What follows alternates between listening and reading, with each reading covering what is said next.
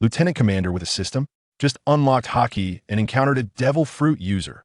In the EC, 8 million pirate ships were discovered. Skinny Anton shouted, Lieutenant Ryan, are we going for it? Ryan, lounging in a chair smoking a cigar, suddenly stood up, his gaze sharpening instantly. The old rules apply. Cannon fire to greet them. He'll go for the decapitation. Boom, boom, boom. Cannonballs were fired directly at the pirate ship. The captain of the opposing ship, Mondo, cursed furiously. You dare come to deliver with just one ship? Just as the two ships collided, Mondo swung his large axe at Ryan. Ryan dodged with a swift movement. His sword left several cuts on Mondo's body. Mondo was completely enraged. His body swelled, covered in brown fur and the user of the bear fruit. With a swipe of his claws, his speed increased more than double. Ryan's sword struck, leaving only white marks. It seems I have to get serious, Ryan smirked. The system had just unlocked Haki at level 10. This was a perfect opportunity to test it out as he activated Observation Haki. Mondo's movements appeared to him as if in slow motion, the original text stated. With Observation Haki activated, Mondo's figure immediately appeared in Ryan's mind, and Ryan continuously dodged the attacks he launched. Now, he just needed Armament Haki. Do you think Ryan could take down this bear in one hit? He'll bet a pack of spicy strips. In the next second, he'll understand the power of Haki. In the next chapter, will it be a Haki showdown against the devil fruit? Get ready to see how Ryan brutally defeats Mondo. The lieutenant took down 8 million pirates with one sword. This swordsmanship is outrageous. Ryan unleashed a silver-white slash. Mondo raised his axe to block. With a loud bang, the axe was split in half. A deep wound visible to the bone appeared on his claws. You're a swordsman? Why are you just a lieutenant? Before Mondo could react, Ryan's figure flickered, one sword style. Instant slash, silver light flashed. The rushing pirates were all cut in half. Screams echoed. Mondo was dumbfounded. His legs were cramping up suddenly. Ryan's sword turned black, one sword style, instant slash. He was already behind Mondo. Blood dripped from the sword. What a fast sword! Before Mondo finished speaking, he collapsed to the ground. Dead, the remaining pirates all surrendered, raising their hands and shouting for mercy. The original text stated. With one sword, Mondo, the underestimated captain of the Mondo pirate crew, was already dead. Who would have thought? This lieutenant came from another world with a built-in system, unlocked advanced armament Haki and observation Haki at level 10. His swordsmanship was at the master level in the past. To level up, he was a chicken-slaughtering maniac on the island. Now, killing pirates was like cutting vegetables. This strength for a lieutenant. Surely he is on the path to becoming an admiral. In the next chapter, returning to the base to claim his reward, get ready to see how he shocks everyone. Lieutenant promoted to commander? Plus, secretly developing with a system. After killing the Mondo pirate crew, Anton rushed to report the good news. Lieutenant, the branch said you've been directly promoted to commander. Ryan didn't even lift his eyelids, but was calculating the system points in his mind. Level 10 gave him 10 achievement points. 3 points pushed his swordsmanship to master level. 4 points raised his Haki to advanced, leaving 3 points as a reserve. This upgrade was a huge profit. Others take 10 years to become swordsman. He just clicks a skill point and it's done. Swordsmanship's secrets automatically pop into his brain. His body feels like it's been training for decades, but he knows the system only provides the upper limit. To truly excel, he still needs to practice himself. The original text stated. The skills improved by the system only enhance the reachable upper limit, and the basic lower limit specific usage still requires personal effort. This kid is cunning, quietly amassing wealth, specializing in killing pirates around 5 million. Not for fame, but to grind experience. Most of the bounty is shared with his subordinates and suffering civilians. His subordinates risk their lives with him. Now it's good. He's directly recommended to the Navy headquarters for further training. Luffy is about to set sail. The Marineford war is not far away. With his strength going to the headquarters, isn't he going to be on friendly terms with the 3 admirals? In the next chapter, further training at headquarters, get ready to see how he crushes his peers. Commander directly recommended for further training at headquarters. This Navy lieutenant is going to the top. Just returned to the 153rd branch. Everyone at the port was greeting him. Ryan had killed pirates and shared bounties over the years. His reputation was exceedingly high. He headed straight to Commander Lipa's office. The other party handed him a box. Congratulations, Major Ryan. With a cigar in his mouth, he lit it. As he exhaled smoke, the commander tossed him a bomb. I recommend you for further training at the headquarters. Ryan's heart skipped a beat. Then he was overjoyed. The pirates in the EC were no longer enough for him to grind experience. The Grand Line was the real treasure trove for leveling up. Their pirates were as numerous as sand, perfect for practicing after unlocking Haki, and Luffy was about to set sail. If he didn't improve his strength, he wouldn't even be able to take part in the Marineford War, the original text stated. This time you were promoted to Major. I've already recommended you to the headquarters. You can go for further training and enhance your strength again. Interestingly, he deliberately ignored the brutal Colonel Monka and just mingled with Commander Lipa. Now the guy is paving the way for him. This operation is too slick. Once at headquarters, with his swordsman plus advanced hockey strength, wouldn't he be able to rub those geniuses on the ground? In the next chapter, preparing to go to the Grand Line, watch how he sweeps through the pirates, bringing along his useless brother to the headquarters.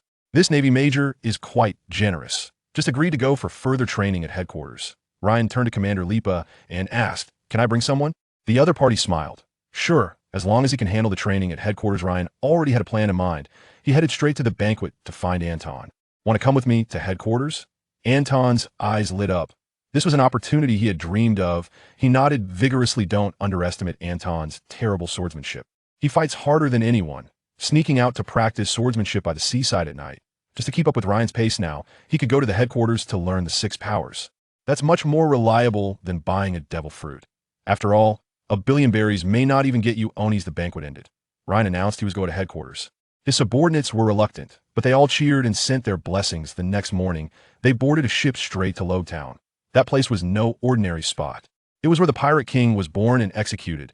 Also the last stop to the Grand Line. The original text says, Loguetown, the hometown of the Pirate King, witnessed both the rise and fall of the Pirate King.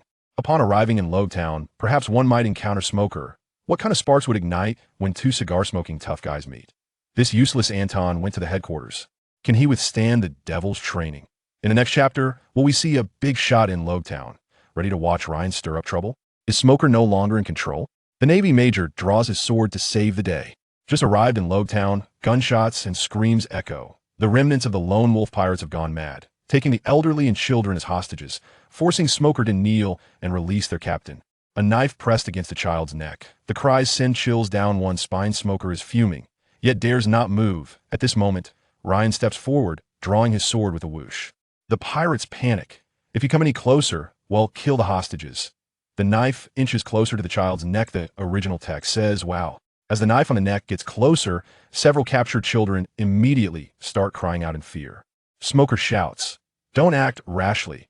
But Ryan's eyes have turned cold. He despises scum that use women and children as shields. Once his sword is drawn, he's likely to go for the kill.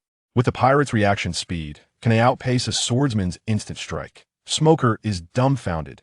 Does this headquarters major dare to be this reckless? In the next second, is blood about to spill on the spot? Get ready for the show. With a flash of the sword, all the pirate heads drop. Not a single hair of the hostages is harmed.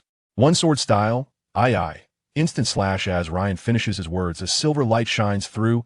All the pirates' heads drop with a thud, their eyes still wide open. The kidnapped children are stunned. Their cries abruptly cease. Surrounding people collectively gasp in shock.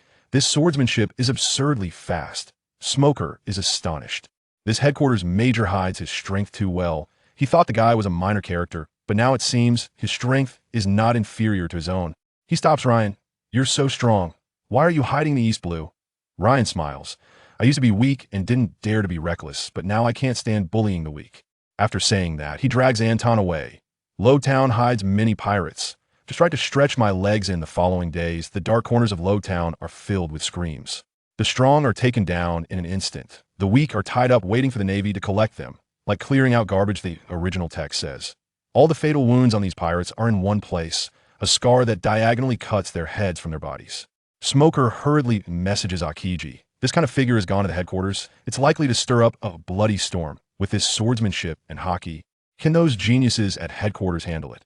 In the next chapter, will we head to the Navy headquarters, ready to see Ryan sweep the floor? Will the Navy Major use a standard sword to dominate a famous sword?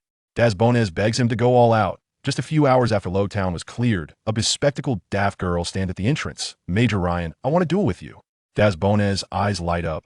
Having heard of this Navy swordsmanship god, she insists on seeking guidance. Ryan agrees directly. The next day, the training ground is filled with people. Smoker is also watching from above. Das Bones draws Shiyu. Seeing Ryan wielding a standard sword, she's stunned. "You don't have a famous sword?" Ryan smiles. Wrapping his hockey around it, the iron sword instantly transforms into a black sword. Smoker nearly drops his cigar. Clang. Clang. Clang. The two swords clash continuously. Das Bones exerts all her strength, but fails to break through Ryan's defense. After a long time, she blushes and shouts, "Mr. Ryan, Please go all out. The original text says, the two began to clash swords, producing continuous sounds of blades striking. Since it was a guided spar, Ryan did not use all his strength. And this is not even his full strength. If Das Bones knew that Ryan cuts pirates like slicing vegetables, she would probably go into shock right on the spot. This duel, Ryan is likely to directly achieve legendary status in the next chapter. When Ryan goes all out, can he cut Das Bones Shiyu? Can he shatter the entire cloud with a slash? The Navy Major goes head-to-head with Smoker. Ryan swings his sword, creating a silver arc. The slash grazes Das Bones, sending her flying into the sky. With a thunderous boom, the clouds above Loguetown are completely obliterated. Sunlight beams down. The Navy and the training ground are collectively petrified. This power is just too outrageous. Smoker explodes on the spot. Are you trying to hurt my subordinates? Ryan raises an eyebrow. If you don't agree, come and fight. This guy is just jealous of Smoker's fancy cigar. The two decide to throw down. Smoker sends his jutty flying. Ryan blocks it with his sword. Sparks fly high white fist. Smoker transforms into smoke and throws a punch. Ryan's fist instantly turns black with a bang. He knocks the smoke punch aside. Did you forget? Armament Haki can hit Logia types. The black sword slashes towards the smoke. Smoker quickly uses his jutty to block. The original text says, Smoker continuously uses his jutty to block Ryan's attacks. As he elementalizes, he turns into smoke with no air resistance, allowing him to swing his jutty without interruption. One is a smoke-wreathed Logia type. The other is a Haka-filled swordsman. The battle becomes increasingly intense. Smoker grows more alarmed. How can this headquarters major be stronger than the elites at headquarters? If this continues, Loguetown might just be demolished. Can Ryan break through Smoker's smoke? In the next chapter, it's time to determine the victor. Is Smoker getting beaten into a panda eye? This fight is too hilarious. Ryan swings his sword like lightning. Silver light darts around Smoker. When the light dissipates, Smoker's eyes are swollen like a panda's. His navy coat is shredded into rags. The onlookers can't help but laugh out loud. He roars, "What are you laughing at? Go train." He turns and glares at Ryan. "You don't leave me any face, do you?" Ryan laughs hysterically. "You hit me for so long. What's the problem with coming back?" The two end up having a big brawl, but their relationship becomes solid. Smoker calls him every day to go hunt pirates. Ryan just slacks off. Those small fries give too little experience, too lazy to move. Meanwhile, Anton has made a comeback. He used to be terrible at sword practice, but after switching to physical training, he seems to have leveled up. Smoker even comes to guide him. His stamina and speed soar. His talent is even better than Ryan's. It turns out he was on the wrong path before the original text states. Compared to Anton's talent in physical arts, his talent in swordsmanship is like the difference between the bright moon and a firefly. After this special training session, Anton is likely to undergo a transformation once he goes to the headquarters. He might even fight alongside Ryan. Smoker, as a supporting character, has truly earned his keep, killing pirates every day to help him gain experience in the next chapter. He'll be heading to the Navy headquarters. Are you ready to see how they will amaze everyone? So he persevered through the entire training regimen, and after training, he noticed a significant improvement in his stamina and speed. The trainers were all astonished. Smoker had also heard about it and came to observe after watching. He criticized Ryan for completely wasting Anton's talent by leading him to focus on swordsmanship, thus burying his potential in physical arts. Ryan hadn't expected his partner Anton to have such talent in physical arts at Branch 153. There wasn't a complete training method, and the general physical training had almost no effect. Ryan thought his friend Anton lacked talent in physical arts, so he taught him swordsmanship. Instead, he never expected that under the complete training in the headquarters, Anton would fully activate his talent. But the key factor was Anton's perseverance. He completed all the training, which is what revealed his talent. It should be noted that many school-level officers in other branches faced similar training, but did not persevere. However, there are hardly any individuals like Anton in the headquarters who, despite not being strong, possess a strong will and manage to complete all the training. Why was Anton able to persist? A few days ago, during the battle between Ryan and Smoker, he witnessed the power of his childhood friend and vowed in his heart to never be a sheep that needs to be protected, but to become strong himself so that he could help Ryan. This motivated him to continue pushing through and complete all the training. By the time he finished all the training, he had already fainted on the training ground, and it was the nearby patrolling soldiers who took him to the medical office. Smoker was shocked by his willpower and believed that someone with such a strong determination would definitely make a name for themselves in the future. In the following days, Ryan and Smoker began to continuously teach him combat knowledge and offensive strategies, and Anton's strength improved rapidly. His talent and physical techniques also gave his instructors a great sense of accomplishment, and they were always willing to teach him. In the past few days, Anton has undergone a remarkable transformation. As his strength continues to grow, he has begun to add weight to himself to train harder. In the past few days of training, Anton has made visibly significant progress, which has completely ignited his passion. He has started to continuously train using the methods from his department. Although his physical skills are currently still behind his swordsmanship, the speed of his strength growth far exceeds that of his ongoing sword training. In swordsmanship, he trains consistently but sees very little gain, while in physical skills, his progress is very noticeable. Moreover, Colonel Smoker mentioned that there are stronger training methods and better physical skills in their department, which excites Anton even more. Anton's talent in physical skills has been fully demonstrated through systematic training methods. Although Smoker and the others were somewhat surprised, they were not overly shocked. There are quite a few people like this in the Navy headquarters, and the most famous is undoubtedly the naval hero, Vice Admiral Garp. Garp has no devil fruit powers, but his physical strength and haki are enough to keep him battling for 3 days and nights at his peak. The legendary experience of Garp fighting against Admiral Sengoku and the pirate captain, Confronting Doflamingo, at the Navy headquarters for 3 days and nights is deeply ingrained in the minds of every Navy member who has heard of it. Seeing Anton's strength continuously rising these past few days, Smoker knows that after training at the headquarters, Anton's strength will not be weak. Smoker walked down from his office to the side of Ryan, who was lounging in a chair soaking up the sun. "You're here, Smoker," Ryan said lazily to Smoker, sensing his presence with his observation haki. The moment Smoker appeared, Ryan already knew who it was. Smoker frowned deeply at Ryan's lazy demeanor, especially when he saw the cigar next to him, which made him feel a pang of pain in his heart. Just a few days ago, Ryan had mentioned in front of him that he would spread the news about Smoker getting knocked out cold and having his clothes torn into rags to save face. Smoker agreed to give Ryan all his high-quality cigars, asking him not to publicize the incident, to which Ryan immediately agreed. As a result, Smoker had been smoking low-quality cigars for the past few days, the unfamiliar taste making him grit his teeth in anger every time he saw Ryan. "The ship to the headquarters is about to arrive. I'm just here to let you know in advance." After saying this, Smoker walked away, fearing he wouldn't be able to control his impulse to punch Ryan. "Oh, is it finally coming? Just in time. My body is about to get moldy. I hope we can quickly hunt down those high-bounty pirates once we reach the Navy headquarters." At this moment, a bloodthirsty glint flashed in his eyes. 3 days had passed since leaving Loguetown. The ship continued to sail forward, and Ryan sat in a chair smoking a cigar while watching Anton train. On the ship, Anton could only add weights to himself and continuously work on his strength. These days, using the training methods of the naval headquarters, Anton found that his strength and speed were increasing very rapidly, compared to the swordsmanship that had always been vague in his mind. The body techniques he was practicing now were growing very quickly. "Good, just like this, if I keep practicing, one day I will become someone like Ryan." Anton, who was gasping for breath during weighted training, kept telling himself. Although Ryan had been stronger than him since childhood and had always taken care of him after joining the Navy, Anton had worked very hard, desperately learning the swordsmanship that Ryan taught. However, he simply did not have that talent. Despite continuous learning, he still couldn't keep up with Ryan's pace. But this time, he felt that body techniques were the most suitable for him, and he was determined to persist in his efforts.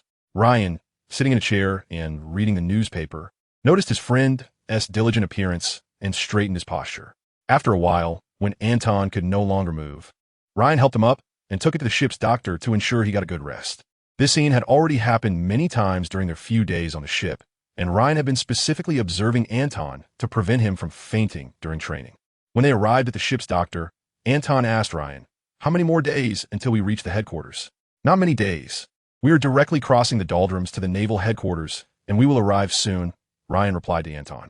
This madman, since realizing his talent in physical skills, really doesn't want to stop for even a moment.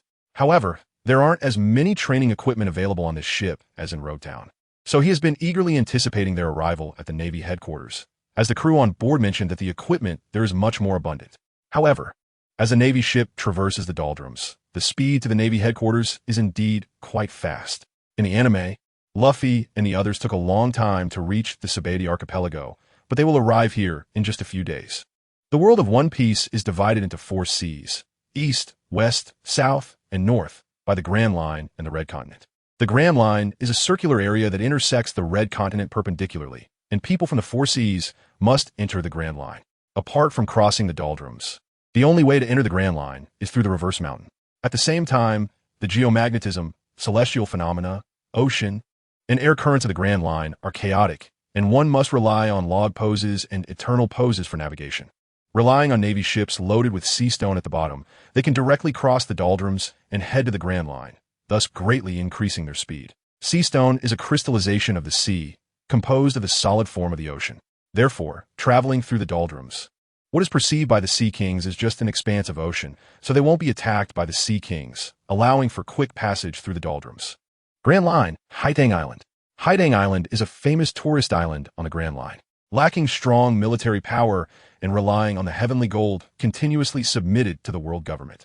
The government specifically requested the Navy to establish a naval base here. Nearby, there is a naval base guarding Bird Island from the plundering of passing pirates. They are about to reach the Navy headquarters, and a naval ship stops at the base here to replenish fresh water, food, and other necessary supplies for their voyage. As the crew heads to the small island for supplies, Ryan and Anton also go to the island to enjoy their time on this tourist island, as staying on a naval ship has been too boring these days. After finally getting the chance to replenish supplies on the island, they told the crew and started exploring the island. The styles of different islands on the Grand Line are all unique, and this small island thrives on tourism, boasting beautiful scenery and a steady stream of visitors.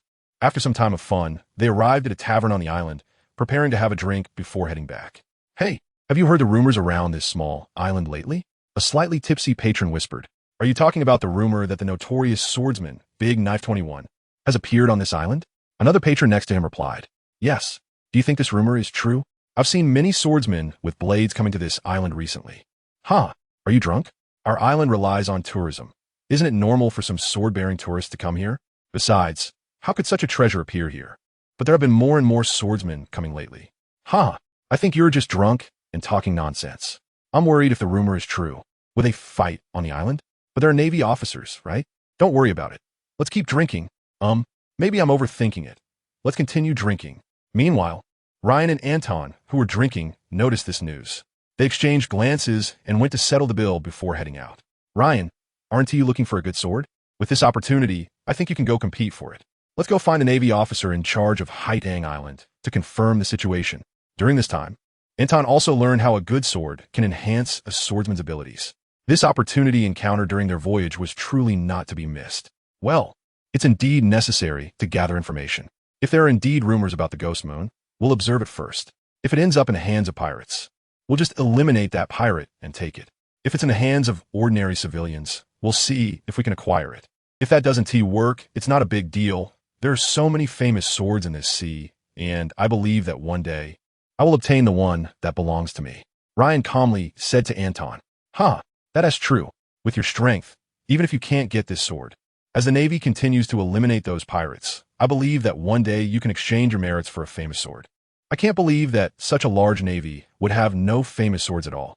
Anton replied with relief. Thinking this way, there is no problem. As long as my strength is strong enough, everything will be fine. Ryan said confidently. He has the system as a cheat, and now he can still enhance his strength. Plus, his strength is already sufficient, and as he continues to take on pirate elimination missions at the Navy headquarters, his level will surely see another increase. At that time, his body will improve again, and he can use skill points to enhance his swordsmanship or haki. Ryan believes that he will be completely different from who he is now. Upon returning to the Navy base, Ryan began to explain the rumors from the island to his fellow Navy members, asking them to help inquire about the truth of these rumors from the Navy personnel at the base. The Navy members on the ship immediately agreed, knowing that Ryan is a swordsman who always carries a standard Navy sword. Hearing about the Ghost Moon of the Great Sword 21 Crafts must have stirred their hearts. At the same time, Ryan was about to head to the Navy headquarters, where his rank might rapidly increase, allowing him to take better care of himself. So they immediately agreed to his request. That day, the fellow Navy members brought back accurate news. The rumors of the Great Sword 21 Crafts Ghost Moon indeed appeared on this small island, during a pirate conflict unintentionally involving a girl carrying a sword on her back, whose sword fell to the ground. In the chaos, a pirate snatched it up, drew it, and the blade was dark, sharp, and covered with purple cloud patterns, resembling a ghost with bared fangs and claws. A pirate swordsman directly shouted that it was the Ghost Moon of the Great Sword 21 Crafts. At that moment, an unknown swordsman appeared, eliminating most of the pirates present, leaving only a small number of pirates who fought desperately to escape. The escaping pirates spread the news. This spread on the island, and, at the same time, the knife was confirmed to be the famous knife from the 21st workshop of the Great Knife after the Ghost Month. Many unknown swordsmen and pirates arrived nearby. The swordsmen wanted to obtain this famous knife, while the pirates aimed to snatch it and sell it. Meanwhile, the black market quickly issued a bounty for this famous knife. Anyone who finds this knife and hands it over to the black market on the island will receive a bounty of 100 million berries. The high bounty quickly stimulated the pirates, and now pirates and swordsmen are constantly arriving around Haitang Island. They are also continuously searching for the whereabouts of those two individuals, and they have already found some traces in recent days, having now cornered them in a dense jungle on the island. The number of pirates on the island is steadily increasing, and the people of Haitang Island have begun to panic. The Navy on the island believes that their strength is severely insufficient and has started to request reinforcements from nearby naval bases. Pirates continue to head towards this small island, and the Navy is also dispatching more personnel from several nearby bases. The Navy's advance team has already gathered at the Haitang Island branch. Upon hearing this, Ryan's eyes lit up. Perfect, there is now a large group of pirates gathered nearby, and the sword has not been obtained by anyone yet. This time he could gain a significant amount of experience points and also see the sword owner's thoughts on the Demon Moon. He could sell the sword or something like that. As for snatching the sword, Ryan looked down on such actions. After inquiring about the location of the Demon Moon and the pirates, he headed straight for that position. Ryan informed the Navy at the base that he would go ahead. The base's Navy initially wanted to stop him, but upon hearing about his achievements, they hesitated. What a joke. He was the terrifying guy who defeated the colonel of the headquarters. If he wanted to go alone, they would let him act on his own. Ryan went alone this time. He did not bring Anton with him, as Anton's strength was still too weak. In such battles, one careless move could lead to injury or even death, so he decided to go alone this time. Anton understood that Ryan was doing this for his own good by not bringing him along, but he was still stimulated by it and ignited a flame in his heart. Next time, he absolutely wouldn't be a burden again. Back at the base, he began to train desperately. On the other side, Yue felt that she might really die this time. She came from a swordsmanship dojo on a nearby island, and this large sword, the Demon Moon, was the heirloom of her family. Her father had always hoped that a swordsman-level individual would emerge in the family or dojo to inherit this famous sword. However, no swordsman had ever appeared in the family or dojo, and the sword had been kept sealed away. This time, coming to Haitang Island with this famous sword during the Ghost Month is because a friend on Haitang Island heard about a renowned blade in her family and wanted to take the opportunity to admire it. Yue initially didn't want to agree, but this friend claimed that the rumor about their family's sword was deliberately spread to attract disciples, which insulted Yue's family. In her agitation, she brought her family's treasured sword to Haitang Island, ready to let her friend see the quality of her family's weapon. However, upon arriving at Haitang Island, she inadvertently got caught up in a conflict with pirates, exposing her sword. Fortunately, after her family's treasured sword went missing, her father sent a senior disciple to follow her to Haitang Island, intending to bring her back home. He happened to find her surrounded and came to her rescue, but their possession of a renowned sword was exposed. They had originally planned to head straight to the port to quickly return to their dojo, but unexpectedly, the pirates and other pirates who heard the news had already blocked their escape route. After several days of being pursued, they revealed their whereabouts and were now surrounded in this jungle. In the past few days, she has also realized the importance of strength. She comes from a swordsmanship dojo, but has always believed that her father and senior brothers could protect her, which led her to neglect training her own sword skills. This experience made her understand that only by possessing power can she avoid being unable to break free. She touched her family's ancestral sword, the Ghost Month, with its ornate hilt and cloud patterns on the blade. The dark blade constantly emanated a chilling gleam, possessing a godlike power. However, she could not unleash its potential. And this sword must also be longing for a strong master, right? This is the knife left by their ancestors. It is said that their ancestor was a powerful swordsman who once used this knife to hunt countless formidable beasts, creating a peaceful region amidst chaos, and leading his clan to establish their own dojo.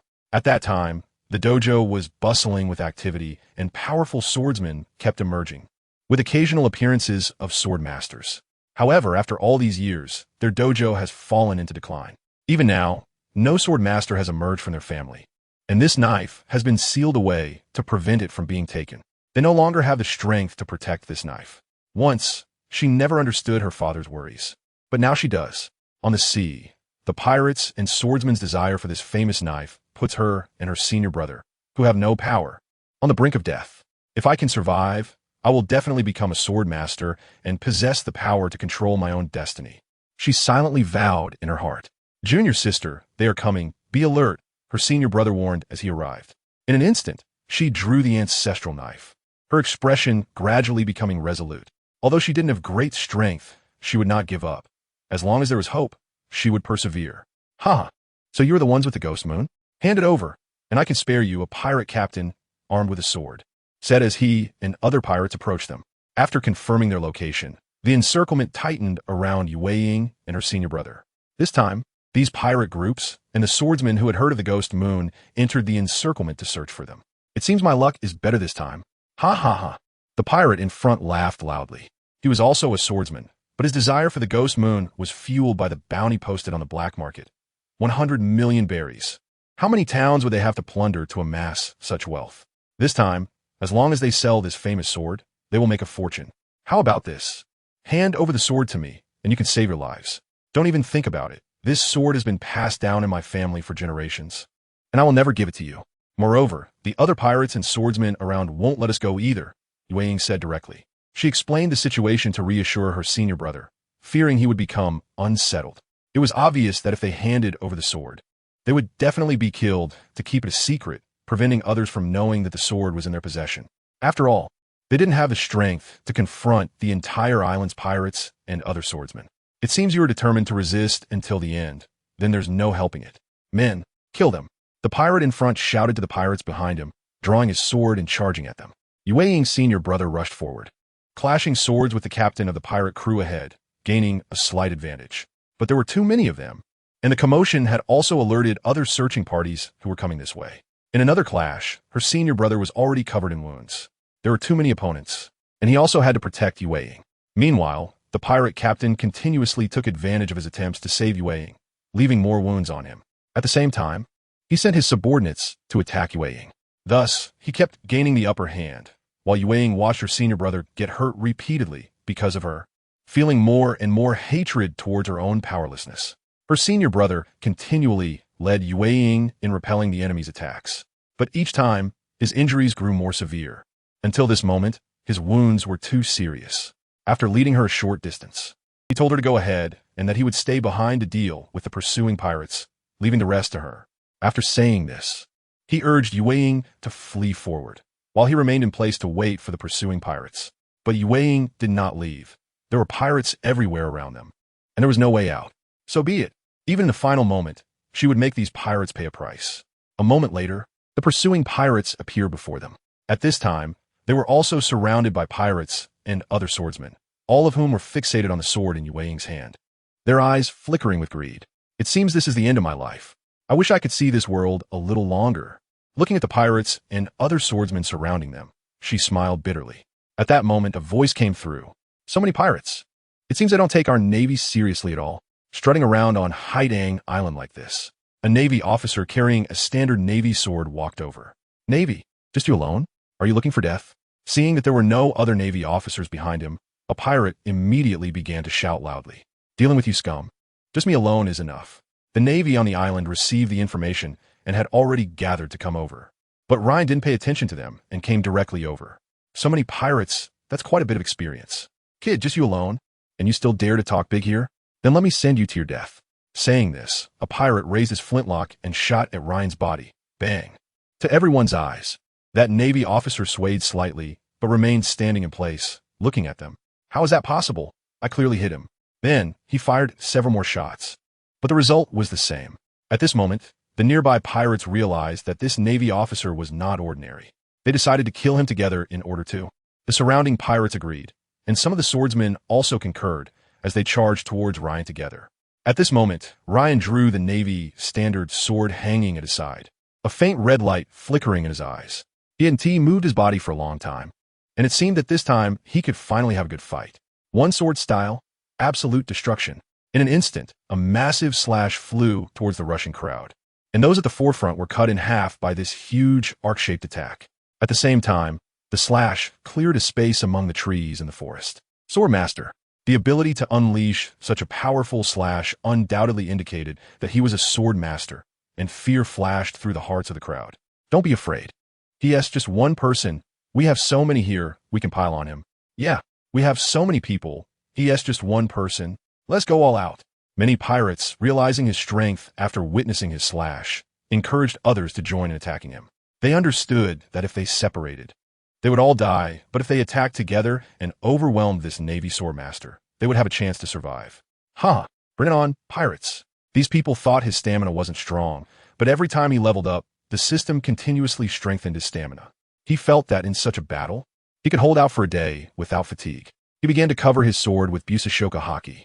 In such intense combat, not using UnlockingHaki to reinforce the sword's strength could result in the sword breaking during the fight, which would have his power.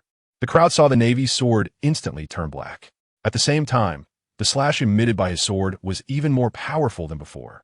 What kind of power is that? A pirate exclaimed in fear. Ryan did not answer. He looked at the pirates surrounding him and thought, now is the perfect time to use that move. One sword style, heart sword.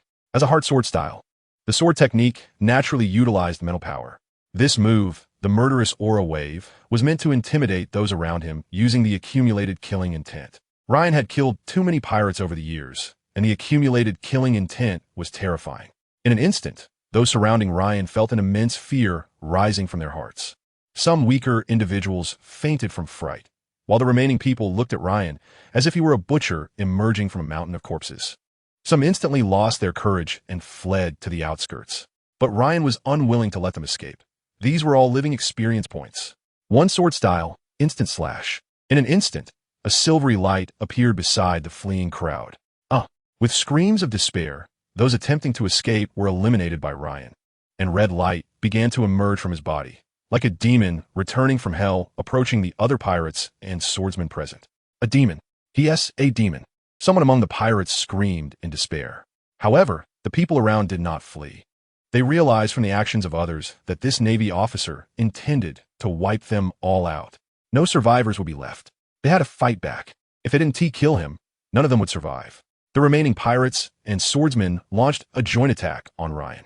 Ryan showed no mercy in his previous attacks against these swordsmen who were with the pirates, striking them together. They understood that their only chance of survival was to eliminate this Navy officer. Otherwise, they would all be killed by this Navy swordmaster. Everyone attacked together. Seeing this, Ryan's mouth curved into a slight smile. He couldn't wait. In just a short while, his experience points had already reached level 50. He believed that if he eliminated the remaining people here, his experience points would reach around 80. Meanwhile, Yue and her senior brother were already dumbfounded. They had prepared themselves for death, but unexpectedly, a Navy officer appeared and demonstrated his sword master-like strength. In no time, he had eliminated nearly half of their group. Senior brother, it seems we are temporarily safe now, Yue said weakly, her spirit extremely fatigued after all this. Don't relax. We still don't know if this Navy is here for the Ghost Moon, her senior brother warned cautiously. She then gathered her spirits again. Over there, Ryan, using Confronting, continuously swung his blackened sword among the crowd, reaping the lives of the pirates. You devil, you killed so many of my brothers. I will never let you go. As he spoke, stripes appeared around his body. I am the cat fruit user, the demon-faced man, with a bounty of 65 million berries. He then revealed sharp claws from his hands and, with ghost-like speed, continuously slashed at Ryan around him, emitting sharp whistling sounds as he attacked rapidly. Soon his claws struck Ryan. Got you. He knew that he couldn't take on this Navy officer alone, so he continually let Ryan eliminate his subordinates, allowing him to relax. Finally, he awaited this opportunity. As long as he eliminated this pesky Navy officer and got that sword, all the sacrifices would be worth it, and he could just recruit another batch of subordinates. In this era, countless people want to go to sea and become pirates. Dead? That demon. Upon seeing the sudden appearance of this pirate captain attacking Ryan with his speed and successfully hitting him, the remaining pirates and swordsmen at the scene immediately became excited. But just then, a faint voice came. Are you just tickling me? At least use some strength. Hearing this voice, everyone turned in terror to look at the Navy officer who had been struck. At this moment, the Navy officer revealed black armor-like material beneath the clothing damaged by the claws. He was completely unharmed. A monster. Seeing that Ryan was unscathed, the remaining personnel's confidence shattered. With Ryan's Confronting, he knew the moment this cat fruit user struck. But to test the defense of his fully armored Haki, Ryan resolutely blocked this attack with his body. You monster, D. Seeing Ryan calmly standing in front of him, the cat fruit user went insane, continuously increasing his speed to unleash claw strikes at Ryan. However, under Ryan's observation with Confronting, the directions of his various attacks were all noted. Ryan continuously used the sword in his hand to block the cat fruit user's attacks. Once again, with Confronting's observation, the trajectory of his movements appeared in Ryan's mind. He directly positioned his sword in advance at the place where the cat-faced man was heading, causing him to charge straight into Ryan's sword. By the time he realized there was a sword in his path, he had already lost control and pierced through it. How could this be? The user of the cat fruit never expected it to be like this. Ryan didn't waste any words. He directly drew the sword from his body and delivered another stab to the severely injured man. Instantly, the ability user died. All of this happened in an instant. Just as that ghost-faced man was continuously launching attacks with afterimages at the Navy, they were pleased to see the Navy being suppressed. However, unexpectedly, in a moment, he seemed to have lost his mind and charged directly onto the Navy's sword, sustaining severe injuries. The Navy quickly drew his knife and delivered another strike, resulting in his immediate death. Damn it, has he lost his mind? Witnessing his suicidal actions, the remaining people felt incredulous and silently cursed. Seeing this guy killed in a bizarre manner while having the upper hand, the rest dared not to act recklessly and waited for others to make a move. At this moment, when no one dared to act, Ryan directly took action and killed one of them. Immediately, the remaining guys realized that this situation was untenable and they had to act. Attack together. The other pirates and swordsmen began to launch attacks at Ryan. But in the face of Ryan's powerful observation haki and armament haki, everyone repeated the experience of the cat fruit user whom they thought had committed suicide. After all their attacks failed, the remaining pirates could no longer bear the pressure and began to give up on themselves. In the end, only Ryan, Yueying, and her senior brother were left in the entire jungle.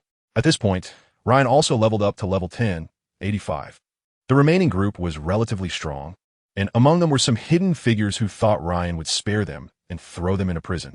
However, what they didn't expect was that Ryan had no intention of holding back and directly killed them. After all the enemies were eliminated, Ryan walked towards Yueying and her companion. What do you want? Yueying shouted at Ryan with a lack of confidence as he approached them. Are you the masters of the Ghost Moon? Ryan said with a hint of amusement, noticing their nervous expressions. This sword is a family heirloom. I will not hand it over to you, Yueying said anxiously. She had been observing the Navy in front of her and, not seeing any greed in his eyes, dared to speak to him.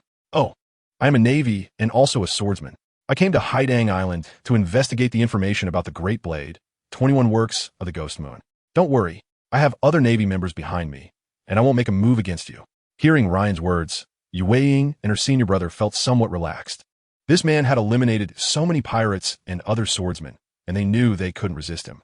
But just then, a massive arc-shaped slash flew towards the three of them. What now? Are there still remnants of swordsmen? Yueying said nervously as she saw the huge slash coming their way. As the slash shot towards them, Ryan, alerted by his observation haki, intended to dodge. However, there was a severely injured person behind him and another person who was inadvertently caught up in all of this. One sword style, absolute extinction.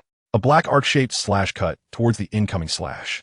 Soon, the two slashes collided in midair, resulting in a massive explosion that kicked up a thick cloud of smoke.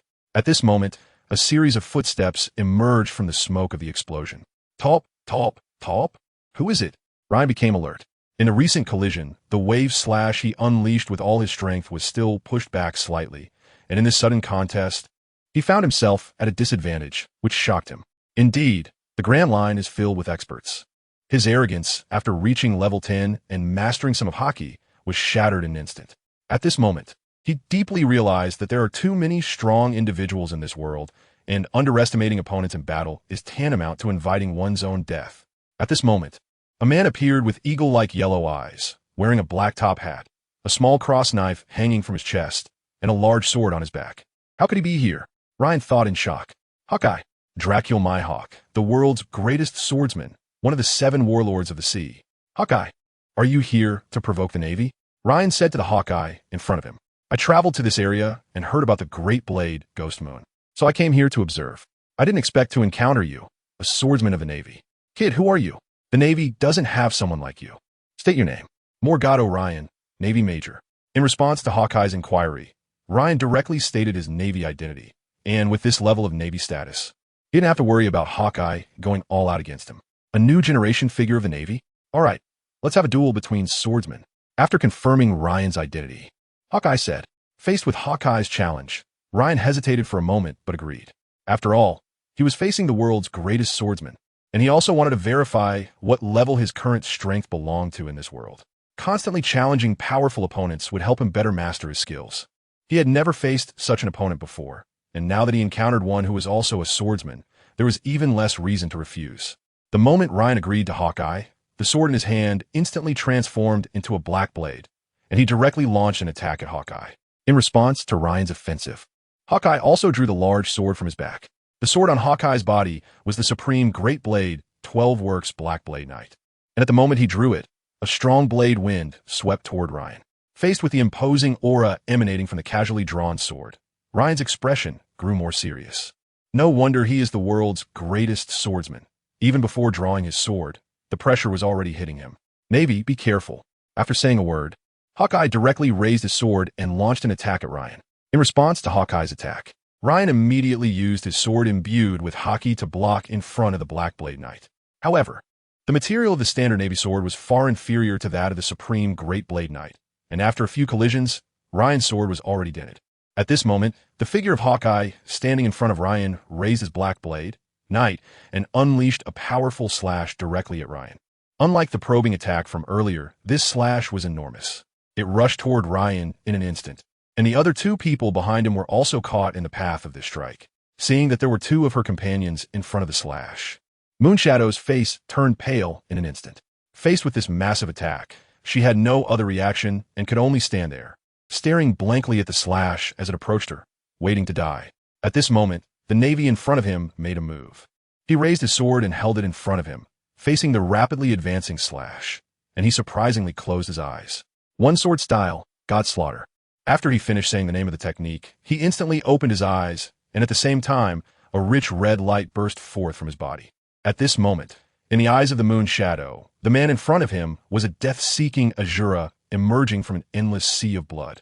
This move by Ryan was the ultimate technique he had learned from the Heartsword style, integrating all his accumulated killing intent into the strike, while simultaneously entering a hypnotic state, channeling all his strength to unleash this sword technique. This was a desperate counterattack, and Ryan had always believed he would never reach a point where he had to fight for his life. His original plan was to quietly develop his strength until he was at a top level in this world, at which point others would not be able to kill him, and then reveal all his power. Before that, he intended to keep his abilities hidden, but unexpectedly, during this ordinary voyage, he had to fully display his strength. Faced with Eagle Eye Strike, he could have simply avoided it. However, the two people behind him had no chance of survival under such an attack. I still can't watch the weak perish before my eyes. In that case, let's go all out. With this belief, his thoughts became completely transparent, aligning with the unwavering conviction required by the Heart Sword style for this technique. This move was a desperate gamble, and the most taboo was to have other distracting thoughts while fighting for one's life. Now, Ryan's mindset fully matched the essence of this move. In this state, the power of his sword strike instantly surged again. A similarly massive blood-red slash suddenly appeared on the battlefield, rapidly colliding with the slash launched by Eagle Eye. At the moment of impact, a tremendous shockwave radiated outward, destroying all the trees within the circle formed by the two strikes. Moon Shadow and the other person were also lifted by this force, nearly getting blown away, but Ryan caught them, preventing them from being thrown off. The two gigantic slashes continued to clash, creating a scene of equal power. However, soon the energy accompanying the two strikes began to stir restlessly. With another collision, the direction of the two slashes tilted slightly, and with yet another impact, the tremendous energy from the two slashes propelled them straight into the sky, where the accumulated energy finally erupted. Boom! A tremendous sound instantly filled the entire Haitang island. The massive noise shattered all the glass in the town in an instant, causing chaos all over the island. For Ryan, the sky had already changed. Two enormous clouds were constantly pressing against each other, with dark clouds filling the sky, as if a war was taking place in the midst of the compressing clouds. Moon Shadow and her senior brother were stunned by the scene before them. They had never expected that the man in front of them would be evenly matched with Eagle Eye. As the slashes soared upward, the energy leaking from them triggered another shockwave. This time, Without the obstruction of trees, it directly kicked up a massive cloud of dust, instantly obscuring everyone's vision. When the dust settled, Moon Shadow and the others discovered that the man in front of them had a broken sword in his hand, and his clothes were all torn, revealing his strong muscles. On the other side, Eagle Eye also appeared, unscathed from the previous attack. Moon Shadow glanced at the broken sword in Ryan's hand, and then at the demon moon in her grasp. She prepared to directly hand over this famous blade to the Navy man before her. At this moment, Ryan also felt a bit nervous. 80 of his strength was now in his swordsmanship, and without a sword, his power would drop significantly. But at that moment, Eagle Eye halted his attack and said to Ryan, "Your sword is not enough. Let us save this battle for next time. Find a good blade and duel with me again, Navy. I'll be waiting for you." With that, he sheathed his black sword, Knight, onto his back and walked away. As Ryan and Eagle Eye fought, the assembled Navy on Haitang Island also arrived at the scene. Upon their arrival, they were stunned by the sight before them. A blood-soaked landscape littered with corpses, most of which were pirates, along with some swordsmen. Meanwhile, in the center of the battlefield, two figures were still engaged in combat, one dressed in a Navy uniform and the other with eagle-like eyes wielding a massive black sword. "Eagle Eye, my hawk!" A Navy soldier couldn't help but exclaim. Who was the Navy soldier battling against Eagle Eye?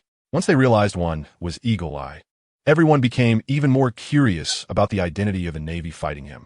At this moment, the soldiers who were summoned to eliminate the pirates alongside Ryan were telling their colleagues about Ryan's identity. What? He's just a Navy major. How could he have such powerful strength? After learning about Ryan's rank, the group of Navy personnel began to discuss loudly. Before long, the battle in the arena ended, and they heard Hawkeye's words to Ryan. "Did you hear that? Hawkeye said he would wait for Major Ryan to find a good sword before fighting again."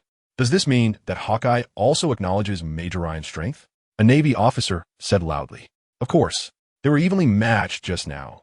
That slash was equally powerful. Yes, we all witnessed Major Ryan's strength. We must promote Major Ryan's achievements. That's right. Major Ryan is a powerful swordsman who can contend with Hawkeye.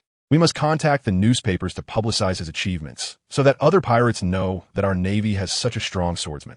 Thus, a group of Navy personnel who knew Ryan could contend with Hawkeye quietly devised various ways to promote Ryan. In their view, a powerful swordsman like Ryan must have encountered unfair treatment to only hold his current rank. They had to make Major Ryan's name resonate and draw more attention to him. Therefore, they came up with a plethora of promotional plans. Meanwhile, Ryan in the middle of the battlefield was unaware of the speculations of the surrounding Navy. He was now looking at the standard Navy sword in his hand. Indeed, he still needed a good sword. These ordinary swords would break very quickly even if wrapped in haki during such high-intensity battles. Unfortunately, this time the sword was a family heirloom of someone else. Ryan's desire for a good sword grew stronger. Seeing that Hawkeye had already left, Ryan dropped the damaged sword in his hand and walked over to Yue and the others. While the Navy personnel also approached them, Ryan briefly explained their identities to the other Navy personnel, stating that they were civilians who had inadvertently been caught up in this battle, not pirates. After a while, the other Navy personnel on the scene began to inspect the bodies of the pirates, confirming that the deceased pirates would have their bounties removed. And they also learned from Yue that these pirates were all eliminated by Ryan alone. Mr. Ryan eliminated so many pirates before battling Hawkeye, truly worthy of fighting with Hawkeye. Ryan noticed the increasingly fervent gazes from the surrounding Navy directed at him and couldn't help but feel a bit confused. He was still pondering how to obtain a good sword. Soon, the arriving Navy personnel cleaned up the entire battlefield and brought Ryan and Yue back to the Navy base. The next day, while Ryan was still sleeping in, his achievements had already been sent to the Navy headquarters by the highest officer of the base. At the same time, the Navy at the base also sent news of Ryan's battle with Hawkeye to some newspapers, and the newspapers indicated they would publish this news. Meanwhile, Yue father also arrived at the base to meet Yue and the others. They recounted their experiences, the appearance of the Navy, and his battle with Hawkeye. By the time Ryan woke up and was having breakfast at the Navy base, he noticed that the nearby Navy personnel would occasionally cast respectful glances at him. This made him even more confused.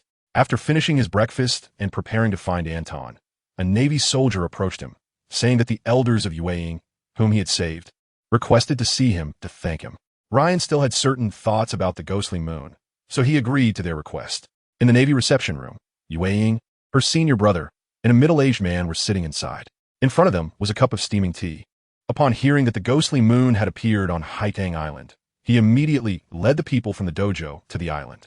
When he arrived, he found that his daughter and her senior brother were already waiting for him in the town on the island with the ghostly moon. He immediately inquired about the entire process, and when he heard that the sudden appearance of the Navy and Hawkeye were evenly matched, he was completely stunned. As a swordsman, he understood how astonishing it was to be evenly matched with the world's greatest swordsman. To thank this powerful Navy swordsman for protecting his daughter and disciple, he immediately came to visit. In this short time, he noticed that his daughter had a deep admiration and respect for that Navy man. When he heard his disciple say that the man had fought against Hawkeye to protect them, he completely understood his daughter's feelings. She now yearned for powerful strength and was filled with gratitude and admiration for the Navy man who had appeared before her. Yue-Ying's father, the master of the swordsmanship dojo, listened to Yue-Ying and her senior brother's account and understood Ryan's character. Therefore, that day, he secretly made a decision. Upon meeting Ryan, Yue-Ying's father first expressed his gratitude, and after a polite exchange, Ryan began to inquire about his intentions. "It is like this. I heard that, mister. Ryan broke his sword while protecting my daughter during his battle with Hawkeye. To repay your kindness, I have decided to present you with our dojo's heirloom sword, the Ghostly Moon." What? Ryan was somewhat surprised. After all, this was an item that the other party had preserved for a long time. He came this time only out of a desire to try the Ghostly Moon, not expecting the other party to gift it to him. "Mr. Ryan, yes. We're giving you this famous sword, Ghostly Moon. I hope you can take it and let it shine as it should." Saying this, he handed the Ghostly Moon to Ryan.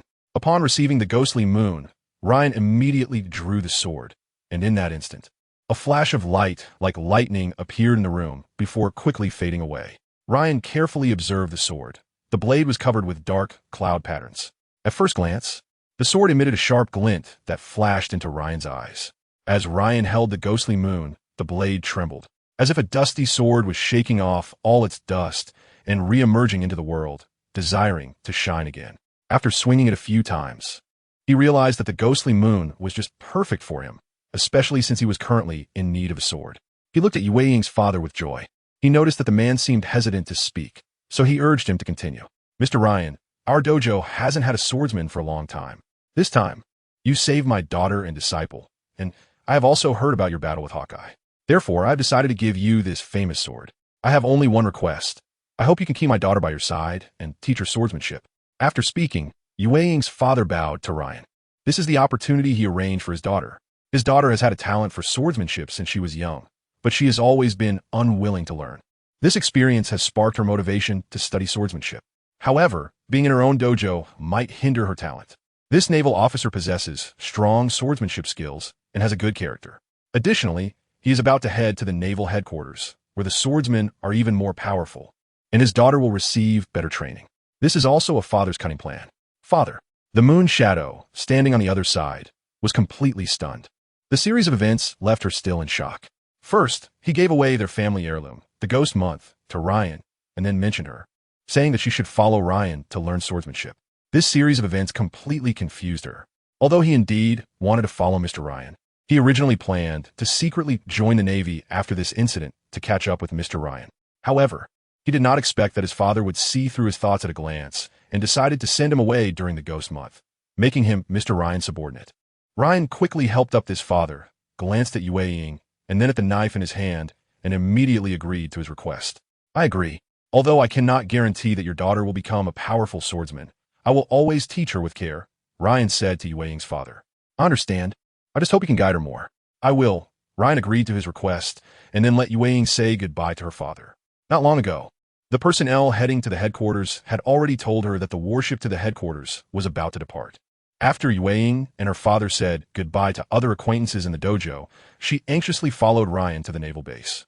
Upon arriving at the naval base, the Navy personnel along the way kept bowing to Ryan and them. They had witnessed his battle with Hawkeye not long ago and held great respect for such a strong person. At the same time, they began to inquire about Ryan's past. The Navy personnel at the base originally thought Ryan was a secret weapon of the Navy and did not dare to discuss casually. However, after chatting with the people on the warship, they found out that Ryan was from the East Sea, recently promoted to Major, and was heading to the headquarters for training. This led the entire base's Navy personnel to start discussing. They believed that Ryan was being suppressed by the commander in the East Sea, preventing him from being promoted. Otherwise, Ryan would have already made a huge name for himself. Moreover, they learned from the personnel on the warship that Colonel Monka of the 153rd Division was a cruel and ruthless person. further confirming that it was Colonel Monka who suppressed Ryan. Therefore, Major Ryan had not made a huge name for himself. In their imagination, Ryan had always been suppressed by Colonel Monka, unable to showcase his strength, and had endured to avoid conflict with his superiors. That was why he remained unknown until he completely revealed his strength in the battle with Hawkeye. It is all Colonel Monka's fault. These people want to let the little-known Major Ryan shine with his own brilliance. This idea has spread throughout the entire base. After witnessing the battle between Ryan and Hawkeye, the Navy personnel on the base have completely become Ryan's diehard fans. In their imagination, Ryan is only a Major now because of Monka's suppression. They want to help Major Ryan completely shake off Colonel Monka and let his fame fill this sea. Back at the base, the ship heading to the headquarters has prepared everything and is ready to depart at any time.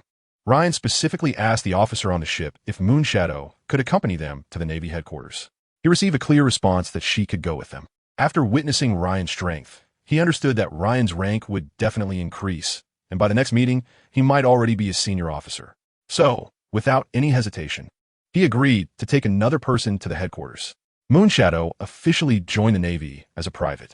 After saying goodbye to her father and senior brothers, Ryan took her aboard the ship heading to the headquarters.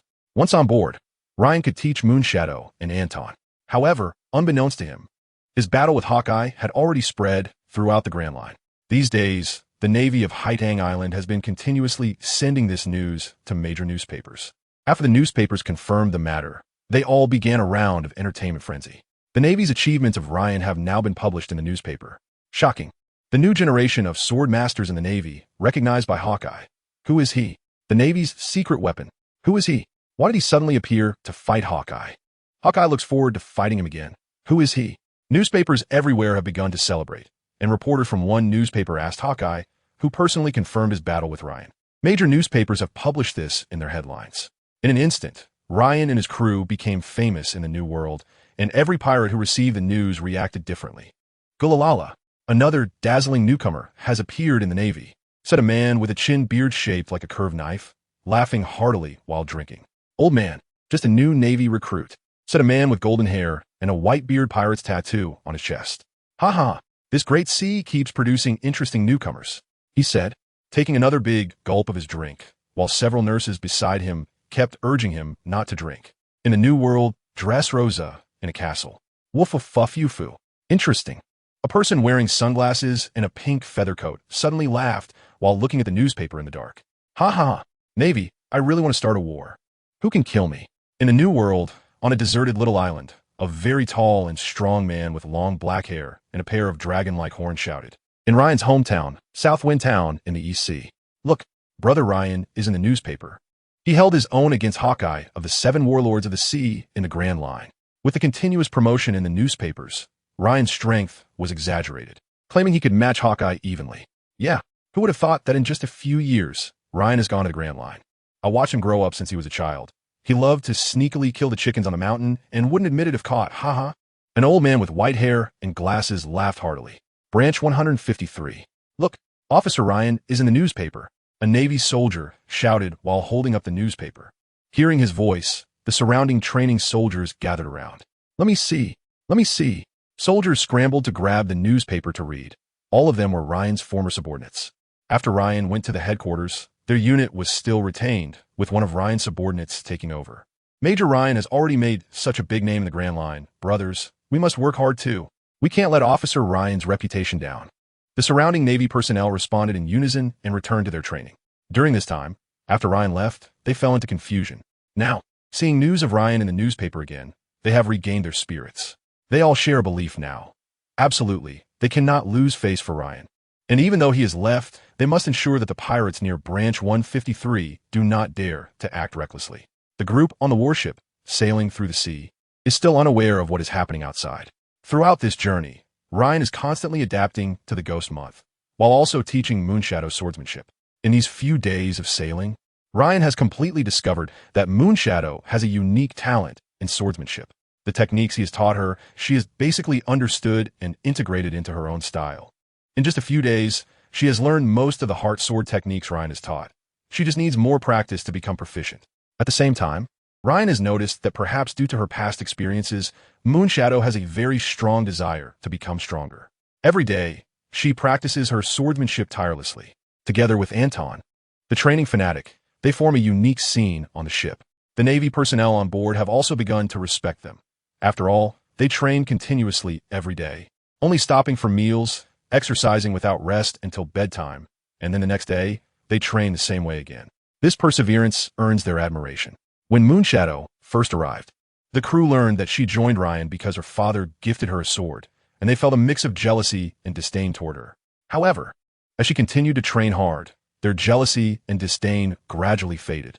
They realized they could not reach her level, and they greatly admired someone like her. Especially after Moonshadow perfectly executed the sword techniques taught by Ryan, they no longer dared to underestimate her. Ryan discovered that Moonshadow's talent in swordsmanship is indeed remarkable. Techniques he taught to Anton could not be learned no matter how hard he tried, while Moonshadow could grasp the moves after watching them once or twice. After understanding all the swordsmanship's profound meanings, she could also incorporate these techniques into her own style, creating new forms of swordsmanship. What a genius! If I didn't have the system, I might not even be as good as her. Ryan is clearly aware of his own talent.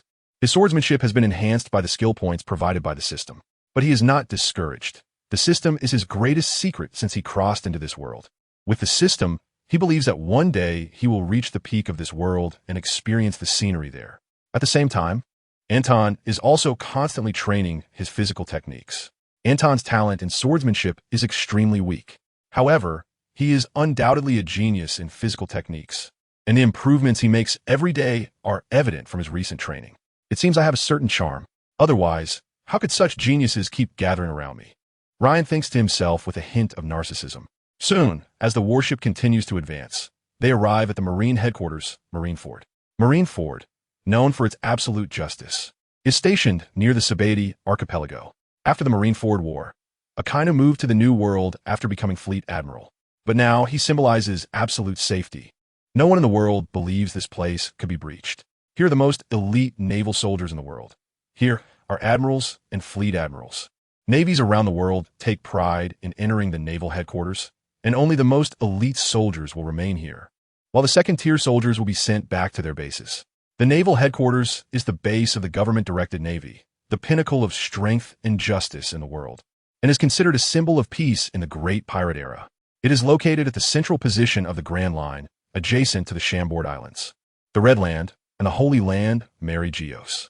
Between Judicial Island and Eni's Lobby and Impel Down, there are 3 gates of justice surrounding a government-exclusive whirlpool current. The island below resembles a crescent shape. Besides combat facilities, there are also residential facilities where the residents are the families of the Navy. The headquarters is a massive building with the word Navy written in the center, along with a seagull emblem, which has a wrench as part of its body. Is this the naval headquarters? Looking at the magnificent building in front of him, Anton was somewhat shocked and also yearned for the days of training here. Major Ryan, you just need to wait in the house ahead. I've already notified the personnel in charge of receiving you. Soon, someone will lead you into the rooms of the naval headquarters, an officer on the ship said to Ryan and his group. Okay, thank you very much. You're welcome. This is what we should do. After chatting with the officer from the warship for a while, a bearded officer approached them. He is the one who receives all the naval officers coming to train at the headquarters. The officer looked at Ryan and the others, seemingly confirming something, especially observing Ryan's face for a while. After a moment, as if he had confirmed something, he immediately led them to different dormitories. The Navy from the division automatically downgraded to level 3 when they arrived at the Navy headquarters, and Ryan's rank at the headquarters was second lieutenant, with a private room. Anton and Yue could only stay in a room shared with others. After the dormitory assignments were completed, the officer who led them said to Ryan, "Are you Major Mogder Ryan?" Although Ryan didn't understand why the officer asked for his name, he quickly nodded in affirmation. After Ryan confirmed, the officer took out a piece of paper and started writing something next to him. After a while, he finished writing and left. Mogder Ryan, currently residing in Navy Dormitory Building 3, Unit 5, Room 211, confirmed to be the person. After the Navy officer who assigned their dormitories left, Ryan quickly tidied up his room, familiarized himself with the surrounding environment, and then gathered with Anton and Yue in the Navy cafeteria. Indeed, the headquarters was filled with strong individuals. Just wandering around for a while, I had already discovered many powerful swordsmen. Coming here with you was indeed the right choice. Yue said excitedly to Ryan at the dining table. Yes, after all, the headquarters gathers the most elite naval forces in the sea. and the number of strong individuals here is astonishing, along with those at the forefront of the sea's power guarding this place. Ryan replied calmly to the excited Yue. Next, for a period of time, we should train here alongside the Navy soldiers. To stay in this place full of strong individuals, one must demonstrate their powerful strength or showcase their exceptional talent. This period of time is extremely important for you. You need to fully display your talents during this time. Make sure the evaluators pay attention to you to obtain better training and guidance. Understood. Both of them agreed strongly with Ryan's words and planned to perform well in the upcoming training. Ryan wasn't worried about them. With their talents, they could definitely stay, just with differences in resources and instructors. As for Ryan himself, he felt indifferent about the training. His path had already been set, focusing on swordsmanship, and he had reached the level of swordmaster. However, he could also learn the Navy's 6 styles, which were only available to elite personnel in the Navy. This time at the headquarters, aside from the higher quality pirates in the Grand Line that made it easier to hunt and level up, he came for the 6 styles. Especially the moonwalk, a skill for moving in the air, would greatly benefit him. Currently, he could only launch attacks at airborne enemies using slashes, which had a high chance of being evaded. But with the moonwalk, he would gain air superiority, and with his swordsmanship, those enemies would no longer be a threat. Although he hadn't encountered any flying enemies during this time, in the Grand Line, with countless strange abilities, he would eventually meet such foes. Ryan was well aware of his weaknesses, and his biggest goal in coming here was to master the moonwalk. Everything else could be figured out later. However, while eating in the Navy cafeteria, Ryan and the others noticed that various gazes were constantly directed at them, leaving them somewhat puzzled. In this strange atmosphere, they quickly finished their meal and left the cafeteria. After eating, they began to wander around the headquarters. No matter where they went, they felt numerous eyes watching them. These days, the newspaper has published his photo as well. Now, Ryan has become a celebrity at the headquarters, attracting attention wherever he goes, which made the 3 of them think something was wrong. So they didn't linger and returned to Ryan's dorm together.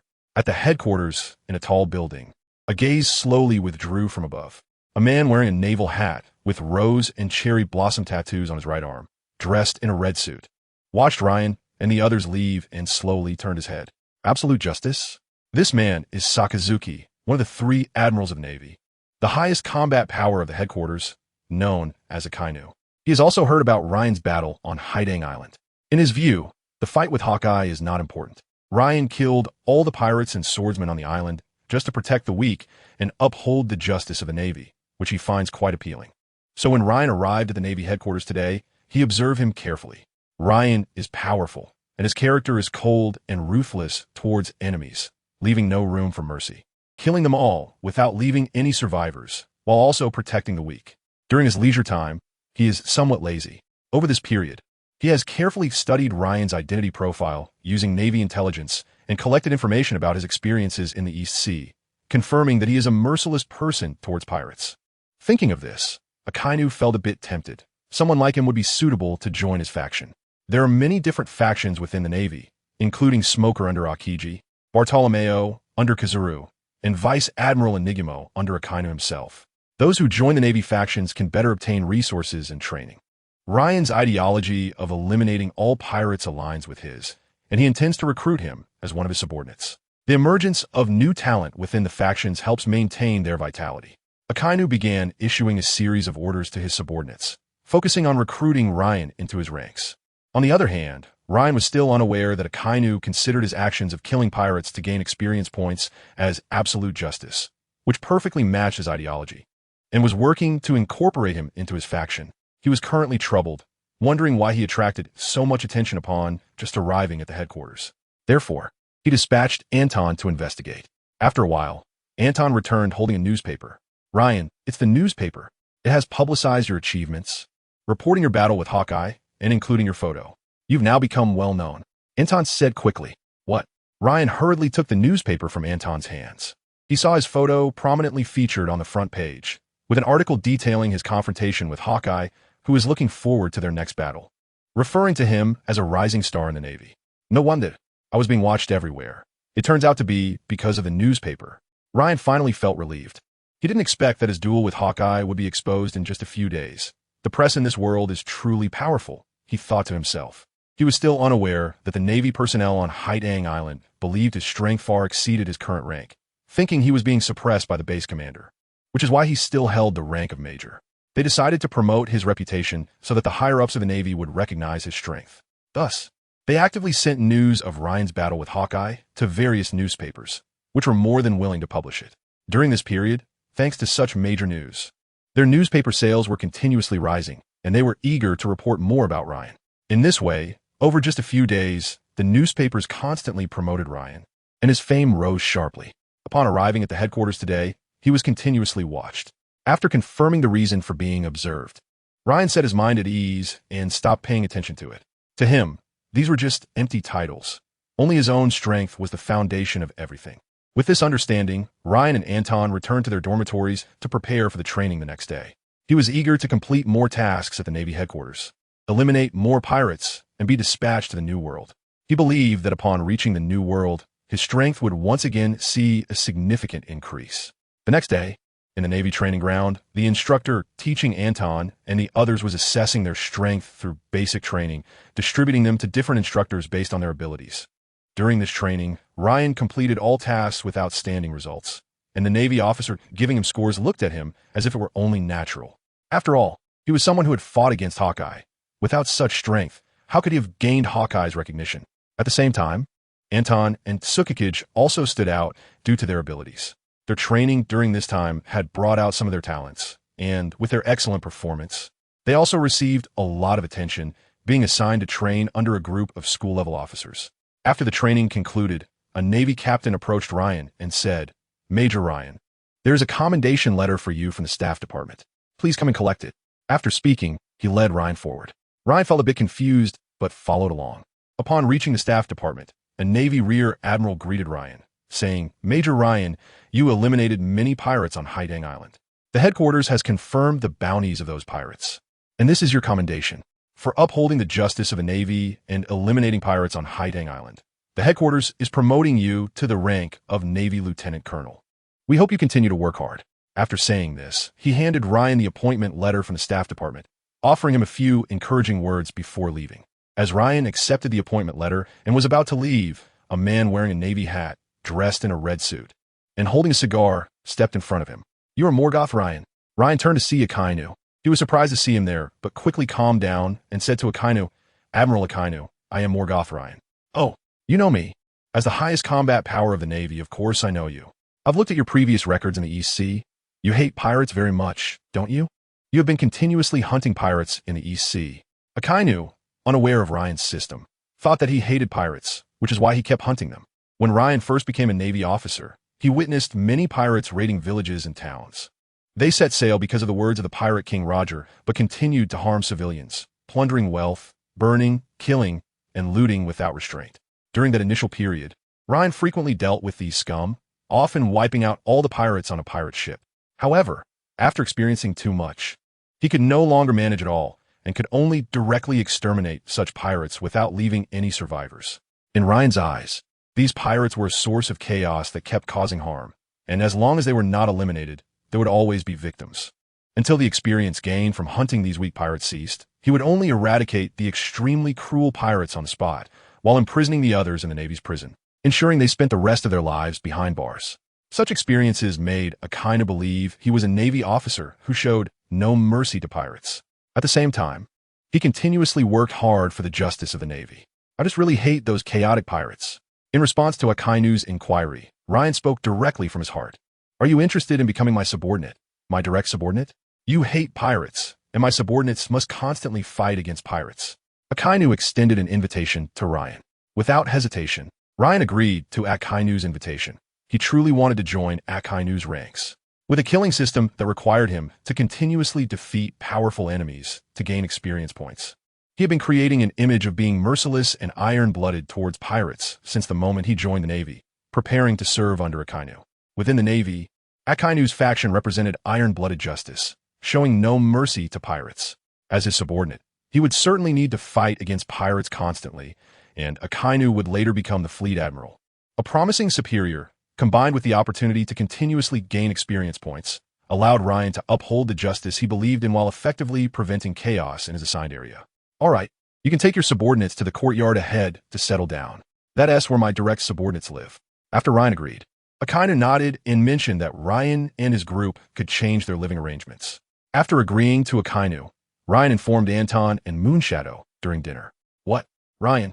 You became a direct subordinate of Admiral Akainu? Upon hearing Ryan calmly mention this during dinner, Anton immediately expressed exaggerated surprise. After all, it was an invitation from Akainu, the highest combat power in the Navy. No one would be surprised to hear that. Yes, I've already agreed. Also, the three of us will be moving to the residence of Admiral Akainu's direct subordinates, which is much better than where you currently live, with individual rooms. In the headquarters, officers below the rank of lieutenant do not have the privilege of individual rooms. They are assigned to share rooms, either in pairs or groups of 4, based on different ranks. Below the rank of lieutenant are positions such as sergeant major, sergeant, corporal, private first class, private second class, and private third class. Even Anton and Moonshadow, being demoted by 3 ranks at the headquarters, were living with several others. Upon hearing that there were individual rooms available, they immediately agreed, as they were accustomed to having their own space, but it was just that there were no options at the headquarters.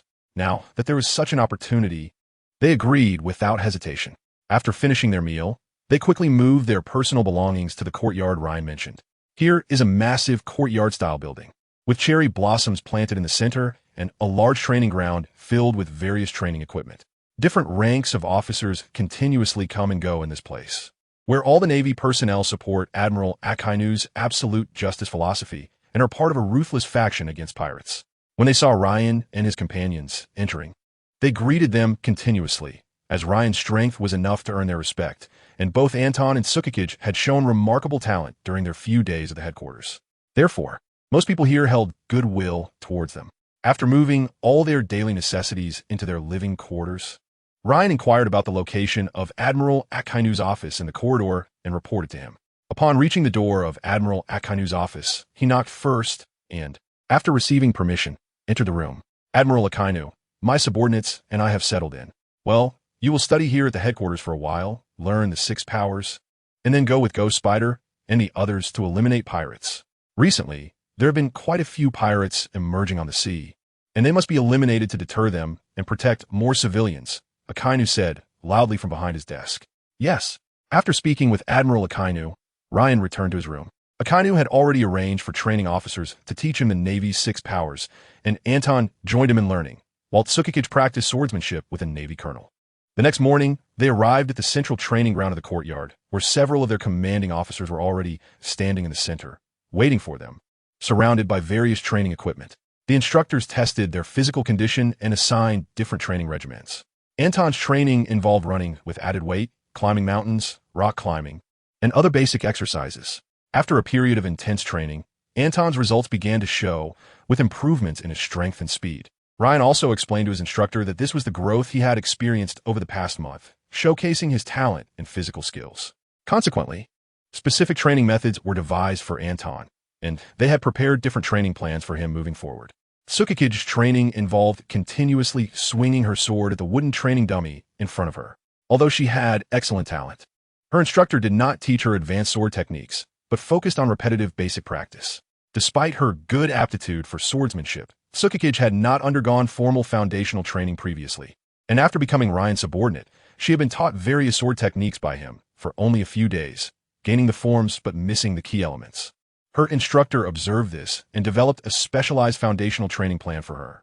Finally, regarding Ryan's performance metrics, they were once again astonished. They knew that after his battle with Mihawk, they had set high expectations for Ryan's abilities. However, during their training sessions, Ryan consistently maintained an insatiable posture, which piqued their curiosity and led them to increase the difficulty of his training. When the results came out, they were completely stunned. His physical metrics far exceeded expectations. Especially after so much training, his stamina remained robust, leading several instructors to secretly refer to him as a monster. After all, the strongest aspect of a swordsman is their swordsmanship, and using powerful sword techniques consumes significant stamina. Thus, the typical image of swordsmen has always been high attack but low defense, but Ryan completely shattered their perceptions. His powerful swordsmanship, combined with his strong physique and tireless stamina, led them to quietly label him as a monster. Unbeknownst to them, Ryan's system from his transmigration had strengthened his body 10 times over the years, significantly enhancing all his metrics, especially his stamina. Over these years, Ryan had never felt fatigued in battle, except for a year ago on a deserted island. While continuously practicing new sword techniques and swinging his sword for a day and night, he only felt tired after fully exerting himself, stopped to rest on the ship, and then regained his energy. However, that small island had transformed from a dense forest into a barren expanse, covered in wasteland and rubble. Since that experience, Ryan had not fought with all his strength, and with his recent upgrade, he now had no idea how strong his stamina had become. But he was sure it had increased. Understanding Ryan's formidable physical prowess, his instructor ceased further discussion and directly began teaching him the Navy's 6 powers.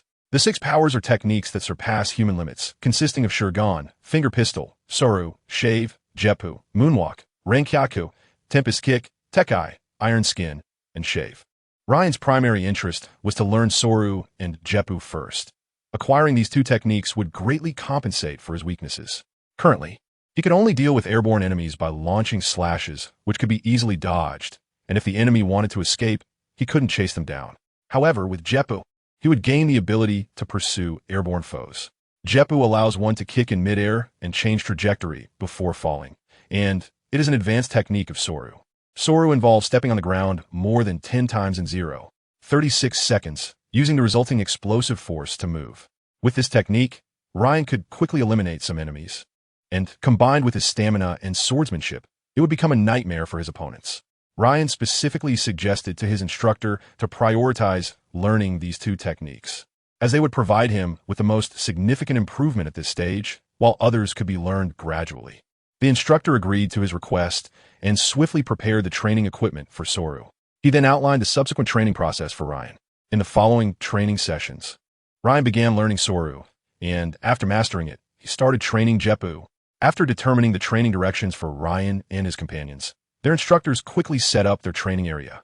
In just one morning, with the assistance of the Navy soldiers at the headquarters, they arranged all the training equipment in the spacious training ground. Once the equipment was set up, Ryan and the others began their training. Ryan's training took place in the center of the training ground, where a series of training apparatus had been arranged. His instructor designed a course where he had to navigate through a complex terrain filled with protruding wooden stakes, which would emerge from the ground. He had to pass through them at high speed, as the time for the stakes to rise and fall was very short, and if he moved too slowly, he would collide with the stakes. This movable wooden post was specifically set up by the headquarters for training purposes. This wooden post is a product of a small island in the New World, possessing very resilient characteristics. After being discovered by the Navy, it was made into this set of equipment. It is paired with a set of operating machinery, and its extremely tough nature is sufficient to withstand various non-human impacts. With such resilience, the Navy responsible for the equipment no longer needs to constantly replace the wooden posts. After all, the headquarters has gathered too many monsters, and flimsy wooden posts would shatter at their impact. Upon discovering this resilient wood, the headquarters immediately replaced it. After observing the movement trajectory of the wooden posts in the training ground, Ryan was asked to enter training. Beside him, Moonshadow and Anton also started their training simultaneously. Thus, they began their training life. Under this high-intensity training, the growth of the 3 was very rapid. Ryan continuously trained in the technique with his powerful physical fitness, and his strong body provided him with immense help. In just a few days, he was already able to stomp the ground 6 times in an instant, a result that astonished his instructor. However, it was ultimately overlooked as he was not considered a normal person. Over these few days, they had been thoroughly overwhelmed. Ryan seemed tireless during training. Even when colliding with the wooden post, he ignored the pain as if he had no sense of it. Nonetheless, they admired Ryan. Every time he collided with the wooden post with full force, his body experienced pain. But this guy kept training relentlessly, as if he were devoid of sensation. Thus, in just a few days, his progress in the technique reached the result of stomping the ground 6 times in an instant, and they were shocked by this man's perseverance. They believed that this tireless man would soon master the technique completely. Additionally, Anton and Moonshadow also displayed remarkable performances during this period. Under this ample training, Anton's physical strength continuously increased, while Moonshadow made progress with her constant sword swings, fully mastering the sword techniques Ryan had taught her, showing a completely different performance from before. 10 days later, once again standing in this complex training ground, Ryan had lost count of how many times he had collided with the wooden post. Every time he charged with full effort, the pain upon impact, the slight improvements, all replayed in his mind. Slowly, a flame began to gather in Ryan's eyes. This time, completed. The wooden post in front is rising and falling at an extremely fast speed, and you need to pass through it as quickly as possible, or else you'll hit the post again. Are you ready, Ryan? At this moment, a voice came through. During this time, he had become friends with his instructor, who trained him. Seeing Ryan's continuous efforts, the instructor was also willing to befriend him, and thus, the two became friends. The instructor is Colonel Fido, who is a subordinate of Admiral Akainu. This time, he is accepting Admiral Akainu's command to teach Ryan the Navy's 6 powers. Fido, I'm ready. Wait for my good news. This time, I will definitely complete the training for Shave. All right, I'm prepared. The wooden stakes in front of him keep rising and falling at a very fast speed. As one falls, another quickly rises. Ryan has been summarizing this set of equipment every day. At the moment the first wooden stake falls, the subsequent stakes also begin to descend. When the first wooden stake rises, the ones behind it will slowly fall. At this moment, with extreme speed, he could quickly pass through the past. In the previous attempts, he had failed because he collided with the wooden stakes in the last 0.5 seconds, but this time he was confident he could succeed. After all, with the observation-Haki, he could foresee the trajectory of the wooden stakes in his mind. In the past, it was his speed that fell short. This time, he had to succeed. Ryan's expression suddenly became serious.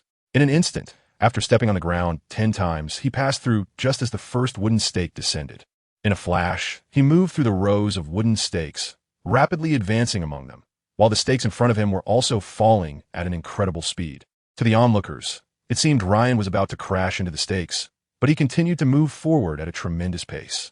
Just as he was about to collide, the wooden stake in front of him dropped, and he successfully passed through this section of stakes. Phew! Breathing heavily after passing all the stakes, Fido quickly approached him. You did it, Ryan. Colonel Fido exclaimed happily beside him. Ha! This is also thanks to your reminders, Fido. After becoming friends with Fido, he had learned a lot, enabling him to master the Shave quickly.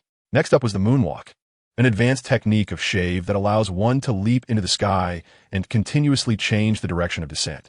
I believe you'll master the moonwalk soon. Having learned Shave, learning the moonwalk would be no challenge. Practicing it only required mastering the direction changes.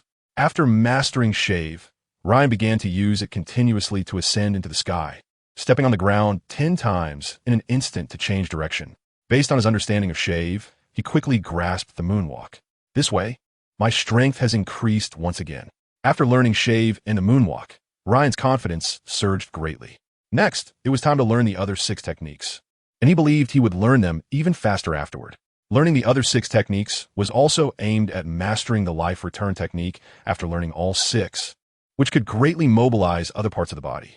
By using life return, he could exercise other parts of his body, training himself without any weaknesses. Although leveling up would also bring enhancements, the required experience points were increasing as well. The ocean had various abilities, and to avoid encountering those that could directly strike the power into the body during combat, mastering life return would allow him to freely train his internal organs and other parts, making them no longer fatal weaknesses. On the other side, Anton's training had also shown preliminary results. After days of constant weight training, he was now carrying a load of 50 kilograms. Under this constant pressure, his progress was significant, and now his combat power was comparable to that of a lieutenant in the main department. At the same time, he also had a good talent for the iron block technique among the 6 styles and was close to mastering it. Yue practiced every day by chopping at the wooden stakes 3,000 times, continually increasing the count, which greatly made up for her foundation. She had not trained seriously in the dojo before, but she displayed astonishing swordsmanship talent beside Ryan. Since Ryan's swordsmanship was enhanced by the system, he eagerly taught her all his sword techniques. Not noticing the disharmony in her swordsmanship foundation led to Yue mastering Ryan's moves, but exerting extremely weak power, which was on a completely different level than Ryan's sword techniques. Because Ryan was a sword master, she assumed that her situation was the norm before reaching that level, so she didn't pay much attention. Under the guidance of her instructor's foundational training, she discovered that the power of the techniques taught by Ryan had significantly increased in the past few days. At the same time, after solidifying her foundation, she felt that her swordsmanship had further improved. 2 months later, after 2 months of training, Ryan had already mastered the 6 forms proficiently. In this regard, his strong physique provided tremendous help. After learning Shave and Moonwalk, he learned the other 6 forms at an increasingly rapid pace. In these 2 months, he had mastered 4 other techniques and was already attempting to cultivate life return. Meanwhile, Anton and Moonshadow were sparring to test their training results. During this time, Anton's physical talent had been fully stimulated by various exercises. Crack, crack, crack. Anton moved his body and removed the weights one by one. At this moment, the weight he was carrying had reached 100 kilograms. The instant he removed the weights, his speed seemed to soar, and under the comprehensive training equipment, every step he took was being trained. Training with weights and training without weights. Relying on these, his strength had significantly improved over the past month. Now, he had mastered shave and iron block, excelling in the learning of iron block, successfully mastering it in just a few days. On the other side, Moonshadow stood quietly in place. During this time, she had completely made up for her foundation and, relying on her talent, had fully integrated the sword techniques taught by Ryan, forming her unique sword technique, which earned her instructor's praise. After all, he had only supplemented her foundation, but he did not expect that Moonshadow, after solidifying her foundation, would completely master the swordsmanship taught by Ryan and develop her own sword technique based on her characteristics. This battle was a test of their training results during this period, and the fight between the two would better showcase the fruits of their training. Come on! With a loud shout, Anton charged towards Moonshadow at high speed. Speed was power. Propelled by speed, the force he generated kept increasing. This punch created a bulging, transparent punch wind as he moved forward, and Anton quickly struck at Moonshadow with this punch wind. He believed that his companion would not be injured by such an attack, and with Ryan watching from the side, he was confident that Ryan would intervene in the most critical and uncontrollable situations. Thus, they displayed all their strength. Moonshadow looked at the rapidly approaching Anton and drew the wooden sword she carried. One sword style, Rainflower. In an instant, beams of sword light appeared around Anton like falling flowers, each flower slowly blooming, creating a beautiful scene. But beneath this beautiful scene lay a deadly danger, as beautiful yet lethal as a poppy flower. As Anton rushed forward, he quickly entered this sea of flowers, and in an instant, the beautiful flowers exploded, unleashing hidden sword chi that slashed at Anton, causing his speed to decrease. Iron Block. Faced with this relentless sword chi, Anton did not hesitate to use Iron Block, significantly increasing his defense. As the sword chi struck him, white marks appeared on his body. Now, I am completely different from before. After saying this, he released Iron Block and broke through using shave, reaching Moonshadow's right side, and punched her again. Moonshadow directly blocked with her wooden sword, but with slightly less power. She was pushed back 2 or 3 steps. Seeing Moonshadow being pushed back, Anton fully utilized his advantage, continuously attacking Moonshadow with powerful strikes combined with the high-speed movement of shave. Don't underestimate me. One sword style, instant slash. Then, Moonshadow transformed into a flash of light, constantly colliding with Anton. The two engaged in fierce exchanges, with loud sounds echoing from all directions. Instant slash was a sword technique Moonshadow learned from Ryan, launching rapid attacks on the enemy with extreme speed.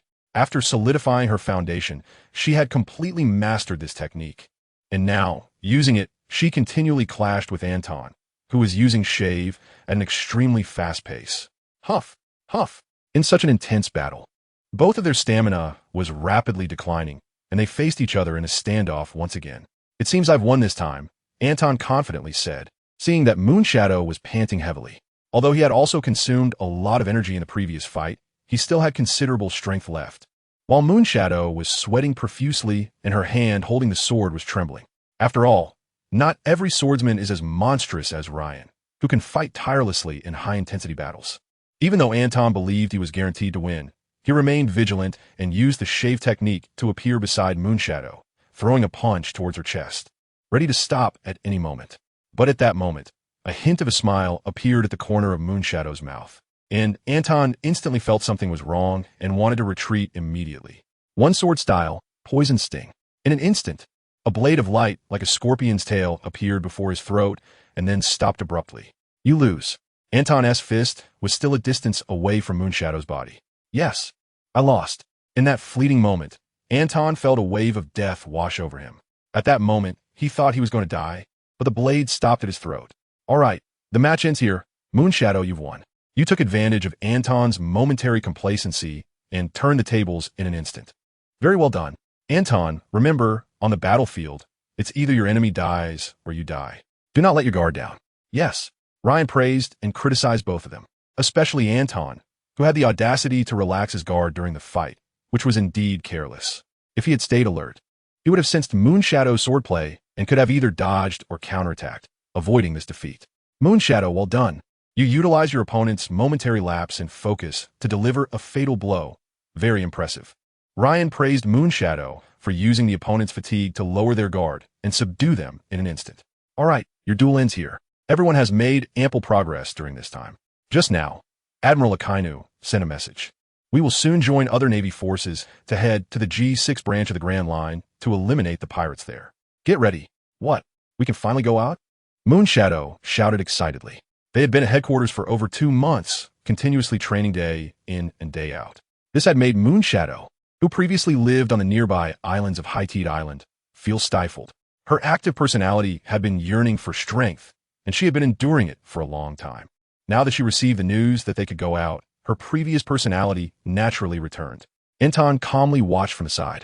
For him, traveling with Ryan to eliminate other pirates in the East Blue had become too frequent, and he now held a calm demeanor. However, due to the results of his training during this time, and the fact that he had been defeated by Moonshadow because of his carelessness, he felt uneasy. Upon hearing this news, he immediately wanted to prove himself again at the G6 branch. He was the first to follow Ryan. So how could he let himself be surpassed by a little girl during this time? He was unwilling. He absolutely had to maintain his second-place ranking and could not be in last place.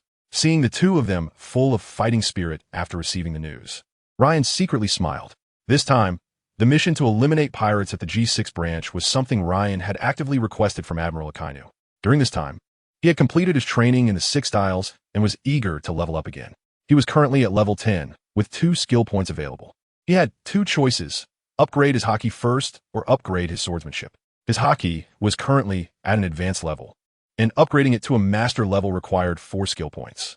The other choice was to level up 2 more times, bringing his swordsmanship to a grandmaster level, reaching the level of a great swordsman. After careful consideration, he decided to upgrade his swordsmanship first since his level was still relatively low, and it would be easier to gain the experience points needed for leveling up. However, since the last time he hunted pirates on Haitang Island and leveled up close to level 11, he noticed that the experience points he gained from hunting the remaining pirates had significantly decreased.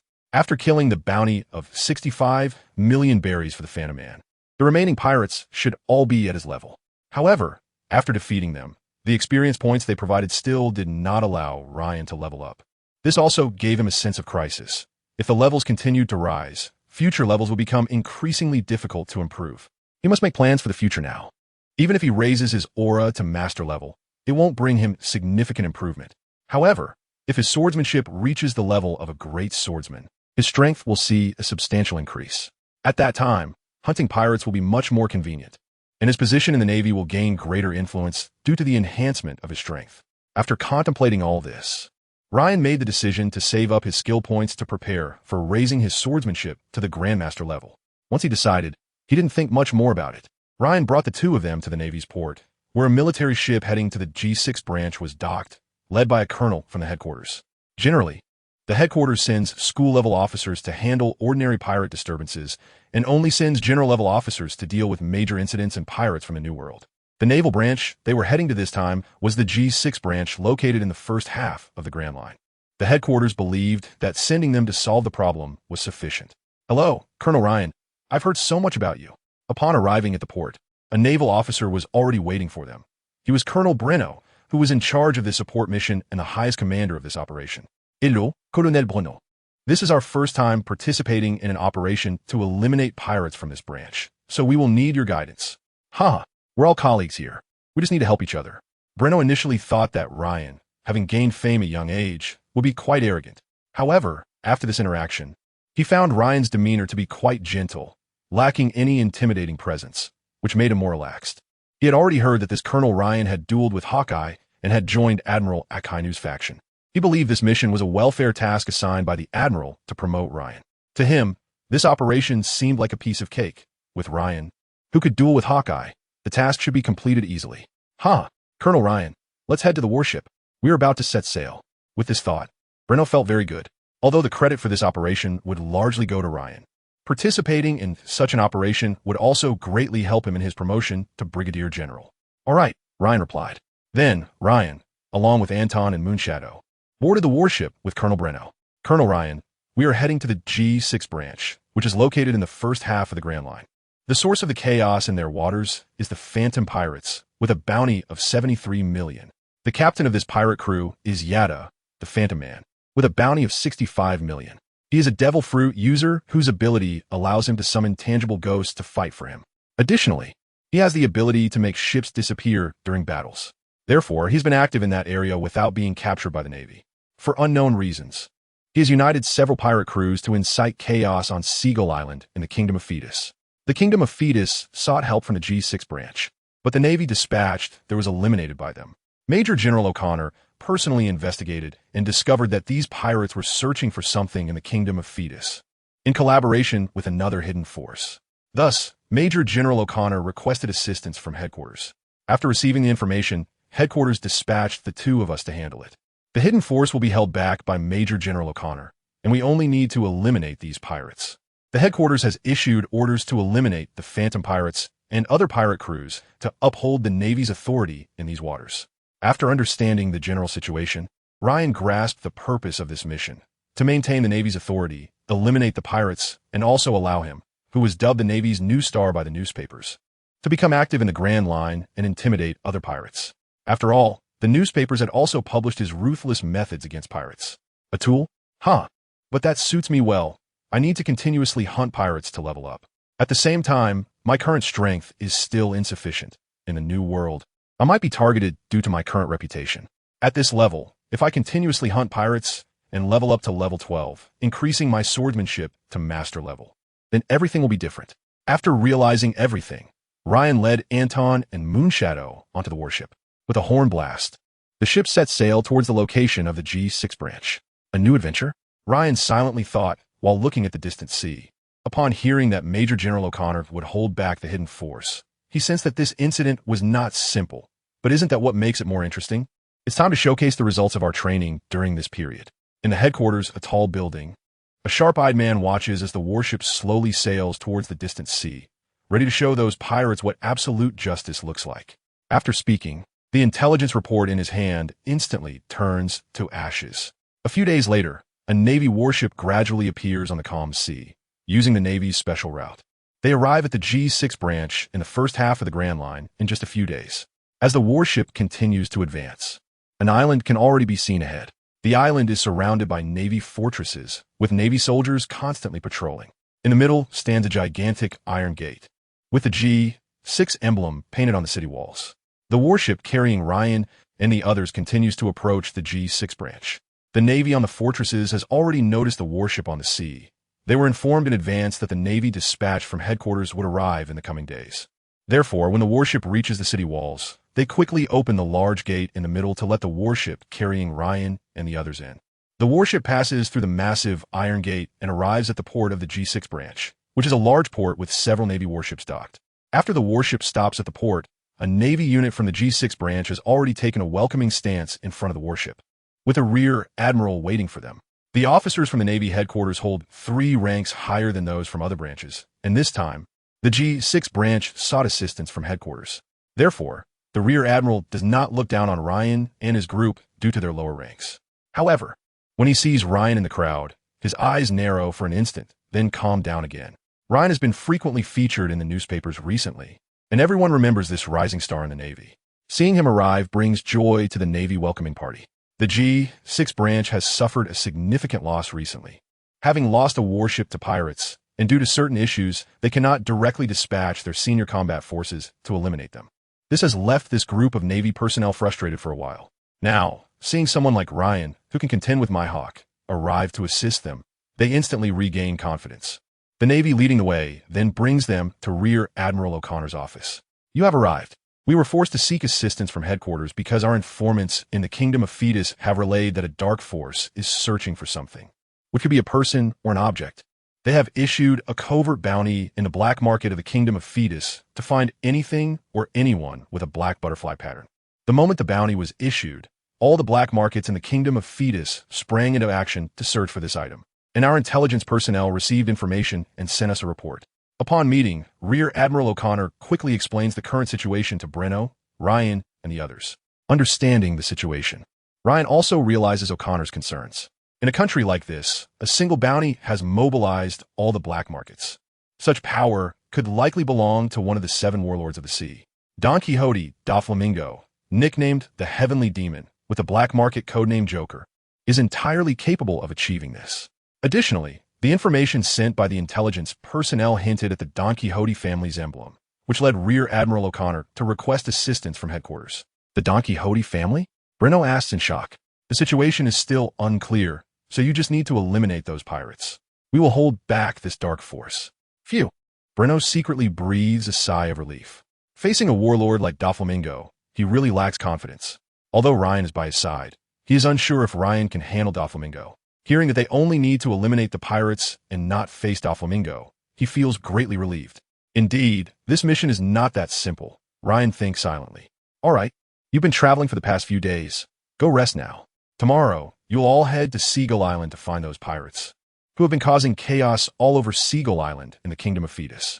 They're the main problem this time. Yes. After discussing the important points of the mission with O'Connor, Ryan, and the others exit O'Connor's office. Upon leaving, they find Rear Admiral Herbert, who had guided them earlier, waiting for them at the door. You're out. Rear Admiral O'Connor has ordered me to take you to the banquet welcoming your arrival. Huh, that's too polite. Breno, who was initially unhappy about the involvement of the Don Quixote family, immediately becomes cheerful. Yes, the banquet to welcome you has already been prepared. Please follow me. On the way, Ryan and the others learn that this Rear Admiral is Herbert, who has been with the G6 branch for 5 years. Rear Admiral Herbert, do you know the specific reasons for this turmoil? Ryan suddenly asks Herbert, who is leading the way. Caught off guard by Ryan's question, Herbert pauses for a moment and then immediately replies, not really. These pirates suddenly appeared on Seagull Island, causing chaos and even eliminating the navy we sent. We don't know the specifics of the situation either, Colonel Ryan. During the earlier journey, Ryan had observed with his advanced observation haki that Herbert's blood seemed to flow faster upon seeing him, and his face showed a hint of uncertainty. Although he quickly regained a smile, Ryan noted all of this in his heart. Well, that's fine. Thank you, Rear Admiral Herbert. No problem. Herbert quickly waves his hand in response to Ryan. Seeing that Ryan is fine now, Rear Admiral Herbert immediately leads them to the banquet prepared for them at the base. At this time, all the officers at the base have arrived, and even Rear Admiral O'Connor has come to have a few drinks. Only then does Herbert leave, while the other officers continuously toast to Ryan and the group. After refusing to drink for personal reasons, Ryan sits at the edge, quietly observing the Navy officers at the banquet. At this moment, Colonel Breno quietly approached him with a glass of wine and said, "What's wrong? Your question to Major General Herbert just now wasn't like you at all. Did you discover something?" Over the past few days of interacting with Ryan, Breno had realized that this man was not one to speak much. However, such a sudden inquiry from him indicated that he must have noticed something. Therefore, he cooperated with Ryan and only approached him after Herbert had left. Well, I did notice a few issues, but I still need to verify. Let's discuss it in detail tomorrow when we arrive in the Kingdom of Fetus. All right, in matters of business, Breno was still very serious. The next day, a warship dispatched by the G6 branch brought Ryan, Anton, Tsukikij, and Breno to Seagull Island. Seagull Island was a place where many seagulls gathered, and these seagulls had become a spectacle, with new ones arriving on the island every year. They flew together around the island, hunting in groups, slowly forming a unique landscape that attracted many tourists. Usually, at this time, there would already be many visitors on the island. However, now it was empty, and gunshots could be heard echoing from time to time. Due to the chaos caused by the ghost shadow pirates, the people on the island had hidden away, afraid to go out. The town on the island was desolate, with no pedestrians in sight. When Ryan and his group arrived at Seagull Island, they saw small groups of pirates continuously starting fires or raiding shops for loot. Damn pirates! Eliminate them! Upon witnessing this scene, Tsukikij and Anton rushed forward without needing Ryan's command. The Navy is here, retreat. Seeing Tsukikij and the others charging towards them, the pirates hesitated for no longer, abandoning their soon-to-be-acquired treasures and fleeing. Don't think you can escape. One sword style, instant slash. In an instant, a flash of blade light appeared, and the pirate who had just spoken, along with several others, had their heads severed. Run, Soru. At that moment, a faint voice reached their ears. Following that, they saw a rapidly moving figure appear before them, and then a fist materialized in front of him. Bang! Ah! Ah! With the continuous cries of agony from the crowd, these pirates were eliminated at an astonishing speed. Ryan, your subordinates are quite powerful.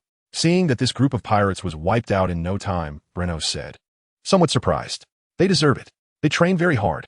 Ryan responded, no wonder they are your direct subordinates. Hearing Ryan's explanation, Breno smiled and said no more. Then, Ryan shouted to Anton, leave a few pirates alive. I have some questions for them.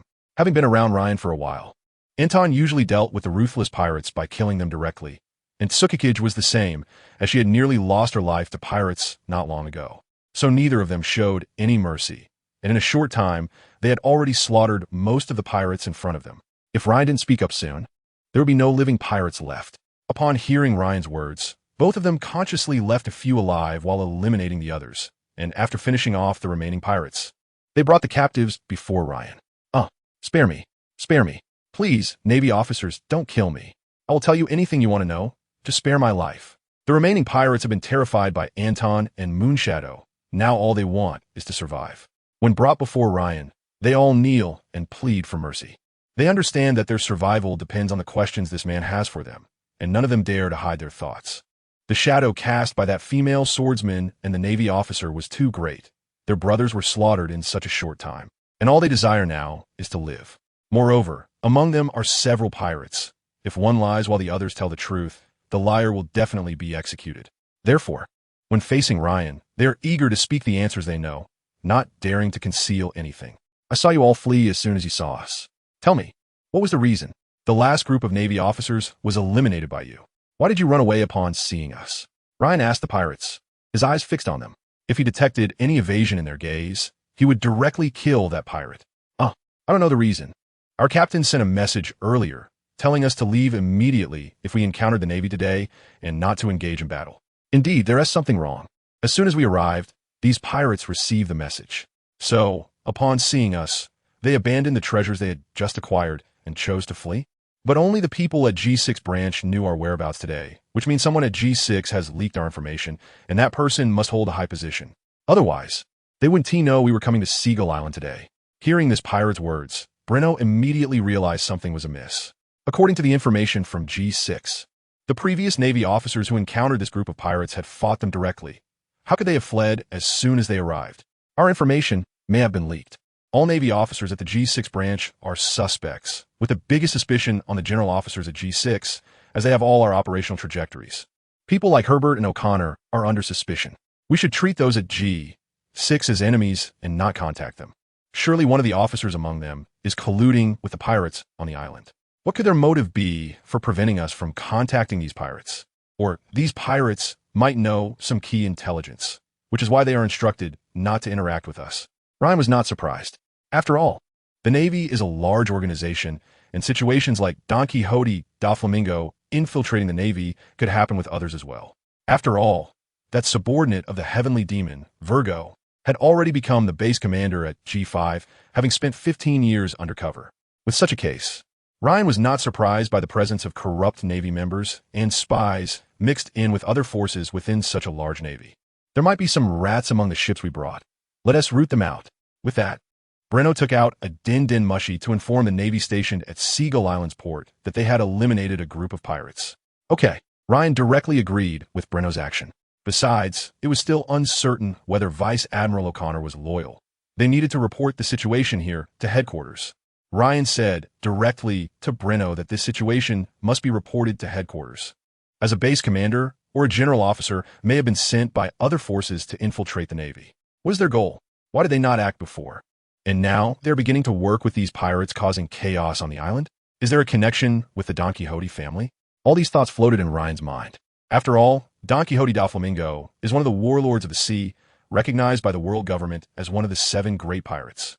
Aside from mandatory summons from the world government and paying a certain percentage of their earnings, they can act freely without government interference. Now that it involves a warlord of the sea, they must proceed with caution. Yes, we indeed need to report to headquarters first and inform them of the situation here, especially regarding Major Herbert, as he is highly suspicious. But we cannot overlook the others. We cannot trust the people at the G6 branch now. We need headquarters to help us investigate. Understood. Ryan nodded. The two quickly relayed the information they knew to the Navy headquarters via din mushy.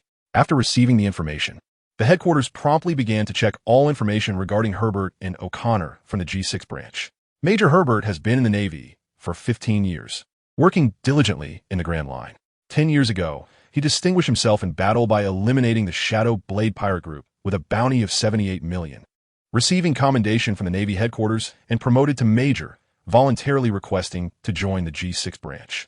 Vice Admiral O'Connor has been in the Navy for 25 years, also working diligently. We have photographs from all periods of his service and have conducted a thorough review of his past, confirming that he has no issues. Through their investigation, it was found that Major Herbert had some problems. The Shadow Blade Pirate Group he eliminated overlapped with the current Ghost Shadow Pirate Group's captain's abilities. Upon verification, he might have faked his death, or the captain of the Ghost Shadow Pirate Group inherited the original Shadow Blade Pirate Group's fruit power. However, their appearances were strikingly similar. The Ghost Shadow Pirate Group emerged when the Shadow Blade Pirate Group was destroyed. Now Herbert is under serious suspicion, and Vice Admiral O'Connor from the G6 branch is also under considerable suspicion. They cannot confirm whether Herbert's actions were known to O'Connor. During your mission, it is best to avoid contact with them. For the time being, you need to independently complete the mission of exterminating pirates, while also clarifying what they are searching for and what their purpose is. Additionally, since this mission involved a warlord of the sea, the Navy headquarters will send another unit to reinforce you. Yes, as the voice of a staff from the headquarters gradually faded from the den mushy, Ryan and Breno's expressions grew serious. It is now certain that Major Herbert indeed has significant problems. However, the question is whether Vice Admiral O'Connor is in the know. Are they in league with each other? Not being able to confirm these matters means they definitely cannot return to the G6 branch. From now on, they can only rely on themselves until the Navy reinforcements arrive. The situation ahead will be extremely severe. It is still uncertain whether Vice Admiral O'Connor is also a spy. They need to keep him stable while exterminating the pirates and figuring out what those people are looking for, something that would risk exposure for a major or vice admiral. Now, they can only rely on themselves to find the answers. Ryan carefully analyzed their current situation. I will inform Vice Admiral O'Connor that we have discovered some pirates on Seagull Island and are in the process of exterminating them. Also, the message we sent to the warship may have reached Major Herbert by now. What should we do about the rats on the ship? Leave them be. It's perfect to have such a communication channel. We can continuously send Herbert some real information mixed with false messages to confuse his vision and buy us some time. Besides, we can only rely on ourselves from now on. The G6 branch is still uncertain as friend or foe. We need to find clues and uncover that secret. What should we do then? Facing Breno's questions, Ryan directly explained the upcoming plan to him. Next, we will continuously mix some false information into the real intelligence to confuse their perspective. At the same time, we will find the black market personnel on this island and purchase some basic intelligence from them. After all, we are outsiders, and they, being locals, certainly know more information. We will split into two action groups. Herbert and I will search for the whereabouts of the Phantom Shadow Pirates, while Anton, you, and Moon Shadow will look for the black market personnel on this island. Our specific division of labor is that I will look for traces of the pirates. I have strong observation haki, which allows me to detect the pirates in time. I will search for their base and keep in touch with you using the snail phone to eliminate some pirates. Herbert, based on the information I send, you will find the pirates on the island causing chaos and eliminate them. Then send the news of the eliminated pirates to Moon Shadow. Moon Shadow, you and Anton will constantly send Herbert's messages to the warship while purchasing information. Anton, you will gather information at the tavern. This is our division of labor. Okay, Ryan believed Anton would accomplish the task assigned to him. After all, they have been searching for pirates like this in the EC, using complete intelligence to hunt down pirates. He and Herbert would search for the Phantom Shadow Pirates. These several pirate crews had united this time, causing chaos on Seagull Island. With their large numbers, they could not completely hide their tracks. Finding them and understanding the specifics of the situation would greatly help them grasp the general situation. Next, they began to act step by step according to the plan. Anton and Moon Shadow went to the tavern to start investigating information, as intelligence merchants generally stayed in taverns. It was their best hiding place. Here, all sorts of people mixed together. In this age of exploration, even during pirate attacks, taverns continued to operate normally. Moreover, this was just a small-scale attack. At this time, there were still large crowds discussing vigorously in the tavern. The tavern was filled with all kinds of people. Sometimes, the person sitting in front of you might be a pirate, and sometimes a bounty hunter or a bold, ordinary resident. Well, they got drunk. Various pieces of information were most likely to slip from their mouths. The intelligence merchants in the tavern relied on the accumulated information to sell to clients with special needs, earning berries from them. Anton's task was to continuously gather hidden information in the tavern while finding intelligence merchants to obtain more detailed news from them. Currently, most of the people on the island were frightened by the pirate attacks, but still some would go to the tavern to drink and vent their stress. At the same time, many black market members on the island were already searching for individuals or items with black butterfly tattoos, making it the best occasion to gather information. According to Ryan's instructions, Moon Shadow continuously sent messages to the personnel on the G6 branch of the warship, asking them to forward the information to Vice Admiral O'Connor about the pirate bases they had eliminated and the ones they were about to eliminate. Indeed, at first, everything went smoothly, continuously eliminating pirates. However, after a while, those pirates received information in advance and began to withdraw, which confirmed that someone was tipping them off. It was now confirmed that there was a problem with the G6 branch, and they began to proceed with the next step of the plan. After receiving the information sent by Breno, Ryan sent them the next step of the plan. According to their next plan step, Breno began to lead Moon Shadow in action, using Ryan's powerful observation-Haki to determine the pirates' movements. Breno and Moon Shadow continuously attacked the pirates from the position Ryan observed. He used moonwalk in the sky of the island, acting as a moving radar with observation-Haki, reporting the pirates' positions to them and observing the fleeing pirates to locate their bases. Under Ryan's constant observation with observation-Haki, the pirates on Seagull Island were continuously found and killed by Breno and the others. At the same time, Moon Shadow, who was with Breno, kept sending the specific locations of those pirates to the warship, continuously reporting the hidden locations of the pirates to the Navy on the warship. Also prompted the hidden rats to keep reporting to their superiors. The spy hidden in the G6 branch certainly did not want these pirates to be caught by Breno and the others and reveal any critical information. He would definitely make those pirate bases relocate. This was exactly the result Ryan wanted. Knowing their positions were exposed, the pirates would surely move. Under Ryan's constant pressure, they would definitely shift toward the safest location in their minds. That would be the base where the pirates gathered. After all, they had united to defeat the Navy once. And now, being forced, they would unconsciously converge there. Although they would circle around the gathering place as they moved, with Ryan's advanced observation-Haki and moonwalk, which allowed him to observe them from the sky, these pirates would never think that a Navy officer was constantly watching them from above. Indeed, as Moon Shadow continuously reported to the warship about the eliminated pirates and known, but yet to be eliminated pirate gathering places, the person in the dark also kept commanding these pirates to retreat. The rapidly retreating pirates were still very cautious. After moving to the next stronghold without discovering any enemies, they showed no intention of gathering at the main base. It was only after Ryan called Moon Shadow and asked Bruno to come nearby that they were forced to change their gathering place again.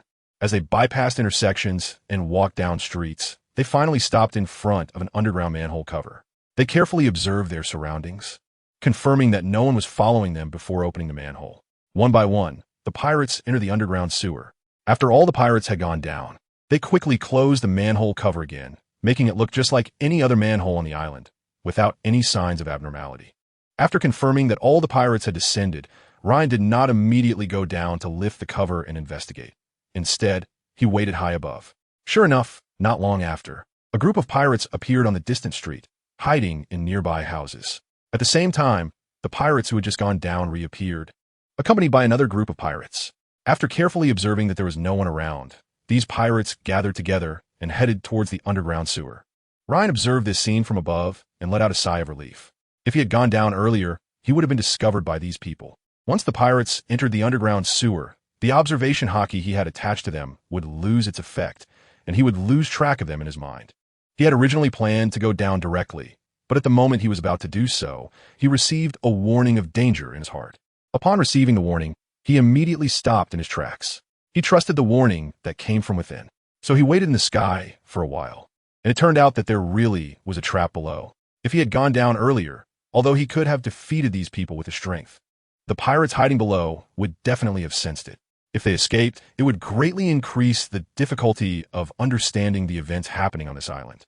After all the pirates below had entered, Ryan waited a little longer, confirming that there were no pirates guarding below, and immediately approached the manhole cover. When he reached the cover, he realized why his observation-Haki had lost its effect. It turned out that this underground sewer was specially constructed. Under his observation-Haki, he could see that it was several meters underground, with a few pirates guarding below. Knowing the specific situation down there, Ryan immediately took action. He quietly opened the manhole cover and quietly descended the stairs, moving silently without making a sound. Once inside, he used the shave technique to instantly pass by several guarding pirates and move deeper inside. Did something just pass by? One pirate said suspiciously. Huh, are you seeing things? To pass by us, someone would have to come in through the sewer entrance above and cross our line of sight. There are 5 of us here, and we are all observing this area from all angles. If anyone comes, we can request support immediately. Ask if the others saw anything pass by, another pirate said with a laugh. After saying this, he looked at the others, and the other pirates shook their heads, indicating they hadn't seen anyone pass by. Maybe I was mistaken. The first pirate said, yeah, if someone passed by, we would all see it. Don't be paranoid. When the shift change comes, we can all have a drink. It's really uncomfortable staying in this ghostly place for so long. I don't know when we can return to the surface. Luckily, they supply alcohol here, or it would be too boring. Hearing this pirate's words, all the guarding pirates laughed. They were just about to change shifts, and in this dim underground space, their favorite thing after finishing their watch was to drink together. The pirate who had raised the question also felt he had misjudged, and they were about to change shifts. At this point, if he had raised a question, they would have thought he was delaying the shift change. Thus, a group of pirates treated this incident as his hallucination. Phew, that was close to being exposed. It seems I need to practice the shave technique more. Recently, after learning the shave technique at the Navy headquarters, he hadn't practiced it, focusing all his energy on learning the moonwalk. But today's experience made him realize that the Navy's 6 styles could play a better role at times. After entering the underground sewer, Ryan discovered it was a heavily guarded underground base, with incandescent lights filling the area, illuminating the underground brightly. However, there were very few guards present. Ryan came here and carefully observed the surroundings. The patrol team here generally patrols once every hour. After all, this is their headquarters, and no one would expect someone to enter without their knowledge. Therefore, the guards here are accustomed to regular patrols. This brought great convenience to Ryan's actions. After knowing the specific time of their patrol, Ryan began to probe inside. Continuously using his high-speed movement, he navigated around bend after bend and finally arrived at his destination. This is a heavily guarded place, and no one would expect that they have dug a massive space underground. This space connects to the distant seaside, equipped with a port that allows them to quickly escape by boat when danger arises. The vast area is filled with incandescent lights, illuminating the space and making it impossible for anyone attempting to sneak in to go unnoticed. Additionally, various obstacles surround the area to block the enemy's advance, and patrolling personnel are constantly observing their surroundings. Even the guards on duty want to shout a password, and only those in the correct team are allowed to enter. Seeing how tightly this place is secured, Ryan carefully observes the entrance, using his observation haki to glimpse the distant exit, which is within a cave filled with various pirate ships, not far from the ocean, with a sharp stone pillar beside the entrance. After confirming the surroundings, he immediately retraces his steps back to the area around the manhole cover. When the pirates are changing shifts, he uses shave to quickly exit. Once above ground, he contacts Breno to inform him of everything, and they discuss their plan. They decide to launch a strong assault, knowing that the pirates can quickly escape by ship. Therefore, they will first destroy their boats to leave them with no retreat, then directly assault to eliminate them. Breno agrees with his opinion. Ryan, Breno, and Suki gather in an uninhabited house, carefully observing the surroundings. After confirming that no one else is hiding nearby, Ryan sends a message to Anton, asking if he has gathered any information about the island. Upon receiving Ryan's message, Anton quickly responds that he has obtained crucial information and is on his way. Soon, Anton arrives at their gathering place and shares what he has learned. Ryan, I overheard a piece of news in the tavern. There is indeed a group chasing a little girl who has a black tattoo on her hand. The girl possesses mysterious abilities and can disappear into thin air. One night, after getting drunk, I woke up to see this scene. When I came to my senses, the group and the girl had vanished. I thought it was just my imagination. I mentioned it to my friends while drinking at the tavern, and I noticed some people's faces changed when I spoke about it. I suspect what they are looking for is related to this incident. However, I cannot confirm whether it's a real event, but this is a breakthrough. Breno's eyes lit up upon hearing Anton's words. Yes, you're right, Anton. Continue to gather information at the tavern. Suki, send this information to the G6 branch and see how they react. What? Why send it to them? Breno, standing nearby, asked puzzled. Once we have this information, those hidden behind the scenes will surely reveal themselves. They would risk exposing their identities for this matter, and I believe they will begin to act upon receiving the news. We should observe for a while. Meanwhile, Let's destroy the pirates' ships first. All right, I'm good at that, Breno replied with a wicked grin. He was also eager to eliminate these troublemakers. Suki immediately sent the received information back to the warship. After a while, a message came from the warship. The G6 branch received their message and dispatched a fleet to Sea Gull Island to assist them. Indeed, the hidden individuals couldn't hold back upon receiving the news. Well, they are probably most concerned about this matter. Naturally, they would come after getting the information. So, what should we do next? We should first destroy the pirates' ships and eliminate them. Okay, after reaching a consensus, they began to act. Ryan used Moonwalk to continuously observe the surroundings from the sky. It must be said that with Moonwalk, many tasks become much easier. What's that ahead?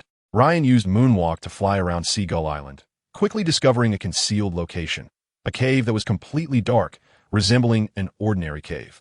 However, the sharp stone pillar at the cave entrance immediately reminded him of this place. That's right, it's here. After spotting the pillar, Ryan realized he had found it. Let's investigate the layout inside, he thought to himself. He then used observation-Haki to carefully examine the arrangements inside. After confirming everything, he quickly returned to their gathering spot using Moonwalk. How'd it go? Did you find their ship? Breno asked anxiously. The G6 branch just sent information that a fleet led by Major Herbert is on its way to Sea Gull Island to assist them. Given their speed, they should arrive soon. Before that, we must eliminate the other force. Ryan understood the urgency of the situation and told Breno, let's go destroy their ships by the seaside. Anton, Suki, you stay here and wait for us to return before launching an attack on their underground base. Yes, everyone understood the urgency and didn't dare delay. Ryan and Breno used Moonwalk to arrive at the location Ryan had discovered earlier. It's right in front of that cave entrance, where 5 teams of personnel are stationed. We'll directly use slashes to eliminate them. Then, Ryan drew the sword Oniyuki from his side. As soon as the blade was unsheathed, it trembled continuously, as if eager to drink the enemy's blood. One sword style, absolute annihilation. In an instant, a massive dark slash cleaved into the cave entrance, growing even larger under the enhancement of Oniyuki. Storm steps, Windblade. A large number of small white slashes also struck toward the cave. As a lieutenant commander, Breno was also skilled in the 6 styles, and this technique, Storm Steps, Windblade, was his creation, effective against large groups of enemies. Now, using it in this confined space proved to be very effective. Soon, the cave erupted with explosions. Boom, boom, boom. The sounds of continuous explosions mixed with the screams of people echoed from the cave. What's going on? Breno asked Ryan. He already knew Ryan possessed observation-Haki and armament-Haki, while he himself had armament-Haki but had not developed observation-Haki. It seems the slashes we just unleashed hit their armory, triggering a chain reaction.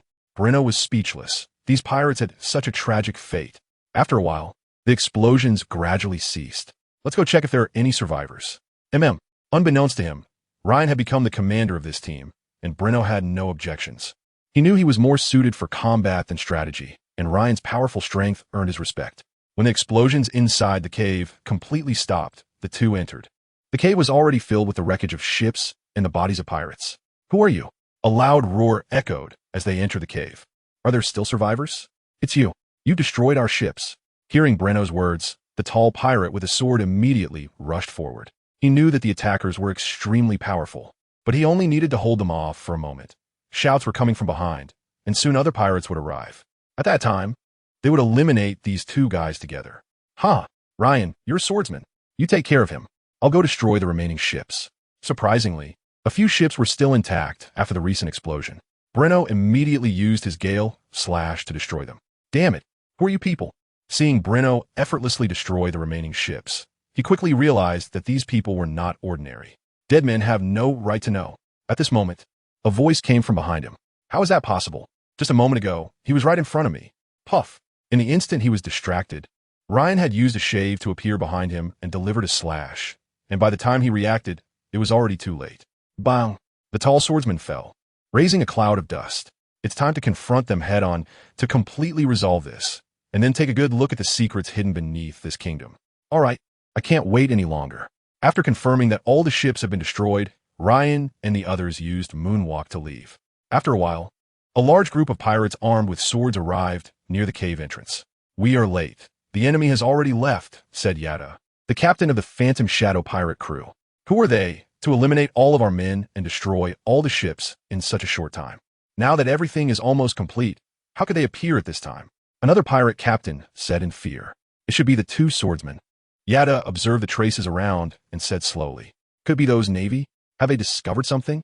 Among Ryan and Breno's group, Ryan and Moonshadow both carried swords, and they mistakenly thought it was Ryan and Moonshadow who did it. Don't panic.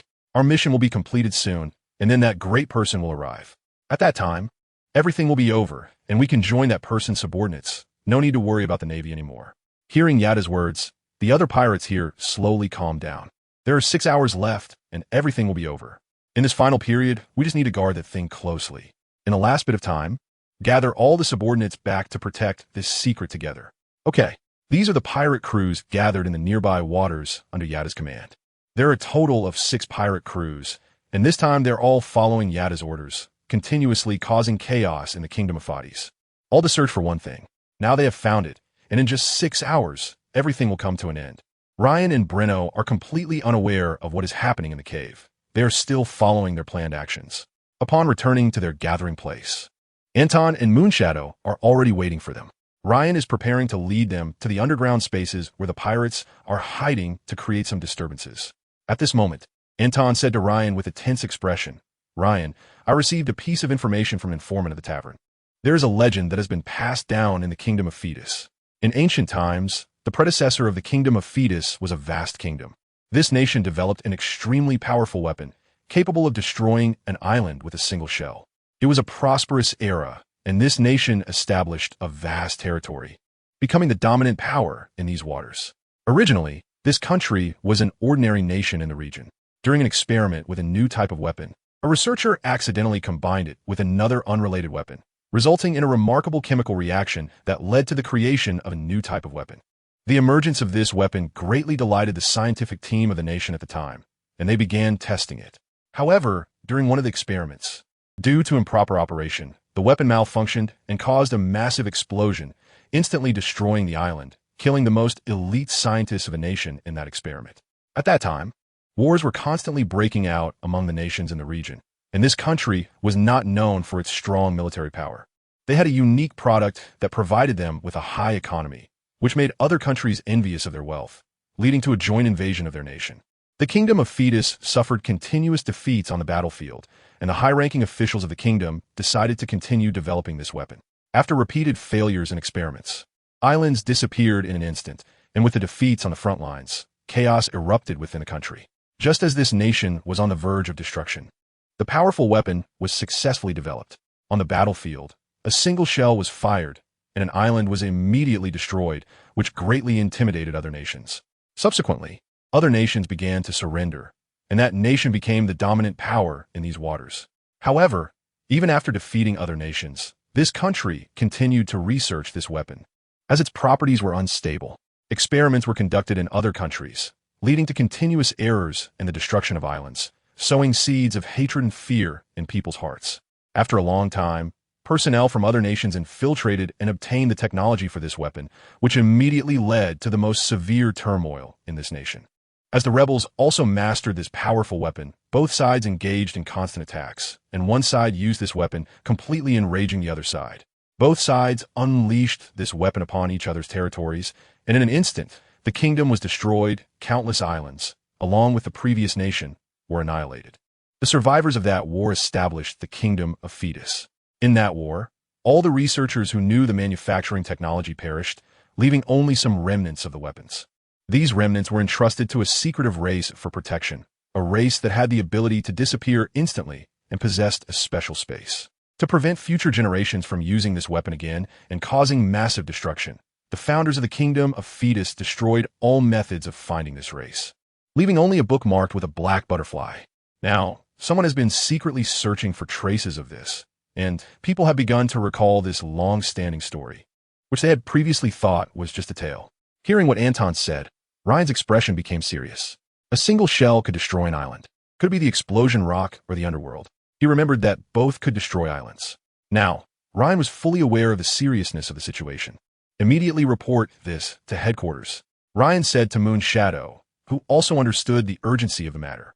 They quickly informed the personnel at headquarters of the current situation, and upon receiving the information, the headquarters took it seriously. After a while, The headquarters sent back information. 15 years ago, a royal descendant from the kingdom of Fetus disappeared.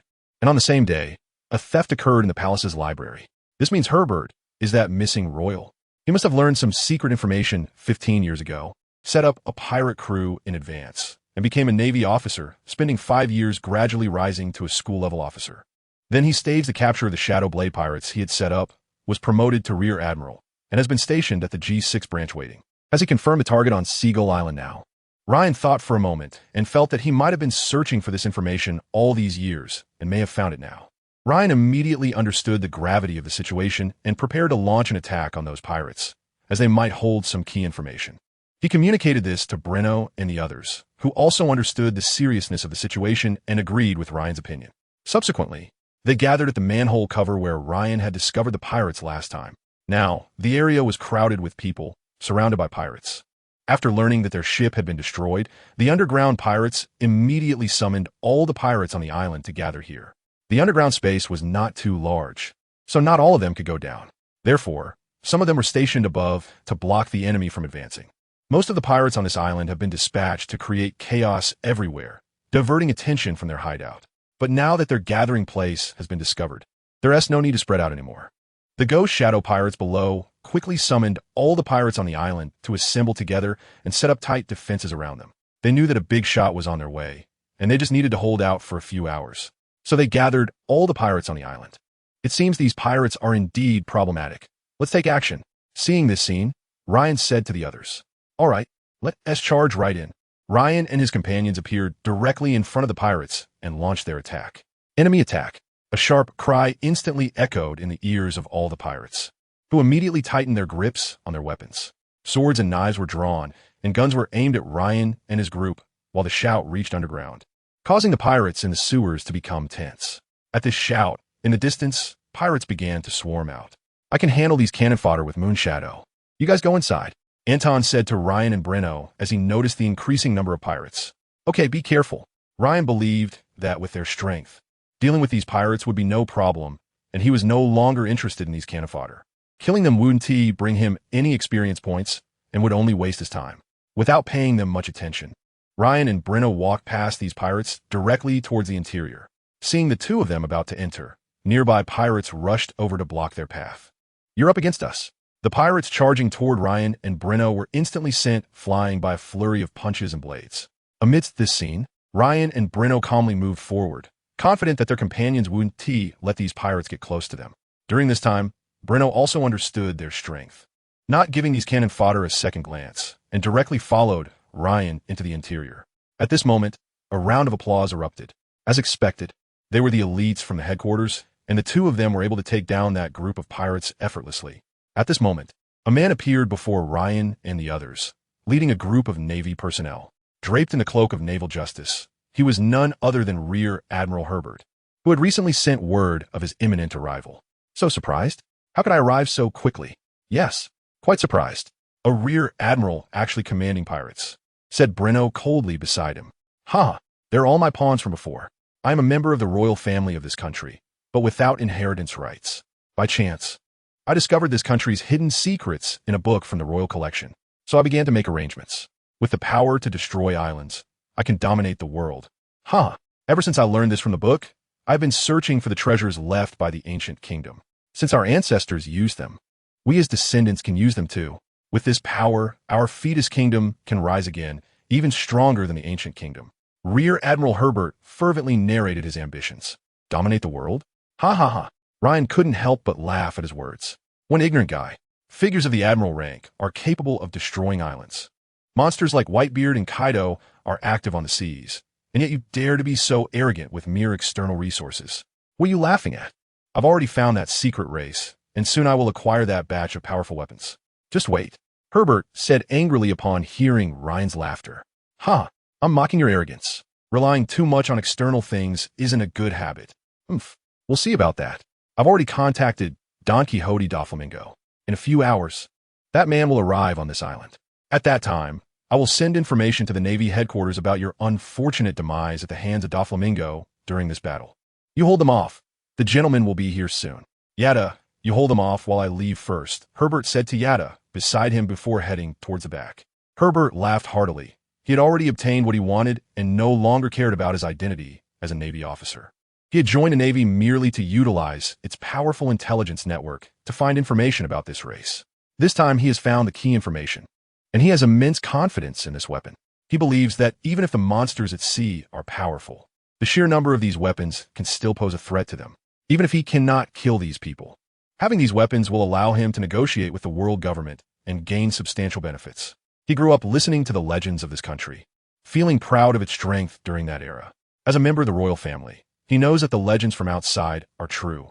However, the kingdom of Thetis has already fallen into decline, and they have no power to fight back against the attacks of pirates.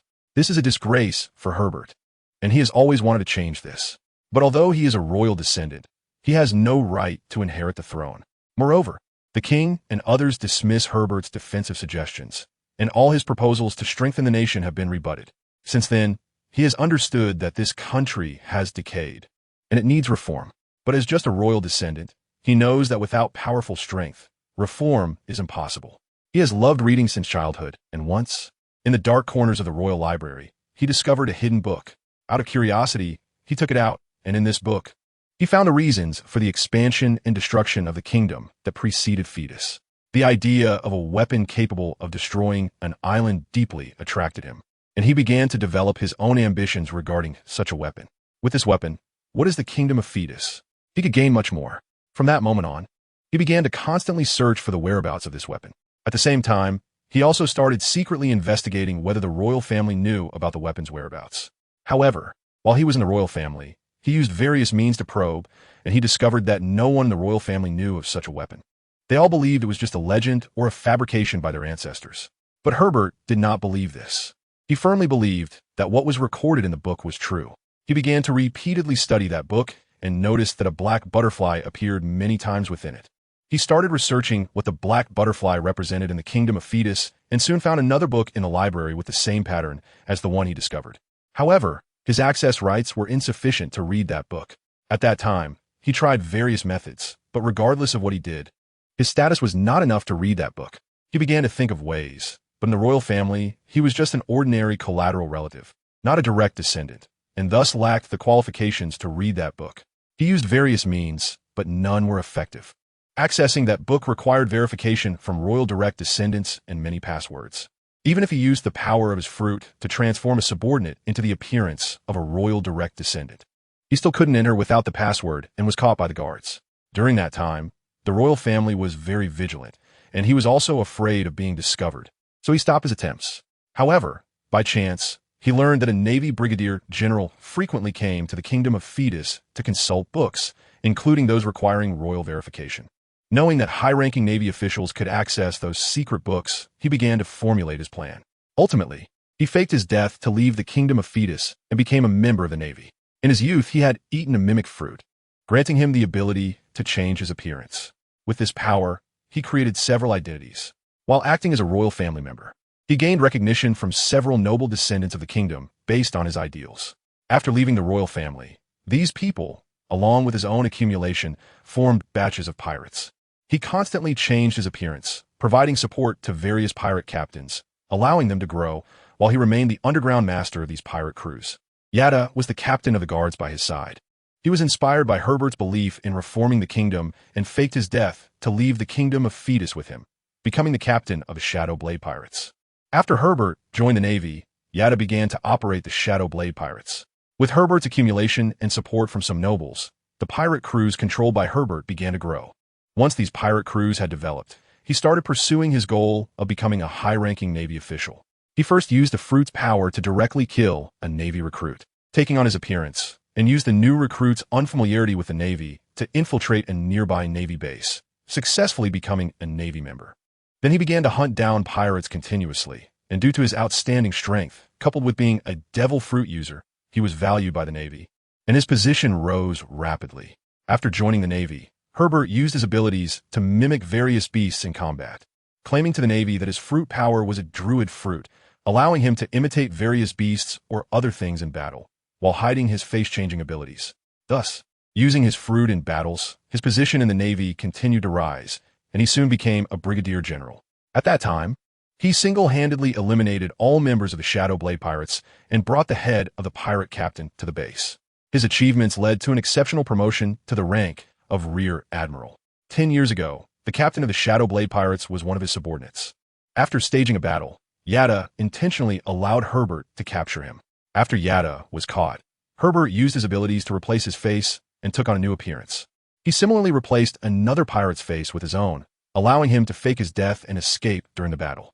He used the head of the replaced person to gain credit for his promotion, rising to Rear Admiral by claiming credit for eliminating the Shadow Blade Pirates. Before eliminating the Shadow Blade Pirates, he secretly informed Yada through a hidden communication channel to withdraw the elite personnel of the Shadow Blade Pirates. After the official announcement of the elimination of the Shadow Blade Pirates, he immediately led the elite members of the Shadow Blade Pirates to form the Ghost Shadow Pirates. After a few years of keeping a low profile, he began to gain fame as the captain of the Ghost Shadow Pirates. The Navy only believed that after the death of the Shadow Blade Pirates captain, his fruit was obtained by another person, leading to the formation of a new pirate crew, and they did not question their identities. After being promoted to Rear Admiral, he actively requested to be assigned to the G6 branch for defense, and he remained there for 10 years. During these 10 years, he constantly used his identity as a Rear Admiral to send the Navy to eliminate the pirates disturbing the Kingdom of Thetis, earning the respect of the royal family of Thetis, who referred to him as the Guardian of the Kingdom of Thetis. After becoming the Guardian of the Kingdom of Thetis, he leveraged the image he had built to request access to the library books of the Kingdom of Thetis for research. Relying on his continuous protection of the Kingdom of Thetis, his request was agreed upon by the higher-ups of the kingdom. They had already understood that Rear Admiral Herbert was a learned and scholarly general, often studying the history of other countries at the base. For the past 10 years, Herbert has been crafting the persona of a cultured general. At the G6 branch, he often spent his leisure time reading various books. He is also very interested in the history of his country, and with this persona, he has proposed to the royal family of the Thetis Kingdom to read some books without arousing their suspicion. After a decade of building this persona, the Navy personnel at the G6 branch see Major General Herbert as a gentle, practical person who loves reading and has a deep appreciation for history. Even Admiral O'Connor is well aware of Herbert's habit of studying the histories of other countries. After receiving permission from the Thetis royal family, Herbert, suppressing his impulses, calmly picked up several books on the history of the Thetis Kingdom under the watchful eyes of the royal guards. After finishing these books, he finally discovered the one with the black butterfly mark. Forcing himself to resist the urge to seize it immediately, he quietly set aside the surrounding books and took the one with the butterfly mark to a nearby desk to read. Once the gaze of the library guards shifted away from him, Herbert immediately began to read the book he had longed for. Upon reading it, he found the answer. The black butterfly mark represents a peculiar race known as the Flower Spirits, who possess extraordinary abilities. This race can inhabit the arms of trusted individuals, forming a black butterfly tattoo, typically on the arms of pure-hearted girls. The Flower Spirits have a unique space that is surrounded by extraordinary sights, and due to their nature, many animals gather around their dwelling. After receiving this specific information, Herbert consulted more books in the library and informed the Thetis royal personnel that he had gathered some information and needed to return to the naval base for verification. The royal family tried to persuade him to stay, but seeing Herbert's determination, they allowed him to return to the naval base. Unaware that he had obtained the most important information for himself, understanding the significance of the black butterfly, Herbert immediately ordered the Navy ships stationed at the Thetis Kingdom's port to return to the G6 branch. The Navy personnel did not dare to disobey, as they remembered that Major General Herbert was very passionate about the histories of various countries and would be eager to return to verify new historical information.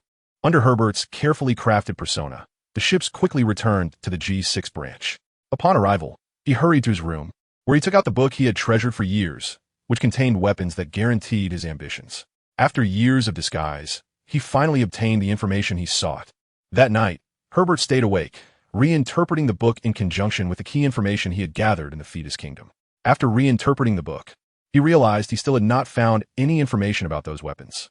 However, he understood that the flower spirits represented by the butterflies were undoubtedly connected to these weapons. Relying on this inferred relationship, Herbert had been quietly eliminating pirates in the Thetis Kingdom for years, protecting it, and establishing a deep friendship with the kingdom due to his interest in history. After building this strong friendship, He requested the official assistance of the Fetus Kingdom to help him search for individuals in the kingdom bearing the black butterfly mark under the pretext of verifying some historical facts.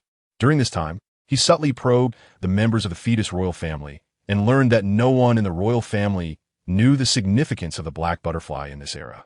After describing the black butterfly mark to the Fetus personnel, they did not associate it with the book in the library. Everyone in the royal family believed it to be a race imagined by their ancestors, akin to a fairy tale, and no one paid attention to the matter. With the assistance of the Fetus Kingdom, Herbert also began to mobilize his underground forces. Gathering the subordinates, he had secretly deployed to search for individuals bearing the butterfly mark under the guise of plundering.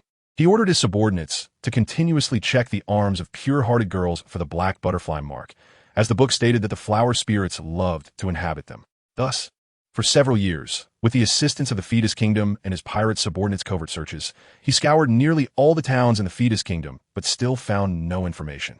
Over the years, the constant disappointment piled pressure on Herbert's heart.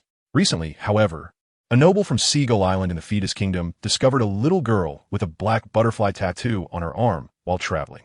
Remembering Herbert's years of pursuit, he specifically contacted Herbert using a phone bug. When Herbert received the message, he was overjoyed but quickly calmed himself and dispatched his pirate subordinates to secretly send a team to Seagull Island for investigation. Upon arriving at Seagull Island, they located the little girl with the black butterfly tattoo as described by the noble. After confirming she indeed bore the tattoo, they immediately attempted to capture her. However, just as the pirates were about to succeed, a burst of light emanated from the little girl, and in an instant, she vanished. When this matter reached Herbert's ears, he was almost mad with joy. The abilities displayed by the little girl were exactly the same as those in the book he had seen in the library of the Kingdom of Fetus, which made him completely believe that the weapon described in his book truly existed. He then dispatched all his pirate crews and allied with some nearby pirates to join under Don Quixote Doflamingo, uniting them to create chaos in the Kingdom of Fetus. This led to rampant pirate raids throughout the kingdom, and he sent information about a supporting naval warship to these pirates, instructing them to eliminate the warship to keep them from learning too much information. In order to find that little girl again, after the pirates caused mayhem throughout the Kingdom of Fetus, he gathered the pirates at Seagull Island to search for her. He was also aware that having the pirates destroy a naval warship would provoke the anger of the G6 branch of the Navy. To restrain Rear Admiral O'Connor of G6, he specifically contacted Don Quixote Doflamingo, one of the 7 warlords of the sea, to explain the existence of this weapon. In Herbert's view, a figure like Doflamingo would absolutely not let such a weapon go unnoticed. Sure enough, Doflamingo became thoroughly interested upon learning that this country possessed such a powerful weapon, and he agreed to Herbert's conditions for mobilizing those pirates under his banner. At the same time, he would be coming from Dressrosa in the New World. To completely stir up the waters of the Kingdom of Fetus, he issued a bounty in the name of the Don Quixote family to all the black market in the kingdom, seeking anything or anyone associated with a black butterfly. Although he knew that this announcement might lead some members of the royal family in Fetus to guess certain things, he no longer cared about that. He wanted to obtain that weapon as quickly as possible. Of course, Herbert did not intend to share these weapons with Doflamingo. Therefore, he arrived at Seagull Island in advance, preparing to secure the weapon first. At that time, he planned to destroy the island along with the incoming Doflamingo and those disobedient pirates. In this way, no one will be informed. After completing these tasks, he will use force to inherit the Kingdom of Fetus. It is believed that under his leadership, this country will become even stronger and may even establish a greater nation than in ancient times. At this moment, the flame in his heart was burning fiercely. However, Herbert's passionate emotions quickly came to a halt. To be honest, Ryan's arrival at the G6 branch greatly surprised him. After learning that General O'Connor was requesting assistance from the headquarters, he initially thought that the headquarters would send a colonel to handle the situation here. After all, it was just a pirate uprising incident, with the bounty on the pirates only around 70 million. Although the Don Quixote family was involved, it wasn't as if Doflamingo himself was making an appearance. His original plan was to let the personnel from headquarters eliminate some pirates on Seagull Island after they arrived, using his abilities to create a batch of look-alike pirates, making them believe they had eliminated the real pirates. Meanwhile, Herbert would quietly acquire that kind of weapon to start his own plan. The reality was basically as he had expected. The headquarters sent a colonel and a lieutenant colonel to assist, which was within his expectations. But he hadn't anticipated that Ryan would be among them. During this time, Ryan's name had been constantly promoted in the newspapers, and basically everyone in the Grand Line knew that a swordsman capable of battling Mihawk had appeared in the Navy, and he was no exception. So when he welcomed the support sent by the headquarters and saw Ryan's appearance, he momentarily lost his focus. Although he quickly regained his composure, he immediately began his own actions, mobilizing all the pirates to find that little girl at all costs, even at the risk of exposing himself. He feared that someone with such strength could see through the true identities of his men based on their instincts. By that time, they would definitely notice something was off. Even if Herbert gained the upper hand and fought against Ryan and the others, he had no confidence in himself. Out of this mindset, he immediately initiated his plan. He certainly knew that the orders he gave had significant loopholes. However, what he needed most now was to buy time, and pretending to be a frog at the bottom of a well was the best choice. Speaking those words about dominating the world would give Ryan and the others a sense of superiority, believing he was just a rabbit trapped in a cage, struggling in vain, which was exactly what Herbert wanted. Ryan's strength was too formidable. Herbert had no confidence in competing with him, so he could only disguise himself as a bear, a frog at the bottom of a well, to lower the enemy's guard. Herbert's disguise was successful.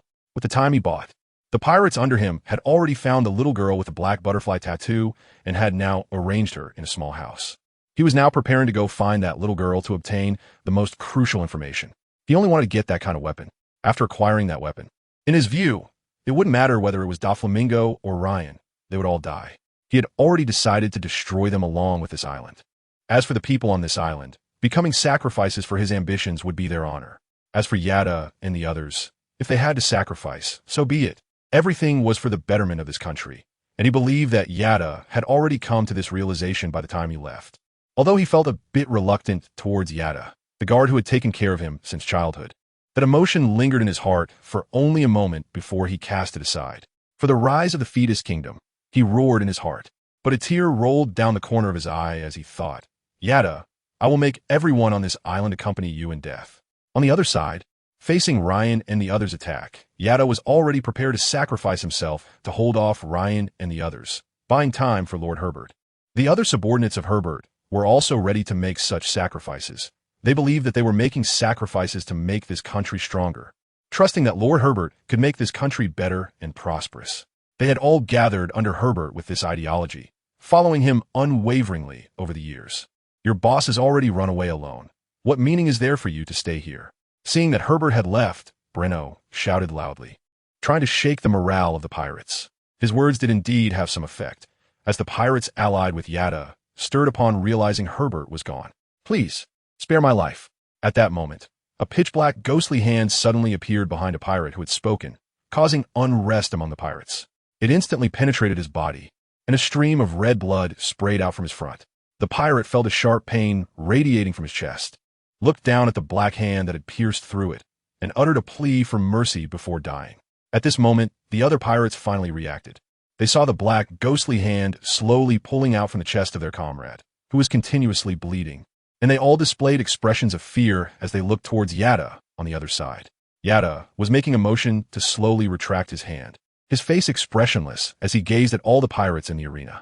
When these pirates met his indifferent gaze, they all lowered their heads.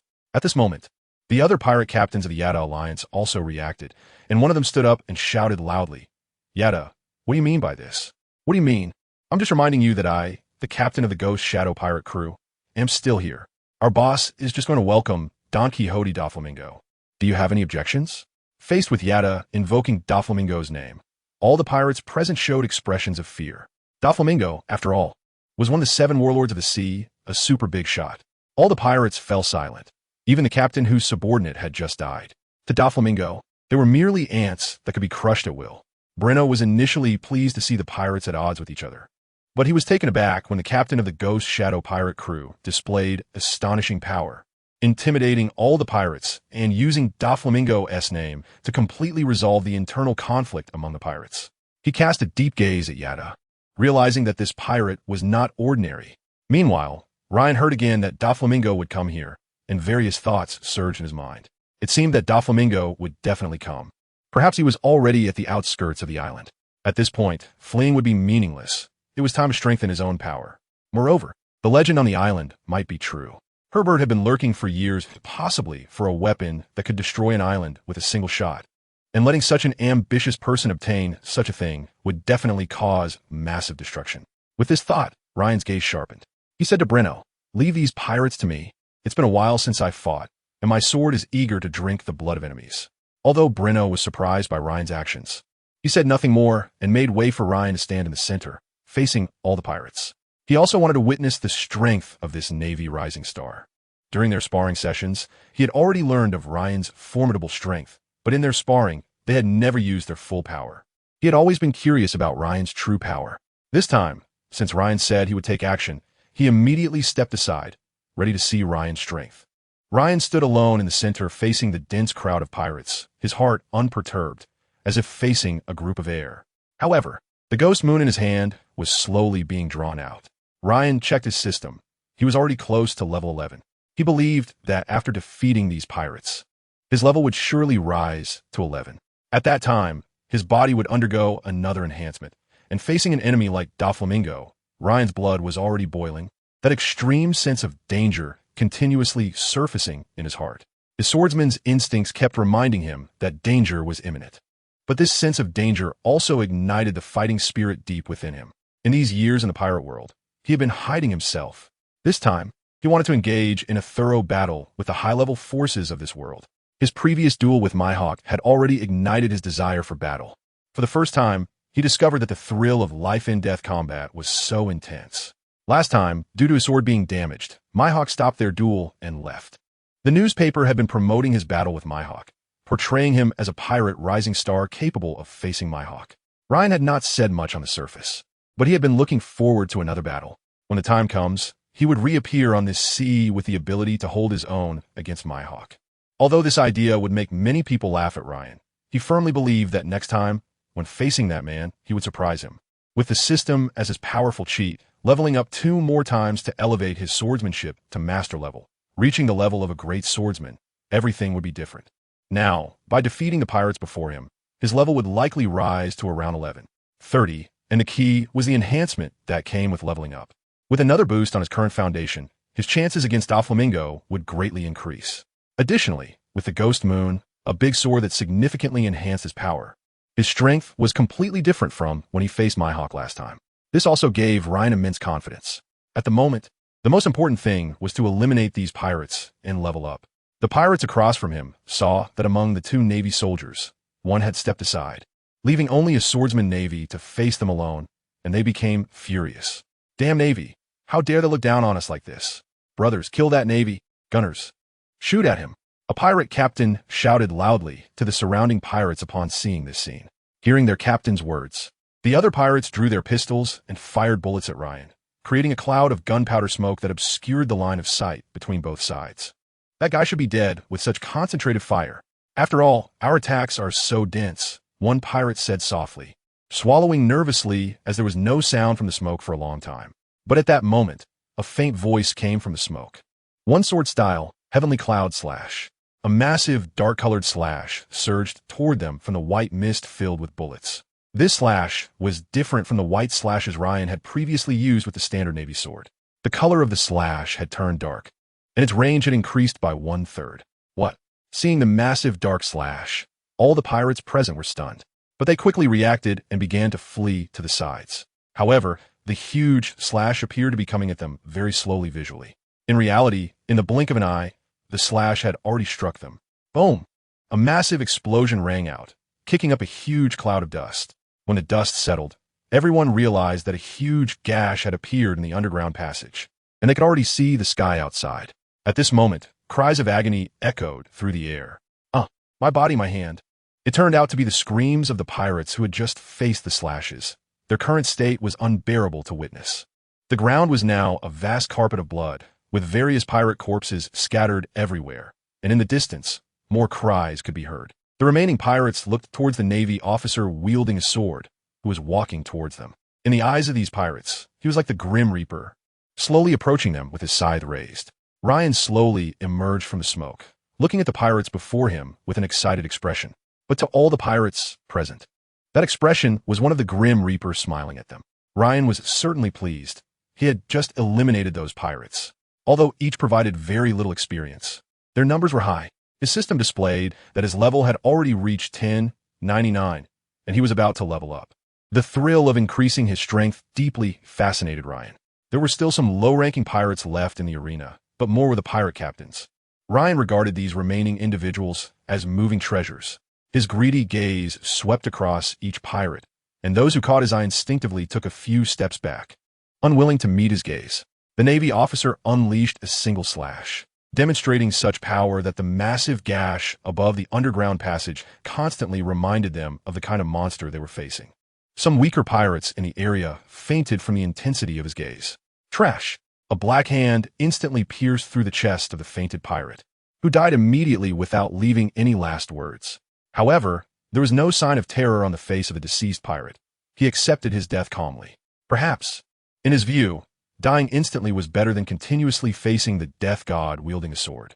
The death of this pirate immediately startled all the pirates present, reminding them that they still had these pirate captains on their side, igniting a flicker of fighting spirit within them.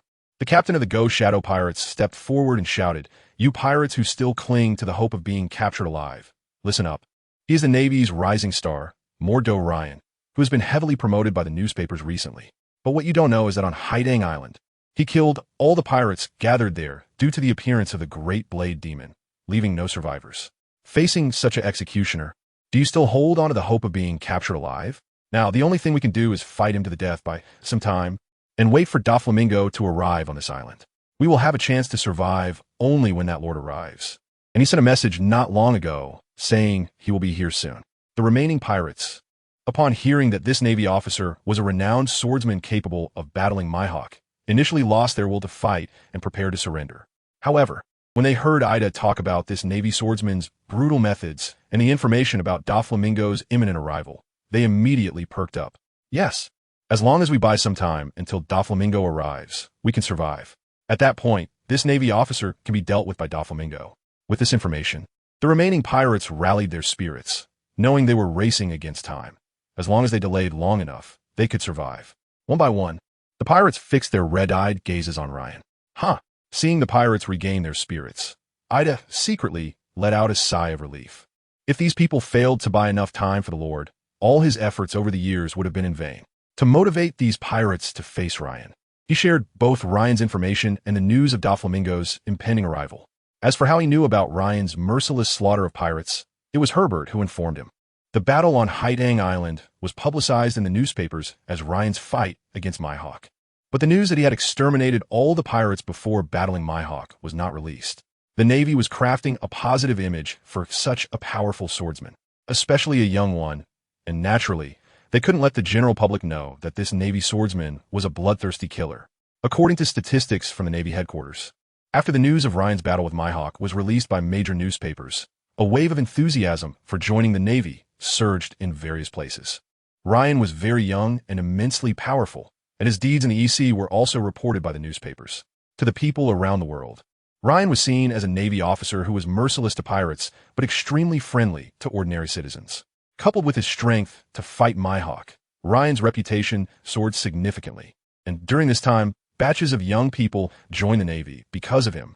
This made the Navy headquarters pay even more attention to Ryan's reputation, sending messages to major newspapers to prevent them from reporting on Ryan's killing actions. But those with discerning eyes knew that this guy was a killing god, showing no mercy to enemies, whether they were pirates or others. Moreover, he had joined Akainu's faction, becoming a direct subordinate of Akainu. With such a rising star in the Navy, Herbert naturally would study him carefully. After all, once he obtained that kind of weapon and negotiated with the world government, he would definitely have to deal with the Navy. He also sent this information to his subordinates, instructing them to flee immediately if they encountered this killing god instead of fighting. However, Herbert did not expect that they would encounter him so soon, which was also the reason for Herbert's anxious actions. He had not yet obtained that kind of weapon, and facing Ryan, he had no confidence in defeating him. The possibility of his own death was extremely high. Therefore, when facing Ryan, he contacted Don Quixote Doflamingo, informing him that Ryan had already sensed their actions and urging Doflamingo to come quickly. Doflamingo, who had been moving leisurely toward the island, quickened his pace and was about to reach the island. Ryan looked at the aggressive pirates and smiled silently. He had just been worried that these pirates would flee in all directions, which would greatly waste his time. Unexpectedly, the captain of the Phantom pirate crew had such eloquence, quickly uniting these pirates. What a pity, after all, he is a pirate. Ryan sighed inwardly. He is a talent, but according to our information, he may have been a pirate for 20 years. Over the years, the pirates he led have been continuously plundering the wealth of civilians and causing mass killings. To him, I am the enemy. Ryan has decided to eliminate him. In an instant, he picked up his sword, Ghost Moon, and struck at the pirates across from him. Get out of the way. Facing this strike, the remaining pirates dodged to the sides. After all, the pirates still alive had considerable strength, but this strike still caused casualties among them. Ryan let out a comfortable sound. Just now, his level had finally risen to level 11. Waves of energy surged through his body, continuously enhancing him, making him feel as if he were soaking in a hot spring. While experiencing his strengthening body, Ryan did not let down his guard due to the pleasure he felt. He deeply understood that in this world, there are too many instances where one could be turned over with just a moment of carelessness. A moment of relaxation could lead to one's death. So, despite the sensation, he did not stop emitting his observation haki. How can he stop? A pirate exclaimed in fear. The two strikes had already made these pirates aware of the gap in strength between the two sides. But they had no other choice, just a moment ago. When Yato was speaking about Ryan had been listening indifferently by the side. His lack of denial about what Yato said made them fully realize that only one side could survive. No one wanted to die, so, in order to live, these pirates were doing their best to buy time. They knew that their hope was Don Quixote Doflamingo, who was already on his way to this island. As long as they could hold out until then, they could survive. So, these pirates fought against Ryan with the determination to live, and now seeing Ryan stop, they also stood off against him, hoping to drag it out indefinitely. Let me test my current power on you, Ryan said with a smile. However, the pirates present felt a chill, although they didn't know where the chill came from. Chafe. In an instant, Ryan appeared next to these pirates. Block him. One pirate who noticed Ryan shouted loudly, raising his large knife to strike at Ryan. Although he knew his attack might be ineffective against Ryan, he just needed to stall him for a moment. The remaining pirates were all elites from various pirate crews, and their reaction speeds were very fast. But to his surprise, the Navy seemed to ignore the knife that was about to cut him, standing still, sword raised against the pirate captain, which made him ecstatic. He had great confidence in his strength, especially with his large knife. Die, Navy monster! With a loud bang, the knife struck Ryan, and just as this pirate was about to rejoice, he realized that no blood flowed from the Navy's body. What is going on? He, not believing in evil, slashed again. And again, there was a sound like striking steel. This pirate looked at the chip on his knife and shouted, "Monster, monster!" At that moment, his gaze flew to the other side, and in his last perception, he saw his headless body. At that moment, Ryan sheathed his sword. He had just launched a surprise attack on a pirate captain, and when faced with the pirate's attack, he had no intention of blocking. As the blade was about to strike him, he utilized his armament haki and the Navy's 6 forms technique, combining the two. The scene that followed was as described earlier. The blade struck Ryan's body, creating a notch in his sword, but there was not a single wound on Ryan's body. This scene completely shattered the morale of all the pirates. Faced with such a monster, they had completely collapsed. Just moments ago, that Navy officer had blocked the attack of the large sword with his body, creating a gap. The pirate captain he had ambushed was wearing thick iron armor and wielding a huge iron hammer. When faced with Ryan's surprise attack, he hurriedly raised the hammer in front of him for defense, but it was directly severed by Ryan's sword. The immense power was shocking. Confronted with such a powerful, iron-hard monster with formidable swordsmanship, they had utterly lost confidence in their ability to fight back. Damn, does he have so many hidden abilities besides his strong swordsmanship? Yato looked at the current situation, drenched in sweat. He never expected Ryan, as a swordsman, would possess so many techniques. No matter, I must buy enough time for Lord Herbert. Ghost Hand, an invisible figure with black hands, launched a rapid attack on Ryan. Clang! The invisible person wielding the black ghost hand was blocked by Ryan's sword. What? Seeing that the figure summoned by his fruit ability, which had always been invincible, was blocked by Ryan as if he were a prophet, Yato was completely astonished. In this sea area, he had been invincible with his fruit ability. If it weren't for Herbert's objectives 10 years ago, his current bounty might have exceeded 100 million. On the other side, Ryan looked at the figure in front of him with some surprise. As the figure approached him, his observation haki had already sensed it. What surprised Ryan was that this invisible figure could actually block him.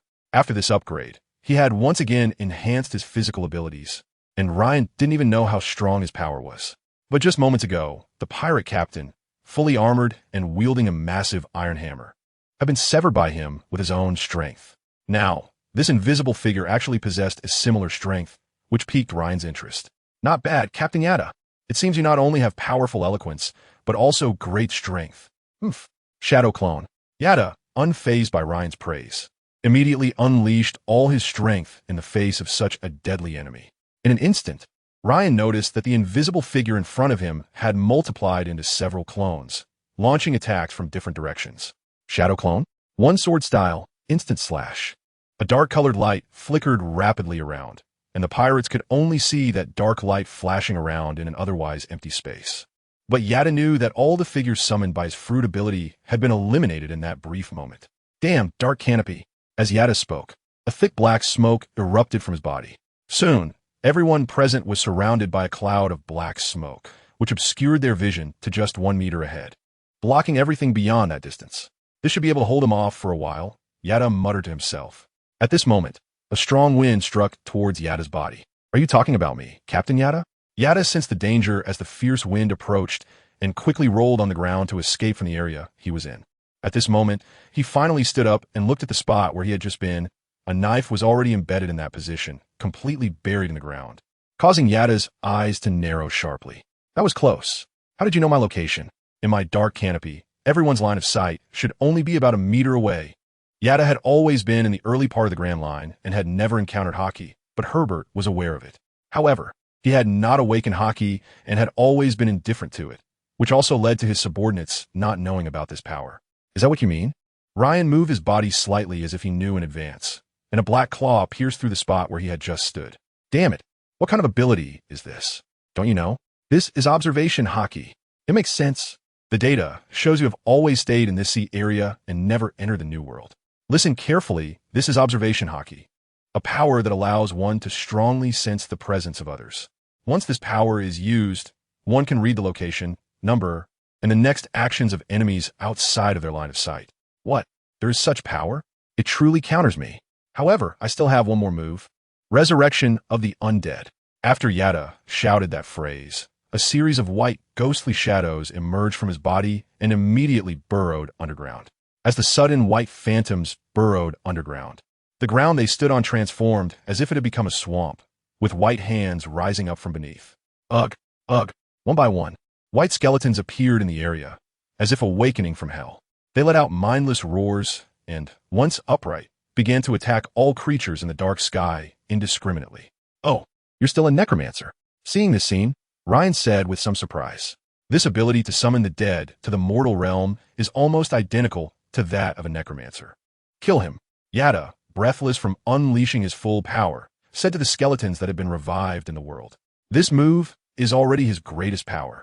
In the past, during naval battles, when he couldn't win, he would use the dark canopy to summon ghosts and empower his ship, allowing him to escape quickly. But this time, the enemy he encountered was too powerful and had a deadly ability against him. Plus, he needed to buy time for Lord Herbert. Therefore, he had no strength left to escape and used all his energy to activate this ability, Resurrection of the Undead. Resurrection of the Undead. This ability brought by his fruit allows him to summon the undead from an unknown space to fight for him. He can summon a powerful undead or a group of weaker undead to battle for him. And with the dark canopy, all undead gain a 300 boost in strength. However, using this move continuously consumes his life force. So, he would not use this ability unless it was absolutely necessary. This time, he fully utilized the necromantic resurrection, and in that instant, Yada's face showed wrinkles, as if he had aged 20 years in a moment, exuding an aura of old age. Roar! In an instant, red light appeared in the eyes of these skeletons. After receiving Yada's command, they no longer attacked the creatures in the dark canopy recklessly, but all surrounded Ryan. The skeletons summoned by these Yada, consuming their own lives, are different from Brooke of the Straw Hat Pirates. Some resemble assassins, adorned with tattered bone armor and wielding broken bone spikes. Others are like warriors, draped in damaged bone armor and holding large bone swords. Some appear as shield bearers, carrying a broken bone shield. However, after these skeletons are summoned and come into contact with the dark canopy, they undergo an instant transformation. The bone armor of the assassin skeleton turns pitch black, and the spikes in its hands become sharper, with glimmers of cold light flashing at their tips. The warrior skeletons also experience significant changes upon touching the dark canopy. Their armor quickly restores to a complete form, and some even have undead horses with eyes blazing with black fire appearing beneath them. Their swords transform into massive knightly lances, and their armor turns black. The shield-bearing skeletons manifest a set of black bone armor, and their broken bone shields instantly restore, shining with a steel-like brilliance. After hearing Yada's command, the transformed skeletons instantly formed a formation, with shield-bearers in front, warriors in the middle, assassins lurking to the side, and cavalry surrounding Ryan. Watching these skeletons, Ryan also showed an interested expression. He already knew that the pirate world had various magical fruits, such as Brooks Yomi Yomi no Mi, which allows a dead person to reappear in the world as a skeleton. Now, with Yada's fruit, the summoned skeletons were clad in bone armor, wielding weapons. And upon contact with the dark sky, they displayed different forms of skeletons, and these skeletons also maintained a formation while fighting enemies. This made him more curious. Is there a realm of the undead in the world of death, where these undead also need to fight? All of this deeply intrigued Ryan, as the pirate world was truly bizarre, with different islands developing in various ways. Some islands were home to dinosaurs, while others had already created spaceships capable of flying into the sky, and there were tools like sea trains. All of this filled Ryan with curiosity about the world. However, this was a battlefield, and unlike Big Mom, who had a habit of collecting peculiar items, Ryan showed no hesitation and directly swung his sword at the skeletons. With Ryan's immense strength and the indestructible nature of his haki covering the ghost moon, the skeleton shield soldier in front of him, even with its shield raised, was cleaved in two. Faced with these skeletons empowered by the dark sky, he directly used armament haki, which quickly formed a black blade over the ghost moon. Then, relying on his extraordinary speed and power, he continuously wove through the skeleton formation. Coupled with Soru, he moved like a bolt of lightning, wreaking havoc among the skeletons. And before long, all the skeletons were eliminated. But what Ryan did not expect was that after being defeated, the skeletons emitted black smoke, and slowly, they began to revive. Confronted with these continuously resurrecting skeletons, Ryan's expression grew serious. But he also understood the law of conservation of energy. These skeletons could not keep reviving indefinitely. There had to be something providing them with the energy to come back. He began to look around and found that Yada had already disappeared. He immediately activated his observation haki and discovered that Yada was hiding in a tomb summoned by the dark sky to bring forth the skeletons. Over time, Ryan had realized that these skeletons would resurrect after being defeated, so he had to eliminate their summoner. Now that he had found Yada's location, he immediately used Soru to reach the tomb where Yada was. Upon seeing Yada again, Ryan was surprised to find that the captain of the Ghost Shadow Pirate crew was now frail and elderly, resembling a dying old man.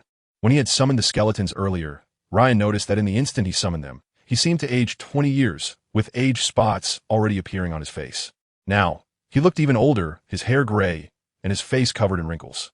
In the tomb, he had used his own blood to arrange a bizarre blood-red pattern formation, continuously watering the strange pattern with his blood. Upon seeing Ryan, he did not appear surprised at all. He calmly said to Ryan, "Everything is for the great cause of Lord Herbert. He will surely restore the kingdom of Fetus." At this moment, the blood-colored magic circle underground slowly rose. As the magic circle ascended, Yada grew increasingly older, and something unusual appeared in the dark sky above. Everyone within the dark sky was ensnared by blood-colored ropes. When Traino saw the blood-colored ropes coming toward him, he immediately used the Galefoot technique from the Navy's 6 dials to slash and sever them. However, the pirates were not so fortunate. In the dark sky, they could not see any figures. Suddenly attacked by the blood-colored ropes, those pirates who came into contact with them instantly turned into dried corpses, as if all their blood had been drained away in an instant. All the skeletons in the dark sky also instantly turned to dust and vanished. At this moment, Ryan in the tomb felt a tremor underground, as if an earthquake had occurred, causing the tomb to shake. He quickly made his way to the surface. At that moment, he realized that the dark canopy that had obscured all vision had vanished. Now, there are no pirates left in the venue, only Breno and a group of blood-drained corpses. What happened? Looking at the scene before him, Ryan directly asked Breno. Just now, within that black mist, a blood-red rope suddenly appeared, and those ensnared by the rope instantly lost all their blood, turning into dry corpses. Later, those skeletons disappeared, leaving only me behind. In response to Ryan's inquiry, Breno spoke directly. At this moment, the blood-red formation by the tomb grew larger, directly rising out of the tomb and reaching the surface. Complex lines floated within the blood-red array. Using my life and the lives of all present skeletons and humans as sacrifices, summon the ancient king, the king of skeletons from hell, to the mortal realm. Skeleton King. Boom! The ground trembled slightly, then instantly returned to calm, everything seeming like an illusion. So subtle that one would instinctively want to ignore it. What was that just now? Regarding the earlier change, Ryan and Breno remembered it clearly. Just after Adam spoke those words, he instantly turned to ash, leaving no body behind, only a blood-red pattern remaining in place. Faced with what Adam sacrificed himself and all the pirates to summon, Ryan and the others dared not be careless. Boom! Another faint sound echoed. Suddenly, a strange and inexplicable roar erupted from the blood-red array. The sound was deafening, carrying overwhelming hatred, as if it came from the depths of hell, sending chills down the spine of anyone who heard it. Ryan and Breno quickly looked over. A figure and a steed appeared beneath the blood-red formation. As he appeared, the formation slowly faded away. A gigantic skeleton warhorse, with a bizarre shape and black flames beneath its hooves, was carrying a similarly massive skeleton. Its body was completely concealed by black armor with unclear patterns, and from beneath the hollow helmet shone a pair of blood-red eyes. Shockingly, it held a gigantic black scythe in its hand. The moment the Skeleton King appeared, a chilling aura swept towards Ryan and the others, while a dark sky spontaneously emerged. The Skeleton King, under the backdrop of the dark sky, looked imposing. The aura accompanying the Skeleton King contained a mental shock, like the Conqueror's Haki of this world, exerting a psychological impact on the weaker individuals. However, the two present were resilient. Facing this mental shock, their minds only trembled slightly before solidifying once more. They looked again at the Skeleton King in the arena. When the Skeleton King appeared, the dark sky it summoned had already swept over them, moving towards the distance. Unlike the dark sky summoned by Adam, the dark sky summoned by the Skeleton King not only enhanced itself, but also suppressed its enemies. It was a domain-like suppression, but it had no effect against powerful beings. This suppression from the Skeleton King was completely ineffective against Ryan. However, for Breno beside him, his strength was instantly reduced by 1/5, and various negative effects occasionally manifested. Weakness, aging, and powerlessness continuously appeared on him, reducing his overall strength by 1/3. Moreover, at the moment the Skeleton King appeared, a group of skeletons re-emerged, their power significantly enhanced under the amplification of the dark sky. Faced with this scene, Breno volunteered, saying, "Ryan, I'll handle these skeletons. You go deal with that big guy over there." After saying that, he charged towards the group of skeletons. "You better not die at the hands of the undead." "Ha! They're just a bunch of dead guys. I'm a colonel of the Navy headquarters." In response to Ryan's words, Breno laughed heartily and launched an attack on the skeletons. Gale Foot, Windblade. A large arc-shaped slash appeared above the skeletons' heads, striking them before they could react, and the skeletons were cut into pieces. But before Breno could catch his breath, the skeletons reassembled and began to revive slowly. Damn it. Looks like this is going to be a protracted battle. On the other side, Ryan stood in front of the Skeleton King, holding the Ghost Moon. A red light erupted from the hollow helmet of the Skeleton King, and the human who summoned him firmly imprinted the goal of eliminating Ryan in his mind. For him, exterminating Ryan was the sole purpose of his arrival in this world. Roar! Seeing Ryan standing before him, the Skeleton King raised the enormous black scythe, charging directly at Ryan on his steed engulfed in black flames. Buzz! In an instant, a layer of pitch-black armed color Haki enveloped Ryan's entire body, and the ghost moon in his hand turned black. "Come on, let us see how powerful I am now, Shave." With a loud bang, the ground beneath Ryan shattered as he charged at the incoming Skeleton King at incredible speed. Boom! A massive sound erupted from the clash of their weapons, creating a tremendous shockwave. In the distance, Breno, struggling against the skeletons, saw that the skeletons before him were all thrown upside down by the shockwave. Great opportunity. He immediately seized the moment and unleashed a barrage of gale foot attacks on the fallen skeletons, shattering them into bones once again. But this time, Breno did not stop his assault. He understood that these skeletons would revive in the dark sky. So instead of moving towards Ryan, he stayed beside the skeletons. In this pile of skeletons, whoever wants to be revived will immediately be taken over, and with a single kick of the wind, they'll be turned back into bones, preventing them from ever being resurrected. Thus, Breno guarded all the skeletons alone, not allowing them any chance of revival. On the other side, Ryan was engaged in a fierce battle with the Skeletal King riding a black warhorse. The two clashed, one leveraging the support of being on horseback to unleash greater power, while the other relied on speed and his own strength, constantly colliding and producing booming sounds. After a while of intense fighting, Ryan began to understand the strength of the Skeletal King. He possessed power not weaker than his own, and combined with his horse, his charging attacks were even more potent. Crack, crack, crack. Retreating to the other side, Ryan moved his body, and a series of sounds of bones clashing echoed throughout. Refreshing. The feeling of his entire body moving was quite pleasant. However, that is enough for now. I have other matters to attend to. Ryan's eyes narrowed, and a terrifying killing intent surged from him, with red light spots appearing in his pupils. The sudden surge of killing intent made the Skeletal King's warhorse shift uneasily beneath him, calming only when its master held its reins tightly. The Skeletal King looked at the fiercely determined Ryan, and the red glow beneath his black helmet brightened significantly in response. Facing Ryan's imposing stance, the Skeletal King raised his massive scythe. The Skeletal King, mounted on his black warhorse, had dark red light continuously gathering at the tip of the scythe's blade. Just as I wanted. One sword style, Heaven's Burial. A huge, dark slash was aimed at the Skeletal King, who, as if gathering energy, pointed his scythe at Ryan and swung it down. The pitch-black blade of the ghostly moon collided with the Skeletal King's massive scythe. A tremendous roar echoed, resonating throughout Seagull Island. When the two attacks collided, it triggered a massive explosion that kicked up a huge cloud of dust. One sword style, Instant Slash. A loud voice emerged from the dust. It was Ryan, who, possessing observation haki, did not wait for the dust to settle and immediately launched an attack against the Skeletal King. Within the dust, the sounds of weapons clashing echoed continuously. After a while, the sounds in the dust finally ceased. At this moment, Breno, observing from the sky, looked towards the center of the battlefield. When Ryan and the Skeletal King's massive slashes collided, he sensed something was amiss and used Moonwalk to escape into the sky. As the dust slowly cleared, the scene in the center of the battlefield began to emerge. When Ryan and the Skeletal King's attacks collided, the energy they had gathered caused a massive explosion that completely collapsed the underground waterway, transforming the area where they fought into a vast open space. In the center of the battlefield stood two figures, Ryan and the Skeletal King. However, the Skeletal King's warhorse had vanished, and he stood on the ground with his scythe in hand.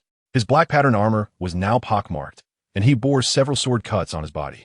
Floating in the sky using Moonwalk, Breno observed the wounds on the Skeletal King's body and noticed that beneath the armor was a mass of black smoke, which was now seeping out from the gaps in his armor. Roar! The Skeletal King, locked in a standoff with Ryan, suddenly let out a furious roar, causing the dark canopy surrounding them to instantly retract into his body. The previous massive explosion had dissipated much of the dark canopy. In the central area of the explosion, the dark canopy had completely vanished, while the remaining dark canopies scattered around haphazardly. At the sound of the Skeletal King's roar, these dark canopies quickly gathered around him, transforming the space into a dark realm once again. However, this dark realm did not continue to encircle the Skeletal King. They kept dissipating. As the dark canopies continued to vanish, the Skeletal King's form became more visible, revealing that he had absorbed these dark canopies into his body. With the dark canopies continuously entering the Skeletal King's body, he was steadily healing his wounds, and the area around him grew increasingly brighter. At this moment, he let out an incomprehensible roar. On the other side, the skeletons summoned by the Skeleton King took advantage of the collision between two attacks, resulting in a massive explosion. Breno managed to escape, reviving as he fled towards the sky. Upon hearing the Skeleton King's roar, each of them transformed into a pile of white bones, with gray-white orbs of light emerging from their bodies. Above all the skeletons, these gray-white orbs gradually appeared. After these, orbs manifested within the skeletons.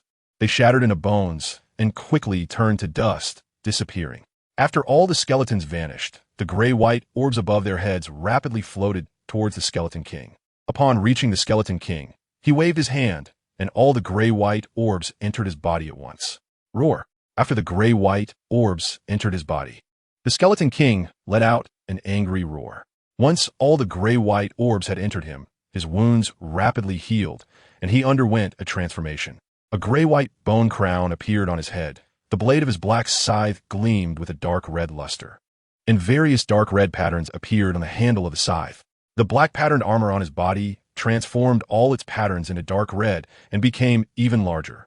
In no time, he absorbed all the gray-white orbs, and not only did the Skeleton King recover from all his injuries, but his equipment also underwent significant changes, making him even taller. Now, even without riding his black warhorse, he stood at a height of 5 meters, wielding a gigantic scythe approximately 7 meters long. After all the transformations were complete, the Skeleton King immediately seized the scythe and began to relentlessly attack Ryan. Ryan, coating his weapon, the Ghost Moon, with armament Haki to transform it into a black blade, continuously clashed with the Skeleton King, who wielded the massive scythe. However, it must be said that the combination of his enormous size and the gigantic scythe brought immense power.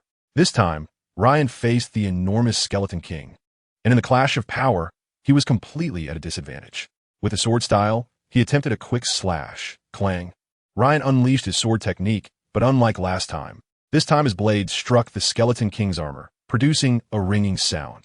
The armed color of Haki he attached to his attack failed to break the Skeleton King's defense. In response to Ryan's assault, the Skeleton King swung his scythe directly at him, launching a series of slashes. The giant Skeleton King wielded the massive reinforced scythe, continuously attacking Ryan, generating strong gusts of wind that left the surroundings filled with craters and small holes.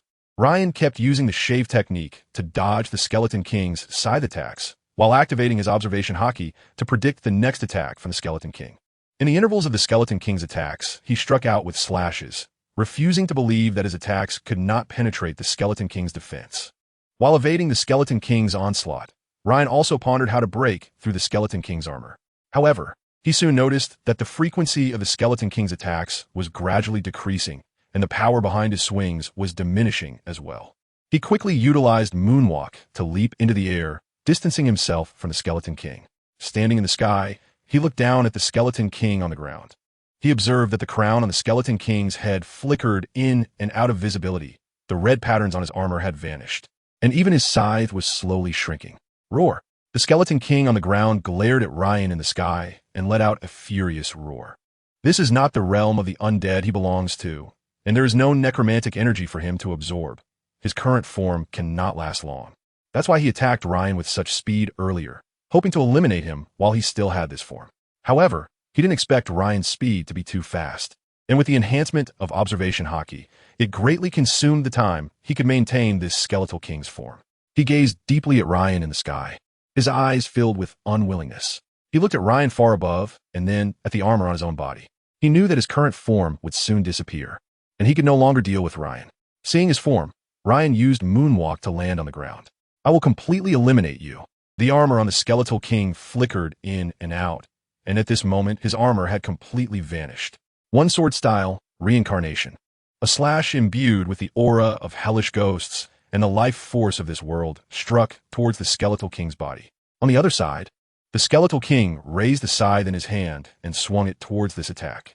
With a loud rumble, a massive explosion occurred in this place. Amid the explosion, the Skeletal King's roar echoed. The explosion sound, unblocked by the surrounding land, directly echoed on the island. The Glass and Seagull Island town shattered completely, and the townspeople panicked, thinking that pirates were attacking. They fired cannon shots.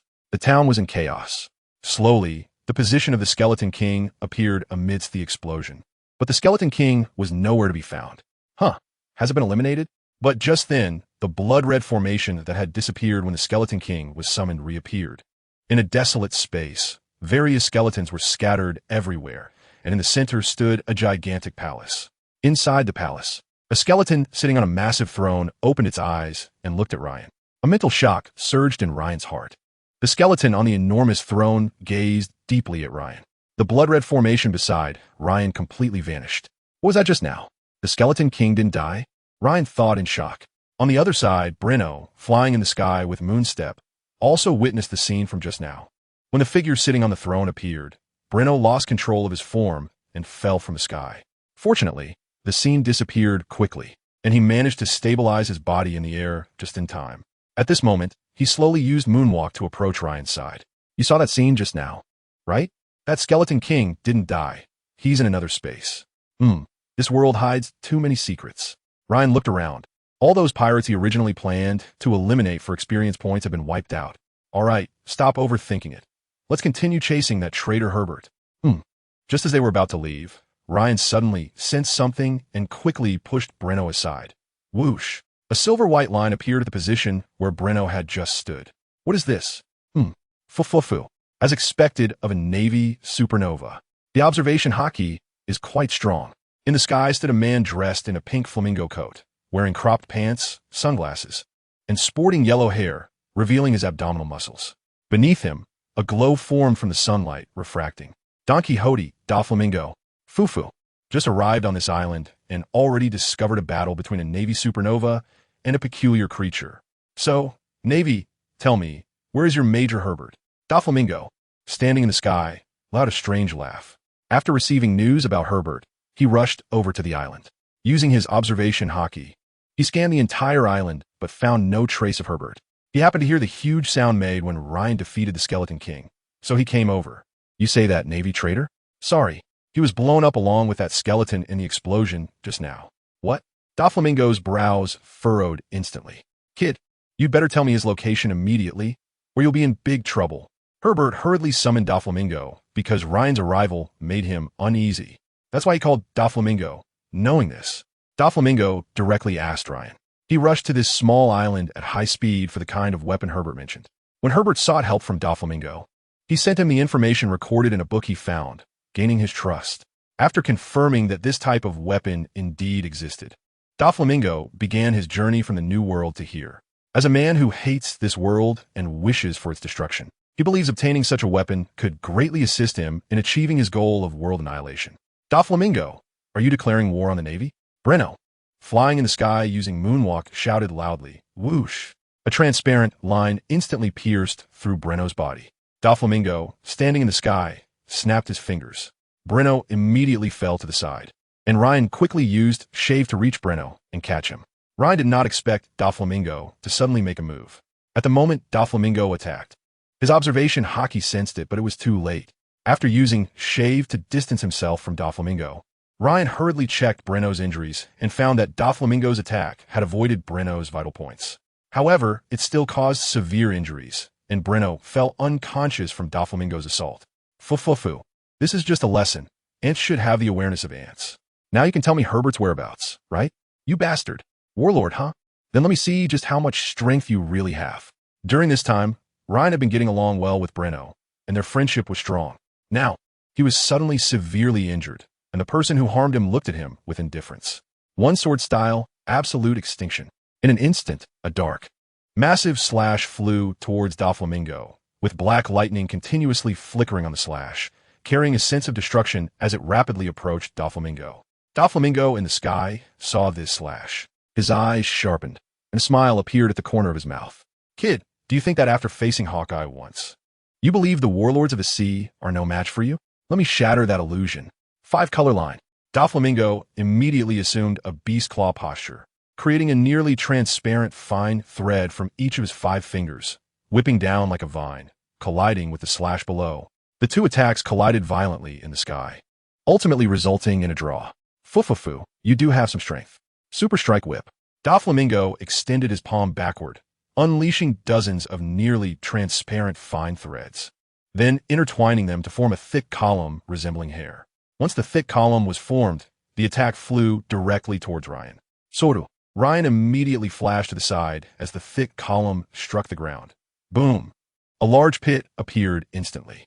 What immense power! When Luffy faced Doflamingo in the anime, it didn't seem like Doflamingo's usual moves were very strong. But in this world, facing Doflamingo, he realized just how powerful he truly was. Every casual attack caused massive destruction. Ryan swung out another slash towards Doflamingo in the sky, but the slash was shattered mid-air by Doflamingo. This won't work. He is always in the sky. I can't reach him, and the slashes I send out are easily blocked by him. While dodging Doflamingo's attacks, Ryan silently contemplated how to deal with him. I need to engage in close combat. Otherwise, I'm too passive. With this thought, he used Soru again, dodging Doflamingo's line attacks, then used Jeppo to fly towards Doflamingo's position. Want to engage in close combat. 5-color line. Seeing Ryan approaching using Jeppo, Doflamingo initiated another attack with 5-color line. In the sky, Your speed is significantly reduced. How can you dodge this move? Fu. Facing the rapidly approaching 5-color line, Ryan truly had no way to escape. In the sky, Jeppo's speed wasn't fast enough, and against such a swift attack, he couldn't dodge it.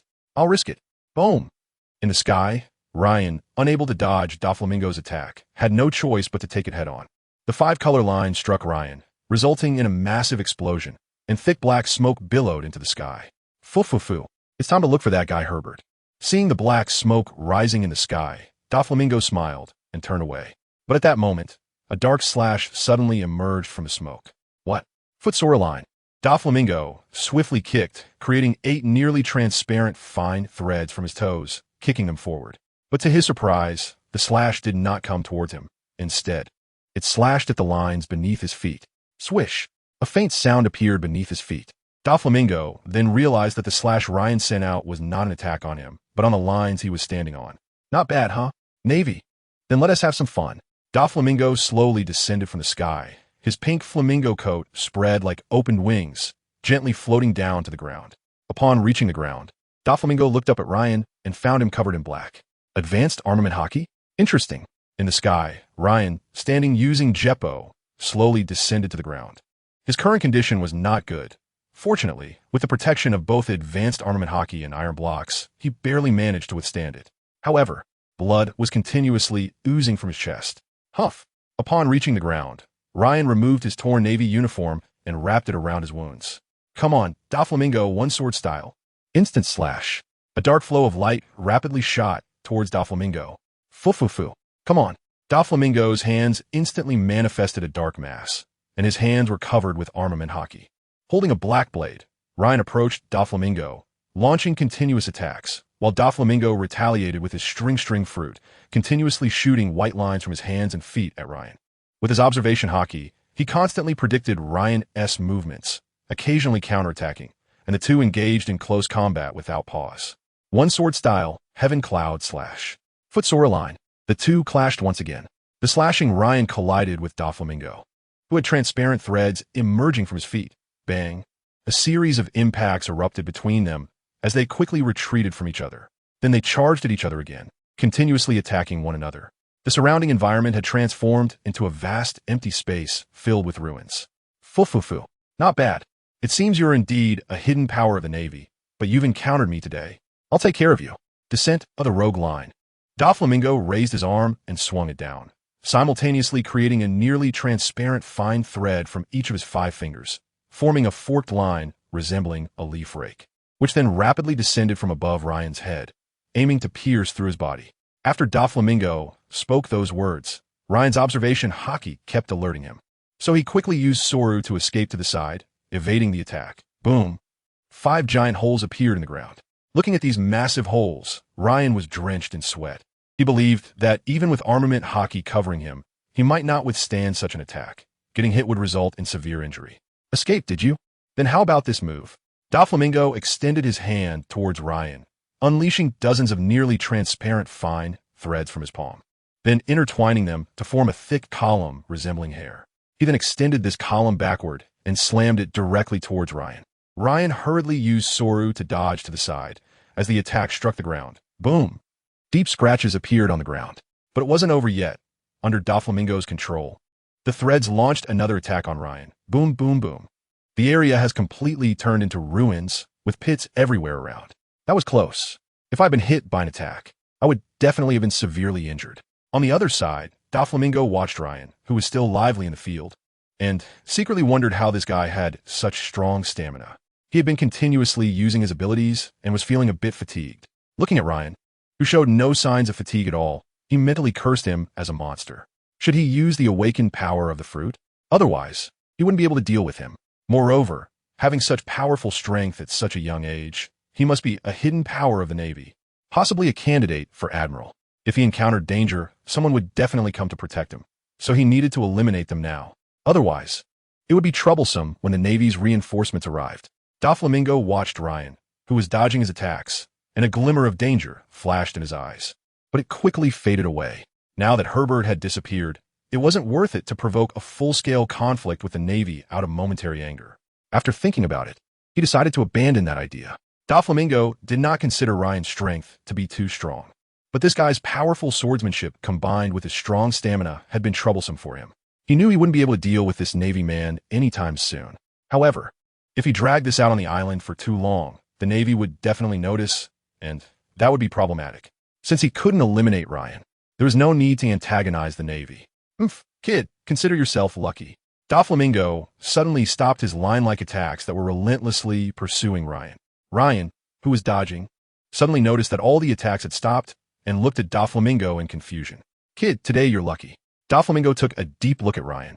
He had a premonition that this kid would eventually become his great enemy. Doflamingo jumped back onto the line in the sky, preparing to leave.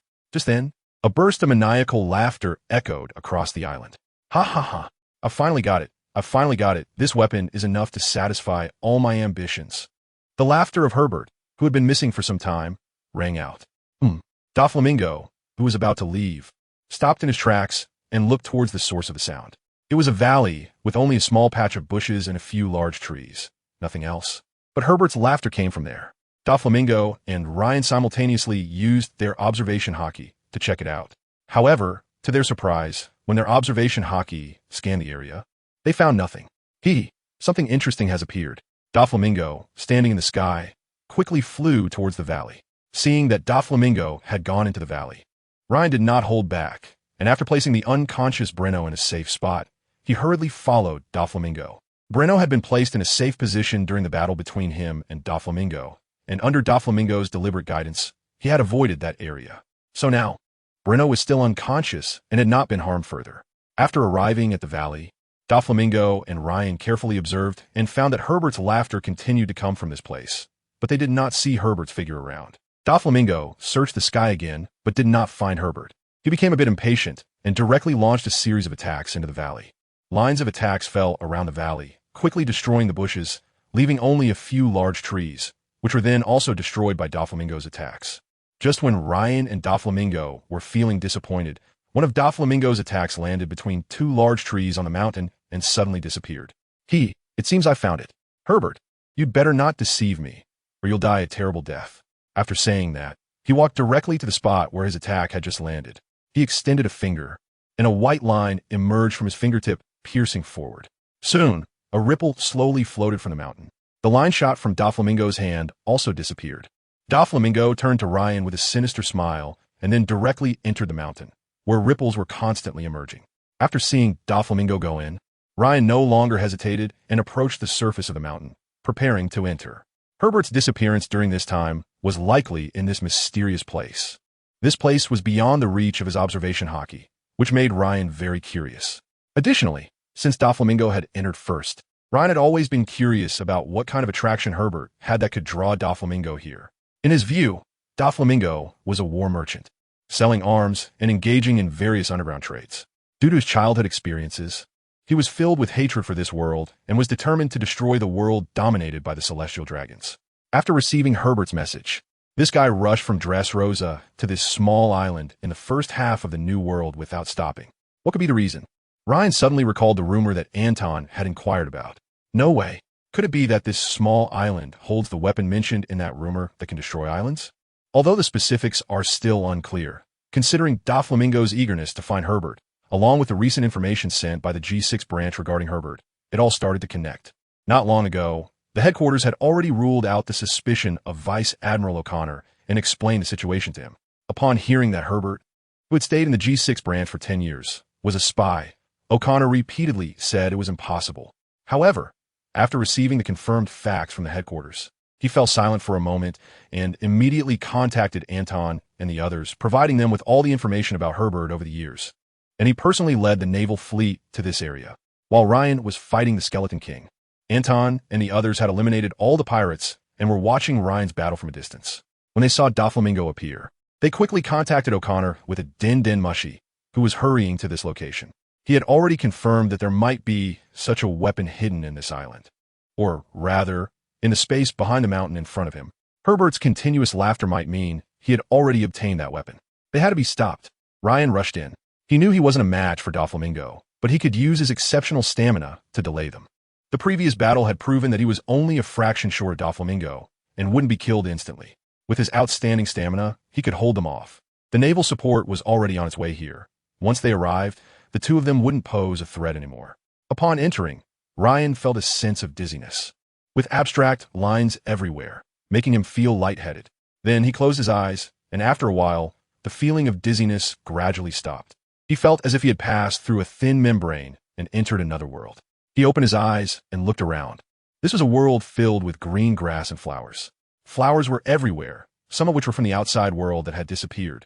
This should have been a peaceful area. But now, it was filled with ravines, and those flowers had been destroyed, lying on the ground, trampled upon. As Ryan suddenly appeared here, a group of tiny people with wings and small guns, about a few centimeters tall, appeared. Invader, destroyer of our home, die. Looking at these suddenly appearing little beings, Ryan was surprised. They looked just like the Don Doko, little people, from Dressrosa, with tiny wings on their backs. These little ones immediately launched an attack on Ryan upon their appearance. They possess immense strength and super speed, and an ordinary person might be killed if caught off guard. However, Ryan has maintained a vigilant posture since arriving in this unfamiliar space and did not underestimate these little ones because of their size. Using his observation haki, he easily dodged their attacks, knowing that they might see him as an intruder. This is a group of little people with delicate faces, illusory, small wings, and holding iron weapons that are the same size as their height. I am a Navy from the outside world, and I entered this area to capture the two men who were causing destruction here. In such a short time, he had already discovered the traces of destruction made by Doflamingo's string fruit. The Navy? The members of their flower spirit tribe sometimes appeared outside to look for newly bloomed flowers in the kingdom of Fetus, with their occasional outings. They also knew that the Navy was the one maintaining justice on the seas, not the chaotic and evil guys like pirates, which made them feel much more at ease. They even thought that invaders had come again. The little ones flapped their wings and flew to one side, whispering and discussing something together. He is a Navy man. In the past, when we went out, we heard that the Navy were just people of justice. How about asking him to help us eliminate the invaders? No way. He says he is a Navy man, but how do we know this Navy man is a good person? What if he has malicious intent? We will be in danger. In that case, let me go test him out. As you all know, I have a special ability. If I encounter danger, you all run away immediately. Big sister. A group of little ones shouted together. Don't worry about me. After saying that, she flew directly towards Ryan. Watching her fly over, the little ones tightly gripped their weapons. If she was in danger, these little ones would rush over to rescue her at the first moment. Ryan also noticed their actions and shook his head speechlessly. Am I a bad guy? Why are they so wary of me? However, he understood their concerns. After all, those two guys had come to this space and caused significant destruction, so it was normal for them to be wary of him. Soon, the female little one flew to Ryan's side and explained the current situation to him. A few hours ago, a man suddenly appeared in this space, holding one of their kin hostage. Shortly after entering, he knocked out their kin and disappeared. Not long ago, that man suddenly appeared, laughing loudly, attracting Doflamingo and Ryan. When Doflamingo arrived in this space, he encountered a group of little ones attacking him, and he directly activated his fruit ability, causing them great casualties and destroying the place like this. Therefore, when they sensed another person coming, they didn't have time to gather others and came directly, encountering Ryan. After explaining all this, she used her special ability, which she had since birth, to determine whether the other party had evil intentions. Ryan, standing by, felt a concealed force sweep over him. This force was extremely small and carried no lethality, coming from the little one in front of him. He smiled gently and said nothing. Phew! The female sprite let out a sigh of relief. Just moments ago, a smile had appeared on Ryan's face, and she thought she was going to meet her end. But nothing happened. The ability she had just used told her that the Navy man in front of her possessed immense power, and he indeed meant no harm to her and her companions. Offering Ryan an apologetic smile, she quickly returned to her companions. When her companions saw her come back, they chattered around her, asking how she was. She also felt relieved to be back with her companions and said to them, "Just now I used that ability and confirmed he means us no harm. At the same time, I observed that he has a tremendous power within him. We shouldn't be hostile toward him. He might actually be able to defeat those invaders." Hearing her words, the little ones also sighed in relief. After such a period of battle, they had already realized they were no match for that Navy man. They had stayed to defend their home, but now that they heard they wouldn't have to fight him, they were all happy. "Big sister, what should we do now?" Let's take him to the elder. Maybe the elder knows something." Her companions were momentarily stunned by her words, but seeing her determined expression, They all agreed. They trusted their big sister's abilities. She had never been wrong before, and even now, risking everything to bring this outsider Navy man before the Elder, they trusted her. After they all agreed to the female Flower Sprite's request, she returned to Ryan's side and informed him that she would recommend him to the elders of her race, also telling him the name of her race, the Flower Spirits. Ryan was somewhat surprised. Weren't these Flower Spirits afraid that he might harm or take their elder hostage? How could they trust a potential enemy to meet their elder? Although he had doubts, Ryan set them aside and followed the Flower Spirits into a hidden underground passage. Once in the passage, Ryan discovered that there were many machines here, including ones reminiscent of the trains from his previous life. Seeing the astonished look on Ryan's face, the leading female Flower Spirit laughed heartily, believing such machines did not exist in the outside world. What she didn't know was that the sea train in the City of Seven Waters was also such a creation. This machinery was created by those Flower Spirits during their leisure time over countless years. After the Flower Spirits boarded the mechanical contraption, which resembled a train, it began to move after a series of whirring sounds. It traveled at a very high speed, and Ryan had to push himself to catch up with them. The Flower Spirits on the contraption thought they would wait for Ryan at the destination, not expecting him to arrive so quickly. After passing through an underground space, the mechanical contraption finally came to a stop, and the leading female Flower Spirit got down. Ryan also stopped immediately, and then the female Flower Spirit led them forward. Exiting through a passageway, they arrived in front of a waterfall, beside which stood a gigantic tree adorned with many small houses, with Flower Spirits fluttering around the tree. At this moment, the Flower Spirits on the tree also noticed Ryan and his companions, immediately hiding back in their little houses. In an instant, the lively scene that had just been there vanished, and the tree became quiet. The female Flower Spirit in front of Ryan shouted loudly, "They are not invaders." Upon hearing the female Flower Spirit's voice, the Flower Spirits on the tree cautiously opened their doors, peeking their heads out to observe below. Seeing that the female Flower Spirit in front was not bound, they finally felt relieved and flew out, chattering around her. After saying a few things to the Flower Spirits surrounding her, she remembered what she needed to do and immediately told the nearby Flower Spirits, "Please bring the Elder out. I have important matters to discuss with him." After she finished speaking, a male Flower Spirit immediately flew to the top of the tree, where there was a building larger than an ordinary Flower Spirit's house. Before long, an elderly Flower Spirit with a white beard arrived beside the female Flower Spirit. He glanced at Ryan and the others nearby, said nothing, and directly asked the female Flower Spirit, "What happened that required me to come out?" He was the oldest living member of the Flower Spirit tribe, and also their elder, possessing rich experience and profound wisdom. However, he was also very old. Generally, he would not be summoned unless it was a significant event. "Elder, several outsiders have invaded, and this Navy from the outside world is here to help us. I have tested him with my abilities, and he truly means us no harm." The elder of the Flower Spirit tribe looked deeply at Ryan. As the longest living member of the Flower Spirit tribe, he could see many things that others could not, which made him feel that this person before him was not to be trifled with. Fortunately, he was not an enemy. "Elder, do you know about the legend of the Kingdom of Fades outside? The country that possesses the weapon to destroy islands?" When Ryan said this, the elder's eyes narrowed sharply. "Yes, we always thought it was just a legend." Ryan looked deeply at the elder and said, "Elder, let's be frank. One of the people who came in is indeed a member of the royal family of the Kingdom of Fades. He has been searching for your Flower Spirit tribe for 10 years. He was the first to enter your space, and I came in only after hearing his laughter. He may have already obtained that kind of weapon. This information comes from the Navy familiar with Herbert. Based on this, Ryan deduces that Herbert has been searching for the traces of these Flower Spirits for the past 10 years. What? A member of the royal family of the Fetus Kingdom is looking for us and has entered this space." The elder of the Flower Spirit tribe was deeply shocked upon hearing this news. He quickly reacted and said to Ryan and the others, "Hurry, he must be there. We might still make it if we go now." The elderly Flower Spirit, upon hearing that the first group to enter was from the royal family of the Fetus Kingdom, immediately became anxious.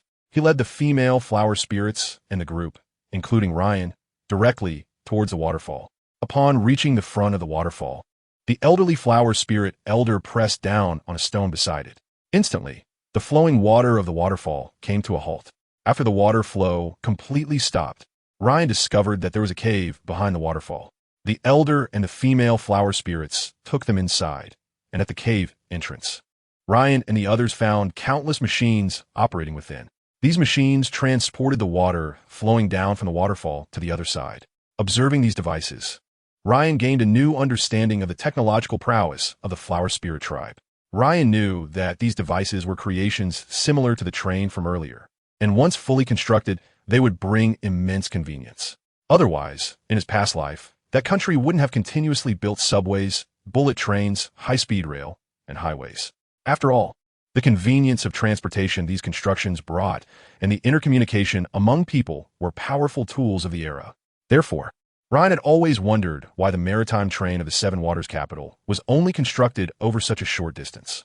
After all, once these railways were completed, collecting a tax on transactions could also make them extremely wealthy. Upon entering, the Flower Spirit Elder began to explain everything to them. It turned out that the Flower Spirit tribe was originally the guardians of secrets for the unified nation that controlled the sea area. Due to a battle that took place, all territories engaged in conflict, and most of the royal family members perished. The remaining people established the Fetus Kingdom and sought out the Flower Spirit tribe, requesting them to safeguard the remnants of their weapons. The weapons belonged to the Fetus Kingdom, and although the people at that time were reluctant to use them again, the newly established Fetus Kingdom was too weak after experiencing various wars. Thus, the king at the time decided to leave a backup plan to ensure the survival of the newborn Fetus Kingdom in its final moments.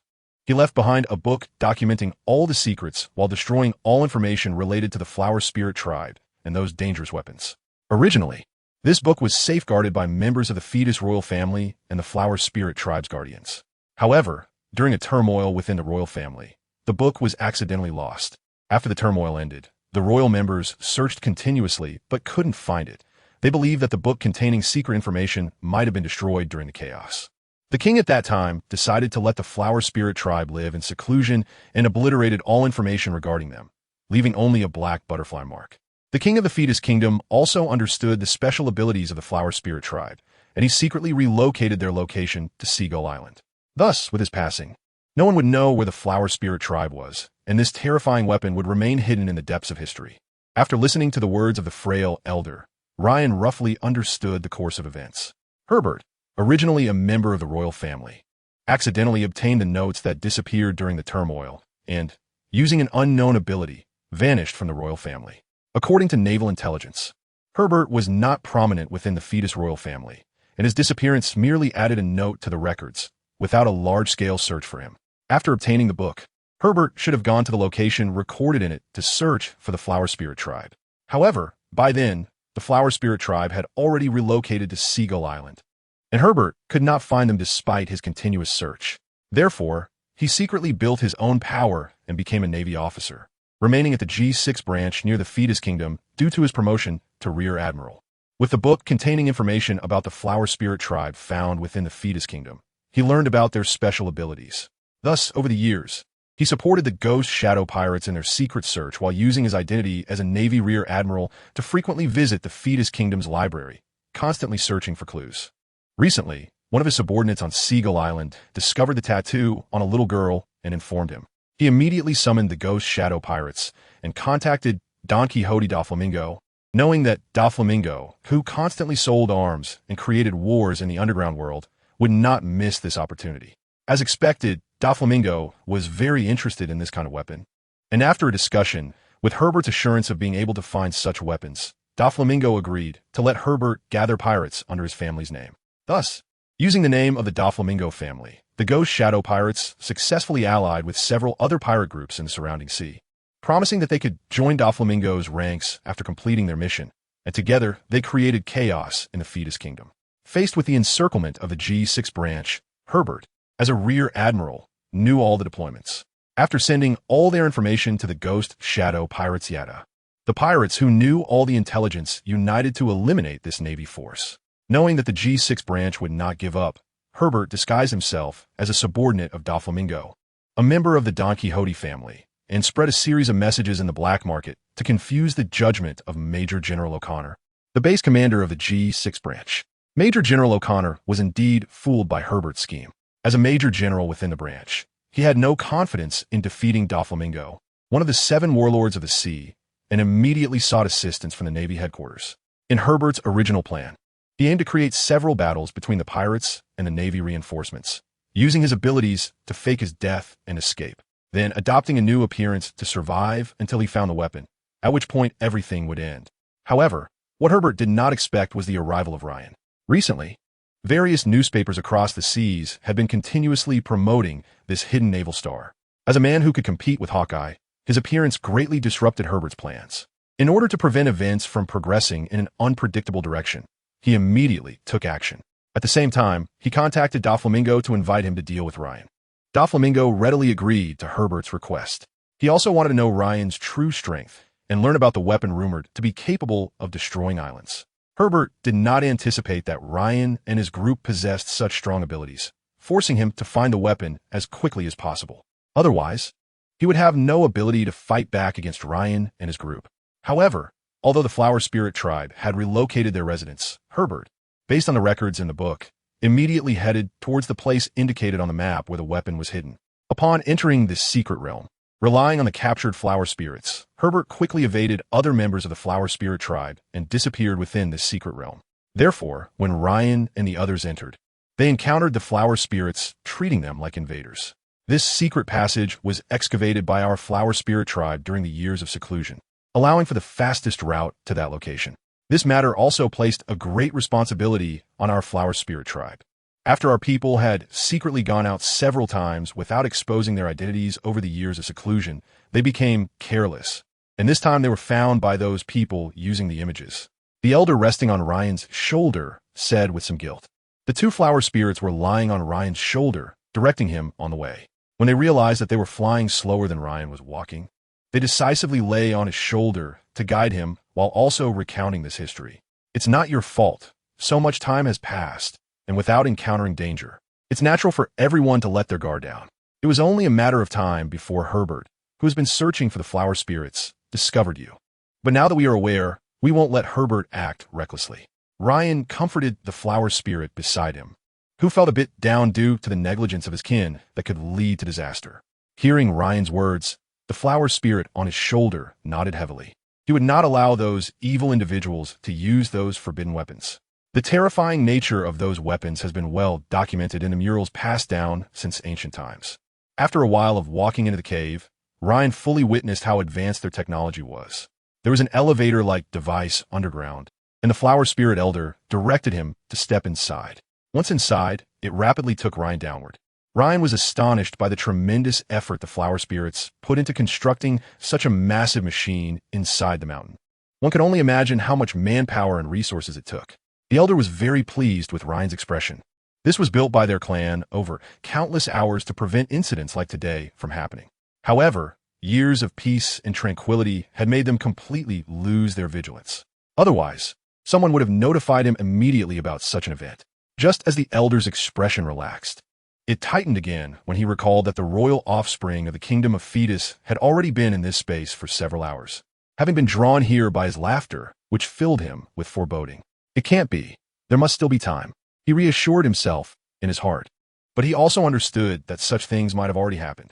With this thought, his expression became serious. Seeing the Elder's demeanor, the female Flower Spirit on Ryan's other shoulder also became anxious.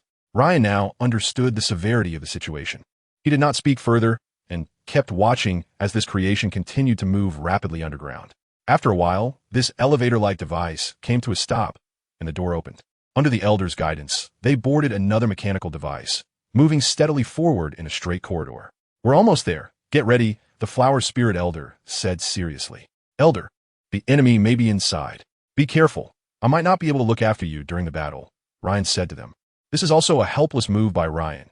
Inside there could be Doflamingo and Herbert.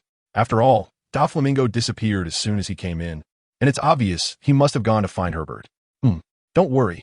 After all, this place was built by us, and we are familiar with everything inside. There are also some arrangements of ours inside, so there's no need to worry about our reminder to Ryan, the Elder said with a serious expression. As they got closer to their destination, a sense of danger continuously echoed in his mind, making him aware of the risks of this trip, and also proving that what their clan was guarding might have already been taken away. All right, as they approached the target more closely, Ryan's observation Haki began to probe ahead, and he slowly sensed the presence of two people ahead. Ryan realized they were right inside. Then let us fight. I hope Admiral O'Connor can arrive soon. The mechanical creation continued on its predetermined route. Clang clang as this mechanical creation drew closer in the cave. The two people observed by Ryan's observation Haki also came out at the same time. Below the platform, the two stood at a distance, watching as Ryan and the others slowly approached, and as they reached the final stop, the mechanical creation came to a halt. At this moment, a voice came from the front. Fufu, isn't that the Navy's new star? How did you get in here?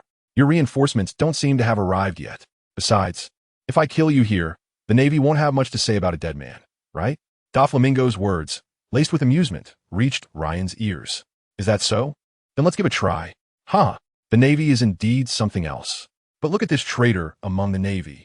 Faced with Ryan's tough words, Doflamingo didn't continue the conversation, but instead pointed to Herbert's position.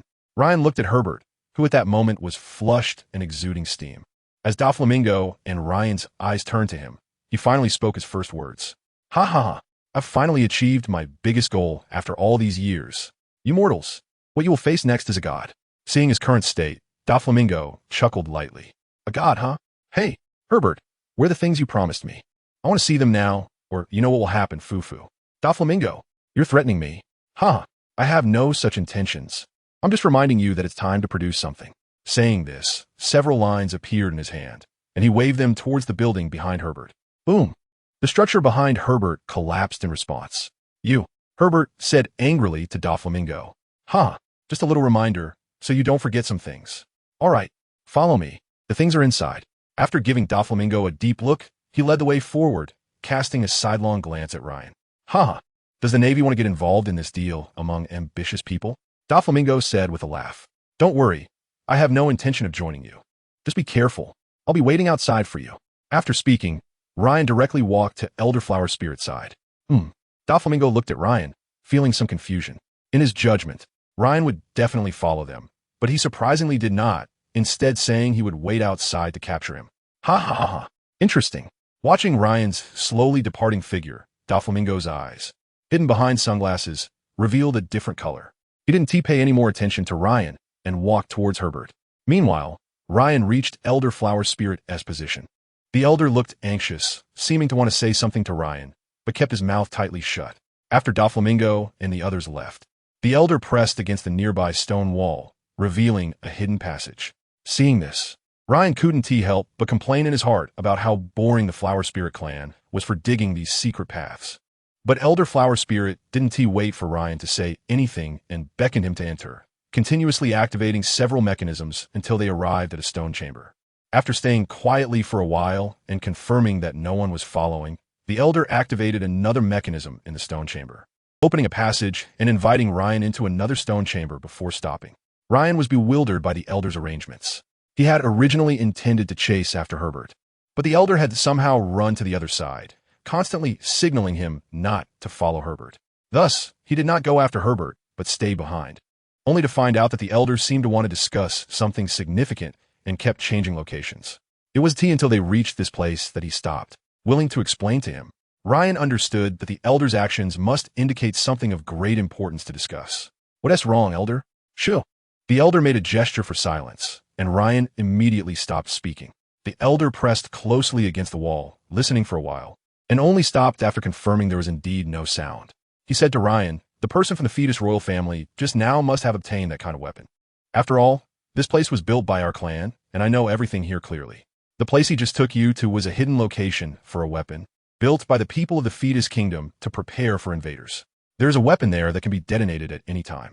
At the same time, there is also a huge escape device that can use the massive airflow generated by the explosion to carry the people inside to safety. He must have wanted to lead you there to eliminate you all. Hearing the elder's words, Ryan was taken aback. He also understood why Herbert had cast a sidelong glance at him. Elder, if that is the case, let us quickly evacuate the other members of the Flower Spirit clan. Let them come out with me. Don't worry. Our Flower Spirit clan has been preparing for this moment and has already set up a special escape route. Let us go back now and gather the other tribesmen. They want to be able to move as fast as us. We should prepare first. The elder pressed another mechanism, and a door opened again. Under the elder's urging, Ryan walked inside, and after the elder entered, he pressed another mechanism. The door slowly began to close, and at the moment the door completely descended, Ryan suddenly looked back at the stone door. What's wrong? It's nothing. Let us hurry over. All right. Agreeing to Elder Flower Spirit's request, Ryan still glanced back with some confusion. Just a moment ago, he clearly sensed something, but his observation-Haki did not detect any presence around. After using observation-Haki again, he found that there was indeed no aura nearby. Maybe I'm overthinking it. The most important thing now is to quickly evacuate the Flower Spirit clan. Ryan stopped thinking too much and immediately passed through one stone door after another with Elderflower Spirit. After he left, a transparent line slowly began to float beside the stone door. It gradually formed into the shape of Doflamingo. Fufu, how interesting. Then, this Doflamingo, made of lines, slowly dispersed into individual strands. Meanwhile, Doflamingo, who was following Herbert, suddenly had a line appear in his hand, which slowly entered his body. A smile appeared at the corner of Doflamingo's mouth.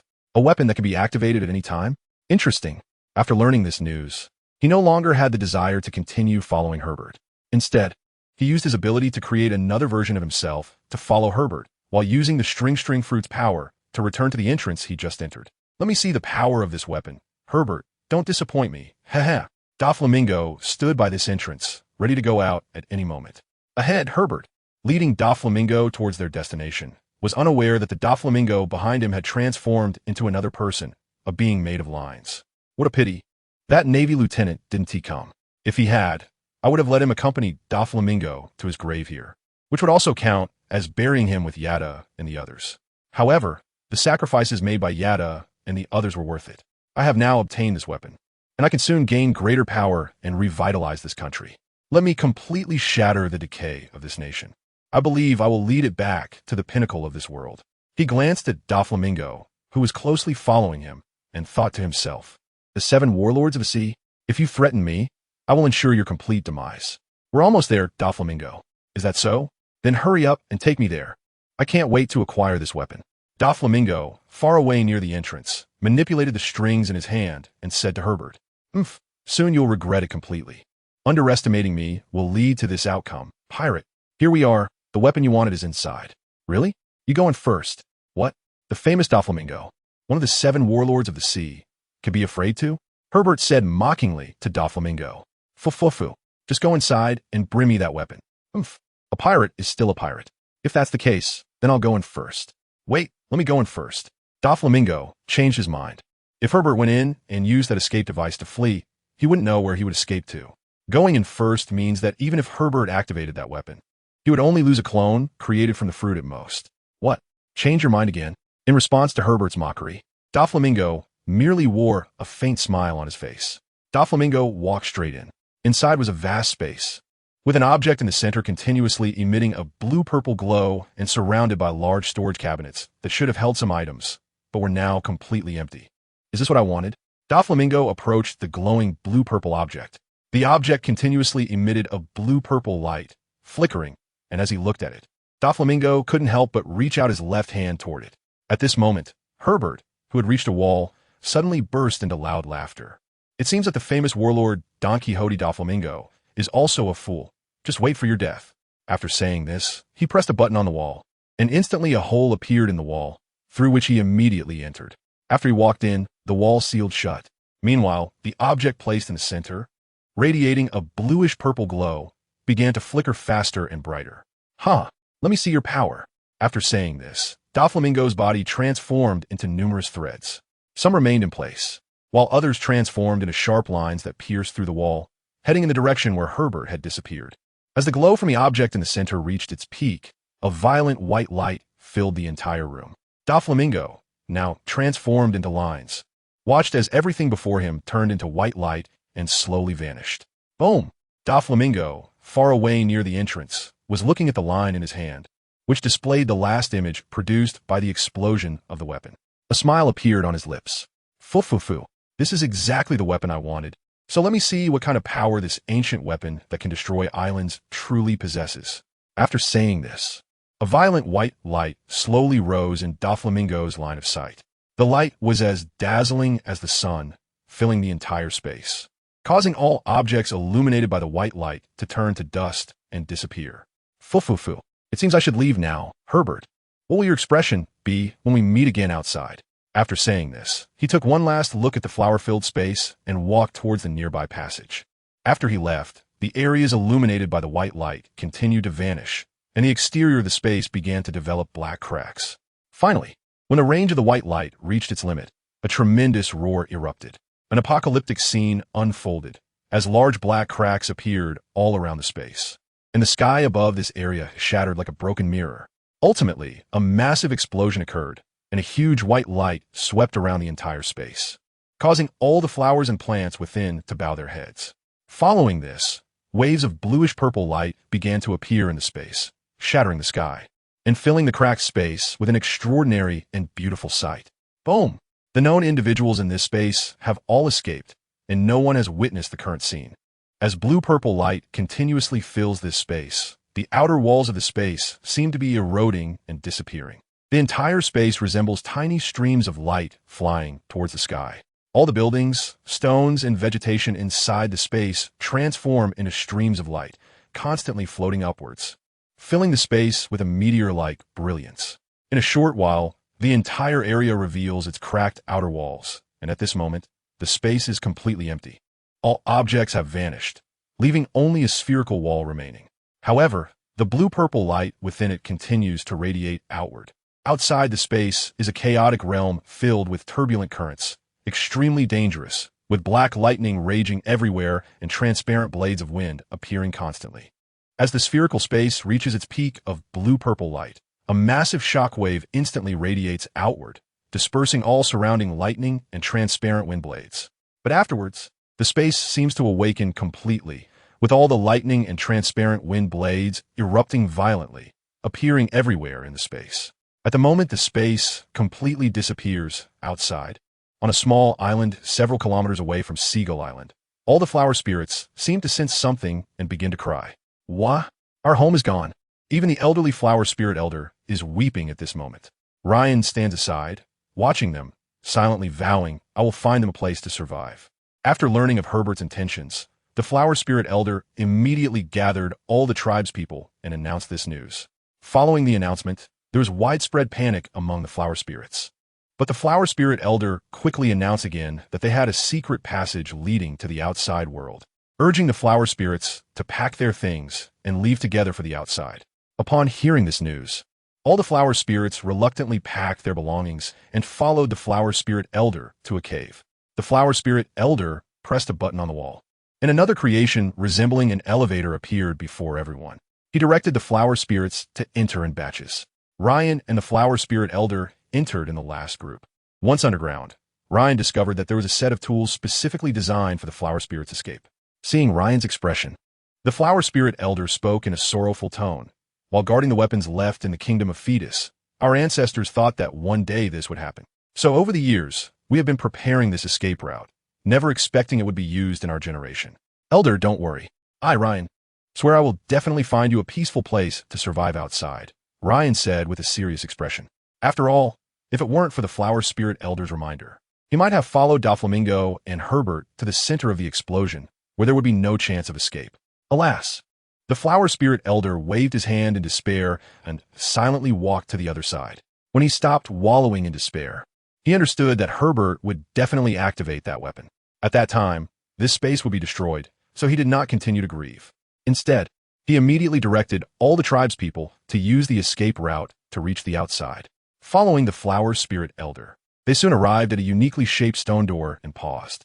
The stone door is peculiar because it is covered in moss. After the flower spirit elder instructed the flower spirits to clear the moss from the door, a massive lock appeared in the center of the stone door. The lock is made entirely of pitch black metal, and its surface gives a sense of solidity, as if nothing could break it without a key. Looking at the massive lock, Elder Hualing said with some pride, "This lock was forged by our ancestors over countless years.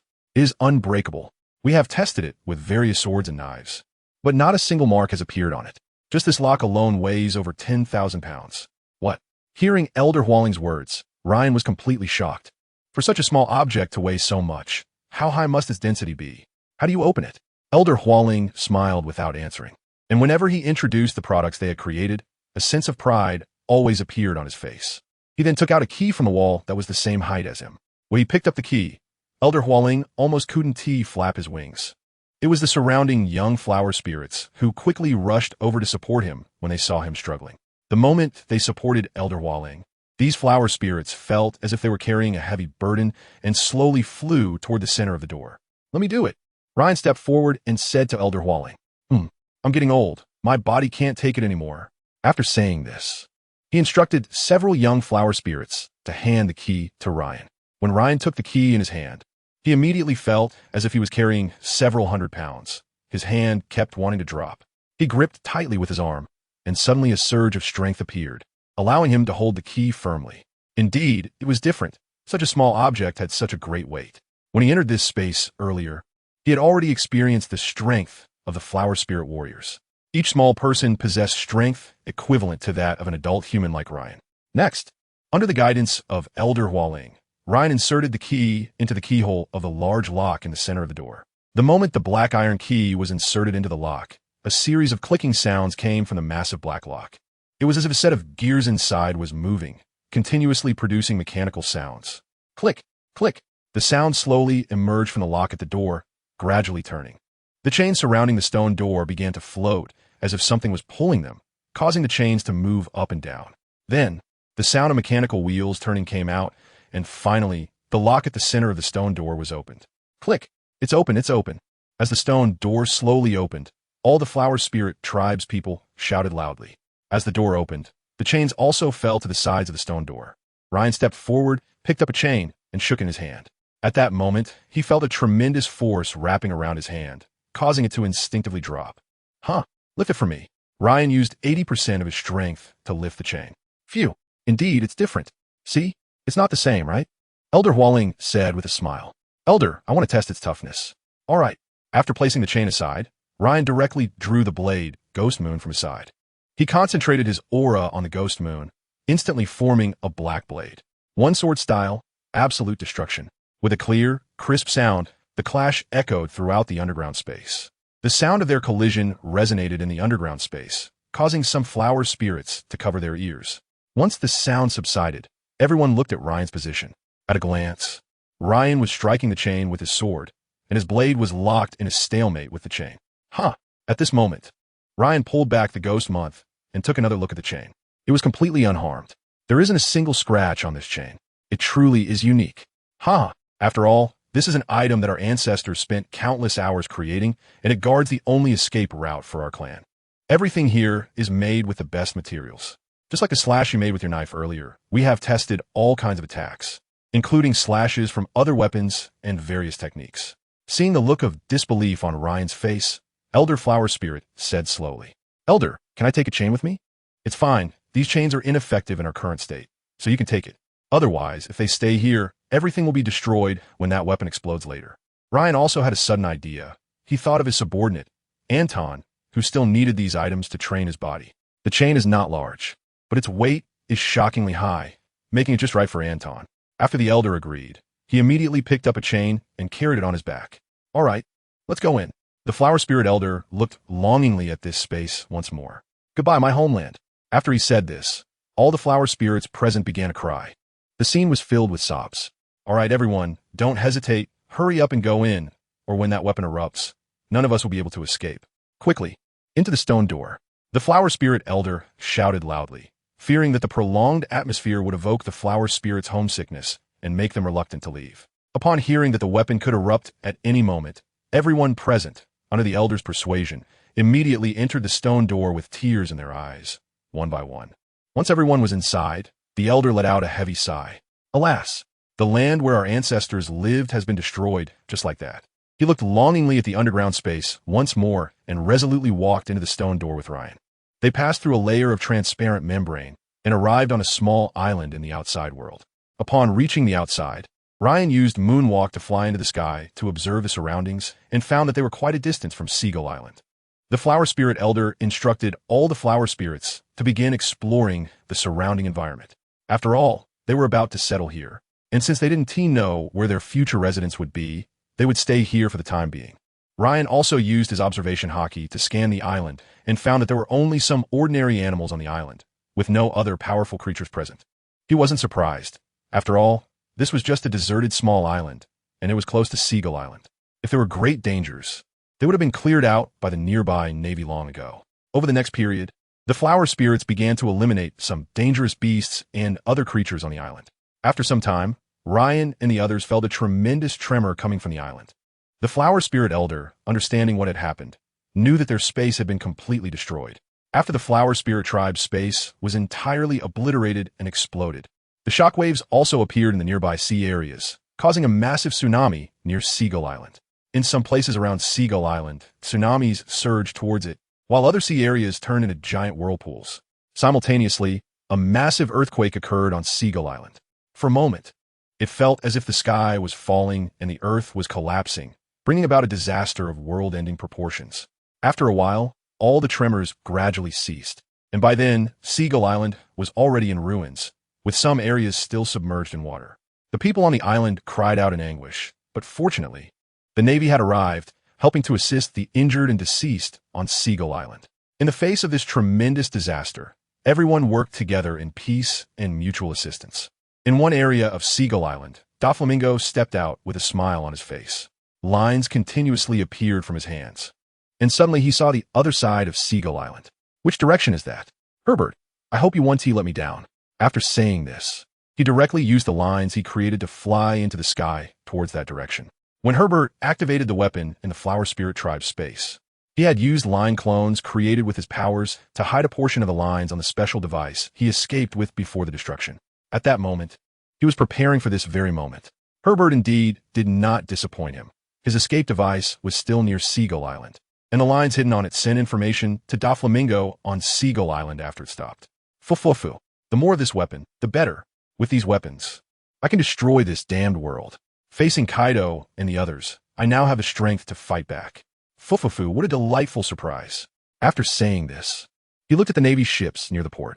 It seems I need to wrap this up quickly. Otherwise, it will be troublesome when the Navy's main forces arrive. He silently thought. While their people are still not gathered and are rescuing these civilians, I just need to complete the task quickly. Then, he stepped onto the lines appearing in the air and rapidly flew towards Herbert's direction. In a hidden underground area of Seagull Island, he exclaimed, "Ha! Those damn guys should be dead by now. Yada, I can consider this revenge for you. Next, I will revitalize this country." The shockwaves caused by the destruction of the space continued to impact various regions of Seagull Island, making the vibrations felt by Tebert, who had returned to Seagull Island using his escape device before the weapon erupted. With these weapons, I can start negotiating with those guys from the world government. Unfortunately, the number of these ancient weapons that have survived is not many. I need to use them sparingly. After saying this, he looked at the surrounding weapons glowing with blue and purple light. There were about a dozen glowing objects present. After all my hard work, the great undertaking I have strived for is about to be completed, Tebert said calmly as he looked at the glowing objects before him. But flames seemed to flicker in his eyes, as if burning brightly. With such a huge commotion around, the Navy should have reacted by now. It was time to retreat. The personnel stationed near the capital had also been prepared. Once I get there, I will immediately launch the rebellion. I will become the king of this country. After all, the Fetus Kingdom is a member of the world. Even if the Navy discovers these issues later, they won't be able to take action against me. Thinking of this, he felt a surge of excitement in his heart. He left one weapon underground while carrying the others with him, preparing to transport them near the capital. He had said that he would let this island accompany Yada and the others in death. He opened the wrapping device around these weapons, and immediately blue and purple lights appeared in the underground space, flashing continuously. All right, I've set the timer. In 2 hours, this island will be completely destroyed. After preparing everything, he did not linger underground and directly pushed open the door leading to the surface. On the other side, Ryan also noticed the situation on Seagull Island after the massive tremor caused by the space shattering. He bid farewell to the Flower Spirit Elder, having sensed the intense changes on Seagull Island. After the incident, he immediately used Moonwalk to fly towards Seagull Island. He was not worried about Anton and Moonshadow, as they had considerable strength. He was only concerned about the civilians on Seagull Island and how many casualties there would be in such a natural disaster. However, Ryan was relieved to see that there were large groups of Navy fleets near Seagull Island, and the Navy was helping the civilians escape from the disaster-stricken areas. Indeed, even with Navy scum like Herbert, the overall Navy was still quite reassuring. Ryan saw the residents of Seagull Island advancing towards the untouched areas under the command of the Navy in the sky. The injured on the island were also being treated by doctors brought on the Navy's ships. With the Navy's rescue efforts, the people on Seagull Island did not suffer too many casualties. Ryan smiled as he watched this scene. It is undeniable that the Navy, while not representing justice and having its share of corruption, protects the majority of civilians in this world who suffer from pirate invasions and natural disasters. These protected civilians, most of them just ordinary people, only know that the Navy is safeguarding their safety. Most people believe that the Navy represents justice on this sea. Unless something earth-shattering happens that shakes the very foundations of the Navy, its advantage will continue to be maintained, and pirates will never undermine the world government. In this world, Roger at the front and Whitebeard at the back both initiated different eras of navigation. Beneath the grand and tumultuous era lies a group of helpless civilians, who are overlooked by everyone and can only serve as fuel for the fire of the times. Even the Revolutionary Army, even if they overthrow the world government, how can they ensure that they won't become the brave heroes who slay the evil dragon, only for the hero to eventually turn into the dragon? This soul-searching led Ryan to feel indifferent toward both the world government and the Revolutionary Army. Even if the Revolutionary Army were to overthrow the world government in the future, he would not stay here. He would continue to explore this mysterious world. Without further thought, he used Moonwalk to reach the gathering place of the Navy on Seagull Island. The moment he arrived on the ground, Breno, Anton, and Moonshadow quickly came to his side. Anton and the others had eliminated all the pirates and found the injured Breno at the battlefield where Ryan fought, quickly bringing him to the Navy ship at the port to let the medical personnel aboard treat him. After the medical staff's treatment, Breno's injuries quickly improved. After all, Doflamingo's attack had missed his vital areas, and after receiving medical care, he soon regained consciousness. He then waited with Anton and the others on the Navy vessel at the port for Ryan's return. However, they did not expect that earthquakes and tsunamis would occur around them one after another. Fortunately, before these disasters struck, the Navy's ships had already arrived. Major O'Connor, who reached Anton's ship before the disaster, quickly commanded all the Navy personnel present to carry out rescue operations, treating all the civilians on Seagull Island. After completing all the tasks, they waited near Seagull Island for Ryan's return. However, upon learning that he had fought against Doflamingo, they were all sweating with anxiety. After all, he was one of the 7 warlords of the sea. When they asked Breno for information, they did not get any. After all, they couldn't allow themselves to faint when encountering Doflamingo again. They could only silently pray for Ryan, and upon seeing him now, they were naturally overjoyed. "Ryan, are you okay?" Ryan waved his hand to signal that he was fine, and then he recounted what had just happened to them, with Major O'Connor listening in. When he heard that Ryan had managed to hold his ground against Doflamingo, he looked at him with newfound respect. Doflamingo's achievements were well known in the New World and famously recognized within the Navy. For Ryan to have crossed paths with him and remain undefeated already indicated that he possessed strength beyond that of the warlord. O'Connor had doubts about his own endurance against Doflamingo's attacks. He then recounted the events that took place in the Flower Spirit Tribe's realm, stating that Herbert was still alive and had acquired a weapon of immense power, while Doflamingo also had a high possibility of being alive. And they should all be near Seagull Island now. After receiving this information from Ryan, they all calmed their emotions a little. Upon realizing that this natural disaster was not a spontaneous occurrence, but rather a result of someone using weapons to destroy other things, they understood the kind of disaster this would bring. We must stop that madman. They all believed that Herbert had gone insane. At that moment, a man dressed in a pink flamingo coat suddenly appeared walking among the clouds in the sky. It was Doflamingo. Indeed, he was still alive. Whoosh! Doflamingo in the sky also spotted the crowd, and a white line suddenly appeared in his hand, shooting toward the man not far away at an incredibly fast speed, producing a sharp sound that echoed through the air. What was that? Be careful. The people on the ground became alert, but they soon realized that the line was not attacking them, but rather a man on the other side of the island. On the other side, Tebu was using his abilities to transform into another appearance. Behind him were several boxes, and he was dragging them toward the seaside with a cow. At that moment, a piercing sound came from the sky, flying towards him. He looked up and saw a white line shooting towards him. Doflamingo, how could he still be alive? When Herbert saw the line shooting towards him in the sky, he sensed that something was seriously wrong. He quickly dodged the lines, but his expression turned grim. After all, these lines represented Doflamingo. He was still alive, and he was on Seagull Island, having discovered Herbert's whereabouts. Damn it, how could this guy still be alive? Where did it all go wrong? Herbert was baffled, because in his view, Doflamingo should have been obliterated by such a powerful weapon. How could he possibly have survived? At this moment, he recalled Ryan's inexplicable behavior back then. Could it be that Ryan's strange actions caught Doflamingo's attention? But how did they manage to escape? Forget it. Know what I'm gonna think about that now. I have to get out of here as soon as possible. Otherwise, that madman Doflamingo will definitely kill me. Thinking of this, he immediately placed the cow in the nearby grass and used his ability to transform into a cheetah, rushing towards the seaside at high speed with the box. At this time, Doflamingo, standing in the sky, also noticed the trace of the cheetah quickly moving towards the sea below. Found you. A huge smile appeared on his face, and then he used his abilities to chase after the cheetah with the speed of an arrow.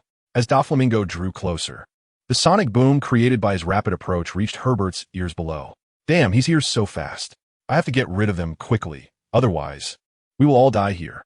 I don't want to die here. My dreams are waiting for me to fulfill them. He hadn't forgotten that he had set the weapon on the island to explode automatically in 2 hours. It seems unavoidable. I must fight. Since that's the case, I'll buy some time first. When the time gets close, I'll use my fruit ability to transform and escape as a flying animal. By then, even if this island and these weapons are all destroyed, I can negotiate with the world government using the massive power of this weapon. After all, those people have no idea how many of these weapons I possess. Thinking of this, he reluctantly looked back. These things were his greatest capital for negotiating with the world government. Now it seems he'll have to bluff his way through negotiations. But he is a resilient person and did not let these external factors confuse him. He deeply understood that in this era, those who survive are the victors, the dead. No matter how famous they are the failures. At this moment, Herbert also transformed back from his cheetah form to human form, and a man in a pink flamingo coat appeared before him in the sky. Herbert, you really are surprising. You have such great strength. Yet you have spent all these years designing these things for an elusive legend while keeping a low profile.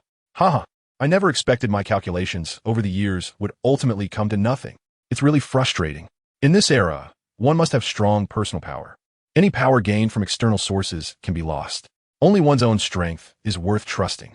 But don't worry, I will keep the weapons you brought safe for you, allowing them to shine even brighter in this world. Well, Herbert, you are no longer of value. It's time for you to die. Goodbye. After Doflamingo said this to Herbert, he launched an attack on him. Lines appeared at the tips of his fingers, which then directly attacked Herbert. In an instant, Herbert transformed into a block of obsidian. Doflamingo's attack struck him, creating a shower of sparks. Immediately after, Herbert transformed into a giant eagle, flew into the sky, and launched a feather attack at Doflamingo below, sending down feathers like iron plates. Fufufu. Doflamingo waved his hand, and invisible lines formed a shield in front of him. Clang clang. The feather attacks hit the shield created by Doflamingo's fruit ability. After a while, the feather attacks ceased. As the eagle, Herbert flew in the sky and looked down at the ground, knowing that his move would not be enough to take down Doflamingo. But when he saw the situation below, he couldn't help but be shocked. All the feather attacks had been blocked by the shield made of lines, and Doflamingo below was unscathed. Damn, he's on another level of power. It seems I must leave. Thinking of this, he began to transform into a tiny hummingbird, wanting to escape this area at high speed. But what he didn't expect was that as he transformed into a hummingbird, Doflamingo shot a bunch of lines into the sky. Birdcage. The lines shot by Doflamingo formed a small birdcage, completely enclosing the space. Looking at this birdcage made of lines, Herbert felt a great danger rising in his heart.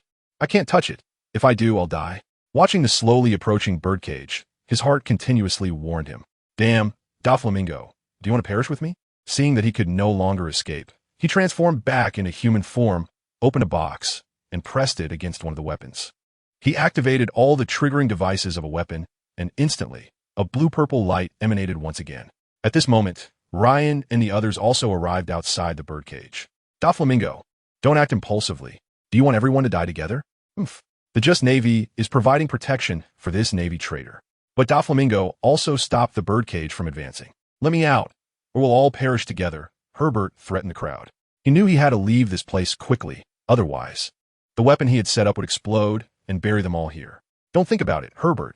As a Navy officer colluding with pirates and instigating a rebellion in the Kingdom of Fetus, your sins are unforgivable, said Rear Admiral O'Connor, standing beside Ryan. He spoke loudly to this subordinate who had deceived him for 10 years. Haha, I'm a member of the royal family of this country. What is wrong with revitalizing this country? Once I become the king of this nation, as an ally of the world government, you have no right to judge me. Now open this cage, or I will perish with you. Damn it. Are we just going to let him continue to roam free? Rear Admiral O'Connor. having heard Ryan speak of the immense power of such a weapon, said this unwillingly, unwilling to let Herbert escape, and blocked by Doflamingo's birdcage. Everyone present held their breath for a while. As time passed, Herbert in the birdcage became increasingly anxious. He knew the weapon he had set on the island could detonate at any moment. He had to leave now. He immediately shouted, "Open this birdcage right now, or I will detonate this weapon, and we will all perish together." Saying this, he pressed his hand against the weapon. "No!" Ryan and the others quickly shouted. "Make Doflamingo open this birdcage immediately, or we'll all die." Herbert spoke with a crazed tone, enveloped by immense pressure, already on edge. He knew that with the passage of time, the weapon on the island could explode at any moment, and the turmoil in his heart continued to accumulate. As the pressure increased, he edged closer to the weapon behind him, ready to detonate it at any moment. "Ha, what a pathetic loser. What did you say?" Herbert glared at Doflamingo. "Haven't you realized? Parasite strings." With Doflamingo's words, several transparent strings fell from above Herbert's head, instantly wrapping around his neck. "Crack! What is happening? I can't move my body!" Herbert exclaimed in anger. With the strings falling, he could only utter words, but he had no control over his body. He watched as his hand slowly moved away from the weapon behind him. Panic and unease appeared on Herbert's face. In this era, the weak do not have the right to control their own fate. Doflamingo walked in front of Herbert, patted his face, and said, "You, ha, I've got it. These weapons are incredibly useful to me." A glimmer of excitement flashed in Doflamingo's eyes. "You could die now, Herbert. You have lost your value." Looking at Herbert, who was glaring at him, Doflamingo slowly said, "Ha, I never expected the results of my plans over the years would ultimately belong to someone else. Indeed, one must be strong when plotting against a tiger." Herbert said desolately. After going through all this, he understood that all his schemes had utterly failed, and what awaited him now was death. Oomph. String shot. Sizzle. A blood hole appeared on Herbert's body. You will eventually follow in my footsteps. I will always wait for you," Herbert said with a grim smile to Doflamingo. "Is that so?" Upon hearing Herbert's words, Doflamingo said nothing more, extending 5 fingers, with lines continually emerging from his fingers, piercing through Herbert's body. Sizzle, sizzle, sizzle. The sounds of lines piercing through Herbert's body continued, and he was completely turned into a bloodied figure. Ha. My life has been a failure, but in these last moments, I want to tell you a piece of news. When I left the Flower Spirit Clan's space and came to Seagull Island, I set up a weapon to destroy the island in that underground space. That weapon could explode at any moment. I originally intended for this island to be the burial site for Yada and the others, but unexpectedly, it has become my own burial site. Ha. Watching the swaying vision before him, Herbert realized that his life had come to an end, and he began to reflect on his life. From witnessing the weakness of the country to discovering that book, to the schemes he made, to uncovering this secret race to obtain weapons, and ultimately failing. What a pity. Yada, I'm coming to accompany you. After saying this, he completely collapsed, lifeless, marking the end of a generation of heroes. Upon hearing Herbert's dying words, everyone present changed their expressions. Doflamingo's face also changed completely, and at that moment, a wave of blue-purple light emanated from the horizon.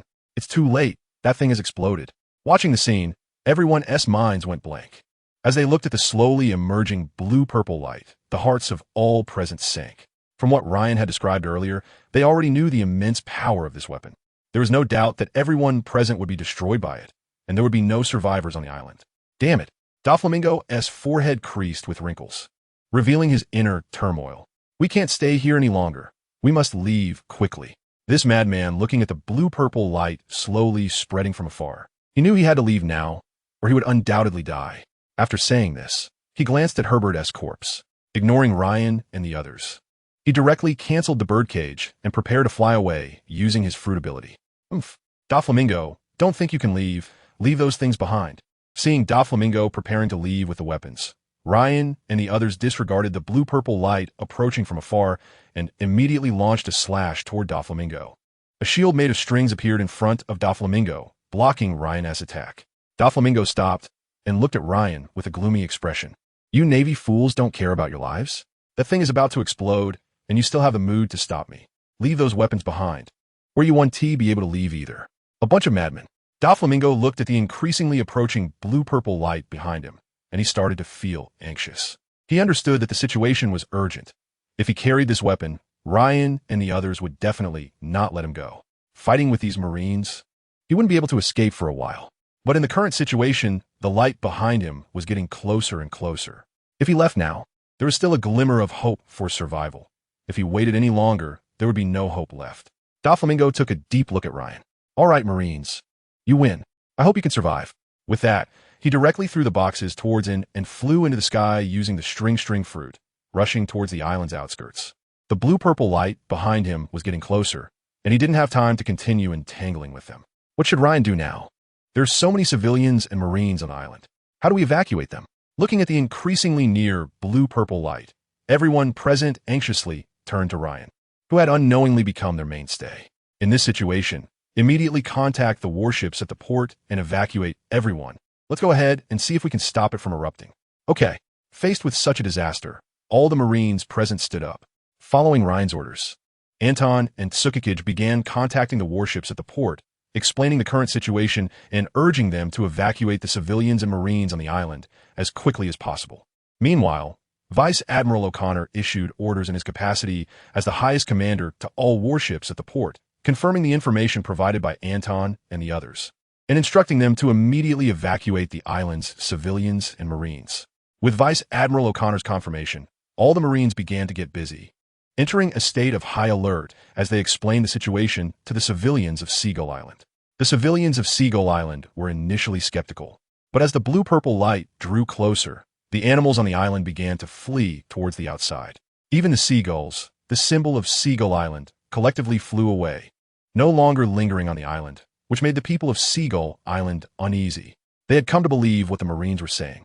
Suddenly, chaos erupted on the island. Cries and the confusion created by the turmoil spread, and people began to appear, looting amidst the chaos. Fortunately, with the Marines deployed by O'Connor in advance, they quickly suppressed the rioters at the first sign of unrest, maintaining order.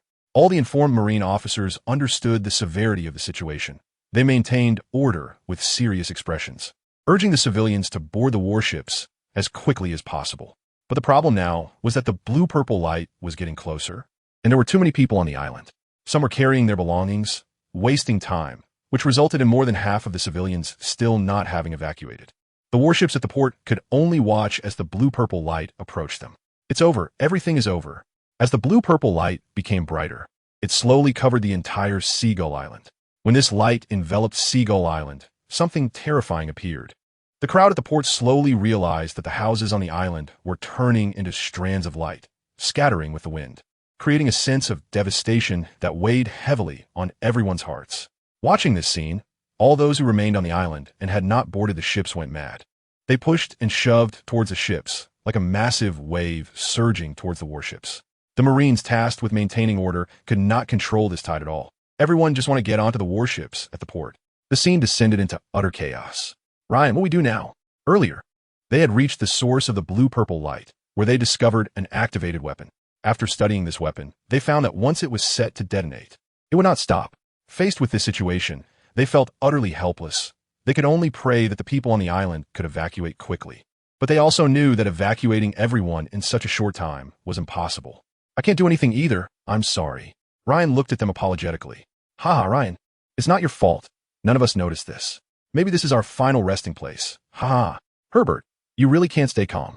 Anton comforted Ryan. Haha. It seems we're going to die together. Sukikij chimed in with a laugh.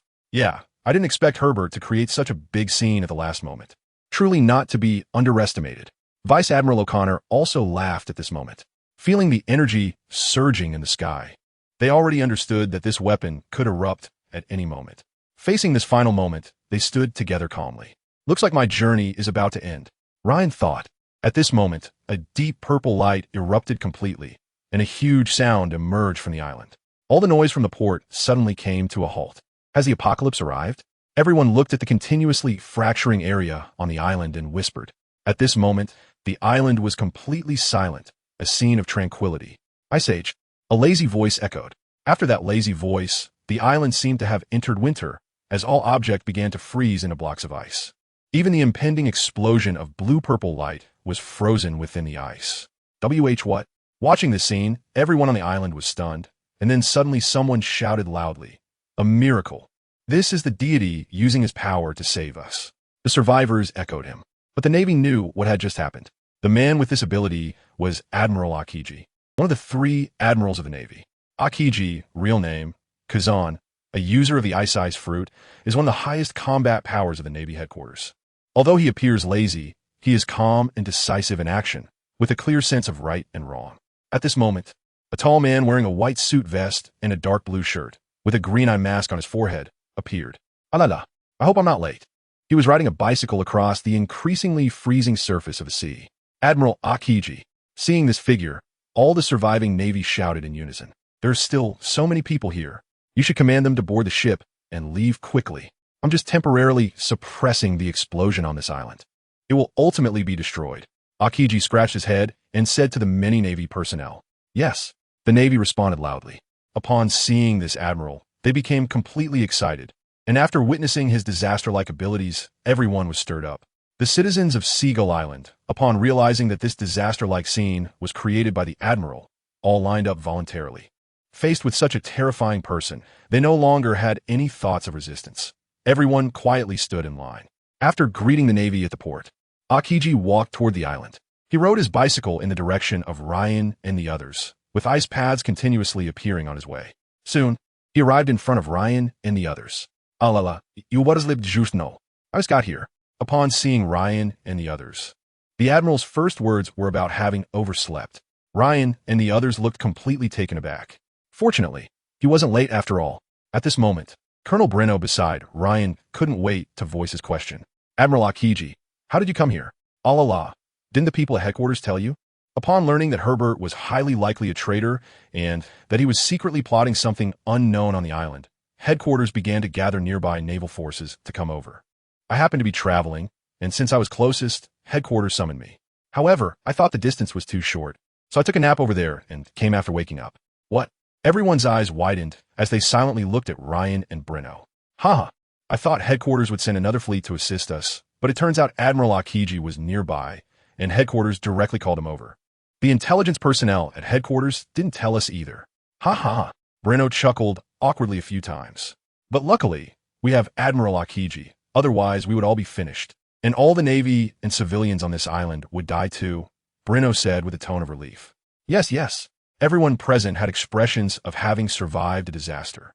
They had already sensed that after the previous surge of energy, they had no hope of survival.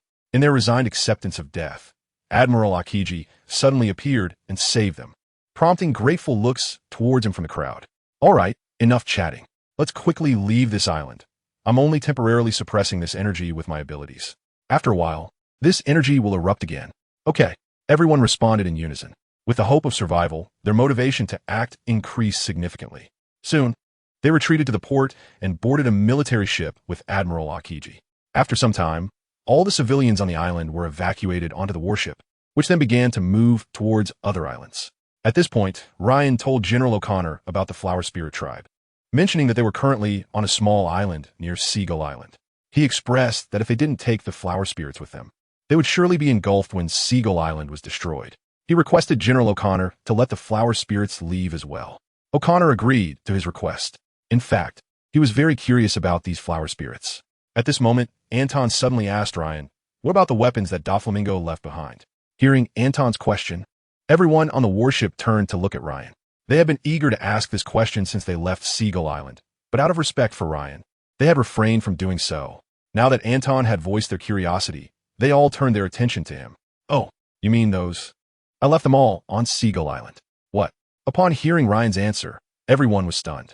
Such weapons left in the world would only stir greed among people. It was better to have them destroyed in that explosion. Hearing Ryan's explanation, everyone present felt relieved. The existence of such a weapon flow in the world will indeed provoke greed among most people, and destruction is also a good choice. Alala. So this matter is completely resolved. The naval traitor, Herbert, is already dead, and the weapon that caused this disaster has also been completely destroyed. Everything is over. I can successfully return to report now. Kizaru, lying on a recliner, lazily said. After coming aboard the warship, he directly found a recliner, pulled down the eye mask he was wearing on his head, and put it over his eyes, seemingly asleep. However, after hearing what Ryan said, he quietly spoke up. Upon hearing Kizaru's voice, everyone present no longer mentioned the topic. All right, let's not talk about this anymore. Let's go pick up those flower spirits. Then the warship headed towards the island where the flower spirit tribe was located.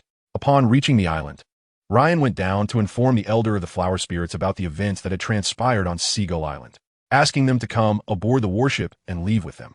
Hearing that Seagull Island was about to be destroyed, the elder of the flower spirits did not hesitate and directly agreed with Ryan. Due to the small stature of the flower spirit tribe, they easily boarded the warship. After bringing all the members of the flower spirit tribe aboard, the warship began to head towards another island. An hour later, having traveled far from Seagull Island, they suddenly heard a loud rumble in their ears.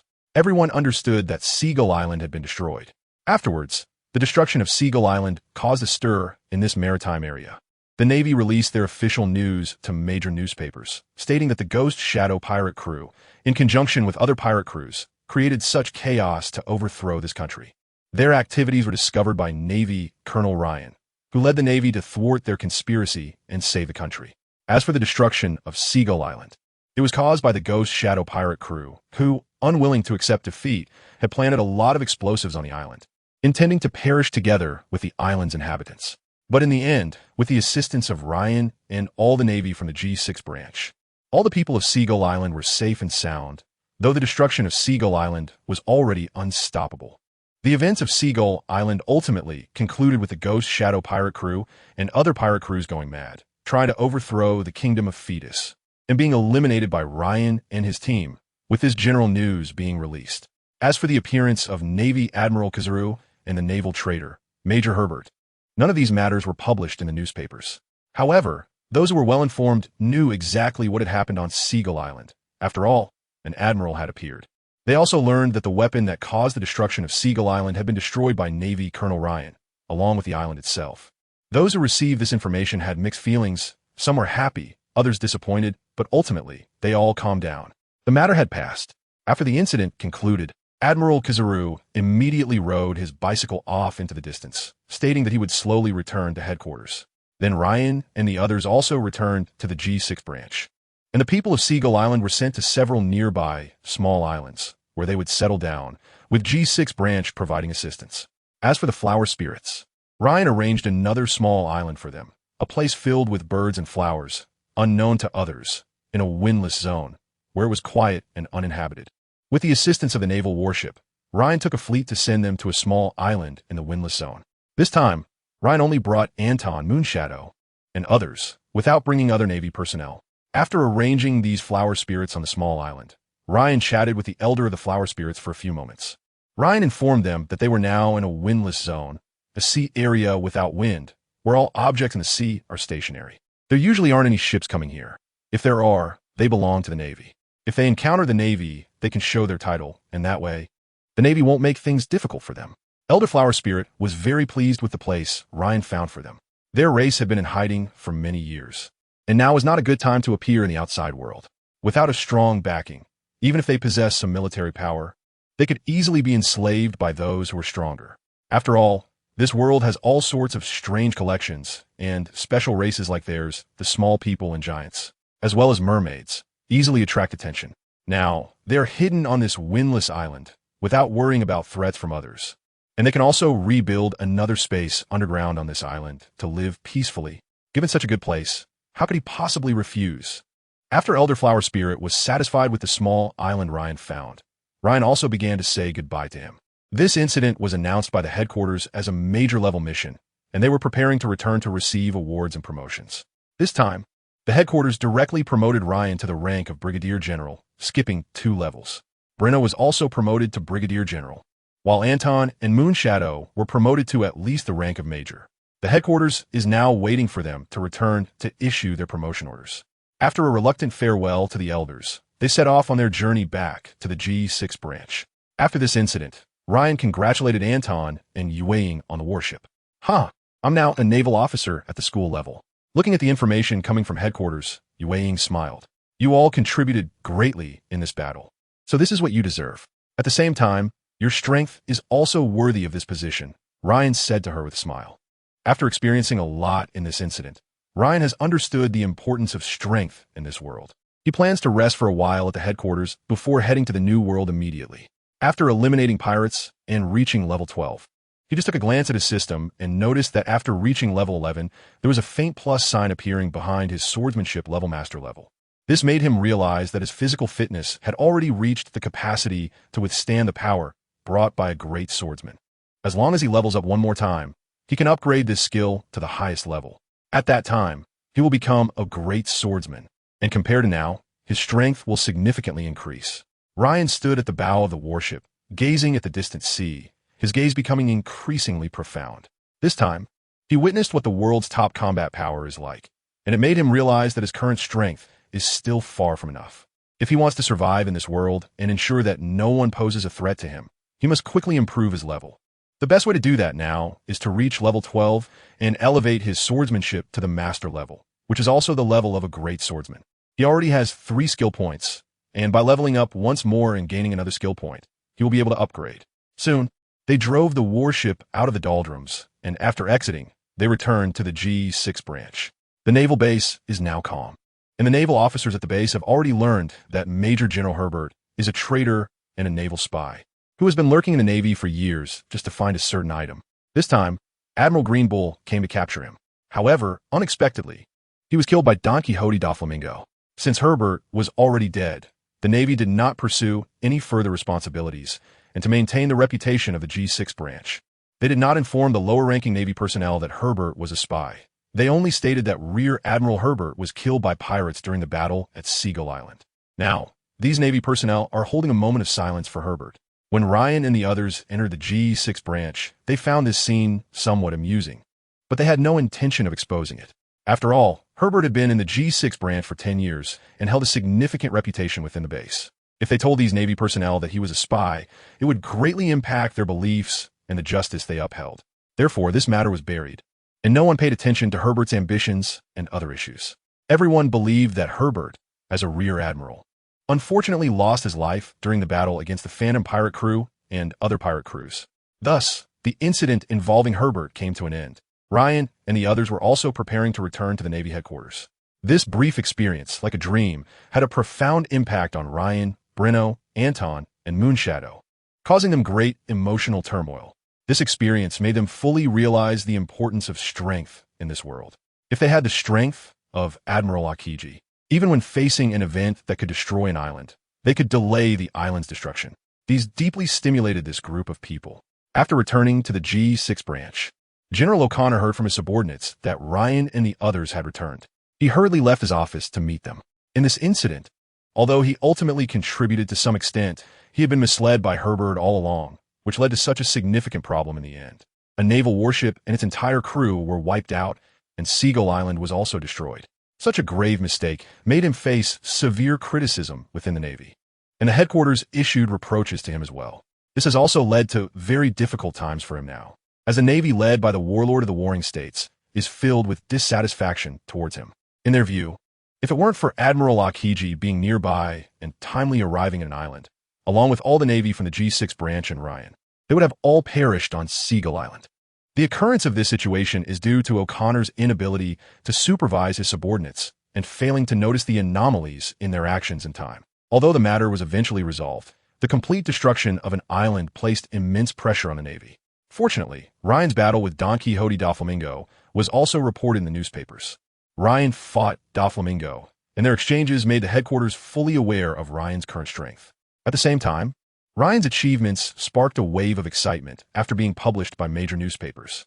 Everyone who saw the papers was discussing Ryan. Watching Ryan first battle Mihawk and then Doflamingo, both renowned pirates, and the shocking progress Ryan made during this time, many believed he was secretly cultivated by the Navy as a candidate for the next generation of the 3 admirals, thus rapidly increasing his strength.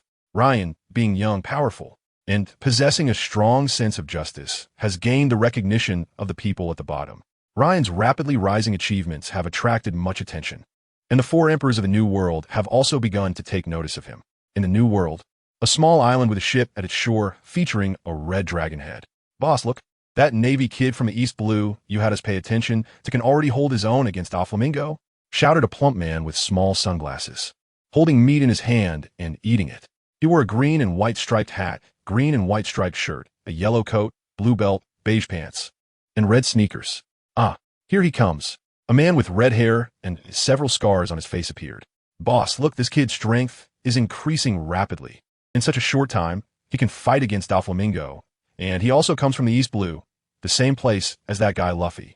Huh, that guy Luffy. The red-haired man smiled, seemingly reminiscing.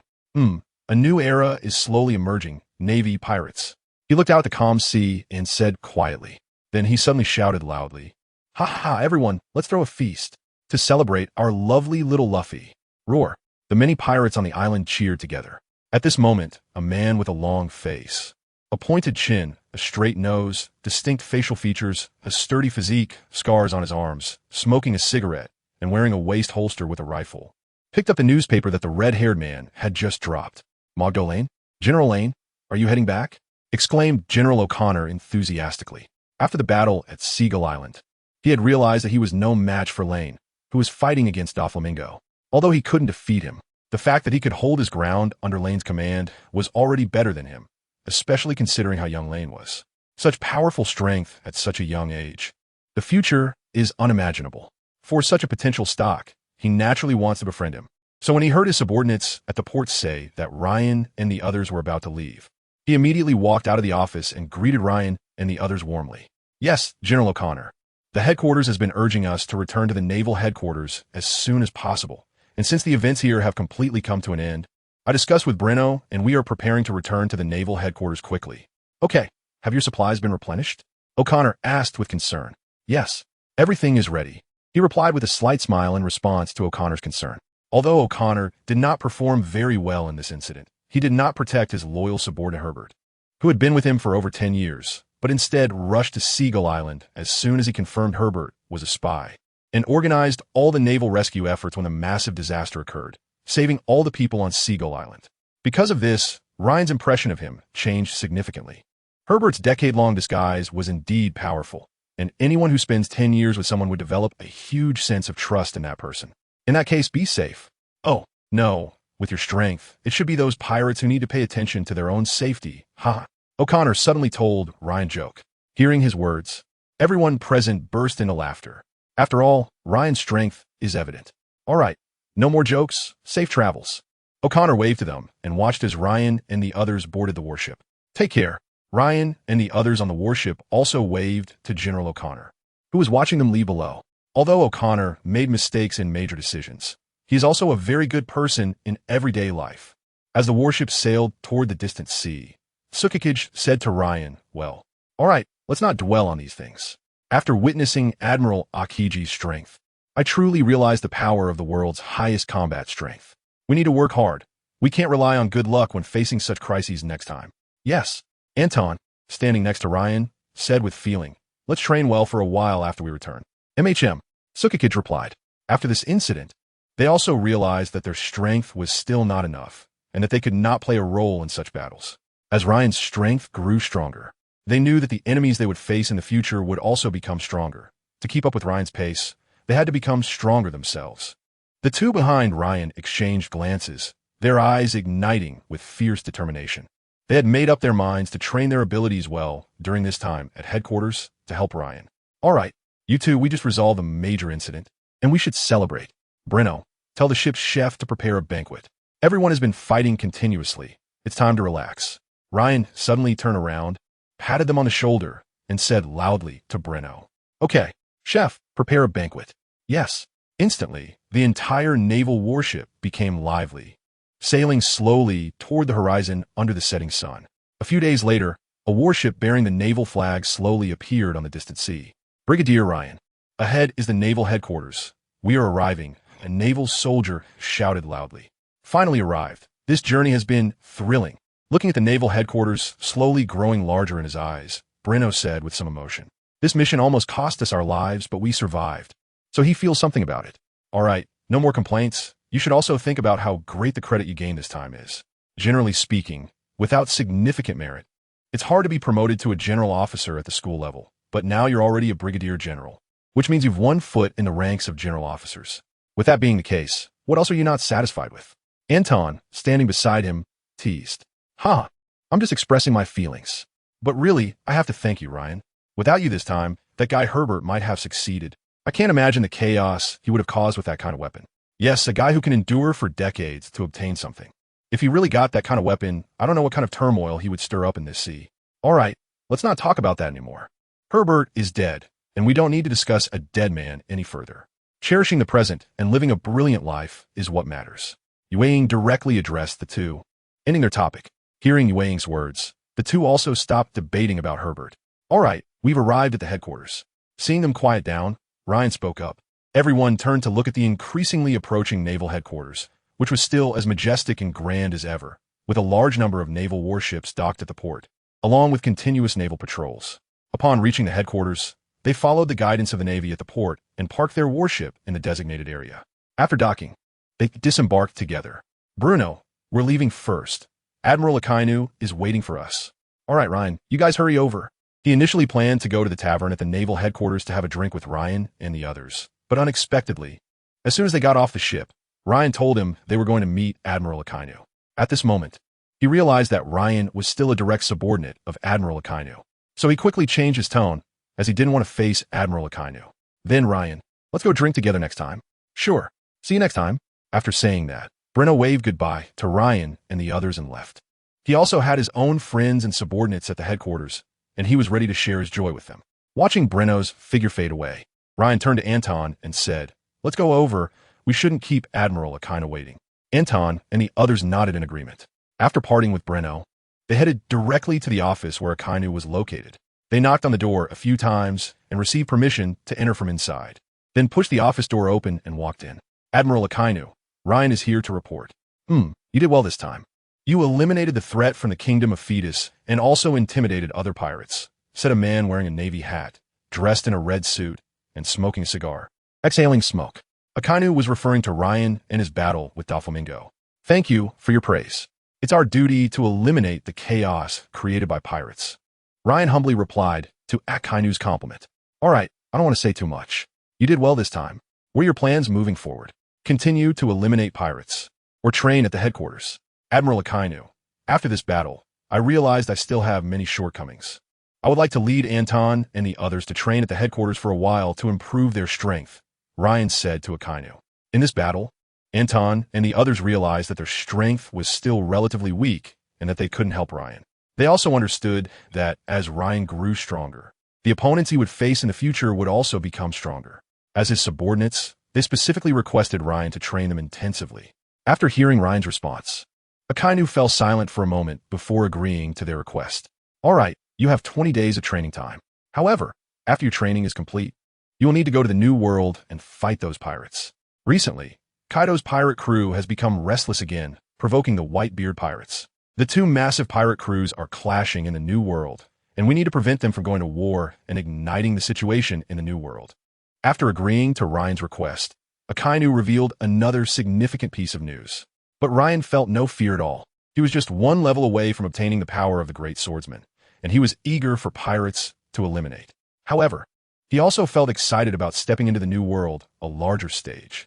The New World is the name of the latter half of the sea area of the Grand Line. The Red Line divides the Grand Line into two halves. In crossing the Red Line, where the Holy Land Mariewa, or Fishman Island, is located, to enter the latter half of the Grand Line is to enter the New World. This is a sea area ruled by the four emperors of the sea, and is also the most difficult and dangerous sea area. Defeating everyone in this New World and reaching the final destination of Laugh-Tale to find the One Piece will grant you the title of Pirate King. There are countless powerful pirate crews and numerous pirate crews that have come from the first half of the Grand Line to the New World.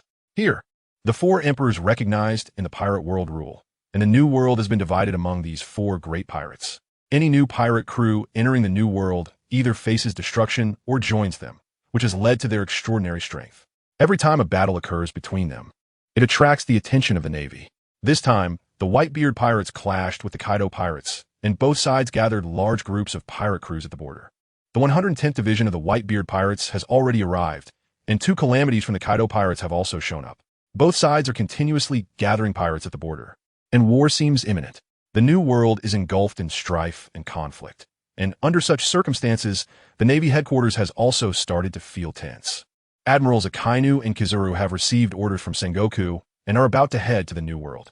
After receiving Sengoku's orders, Admiral Kizuru has already gone ahead to guard the Navy base in the New World, while Akainu is preparing to follow. However, before he departs, He receives a message from Ryan about his return. Therefore, he pauses his trip to the New World and engages in a conversation with Ryan. He had expected Ryan to accompany him to the New World, but he did not anticipate that Ryan would stay at headquarters to train his subordinates for a while. After thinking it over, Akainu realizes that the battle in the New World has not yet erupted and will need some time, so he gives Ryan a 20-day period. Meanwhile, in the New World, at the border between the Kaido pirates and the Whitebeard pirates, dark clouds gather, and a storm seems imminent as pirate crews assemble at the junction. The news of the impending large-scale conflict between the Whitebeard pirates and the Kaido pirates has already been released by major newspapers, instantly drawing the attention of most people in the world. As more and more pirates gather at the border, conflicts between the two pirate crews continue to arise. Small-scale skirmishes happen frequently, while both high-ups intentionally control large-scale conflicts. However, their control is increasingly becoming ineffective, and the ongoing clashes between the two sides are accumulating, with everyone understanding that a major battle will eventually break out. Not far from their border, the Navy fleet has gathered, led by Admirals Kizuru and Akainu. The headquarters has recalled Admiral Akiji, ready to support at any moment in the New World, while Sengoku and Garp remain at the Navy headquarters, prepared for any enemy attacks and also ready to support Akainu and the others. During this period, the reason why the two Yonko pirate crews did not engage in battle was due to the constant supervision of the Navy nearby. The pirates did not want to be caught off guard by the Navy. Therefore, no battles occurred. However, as the high-ranking members of both pirate crews continued to arrive at the battlefield, the Navy could no longer contain them. Additionally, with the imminent arrival of Whitebeard and Kaido, the Navy began to defend itself, leading to intense conflicts between the two major pirate crews. In a moment, the New World was filled with the atmosphere of battle. On the other side, within 20 days, Ryan conducted intense training for Anton and Yueying. He continuously strengthened their bodies and personally battled them to help them develop faster reaction times and greater experience. In these short 20 days, Anton and Yueying have completely digested the gains from eliminating the pirates earlier, and their strength has reached a new level. Ryan also had the headquarters personnel teach them how to use Haki. He believes that once the two of them master Haki, their strength will break through to a new level. During this time, Ryan has also fully familiarized himself with the power he gained after his upgrade. He has a complete grasp of his current strength and believes that when he faces Doflamingo again, he will perform even better and won't be as embarrassed as before. In these 20 days, he also evaluated his own strength. The battle with Doflamingo made him fully aware of his current level. After leveling up to level 11, he found himself at the tail end of the world's top experts. Faced with a pirate like Doflamingo, although he couldn't defeat him, he could hold out for a while against him. His own judgment was that he was now above a Navy rear admiral. However, he was still a significant stage away from the top-tier experts. But he believed that this time going to the New World to eliminate pirates and leveling up to level 12 would bring about a substantial increase in his strength. After leveling up to a great swordsman, he estimated that his power was about on par with the candidates for the 3 Navy admirals. During his time at the Navy headquarters, he served directly under Admiral Akainu and also encountered candidates for admiral positions like Momonosuke and Chavot. He had exchanges and sparred with them, and after their sparring, Ryan realized that his strength still had some gaps compared to them, but it wasn't too significant. After all, these candidates had become admirals after Luffy set sail and had experienced the Marineford War, followed by 2 more years. With their strength, they would significantly improve each year, and they were currently in a golden period of rising power. However, Ryan had a system, and he firmly believed that as long as he eliminated enough pirates, he would eventually reach the peak of this world. To achieve this goal in his heart, he never relaxed, continuously exploring his system even after training. If it weren't for his exploration of the system over the years, discovering that he could upgrade his skill levels, he might still be an ordinary swordsman by now. After all, he knew his own talent, and compared to swordsmanship geniuses like Tsukikage, his talent was indeed lacking. His current significant achievements were largely due to the system, but they were also the result of his hard work. Constantly practicing swordsmanship, getting to know his own body, continuously exploring the system, and planning to become a Navy officer to eliminate pirates. All of these actions, along with the system's capabilities, contributed to his current reputation. If he had chosen to become a pirate back then, he might have initially leveled up quickly by slaughtering the weak, rapidly gaining experience points, and then eliminating pirates. However, this would contradict his ideals, and such actions would certainly lead to bounties, which would only increase. Moreover, the system had a strong urge to hunt stronger prey. Without any experience point limitations, constantly forcing the host to hunt more powerful targets. Once a certain level was reached, he would have to hunt higher-level prey. And in this world, there were many creatures to hunt. It would definitely be the Navy or the pirates of the New World. Hunting the Navy would lead to being pursued by the 3 Admirals, while entering the New World to hunt pirates would likely attract the attention of the 4 Emperors. And at that point, this path would surely be cut off. All these thoughts have determined different paths and different fates. Fortunately, Ryan made the right choice, relying on the Navy, and his reputation is growing. It is only natural for the Navy to eliminate pirates, and no matter how many they eliminate, it is justified in the name of righteousness. Even if he eliminates members of the Yonko pirate crews and provokes an attack from the Yonko, he has members of the Navy to protect him. This is also his system, the best guarantee for survival in this world. As these thoughts entered his mind, he closed his eyes to contemplate them. Once he had finished thinking, he opened his eyes, a glimmer of brilliance shining in them.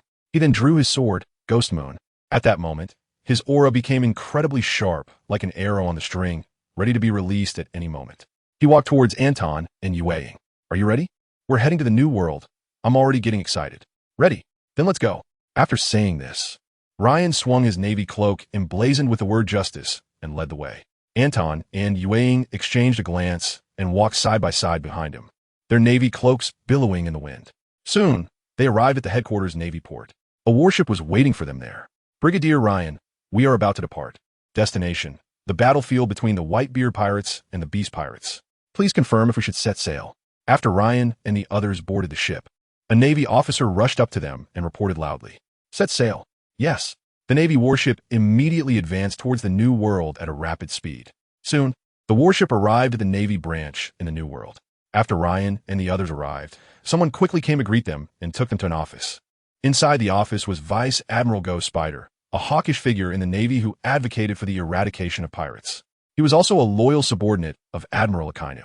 He wore a helmet adorned with a 2-headed dragon pattern, his expression fierce and his personality ruthless, with hair that formed several arms behind him. These arms were the result of mastering the 6 powers to perfection, composed of the ultimate technique of the 6 powers, life return. You've arrived. Seeing Ryan and the others enter, he raised his head and spoke. Vice Admiral Magato Ryan, reporting to you.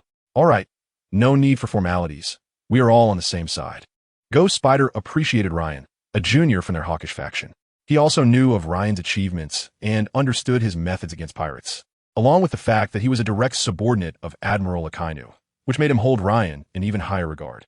Recently, the conflicts between the Whitebeard pirates and the Beast pirates have been increasing, and there may be a huge battle erupting between them.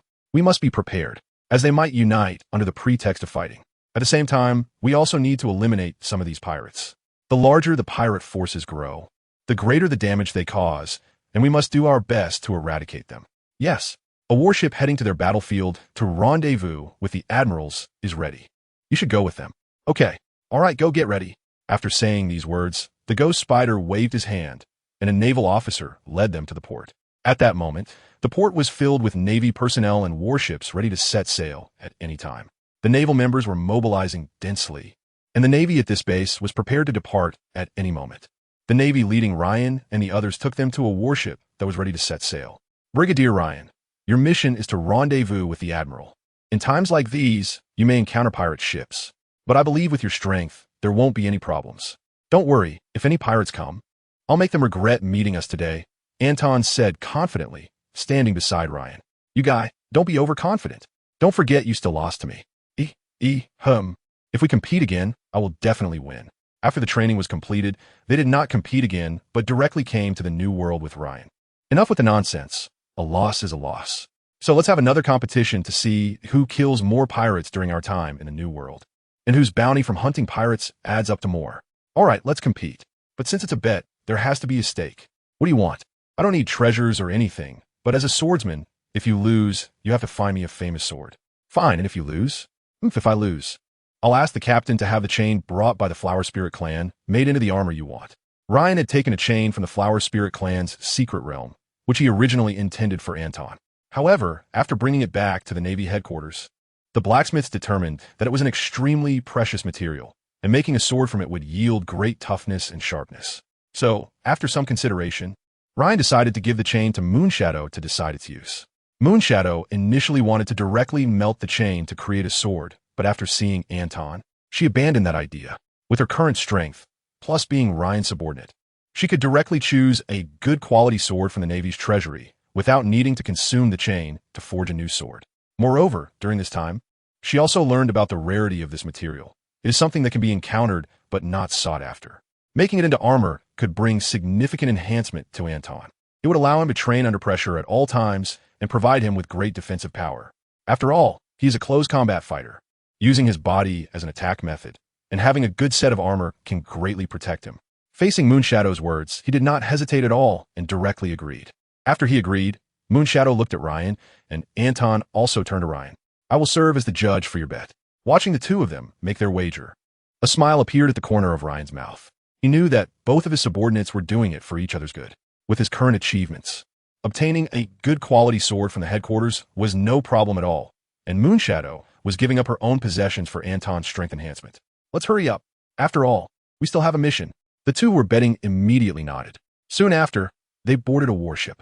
The journey was calm, and they did not encounter any pirate groups or conflicts. Even the Navy soldiers on the warship found it unbelievable. After all, there was currently a battle between two Emperor-level pirate crews, and this area was gathering a large number of pirate crews. If they discovered the Navy during their fighting, they would drop their conflicts to eliminate the Navy first before continuing their battles. During this period, the naval fleet mostly operates collectively, and there are generally no ships acting independently. Even so, attacks on the Navy continue incessantly. This time, they transported Ryan on their warship, and they were also taking a great risk, feeling a lot of pressure. But what astonished them was that this operation was smooth sailing. Too calm. Incredibly calm. They arrived at the base completely unscathed. When they reached the naval base, the intact warship left the station personnel in disbelief. When Ryan and the others disembarked, the station personnel even told them, "You are incredibly lucky." Ryan smiled at what he said, but didn't respond. If they had encountered pirates today, it would have been the pirates' end. Not meeting them meant those pirates were lucky. After arriving at the base, he immediately reported to the office where Akainu was. "Admiral Akainu, we have arrived." Upon entering the office, Ryan promptly reported to Akainu. The timing is just right. The Whitebeard pirates and the Kaido pirates are about to clash. You will fight alongside me, and don't hold back against the pirates. Yes, I can't wait. After saying that, a hint of red light appeared in his pupils. You can go now. Akainu was very satisfied with Ryan's attitude. His stance towards these pirates had always been one of extermination. Therefore, he believed that the warlords of the sea were a tumor that needed to be abolished. Collaborating with pirates was a disgrace for the Navy. Following Admiral Akainu to the edge of the battlefield, Ryan found that it had already become a massive whirlpool. Most of the Navy's vice admirals were present, with Akainu and Kizaru's two vessels at the forefront. Behind them were numerous naval warships. These warships gathered together like a giant sea beast in motion. Soon, they arrived at the destination of this operation. The place where the Whitebeard pirates clashed with the Beast pirates is a small island called Fire Island. Fire Island is located at the junction of the two pirate crews. On ordinary days, various pirate crews frequently pass through here. However, the most common encounters are still with members of the Whitebeard pirates and the Beast pirates. The reason for the conflict this time was that a member of the Whitebeard Pirates 2nd Division clashed with a member of the Beast Pirates. They were defeated by the Beast Pirates and faced ridicule. Unable to bear the humiliation, they called for Fire Fist Ace, who was on a mission with them. Upon hearing that his subordinates were being bullied, Ace immediately led his men to attack the pirates of the Beast Pirates. Caught off guard, the members of the Beast Pirates were all taken down. Afterward, considering that they were from the Beast Pirates, Ace did not harm them and let them go. However, the released members of the Kaido Pirates felt disgruntled and called for one of the three disasters of the Kaido Pirates, Drought Jack. After arriving at Fire Island, Drought Jack immediately engaged in battle with Fire Fist Ace. Facing Drought Jack's attacks, Ace was at a disadvantage. But members of his division timely called for Sachi from the 4th Division, and the two division commanders of the Whitebeard Pirates fought alongside against Drought Jack. Seeing the Whitebeard Pirates calling for reinforcements, the members of the Beast Pirates also quickly summoned their own men. Thus, the skirmish gradually escalated into a massive conflict. During this period, the battle around Fire Island intensified, and the anger on both sides grew. The 1st Division commander of the Whitebeard Pirates, Marco the Phoenix, 2nd Division commander Fire Fist Ace, 3rd Division commander Diamond Jozu, 4th Division commander Sachi, and 5th Division commander Flower Sword Vista all arrived. From the Beast Pirates came Ember, Drought Jack, the Flying Six, and a group of other members.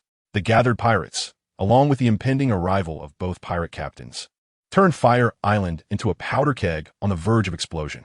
Conflict between the two sides increased. With the Navy watching closely from the side, Fire Island maintained a facade of calm while secretly roiling with turmoil. Soon, the Navy fleet lined up on the sea, with the turrets of each warship turning to aim at Fire Island. Two fleets also appeared around Fire Island, the Whitebeard pirates and the Beast pirates. The three parties maintained a temporary peace, but this peace was soon interrupted. A tall and burly man with long black hair, a pair of horns, a long beard resembling dragon whiskers, dragon scale tattoos on his left arm, and a bare upper body with a cross-shaped scar on his right abdomen appeared. Kaido of the Beasts made his entrance. "Let us have a real battle. Old man Whitebeard, let's fight." As soon as Kaido appeared, he let out a roar and charged towards the Whitebeard pirates. "Oomph, kid, you want to challenge me? You're still too early." Skyquake. The sky shattered like fragments as Whitebeard unleashed a shockwave that collided with the charging Kaido. A thick mist erupted at the center of the battle, but immediately, a figure emerged from the mist, which was knocked into the sea. As the mist slowly dissipated, a man with a white, curved beard stood on a massive ship. Whitebeard, the world's strongest man, was now holding a gigantic Bicento, standing at the front of the ship, quietly observing the area. At the moment Whitebeard appeared, everyone on the battlefield fell silent. In the presence of the world's strongest man, all maintained a sense of awe towards him. But soon, the pirates of Whitebeard's side cheered, while the members of the Beast pirates turned tense. Seeing Kaido being knocked into the sea, Drought Jack hurriedly steered his ship towards the spot where Kaido fell. At this moment, a massive wave erupted from the sea. "Ha ha ha, this is the battle I've always wanted. Keep going, old man." Kaido surged up from the water again, swinging his fist at Whitebeard. "Protect Dad," shouted 1st Division Captain Marco. "Ha ha ha, my sons, you're no match for him. Let me handle this." Whitebeard laughed loudly. He raised his enormous Naginata and clashed it against Kaido. Boom! This time it was evenly matched, both sides using their haki, clashing fiercely against each other. The battle between the two emperors led to their pirate crews also colliding, starting their own fights. The Navy watched their battle from the sidelines, temporarily refraining from intervening, allowing them to fight for a while. Yes, all the Navy received the order, unifying their command to observe the battle and wait for the pirates to exhaust themselves. However, this situation was soon disrupted by another clash between Kaido and Whitebeard. This time, Kaido was pushed towards the Navy, and instead of continuing his attack on Whitebeard, he charged directly at the warship beside him. "Ha ha ha, let's fight together." "Damn it, stop him," Akainu shouted. "Dog bite, Red Lotus." His arm turned to magma, and the magma-formed arm transformed into the shape of a dog's head, extending its molten limbs to attack Kaido, with the magma dog head biting at Kaido during the assault. Wow, how terrifying. But I can't let you cause trouble here. Beside Akainu, a tall, thin man with black curly hair, wearing a yellow and white striped suit, sporting a circle of facial hair, and wearing sunglasses, spoke up. "Yada no Kagami." He photonized and flew into the air, launching numerous dazzling light projectiles at Kaido. In an instant, all eyes on the battlefield were focused here. Roar. This is exhilarating. This is the battle I've been looking forward to. Despite suffering these attacks, Kaido stood up as if completely unharmed. At this moment, his subordinates also began to take action, dividing into two teams.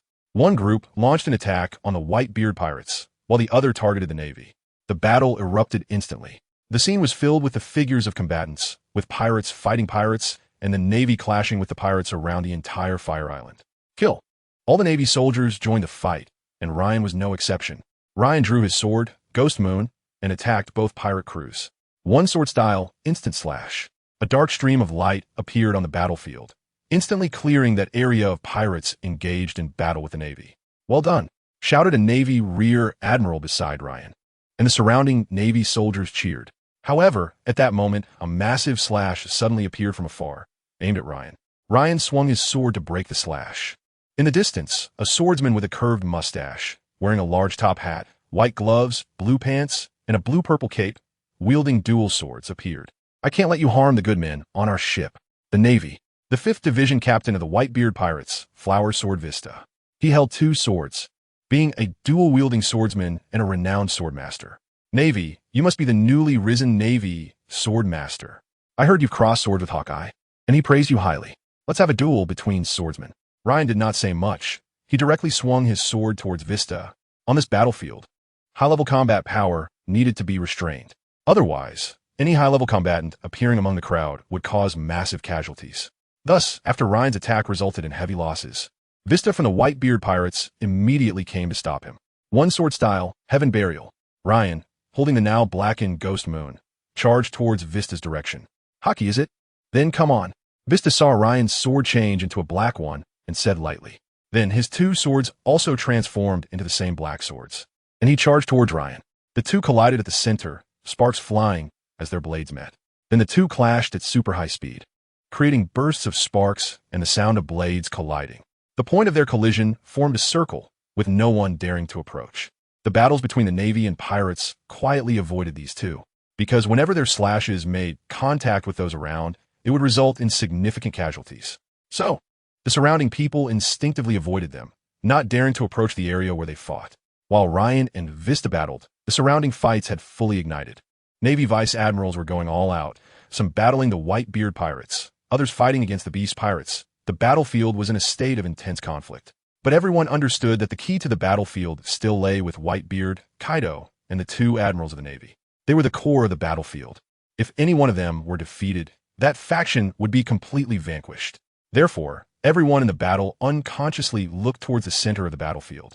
At this moment, in the center of the battlefield, Akainu was engaged in combat with Kaido, while Kazuru was using his speed to restrain Whitebeard, preventing him from attacking. Kaido's role was like a stirring stick. He would sometimes team up with the Navy to deal with Whitebeard, and, at other times, join forces with Whitebeard against the Navy. The battle erupting in the center of the battlefield completely devastated Fire Island among the three forces. In this clash of the highest combat powers, after enduring numerous attacks, Fire Island ultimately sank into the sea, as it was, after all, a relatively small island. The people on the island had long fled when the conflict between the Whitebeard pirates and the Beast pirates broke out, gathering their own pirate crews. Thus, the sinking of Fire Island did not cause any casualties. However, the sinking brought about massive waves, causing the fighters around to pause momentarily. But this was only a brief calm, and the fighting soon erupted again. Ryan's subordinates, Anton and Yueying, also showcased impressive results in this battle. After digesting the gains from the battle at Haitang Island, both of their fighting abilities had significantly increased, and they were currently eliminating pirates while searching for members of the Whitebeard Pirates 2nd Division. Before this battle occurred, Ryan had issued them a special order to find Titch from the Whitebeard's 2nd Division and notify him immediately upon finding him. Receiving Ryan's directive, they were both puzzled about who this Titch from the 2nd Division was that warranted such special attention from Ryan. They also specifically inquired among their Navy colleagues in the New World about who Titch was. The response they received was that Titch was a member of the Whitebeard Pirates 2nd Division, known as Blackbeard, with average strength, a low profile, and not much of a bounty. After receiving such a response, their curiosity about this Blackbeard Titch increased. They knew that Ryan generally wouldn't go out of his way to search for someone like him, indicating that this Blackbeard must possess something special. Thus, they followed Ryan's orders to search for Titch, driven by both obedience and curiosity, both doing their best to locate him. After eliminating a group of pirates, they began to ask their nearby colleagues about the location of the Whitebeard Pirates 2nd Division, the Navy beside them.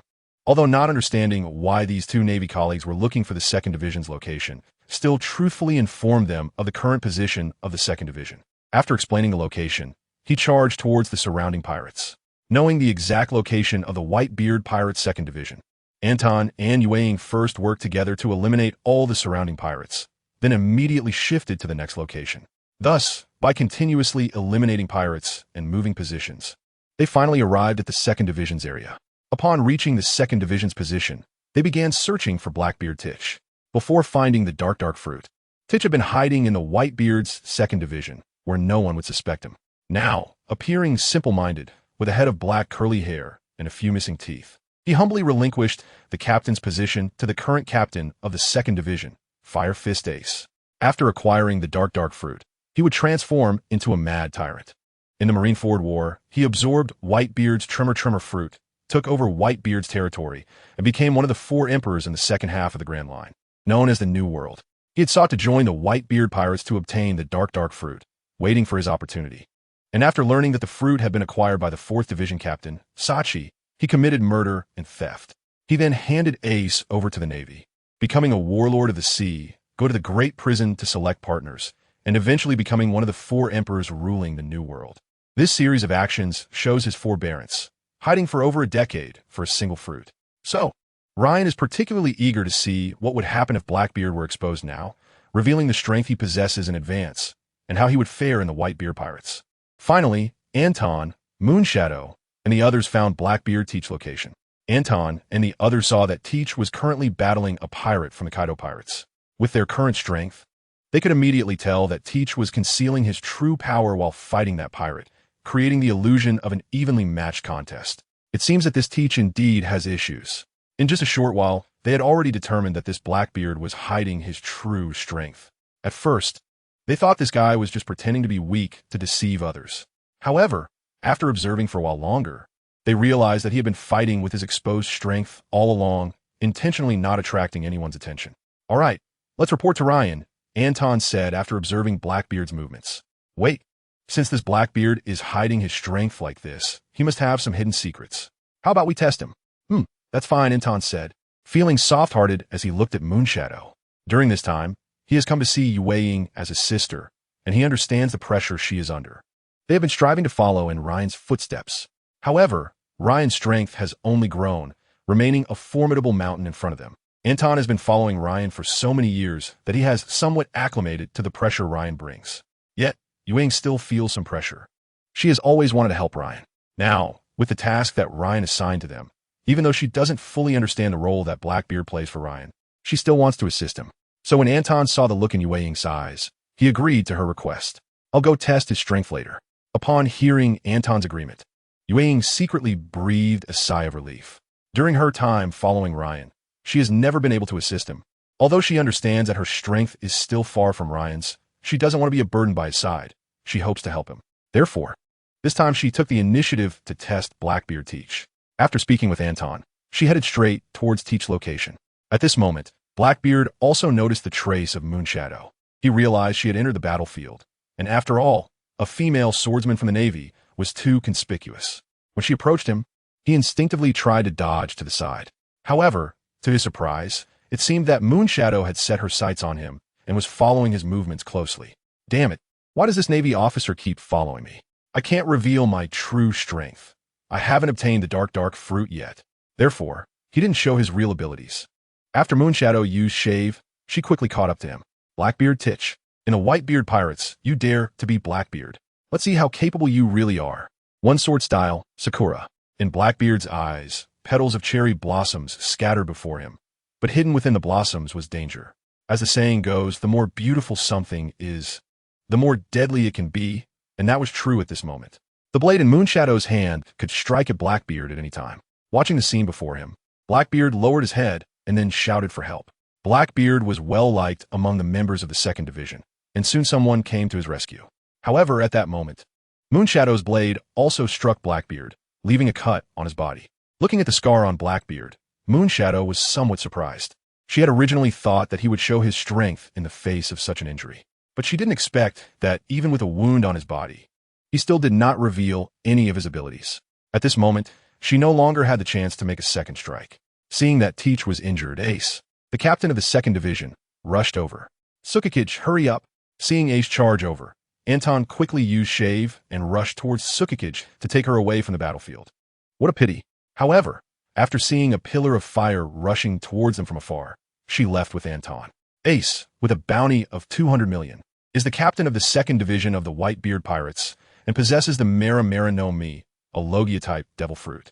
Sukikage knew that she currently did not possess the ability to use Haki, and faced with such a Logia-type fruit, there was no room for resistance. So she and Anton left immediately. Are you okay, Teach? After transforming into flames, Ace rushed towards Teach. For him, this position of captain originally belonged to Teach, who had humbly given it up to allow him to become the 2nd Division captain. Captain, I'm fine, just got a cut. Teach said tearfully to Ace. This is his disguise. In fact, he just used his armament Haki to slightly defend himself on his skin a moment ago. Now, he only looks scary on the outside, but the wounds inside have basically healed. Teach, you're injured, go back to the ship. All right, Captain, be careful. This is also Teach's plan. The appearance of the Navy swordswoman just now made him feel a hint of crisis. He didn't know if that Navy swordswoman had detected his disguise. So to avoid leaving any weaknesses, he decided to leave immediately. On the other side, Anton and Yue continuously used Shave to reach Ryan's side and quietly told him what had just happened, including Yue's attempt to test Blackbeard. Speaking of this matter, both of them lowered their heads. While fending off Bista's attacks, Ryan comforted them. He bore no blame towards them, knowing that his two subordinates only wanted to help him. All right, you two step aside for now. I'll handle it shortly. After speaking to the two, he directly unleashed a slash toward Bista. Bista also launched a slash, and the two attacks collided.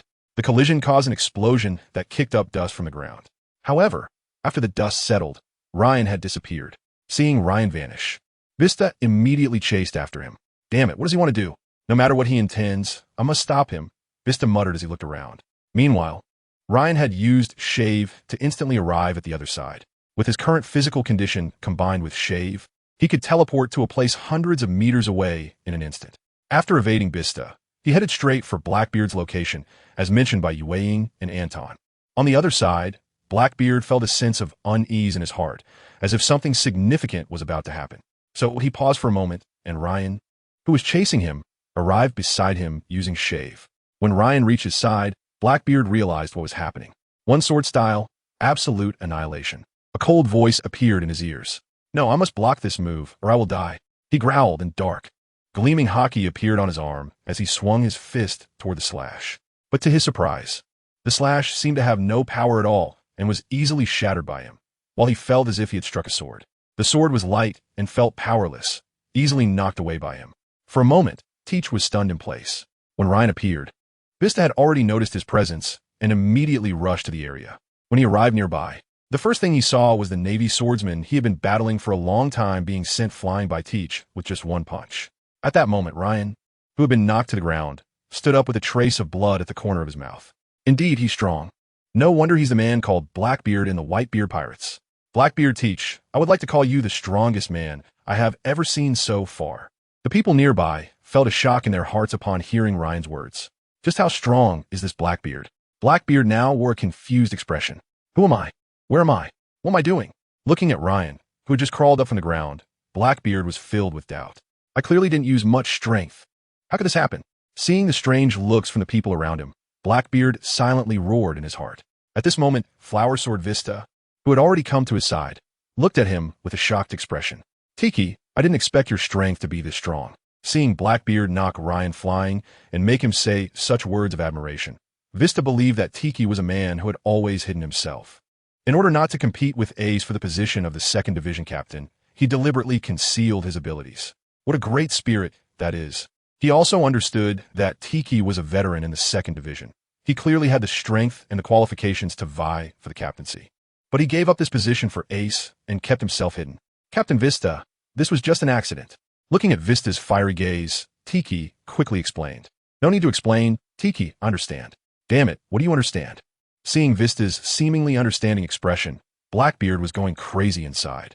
At this moment, Fire Fist Ace heard that Teach had been attacked again and hurried over. When he arrived, he found that Teach had already become the center of attention for everyone around. He quickly walked to Teach's side. Teach, are you okay? Captain, I'm fine. Blackbeard is almost in tears. Finally, there's someone who understands me. Ace, you didn't see it earlier. Teach brother knocked that recently famous naval swordsman flying with one punch. And that naval swordsman even personally admitted that Teach brother is the strongest man he's ever seen. What? Teach brother, you're that strong? Captain, I'm not. Blackbeard was really about to cry. What on earth is happening in the world?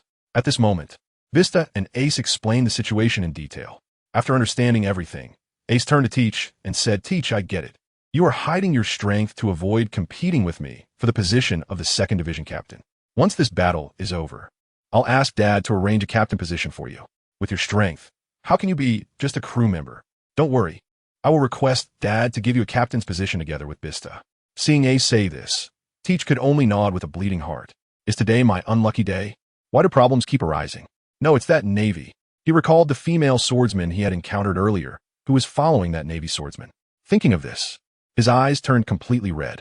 Morgana Ryan, I have an irreconcilable grudge against you.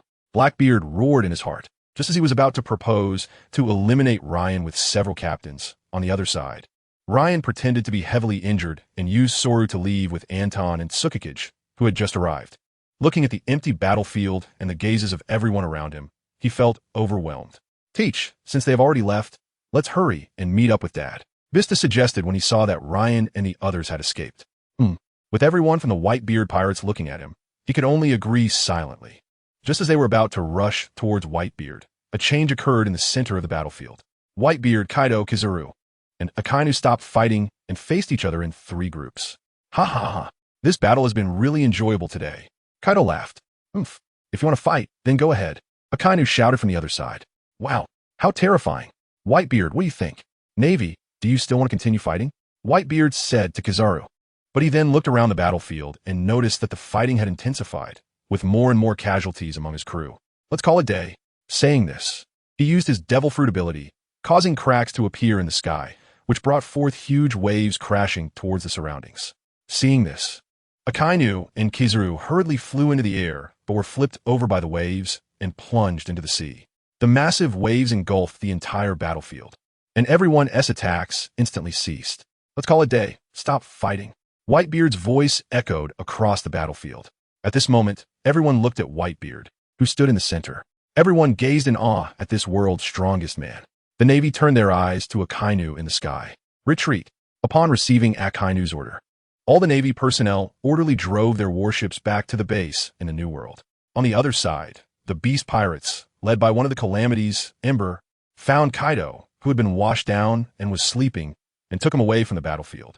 After everyone on the battlefield left, the Whitebeard pirates also gathered their crew and began to head towards Whitebeard's location. On the Moby Dick, Ace and Bista solemnly introduced Blackbeard Teach to Whitebeard. Dad, Teach's strength is very powerful. He deliberately hid his strength to avoid competing with me for the 2nd Division captain position. Today, when facing the Navy and that rising swordsman Ryan, he finally revealed his true strength and sent that Navy swordsman flying with 1 punch. Upon hearing this, Whitebeard looked at the standing Blackbeard. Dad, Blackbeard nervously called out to Whitebeard. Ryan's actions made everyone in the Whitebeard pirates think he had strong abilities, forcing him, who had originally been hiding in the shadows, to come to the surface. Now, facing Whitebeard, he felt anxious. Good, as expected of my son. Let's hold a banquet. For Teach. Roar. Hearing Whitebeard say to hold a banquet, everyone present cheered. And seeing that Whitebeard did not blame him, Blackbeard gradually relaxed. At this moment, Marco, the captain of the 1st Division, standing next to Whitebeard, said, the strength of the Teach brothers is so great, we need to assign him a division captain. Yes. Old man. Fire Fist Ace immediately responded, and Vista, next to him, nodded in agreement. Whitebeard pondered for a moment. But all our division captain positions are filled right now. There are no vacancies. Old man, don't worry about me. Hearing Whitebeard's words, Teach was overjoyed. He didn't want to appear in the spotlight just yet, as he was planning to seize the dark fruit and go solo. Becoming a captain in Whitebeard's crew would certainly draw attention and be detrimental to his plans. Teach brother, you're always so humble. We don't have a 0 division yet. I propose we establish a 0 division, with Teach brother as the captain. Marco suggested. Good. The other division captains agreed. This. Hearing Marco's proposal, Teach almost spat blood. All right, we will re-establish the 0 division, and Teach will be the captain. Whitebeard decisively stated. Looking into Whitebeard's eyes, Teach had no choice but to accept. On the other side, at the Navy base, Ryan was reporting to Akainu, with Admiral Kizaru sitting next to him. Who exactly is that Blackbeard Teach? He was able to injure you with a single punch. Akainu asked Ryan in his office. When Ryan left that battlefield, he punched his chest heavily a few times to create the scene of a serious injury. I don't quite understand, but since he dares to call himself Blackbeard in the Whitebeard pirates, he must have considerable strength. I also learned that the 3 scars on Shanks' left were left by him, so I went to test him, but I didn't expect his strength to be this formidable. The most crucial point is that he has been quietly powerful, hiding in the Whitebeard pirates. What? The scars on Shanks' left were left by that Blackbeard? Yes.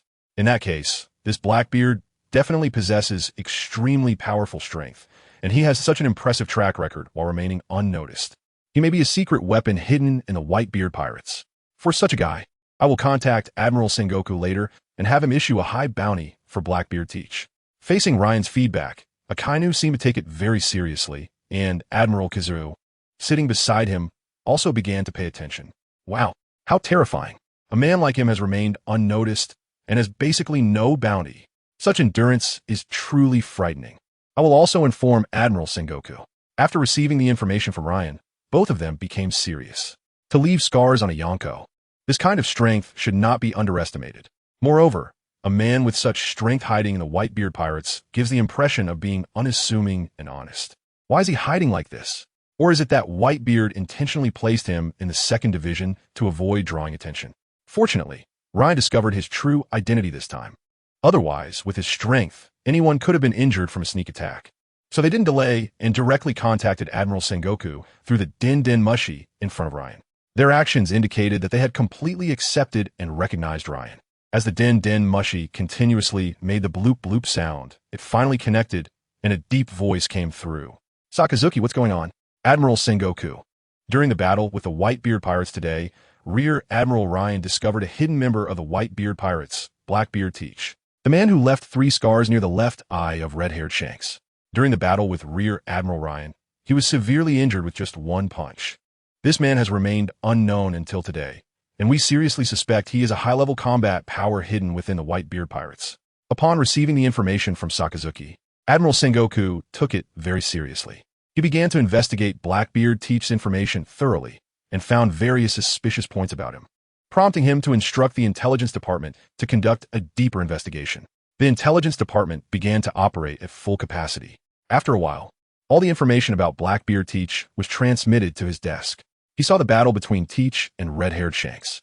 Indeed, it was not simple. A man with such strength has remained unknown. Is this part of Whitebeard's scheme?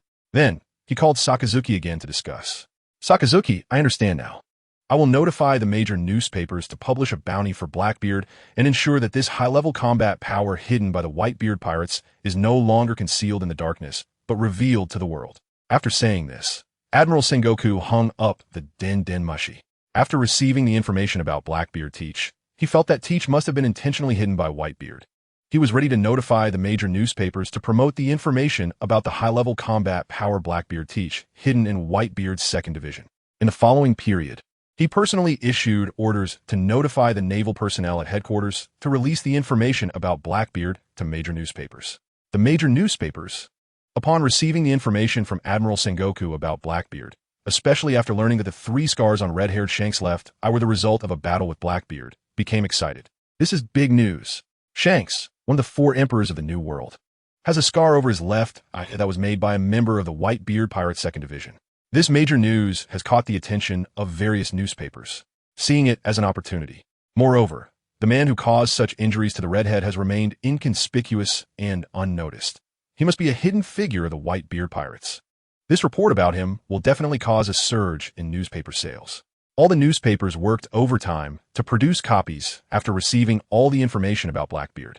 The next day, news about Blackbeard spread throughout the world. The man who left 3 scars on the left eye of the red-haired pirate is a quietly hidden figure in the Whitebeard Pirates 2nd Division. He defeated the recently famous Navy swordsman with 1 punch, causing injury to one of the 4 emperors, red-haired Shanks. The creator of the 3 scars on the left eye, Blackbeard Teach. Hidden within the Whitebeard pirates for decades, he remained unnoticed, a high-level combatant deliberately concealed by Whitebeard, Blackbeard Teach. News about Blackbeard Teach was everywhere, and instantly his information spread across the world, making him the focus of attention. Everyone was discussing him, especially his experience of inflicting 3 scars on one of the 4 emperors, red-haired Shanks. With such a glorious record, he had remained unnoticed in the 2nd Division of Whitebeard. People were certain that Whitebeard had deliberately allowed him to do this, to conceal such a high-level combatant and deliver a deadly blow to the enemy unexpectedly in battle. In the New World, aboard the Moby Dick, there was a cheer echoing all around. Blackbeard Teach was surrounded by everyone. Ha ha ha, Teach, you're famous now. The Navy just issued your bounty on the newspaper. You have a bounty of 800 million. This means the Navy considers you a significant threat. The height of a pirate's bounty represents honor among pirates. Beside him, Blackbeard Teach was completely stunned. This honor was not what he wanted at all.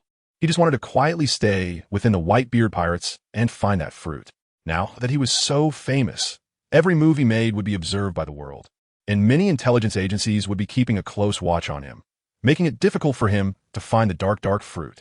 But Ace and the others beside him were pulling him to celebrate. Ha! Blackbeard forced a smile that looked worse than crying. Teach, this is a day worth celebrating. Why do you look so miserable? It's nothing. I'm just happy to see such a high bounty.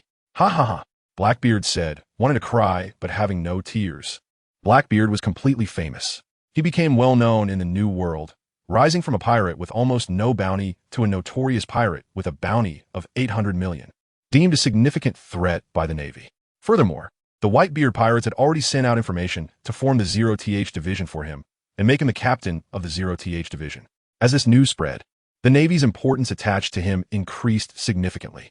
Meanwhile, several clashes occurred in the places where the Whitebeard pirates and the Beast pirates gathered.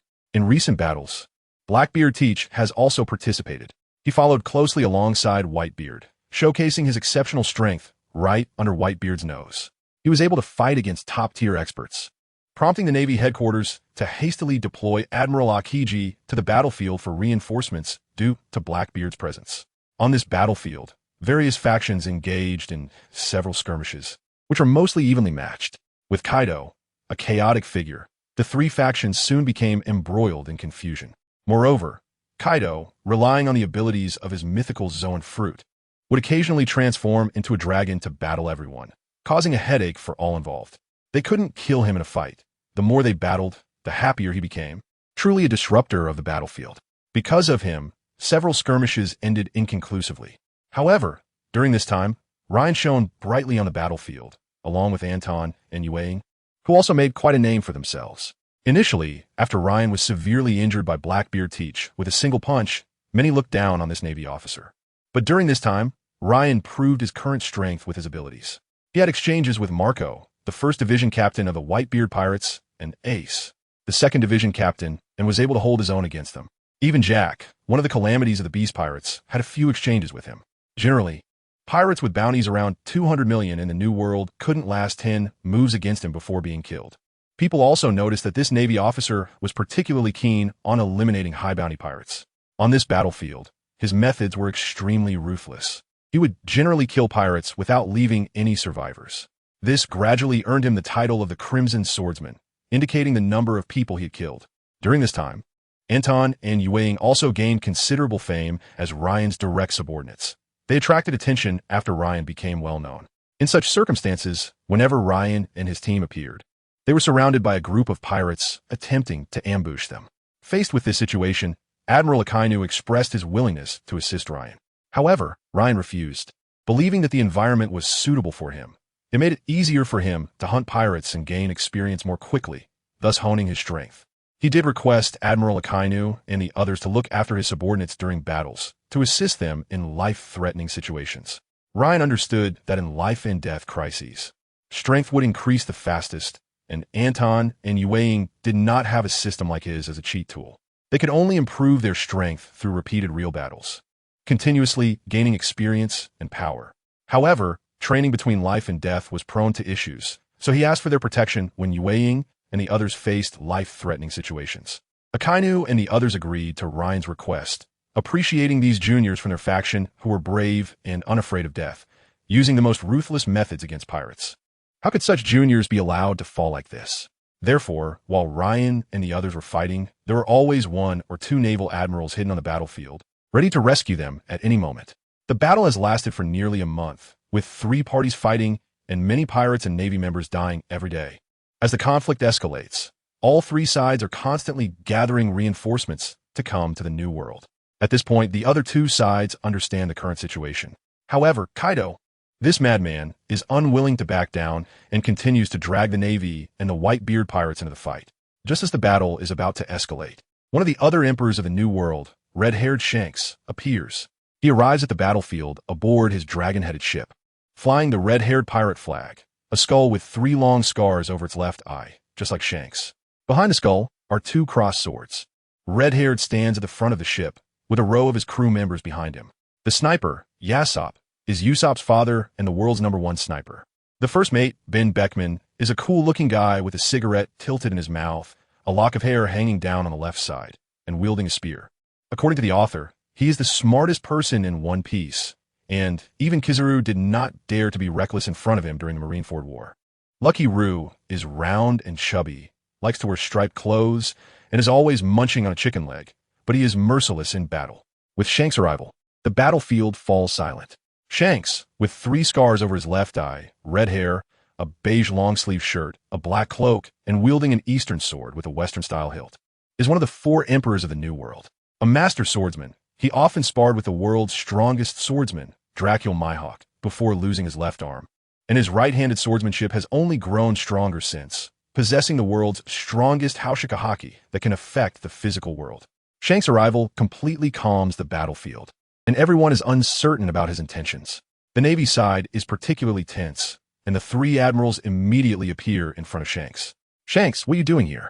Are you going to fight alongside these pirates against us?" Akainu Sakazuki, standing in the center, shouts loudly, with a scene of flowing lava appearing around him. Akiji and Kizuru, standing to his left and right, also reveal their devil fruit powers. If Shanks makes a move, the 3 of them will attack him immediately. No need to be nervous. I'm here to end this battle. The fight you're having is affecting the development of the New World. If it continues, it will lead to a decisive battle between the government and the pirates. I don't think you're all prepared for such a thorough showdown, he says, casting a glance at the Navy, who are watching him like a formidable enemy. "You bastard." Akainu looks at Shanks and says, "Whitebeard, you wouldn't want to see your family die, would you?" Shanks turns to Whitebeard on the other side. At the moment Shanks appears, Whitebeard has moved to his side, opposing Akainu and the others. Shanks, back in the day, you were just an intern on Roger's ship. I didn't expect that after all these years.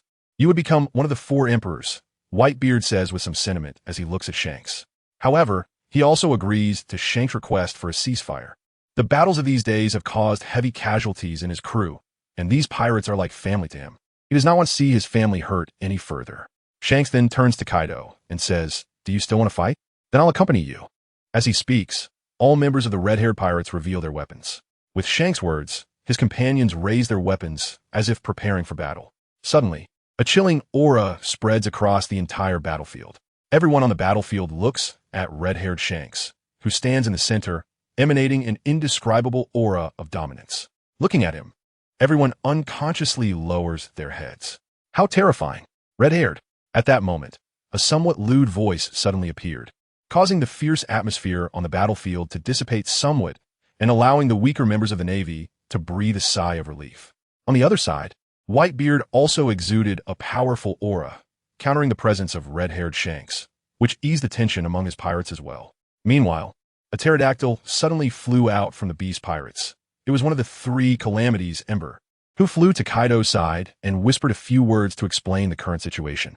Kaido was not entirely lacking in intelligence. He understood that if he did not agree, he would likely face a joint attack from the 3 parties. Thus, he agreed to red-haired Shanks' request. "Shanks, you bastard. Next time it's a one-on-one," Kaido said, glancing at Shanks before leaving. After saying this, he directly led his crew back to Wano country. Seeing Kaido retreat, the Whitebeard pirates and the Navy also breathed a sigh of relief. They did not want to continue fighting in this situation. With the beast pirates retreating, they could also end this battle. On the battlefield, Whitebeard took a deep look at red-haired Shanks before leading all his pirates back to his territory. On the Navy side, Akainu also glanced at Shanks, realizing that in this situation, they could not eliminate these pirates. So he said nothing further and directly led the Navy back to their base in the New World. Under Akainu's command, the Navy retreated in order on their warships, with the 3 admirals standing at the back of the vessels, ready to guard against any attack from Shanks. Ryan sat in the middle of one of the warships, with Anton and Moonshadow standing beside him. As the warship slowly made its way towards the New World base, they were getting closer to red-haired Shanks. He also looked at the nearby Emperor, red-haired Shanks, recalling that in the real world, while watching anime, he always thought Shanks was the most charismatic and powerful character. And today he finally saw him in person. This time, he has also seen the face of the owner of the fruit, red-haired Shanks. His true nature made him realize the aura of this man who possesses the world's strongest haki. As the warship sailed, their ship brushed past red-haired Shanks. What surprised Ryan was that Shanks glanced at him the moment their warships passed each other. That gaze, calm like the ocean, watched as Ryan's ship slowly moved by. Seeing that Shanks had just looked at him, Ryan's eyes narrowed, and he looked back at Shanks. However, Shanks' gaze had returned to the 3 admirals, as if the previous moment had been an illusion. That glance just now, what was it? Ryan silently pondered in his heart, but then he chose not to dwell on it any longer. In this New World battle, his experience points are already maxed out, and his level has reached 12. After leveling up to 12, the faint plus sign for the master level changed from a grayish color to a bright yellow. The swordsmanship level at the master level shows a bright yellow plus sign indicating that it can be upgraded to the grandmaster level. In this upgrade, reaching level 12, he gained another skill point, bringing his total skill points to 4, including the leftover point from before. Now he could upgrade either his swordsmanship skill or his dominant skill. According to the plan he had made earlier, he decided to upgrade his swordsmanship skill, aiming to elevate his power to that of a great swordsman. To avoid any confusion about this sudden increase in strength, he planned to take a break after the battle to adapt to his newfound power. Once the battleship returned to the base in the new world, he couldn't wait to click the plus sign that appeared next to the swordsmanship skill. In an instant, countless insights about swordsmanship flooded his mind, as if he had trained for countless years at the level of a swordsman. And all knowledge about the way of the sword became clear to him. His swordsmanship skills felt as though he had trained for decades.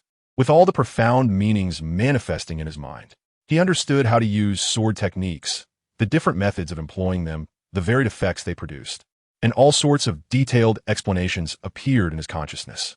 At the same time, methods for advancing these sword techniques, new understandings of swordsmanship, and new profound meanings also emerged in his mind. These things seemed like they were meant to be in his mind. Generally, without any conflict or pain, everything appeared naturally. Ryan opened his eyes again and looked around, finding that the world in his eyes had become clearer and all the colors were brighter. The secrets of the world seemed to reveal themselves before him. However, Ryan also understood that this was just an illusion, a delusion brought on by a sudden increase in power. He always felt this way after enhancing his skills. It was just a matter of the intensity of the feeling. After some time, once he became accustomed to this power, the sensation would naturally fade away. Anton, standing behind him, suddenly felt that the man in front of him had undergone a transformation. He had changed from a sharp, exquisite sword into a plain, unadorned blade. But this plain blade concealed a deeper danger. It simply retracted its edge, no longer making others feel threatened. Yet, at a critical moment, it could deliver a fatal blow to the enemy. What's wrong? Facing this change, Moonshadow asked. Nothing. In response to Moonshadow's question, Ryan replied with a smile. This time, he has elevated his swordsmanship level from a swordsman to a great swordsman. He can now completely conceal his revealed sharpness, appearing like an ordinary person, no longer so eye-catching. This change was also perceived by them at the first moment, so they asked him questions. Ryan calmly explained to them. Hearing Ryan's words, they understood that he was not injured, but rather that some unknown change had occurred in him. All right, let's not think too much about it. After this battle, we should also take a break, Ryan said to Yue, Anton, and the others. In the battles of these days, Ryan also understands that Anton, Moonshadow, and the others are mentally exhausted because he feels the same way. They are constantly experiencing the fight between life and death, always on edge. Although their strength is improving rapidly, the pressure they carry in their hearts is equally immense. The battle has ended, and Ryan is preparing to request a leave of absence from Admiral Akainu to return to the East Blue and take a good rest. What a vacation! That's great! Upon hearing Ryan's words, Tsukikage jumped up like a girl. Ryan smiled at this scene. After all, she is still a girl, and even if she pretends to be mature, it cannot hide her age. At the Navy's New World base, the war has come to an end, with casualties on both sides. But now that the fighting has stopped, the Navy personnel gathered at the New World base begin to withdraw in an orderly manner to their respective divisions. This battle was not as significant as the subsequent Marineford War. At that time, the Navy headquarters was fully prepared, having summoned all elite Navy personnel from around the world to engage in battle with the Whitebeard pirates.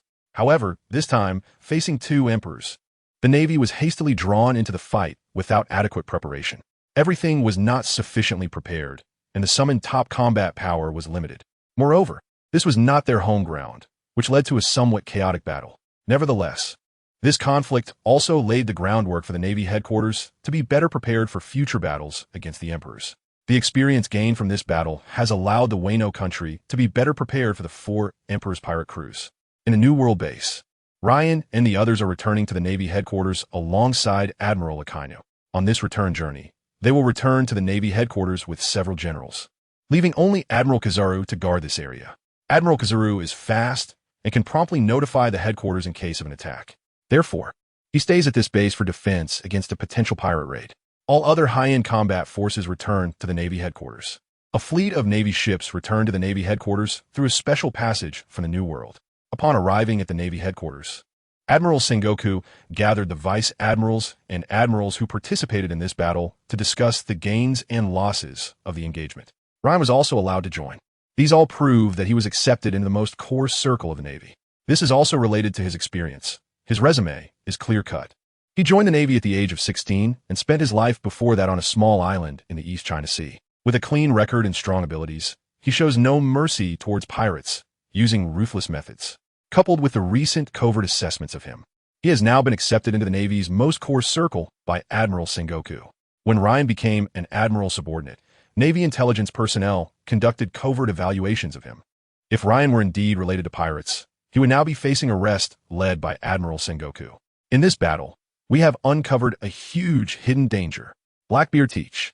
This man possesses great strength and has been hiding within the Whitebeard Pirates 2nd Division, going unnoticed. It was only during the battle with Rear Admiral Ryan that his true strength was fully revealed. We must pay close attention to Blackbeard Teach. He may be a hidden pawn left by Whitebeard, and we must take him seriously. Yes, all the Navy personnel present looked grave. During this time, Blackbeard has been exposed, having fought alongside Whitebeard a few times, interacting with those present. They have formed judgments about Blackbeard Teach strength. This man has admiral-level power. With super high physical skills and immense strength, it is unimaginable why he has been hiding in the 2nd Division. However, everyone present believes he was placed in the 2nd Division by Whitebeard. If Rear Admiral Ryan had not coincidentally exposed him, they would have faced huge mistakes in their battles against the Whitebeard Pirates. In recent years, Admiral Sengoku has always viewed the Whitebeard Pirates as his target for combat, constantly simulating scenarios of fighting against them. Navy intelligence personnel have also infiltrated the Whitebeard Pirates to obtain secret information.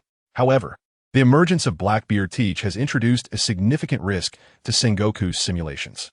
In Sengoku's projections, the presence of this unpredictable factor in actual combat could lead to major issues for the Navy. But now, with Blackbeard exposed, they have more methods to deal with him. At this point, Admiral Sengoku looked at Ryan with an appreciative gaze. Seeing Sengoku's attention turn to Ryan, everyone in the room also looked at him, their expressions filled with goodwill. As a new generation of Navy personnel, Ryan possesses great strength and noble qualities. The people present were also pleased to see fresh blood continually emerging in the Navy. Afterward, Admiral Sengoku and the others discussed the gains and losses of the battle, deployed a new plan against the Whitebeard Pirates, and then announced the meeting's adjournment. After the meeting was dismissed, Ryan followed Admiral Akainu to his courtyard at Navy headquarters. You did well this time. You've truly made a name for yourself. I heard they've even given you the title of Crimson Swordsman? Yes, Admiral Akainu. Good. When it comes to pirates, slaughter is necessary. Instill fear in them. What are your plans next? At this stage, large-scale battles with pirates will not occur again. The Navy needs to recuperate, and after the battle in the New World, the 4 emperors will not easily engage in war among themselves. There will be no major disputes on the seas, only minor skirmishes among smaller pirates. In the eyes of these big figures at sea, as long as there's no upheaval among the 4 emperors in the New World, other issues are trivial. In response to Admiral Akainu's inquiry, Ryan quickly expressed his request. Admiral Akainu, during this time, we have been in constant battle. My subordinates have experienced too much life and death situations in the New World, and now they're under significant psychological pressure. I would like to take some time off for myself and my subordinates to have a period of calm training to alleviate the psychological pressure brought by this battle. When Ryan returned to the headquarters, he wanted to explain to Admiral Akainu. During his time at the headquarters, he had either been in battle or on his way to battle, without a moment's rest. He and his subordinates were under immense psychological pressure. Ryan himself had the system, eliminating enemies, watching his experience points rise, and constantly motivated. But even so, after such prolonged slaughter, his heart was filled with a desire for killing. He knew that if this continued, he would surely become a murder maniac, losing any sunny disposition towards all things beautiful. His 2 subordinates, needless to say, were even more taciturn now, no longer as enthusiastic as before. Therefore, he made a request for vacation to Admiral Akainu. Upon hearing Ryan's request, Akainu pondered for a moment and then agreed. All right, this time I'll grant you 2 months of vacation. However, upon receiving orders from the headquarters, you must return immediately. Okay. Seeing that Admiral Akainu agreed to his request and granted him 2 months of vacation, Ryan was overjoyed. He had initially thought his vacation would only be about a month, but Akainu directly gave him 2 months. In the East Sea, A tranquil ocean with rippling azure waves floated peacefully. In the distance, at the farthest point of sight, a Navy warship appeared slowly, adorned with a flag featuring a seagull holding a balance. The warship slowly sails through the sea, not stirring a single wave. What a leisurely day it is. On the ship, a man wearing beach shorts, shirtless and sporting sunglasses, sips on a cold drink and sighs. Next to him is another man dressed similarly, but he is sitting in a lounge chair with a sunshade above him. Isn't this the kind of day we've been looking forward to? After all the fighting and killing, we deserve a break. That's true, but it's still quite uncomfortable. The man said this, but immediately after, he took a big gulp of his cold drink. Wow, so refreshing. Hey, can you stop making such lewd sounds? You'll make others misunderstand us. A girl next to him spoke up. The girl was wearing a bikini and had sunscreen on, also sitting on a lounge chair, with a sun umbrella above her. This group of people is Ryan and his team, who received vacation time from Admiral Akainu. After getting the leave approved, they drove a warship back to the EC. The journey was calm, with no daring pirates daring to attack them, and they safely returned to the EC. The tranquility of the trip feeling almost eerie. However, Ryan and his team enjoyed this peace, free from worries about enemy attacks and ambushes, with no pressure at all. The stress they had accumulated over time had mostly dissipated during this voyage. Today was another calm and peaceful day. Ryan suggested they put on swimsuits and sunbathe. At first, they seriously refused, but when they saw Ryan directly put on swim trunks, sit on a lounge chair, and enjoy a cold drink, they immediately followed suit. So nice. Ryan, what did you say? I didn't say anything. Weren't you all seriously refusing just now? Didn't you say this behavior is bad for our image in the Navy? Aren't you the one holding up the fort? Anton said with a cheeky grin. You guy. Looking at Anton's carefree demeanor, Ryan also smiled. Seeing him like this, Ryan knew that his request for vacation time from Admiral Akainu was the right decision. After this period of rest, most of the pressure that Anton, Sukikij, and the others had been carrying had dissipated, and they had also broken free from their previous cold treatment of others, showing some warmth only towards Ryan. This is exactly what Ryan wants to see. He doesn't want his companions to become cold-blooded killing machines. He hopes they will be flesh-and-blood humans, not ruthless machines that treat people or things with a cold attitude. Brother Ryan, stop teasing him. Where's our destination this time? Is it the 153rd branch, where you used to be? Moonshadow said with a smile at Ryan. Our destination this time is to return to the hometown of Anton and me, a small island in the East China Sea. As soon as Ryan said that, Anton on the side started laughing, holding his belly. What's wrong, Anton? Moonshadow, you don't know the bad reputation this guy left on our island. Anton laughed, holding his belly. Damn it, Anton, you can't say that. Seeing Anton about to mention that dark history, Ryan hurriedly stood up, ready to stop him. Dark history? What dark history? Seeing Ryan's reaction, Moonshadow immediately became interested. This guy Ryan has been practicing swordsmanship on our island since he was a child.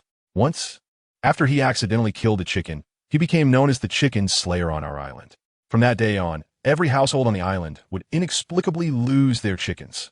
This caused panic among the residents. But later everyone found out that only the chickens would die, and the chicken killer wouldn't kill the chicks, only the big chickens, and wouldn't steal the chickens either. Since these incidents weren't significant, everyone didn't report them to the Navy. This incident became a strange tale on the island, until one day, when that guy stopped hunting chickens and started hunting other large animals, people realized that the strange tale on the island was created by Ryan. Once, when he killed a large wild boar and brought the meat to the town to distribute to the townsfolk, the town guards discovered traces of the kill, which matched exactly the method used by the chicken thief on the island over the years. So people began to suspect that the damn thief was Ryan. The townsfolk started a plot. They secretly gathered the hidden chickens together and placed them in a yard, conveniently letting Ryan see them. Unsurprisingly, Ryan sneaked into the yard at night, holding a wooden knife, ready to kill the chickens when everyone jumped out from the yard, revealing the truth. This incident became a joke in our town. Upon hearing Ryan's dark history, Yueying couldn't stop laughing, rolling over on the lounge chair while holding her stomach. Anton, you rascal. It looks like it's time to loosen your bones today.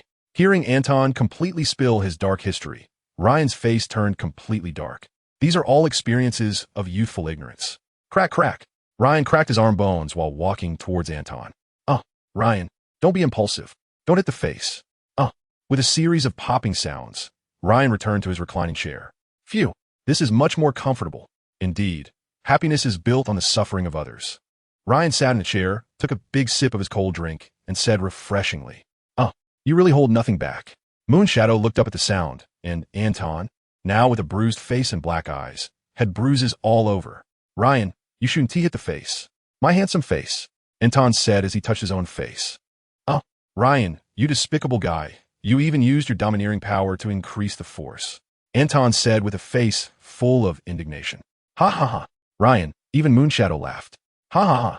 Who told you to always expose my dark history? This is a lesson of love for you. Ryan, you are inhuman." The group on the warship traveled happily towards Ryan's hometown. After sailing for a few days in the East China Sea, they finally arrived at Ryan's hometown, a small, remote island in the East China Sea, which had a town called Southwind. This is a peaceful little island, where edible crops are grown and surrounded by a jungle. Due to the lack of special products on the island and its absence from major trade routes, this island has hardly been disturbed by pirates. Ryan and the others have lived here since childhood, and because there are no special products on the island, trade is not developed. The pirates understand that there is not much profit to be gained here, and generally do not come to plunder. Even if some foolish pirates come to the island, they are defeated by Ryan. Each time pirates invade, Ryan drives them away with a wooden sword.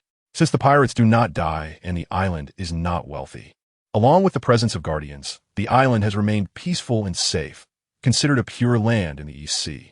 As Ryan grew older and gained more mastery over his own abilities, these pirates only had the option to flee when they encountered him.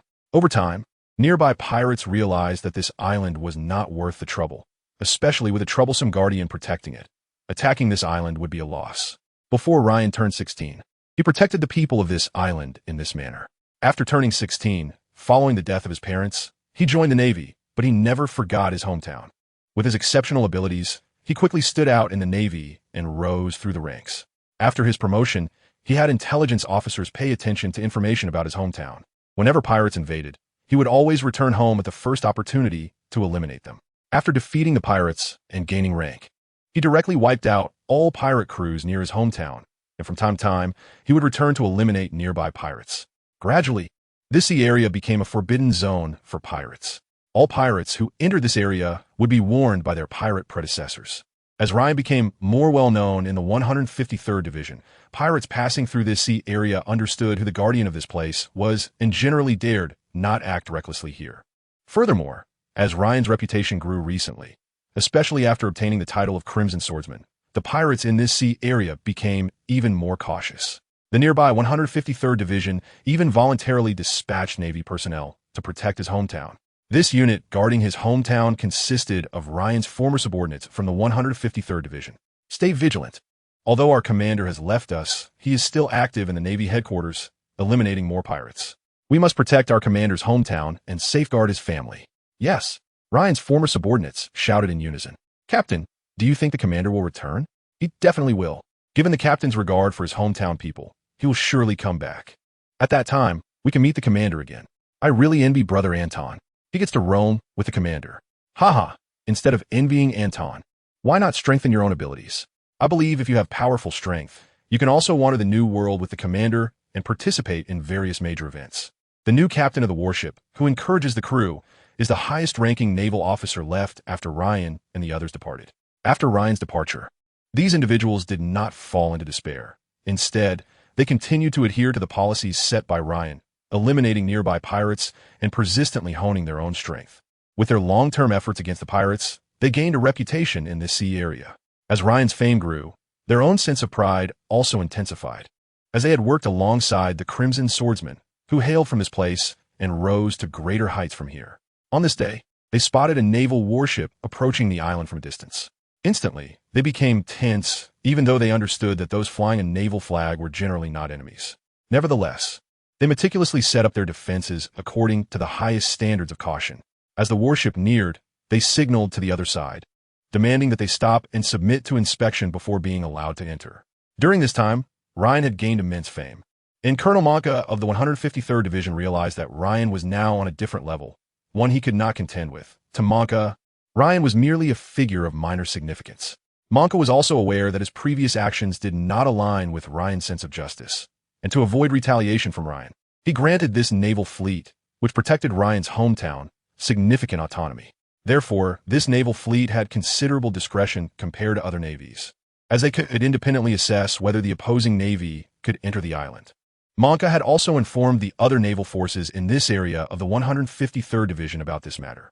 Thus, when faced with Ryan's warship, the guarding navy simply ordered them to remain stationary. Ryan, do you still have such rules here? Yue said to Ryan, surprised by the situation. As the opposing warship assumed a defensive formation, Ryan used ObservationHaki to observe the other side. After using ObservationHaki, a hint of a smile appeared at the corner of his mouth. It's my former subordinate, Anton. Let us go say hello. Upon hearing Ryan's response, Anton recognized who the people on the other side were. Just at that moment, he had learned moonwalk, so he and Ryan used it together to fly into the sky towards the approaching warship. Be careful. They saw two people flying out from the opposing warship, still walking in the air as they approached them. The navy around the island immediately went on high alert, drawing their knives, swords, and firearms, all aimed at the two figures in the sky. As the two in the sky drew closer, the atmosphere on the warship became increasingly tense, with everyone gripping their weapons tightly, ready to strike at any moment. At that moment, someone suddenly shouted, "Look, is that Colonel Ryan?" Upon hearing his words, everyone looked up, and, seeing the scene in the sky, they immediately became excited. "Major Ryan, Lieutenant Anton, it's really them. Hello, everyone. We got a vacation from headquarters this time, for 2 months. Our plan is to first go back to our hometown, and then visit you at Branch 153. We didn't expect to run into you here. That's great. Come on, let's go to the island to celebrate together." With these Navy soldiers, they arrived at the small island. On the island, in Nanfeng town, while the warships by the sea were on alert, someone in the town was already notifying others about the situation, and everyone was prepared for defense. But moments later, more Navy personnel arrived at the seaside with information, and everyone understood the situation. When they heard that Ryan and the others were back, everyone became happy. After all, Ryan was someone who had grown up here, and they witnessed his journey from a Navy soldier to where he is now. Watching the continuous reports about Ryan in the newspapers, they felt proud of him. Ryan grew up here, and everyone had a deep affection for him, especially since his parents passed away and he joined the Navy alone. Seeing his achievements over the years, they could also understand the hardships he endured. Others always saw his brilliant record, fighting alongside Hawkeye, Doflamingo, and participating in battles against the Whitebeard pirates and the Beast pirates, earning the title of the Scarlet Swordsman. But these people could see the relentless struggle and effort behind his fame. This time, when they heard that Ryan, Anton, and the others had returned to the island, the people of Southwind Town immediately became excited. This is the first time Ryan and the others have returned to their hometown since they left. "Everyone, we should let this kid, Ryan, feel the warmth. Prepare the banquet." "Okay," everyone responded in unison. So, when Ryan arrived in Southwind Town with the Navy soldiers from his warship and the former Navy department, he saw such a scene. In the center of the town stood a huge bonfire, surrounded by many townsfolk, with plenty of fine wine and delicious food nearby. When Ryan and the others arrived, everyone in the town stood up and said to Ryan, "Ryan, welcome home." Looking at this scene, Ryan was deeply moved. After experiencing so much outside, his tranquil harbor was this little town, where everything was familiar to him. Familiar people, familiar things, everything was so beautiful. That is why Ryan would protect this town so fiercely. "Everyone, I'm back. You kid finally know how to come home. Today is a joyful day. Let us not say too much. Come on, cheers." A burly man with a thick beard brought a large barrel of wine to Ryan and directly handed it to him. He then lifted another barrel of wine from the side, clinked it with the barrel in Ryan's hands, and gulped down the wine. Uncle Mocha, looking at this middle-aged man, deep impressions of him instantly surfaced in Ryan's memory. Uncle Mocha was the one who organized the townsfolk to set a trap for him that time. Even now, he remembers that experience, when the townsfolk led by Uncle Mocha shone a flashlight on him, exposing him completely. There is no need for many words on a joyful occasion. Tonight, we want to go home until we're drunk. Hey, Navy guys over there, let us drink until we drop. Okay. Seeing this scene, Ryan immediately agreed, calling over his Navy colleagues and Yue to join the banquet. The Navy soldiers from the warship were already accustomed to their commander. After all, during this time, he would hold banquets from time to time, and they understood his personality. Anton was already greeting the townspeople, while Yue and the other Navy soldiers sat on the other side of the bonfire, enjoying the fine wine and food brought by the townsfolk. Ryan began to toast to the people in the town, and after toasting everyone, he started drinking with those long-lost Navy subordinates. Soon, Anton joined in as well. Ryan and Anton had very strong physical constitutions, so they could digest the alcohol quickly. After this round, nearly all the Navy soldiers were drunk. However, Ryan only had a slight flush on his face and was in a tipsy state, while Anton, who was beside him, was already inebriated. I can keep drinking. Seeing Anton's nonsensical talk, Ryan couldn't help but laugh. Looking at the surrounding townsfolk and Navy colleagues, Ryan smiled silently. This was exactly what he wanted to protect, no matter how much storm he faced outside. This was the most peaceful harbor in his heart, where a beautiful part of his soul was entrusted, ensuring that he would never become a cold-blooded killer, someone who would kill recklessly for experience. That night, Ryan and the townspeople were completely immersed in revelry. The next day, in the early morning, the first rays of sunlight shone into the square. The square was already filled with people sleeping on the ground, and as the sunlight came down, some began to rub their eyes and stand up. Hey, it's time to get up. A new day has begun. The early risers began to wake up those still asleep, rousing them from their slumber. Gradually, a noisy sound filled the square. Ryan and the other sailors, trained in the Navy, woke up at the first hint of noise. After all, they had professional training. As soon as there was the slightest disturbance, they collectively woke up. The moment Ryan heard the sound, he was wide awake. He felt a bit guilty seeing the scene before him. Being in this small town, he had completely let down his guard, which led to him sleeping very deeply. If someone had launched a surprise attack at that time, he would have had no ability to resist. Usually, he was only half asleep, always on the lookout for enemy ambushes. However, occasionally letting go completely and relaxing felt pretty good. This time of relaxation released all the pressure he had accumulated in his heart. So comfortable, Anton said after waking up and stretching. This banquet allowed him to release all the negative emotions he had inside. At this moment, an old man with a white beard came to Ryan's side. Ryan, you little rascal, you become a rear admiral in the Navy, yet you still look so immature. Recently, Ryan participated in battles in the New World, defeating many pirates with bounties exceeding 100 million, and was promoted to rear admiral by the Navy headquarters. During Ryan's vacation, the Navy headquarters had already released the information about his promotion. The people in this town have been paying close attention to news about Ryan. As soon as the information about Ryan's promotion was published in the newspaper, they learned about it immediately. No matter what my position is, I'm still a part of this small town. Hearing Ryan's words, the mayor looked relieved. You rascal, what are your plans for coming back this time? We don't have any specific tasks this time. It's more like a vacation. We have a 2-month holiday. Our plan is to come back here first, then return to Branch 153, and then travel around the East Sea. Ryan directly stated his plans. So that's how it is. Ryan, did you know? Recently, something strange happened on Samwell Island, which is next to our island. Mountains have been mysteriously falling from the sky there, appearing out of nowhere. And the Navy has sent people to investigate, but they haven't found any issues. I thought you came back specifically to investigate this incident. Mountains suddenly falling from the sky. Yes, these days, mountains have been appearing in the sky over Samwell Island, seemingly out of nowhere, causing huge casualties and damage on their island. The people on the island are currently discussing how to escape this increasingly bizarre island. Upon hearing what the mayor said, Ryan already had a vague answer in his mind. This kind of thing seems like the fruit ability of that person. Golden Lion Shiki, a user of the float fruit, has the ability to manipulate non-living things he has touched and create floating islands. Could it really be this guy? Ryan felt that the possibility was very high. After all, in the movie, the Golden Lion appeared in the East Sea, so it makes sense that he would be in the East Sea now. Like many other big shots, the Golden Lion was once a member of the Rocks Pirates in his youth. The known powerful members on the ship include the Golden Lion, Kaido, Big Mom, Whitebeard, Wang Ji, Silver Axe, and Captain John. After the Battle of God Valley, the Rocks Pirates were defeated by the combined forces of Garp and Roger. The Rocks Pirates disbanded after the battle, and the Flying Pirate Crew was subsequently formed, becoming one of the 3 legendary pirate crews alongside Rogers and Whitebeards at that time.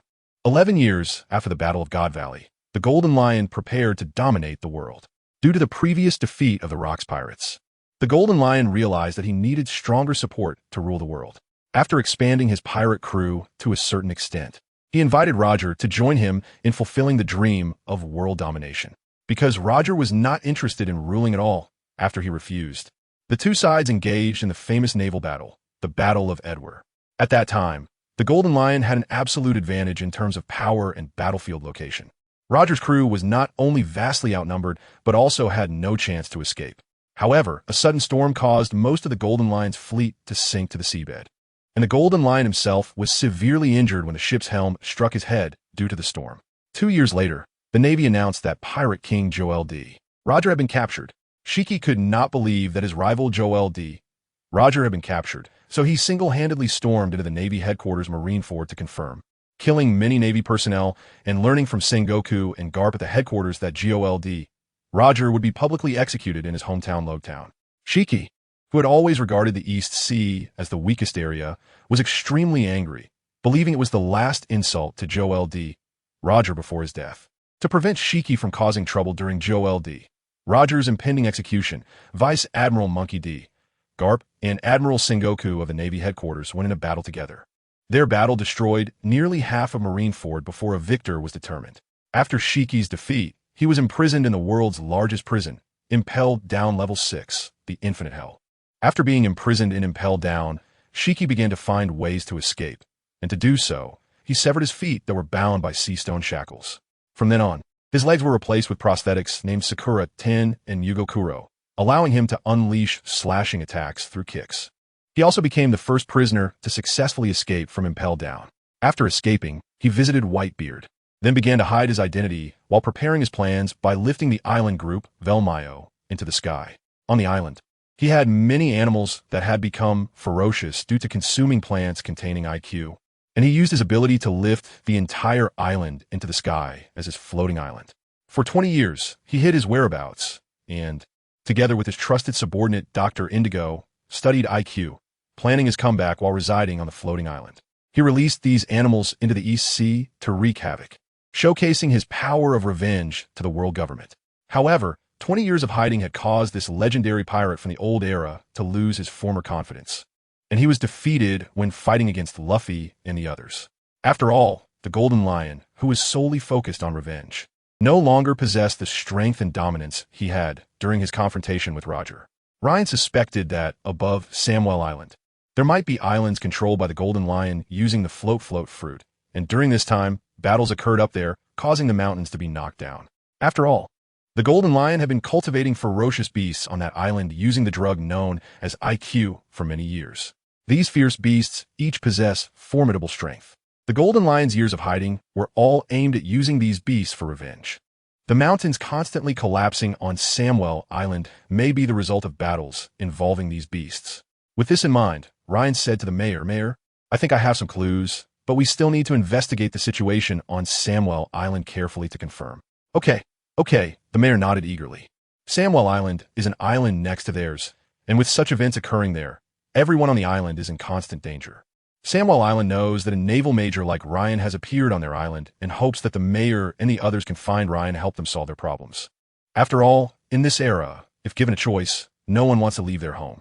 The mayor and his team received the request and did not want to see the people of Samwell Island, their neighboring island, migrate away. However, they were at a loss and could not contact Ryan. Just then, as they were unable to reach Ryan, he suddenly returned. So, they informed Ryan about the situation happening on nearby Samwell Island, hoping he could assist them. After receiving Ryan's reply, they felt relieved. After all, in their view, Ryan had dealt with top figures in the world, and he should be able to handle such a matter. But the mayor and his team did not want Ryan to feel forced to help. After receiving Ryan's response, they confirmed that he genuinely wanted to assist. The mayor, after getting news from Ryan, immediately reported the good news to Samwell Island with joy. Ryan naturally wanted to confront the Golden Lion. During this period of rest, he had not tested his strength, and now, with the Golden Lion as a sharpening stone, he was more than willing to resolve the issue and help the people of Samwell Island relieve their crisis. On the island, Ryan issued an order for all the Navy to assemble. Upon receiving Ryan's directive, all the Navy, whether his former subordinates or current ones, gathered together as quickly as possible. All the Navy stood straight in the square where they had held a banquet the day before, looking at Ryan. I have received information that some peculiar events have occurred on nearby Samwell Island. All Navy, begin to protect the evacuation of the people from Samwell Island. Anton, Moonshadow, you two will accompany me to investigate the initial situation. Yes, Ryan's former subordinates shouted excitedly. Reuniting with their former commander and fighting alongside him again ignited their passion. Anton and the others were also a bit excited. During this time, they had completely dispelled their negative emotions and had a chance to rest. However, After such a leisurely period, they felt a strong sense of discomfort. In the past few days, they have been secretly looking forward to the feeling of fighting again. Now, a battle is about to begin, and their recently dormant blood is once again stirred. Prepare to set off. Everyone get ready. We are heading to Samuel Island to solve the problem. Yes, all the Navy personnel rushed to the coast at the fastest speed and boarded their warships. Set sail. The warships lined up and headed towards Samuel Island. Soon, the warships arrived at Samuel Island. At the port of Samuel Island, the island sheriff, along with his guards, anxiously awaited the arrival of Ryan and the others. During this period, he has been extremely anxious. On the island, the sky has repeatedly been crashing down with large mountains, each time causing tremendous casualties and losses. Moreover, this has been an ongoing issue, posing significant safety hazards to the island. Now, the people on the island are living in constant fear, worried that a mountain might fall from the sky onto their homes. In this situation, the wealthy merchants and businessmen on the island hurriedly fled to other islands with their families. The island's populace was also anxious and restless, leading to significant security issues. With riots occurring daily, many people hoped to board ships to live on other islands, and these events left the sheriff extremely worried. If everyone on the island left, what would happen to his taxes and properties as the sheriff? Therefore, he immediately sent someone to the neighboring island to ask the townspeople to invite the renowned naval major, General Ryan, to come and help. He was willing to offer a generous reward for this. However, the person sent returned with the mayor's response, stating that they could not get in touch with the naval major general. The sheriff was completely despaired by such a response. Just as he was preparing to move his family and some existing assets to other islands to become a wealthy man, the mayor sent word that the rear admiral had agreed to deal with the strange events on their island, and he was now bringing naval soldiers to the island. Upon receiving this news, the sheriff was overjoyed. To show his utmost sincerity, he led his guards to form a welcoming team at the port, waiting for Ryan and his crew to arrive. As he anxiously awaited their arrival, one of his guards patted him on the shoulder. He frowned and, dissatisfied, said to the guard, "Whatever it is, talk about it later. The most urgent thing now is to wait for the Navy." "No, Sheriff, look. They're coming on the sea." The guard, seeing the sheriff's displeased expression, hurriedly finished his words and pointed at the sea. "What?" Hearing the guard's words, he quickly turned to look at the distant sea. In the distance, a line of Navy ships was sailing towards the island's port. "Great. The mayor didn't lie to me," the sheriff exclaimed joyfully. "Since these naval forces have arrived, that naval lord must have come as well. With that lord here, this crisis will surely be resolved. Wonderful. My money is saved. Next, I need to build a good relationship with this officer and get him to help me resolve this issue as soon as possible. Everyone, come with me to welcome them." The sheriff shouted to all his guards behind him. Yes. The sheriff and all the guards came to the square next to the port to welcome Ryan and his crew. The warships on the distant sea drew closer and eventually stopped at the port. A young man in his 20s, wearing a naval uniform emblazoned with the word justice, walked at the forefront, followed by a man and a woman, both naval personnel. Further back was a group of soldiers in naval uniforms. Looking at the figure ahead, the sheriff's eyes instantly lit up, and he hurriedly stepped forward. "This must be Rear Admiral Ryan. I am a sheriff of Samuel Island, and I will now introduce to you the strange events that have occurred on this island." "All right, Sheriff." Ryan smiled and said to the middle-aged, thin man before him. Feeling Ryan's humble attitude, the sheriff was somewhat surprised.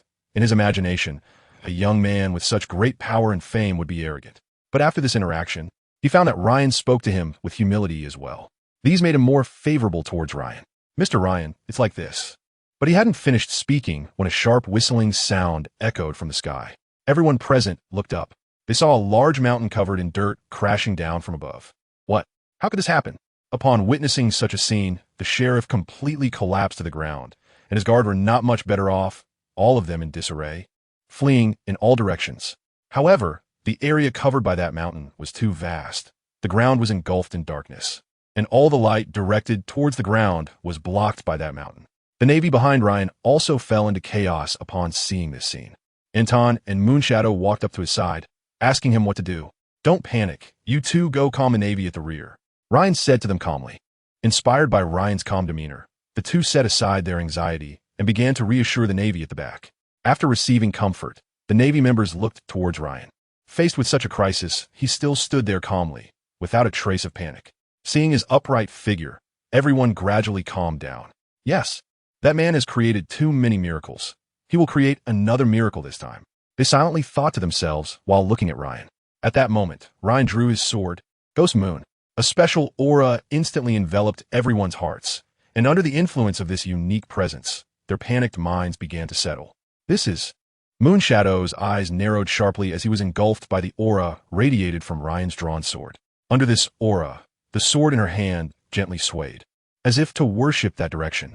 What is happening? Yue didn't understand what was going on, but she knew that Ryan had become stronger again. One sword style. Sky Cloud Slash. A faint voice came from the man in front. An invisible wind gently brushed across the faces of everyone present. Everyone was momentarily stunned. But what happened next made their mouths slowly open in astonishment. They saw the man swing the sword in his hand, and a faint slash flew towards the island in the sky. This strike is as different from the island in the sky as an ant is from an elephant. The gap is enormous. However, what this strike brought about was the complete disintegration of that island in the sky. After the strike hit the mountain, everyone saw that the mountain in the sky seemed to pause for a moment, then instantly shattered into small stone fragments, falling down to the ground like flowers scattered by a celestial maiden. The darkness below was instantly dispelled, and sunlight poured in again. What? Seeing this scene, everyone present gasped in astonishment. Then they shifted their gaze to the man in front. He remained calm, standing there as if what he had just faced was merely a trivial matter. Is this the true strength of Commander Ryan? Looking at the scene before them, all the Navy personnel were utterly shocked. Such understatement, such calmness. Was everything within his expectations? Seeing such a scene, Anton and Yue's growing pride was completely shattered. Not long ago, they had been constantly honing their skills in the new world, participating in life and death trials every day, and during that time, their strength had greatly increased. By now, they had slightly sensed the Overlord's haki within their bodies and believed that soon they would be able to fully master it. Because of this, a sense of pride had slowly arisen in their hearts. But the appearance of this scene utterly crushed their pride. They realized that while they were making progress, Ryan had not stopped his own advancement, and in fact, his progress was even greater. He had taken another step forward on his original foundation. Brother Ryan, what is this? You mean this? Ryan pointed to the stones slowly descending from the sky. After the battle in the New World, he suddenly gained insight, which led to his strength improvement. Ryan said casually, yet Yue and the others knew how difficult this was. To take another step forward on the basis of already strong power, resulting in a qualitative change. Ryan, being with you, this freak, we can never have pride. Anton said with a wry smile, you better not carry such emotions. In this world, there are countless special abilities and powerful people. If you're not careful, even when facing someone weaker than you might get countered. Ryan said to them with a serious expression regarding Anton's words. Don't worry, with you this freak around. How could we still have such emotions? Yeah, Brother Ryan. Watching Ryan demonstrate his strength, Yue silently encouraged himself. This time, he had to train even harder. He couldn't relax. Faced with the strength shown by Ryan, Anton and Yue were both ignited with their competitive spirit. Anton was even preparing to put on the armor made from the chain he brought back from the Flower Spear tribe. After the battle in the New World, the final result was that Anton won, and Yue gave that chain to Anton. Anton entrusted a master craftsman from the Navy headquarters to forge that chain into a piece of armor, wearing it to continuously enhance his own strength and train his body. Since the armor was forged, Anton has always worn it, but this time during his vacation, he took it off and didn't wear it. However, after witnessing Ryan's newly enhanced strength, he felt immense pressure and decided to wear that armor again when he returned to the Navy headquarters. All right, you all know this. What is most important for us now is to investigate the issues on Samuel Island. After all, we can withstand such attacks, but the people on the island cannot. Yes, after receiving Ryan's orders, they immediately organized the Navy behind them to go rescue the nearby civilians. Ryan then looked at the constable sitting on the ground. The constable of Samuel Island looked at Ryan with an expression as if he had seen a deity. For him, he thought today would be his day of doom.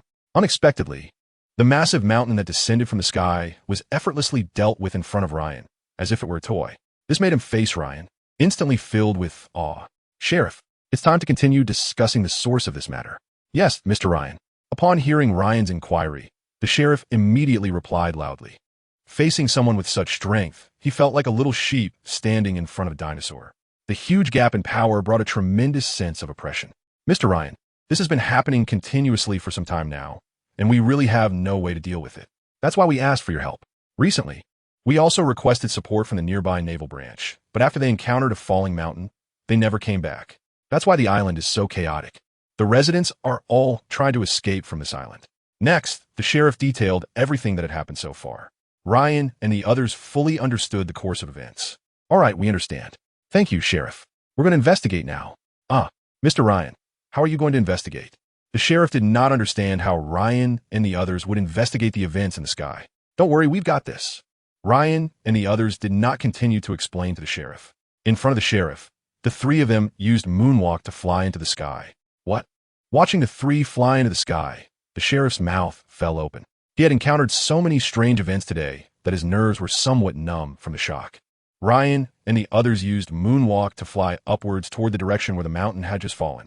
During this time, Anton and Moonshadow have learned the moonwalk, and the three of them set out to investigate together. Just now, Ryan explained to the two of them that it might be the location of the Golden Lion. Upon hearing Ryan mention the Golden Lion, they immediately understood the situation they were about to face. The Golden Lion, one of the three legendary pirates, is on par with Roger and Whitebeard. He is the captain of the flying pirate crew, the first escapee from Impelled Down, and a powerful pirate with the ability of the float fruit. It was possible to encounter him, so they had to be very cautious. Both of them understood the kind of existence they were about to confront. Ryan and the three of them used the moonwalk to continuously ascend. Finally, after reaching a certain height, they saw an island. How amazing, an island floating in the sky. Looking at this scene, Moonshadow exclaimed in surprise. The Golden Lion's fruit ability allows him to manipulate non-living things he has touched and create aerial islands with that ability. We need to be careful now, Ryan explained to them. Then, they directly used the moonwalk to enter the island. Upon entering the island, they discovered various gigantic animals. In the tall woods, different ferocious beasts were fighting each other. They were all 20 to 30 meters tall, with incredibly robust physiques, capable of stirring up fierce winds with a wave of their hands and shaking the ground with a stomp. Moreover, these animals were very different from ordinary ones. One of them was a golden-haired gorilla magnified countless times, but had two muscular arms with bulging muscles, and its eyes resembled two giant moons. Another beast looked even stranger, resembling a crocodile on the outside, with a huge mouth full of sharp teeth, and it also had a pair of wings. The two enormous beasts were battling fiercely against each other, causing significant destruction around them. Boom, boom, boom. In this jungle on the island, trees were constantly being uprooted, sending up clouds of dirt. Seeing this scene, Anton took a deep breath. Ryan, all the beasts on the island are shaped like this, and they all possess this kind of strength. Witnessing the destructive power of these beasts fighting, Anton also understood the Golden Lion's intentions. These beasts, although lacking intelligence, cause significant destruction. If a large group of beasts appears on the battlefield, it would result in tremendous casualties for the Navy. Ryan directly affirmed his doubts. In that case, I'll test their strength. After receiving Ryan's confirmation, Anton prepared to probe the strength of these beasts. He had already made plans to investigate everything on the island and report the events here to headquarters. After all, in his view, the Golden Lion, a notorious pirate on par with Whitebeard, wouldn't be much weaker than someone like Whitebeard. They were merely here as an advance force to gather information. Ryan, of course, was unaware of Anton's thoughts. If he knew, he would surely laugh out loud. The Golden Lion's schemes over the years had completely stripped him of his former dominance, and his strength had been declining continuously. In the world of pirates, if one loses the belief in fighting, their strength diminishes significantly. The Golden Lion's defeat at the Navy headquarters, coupled with his self-mutilating escape from Impelled Down, had greatly reduced his morale. He was no longer the confident and imposing Golden Lion. Hiding in the Sky Island for 20 years to plot revenge had completely drained him of his former spirit. In Ryan's view, after his defeat, he no longer believed in his own strength and focused more on schemes and tricks. Additionally, after the Marineford War and his battle with Roger, a ship's rudder had been lodged in his head, and pulling out could be life-threatening. Thus, the rudder remained embedded in his head to this day, causing confusion at times, and various reasons led to a significant decline in his strength, especially since he had also lost his legs. Although he had strapped his two famous swords, Sakura-ten and Magoku, to his legs to utilize sword techniques. As a great swordsman, he no longer relied on the swords in his hands, but instead on his devil fruit abilities. All these weakening factors meant he no longer possessed the power at the pinnacle of the world. Looking at the Golden Lion's experiences, one could say he was a complete tragedy. In the Marineford War, he sought to ally with GOLD, Roger, to rule the world, but after being rejected by Roger, he became furious, leading to a fierce battle between their pirate crews, which became known as the Marineford War. During this battle, just as his pirate fleet was about to annihilate Roger's crew, a sudden storm appeared, saving Roger's crew and sinking most of the flying pirate fleet. Then he himself encountered an accident, with a ship's rudder impaling his head. In the battle with Garp and Sengoku at the Navy headquarters, he was defeated and captured and impelled down.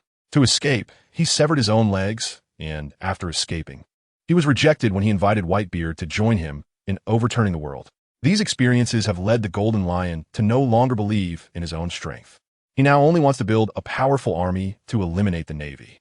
Various actions have weakened his spirit and strength, so 2 years after the Marineford War, when he prepared to destroy the East Sea, he was defeated by Luffy and his crew. With this information, Ryan has already assessed the approximate strength of the Golden Lion.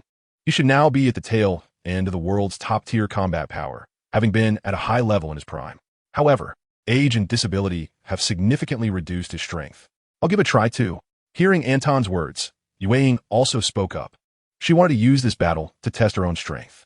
All right, let me see how much stronger you have become. After receiving Ryan's response, they charged directly into the battlefield where the two beasts were fighting. Each of them chose one beast. Hey, big guy, your opponent is right here.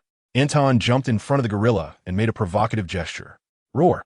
As the gorilla of this island, it had no intelligence, only a desire to kill. But it understood the meaning of that gesture. Seeing Anton's action, it disregarded the other beast and swung its fist directly at Anton. Oh, what a rude guy. Anton used Shave to dodge the gorilla's punch. Come on, big guy, let me see your strength. After saying this, he raised his hand and beckoned to the gorilla. Seeing Anton's provocative gesture, the gorilla was filled with rage and recklessly charged at Anton, swinging its forearms simultaneously. Anton kept using Shave to evade its attacks. As the gorilla grew angrier seeing Anton constantly dodging, it launched another attack, but Anton used Shave to flash into an open area. All right, big guy, I have a rough idea of your strength now. It's my turn. After saying this, he used Moonwalk to appear in front of the gorilla. Paper drawing, Shave, combo technique, illusionary magic fist.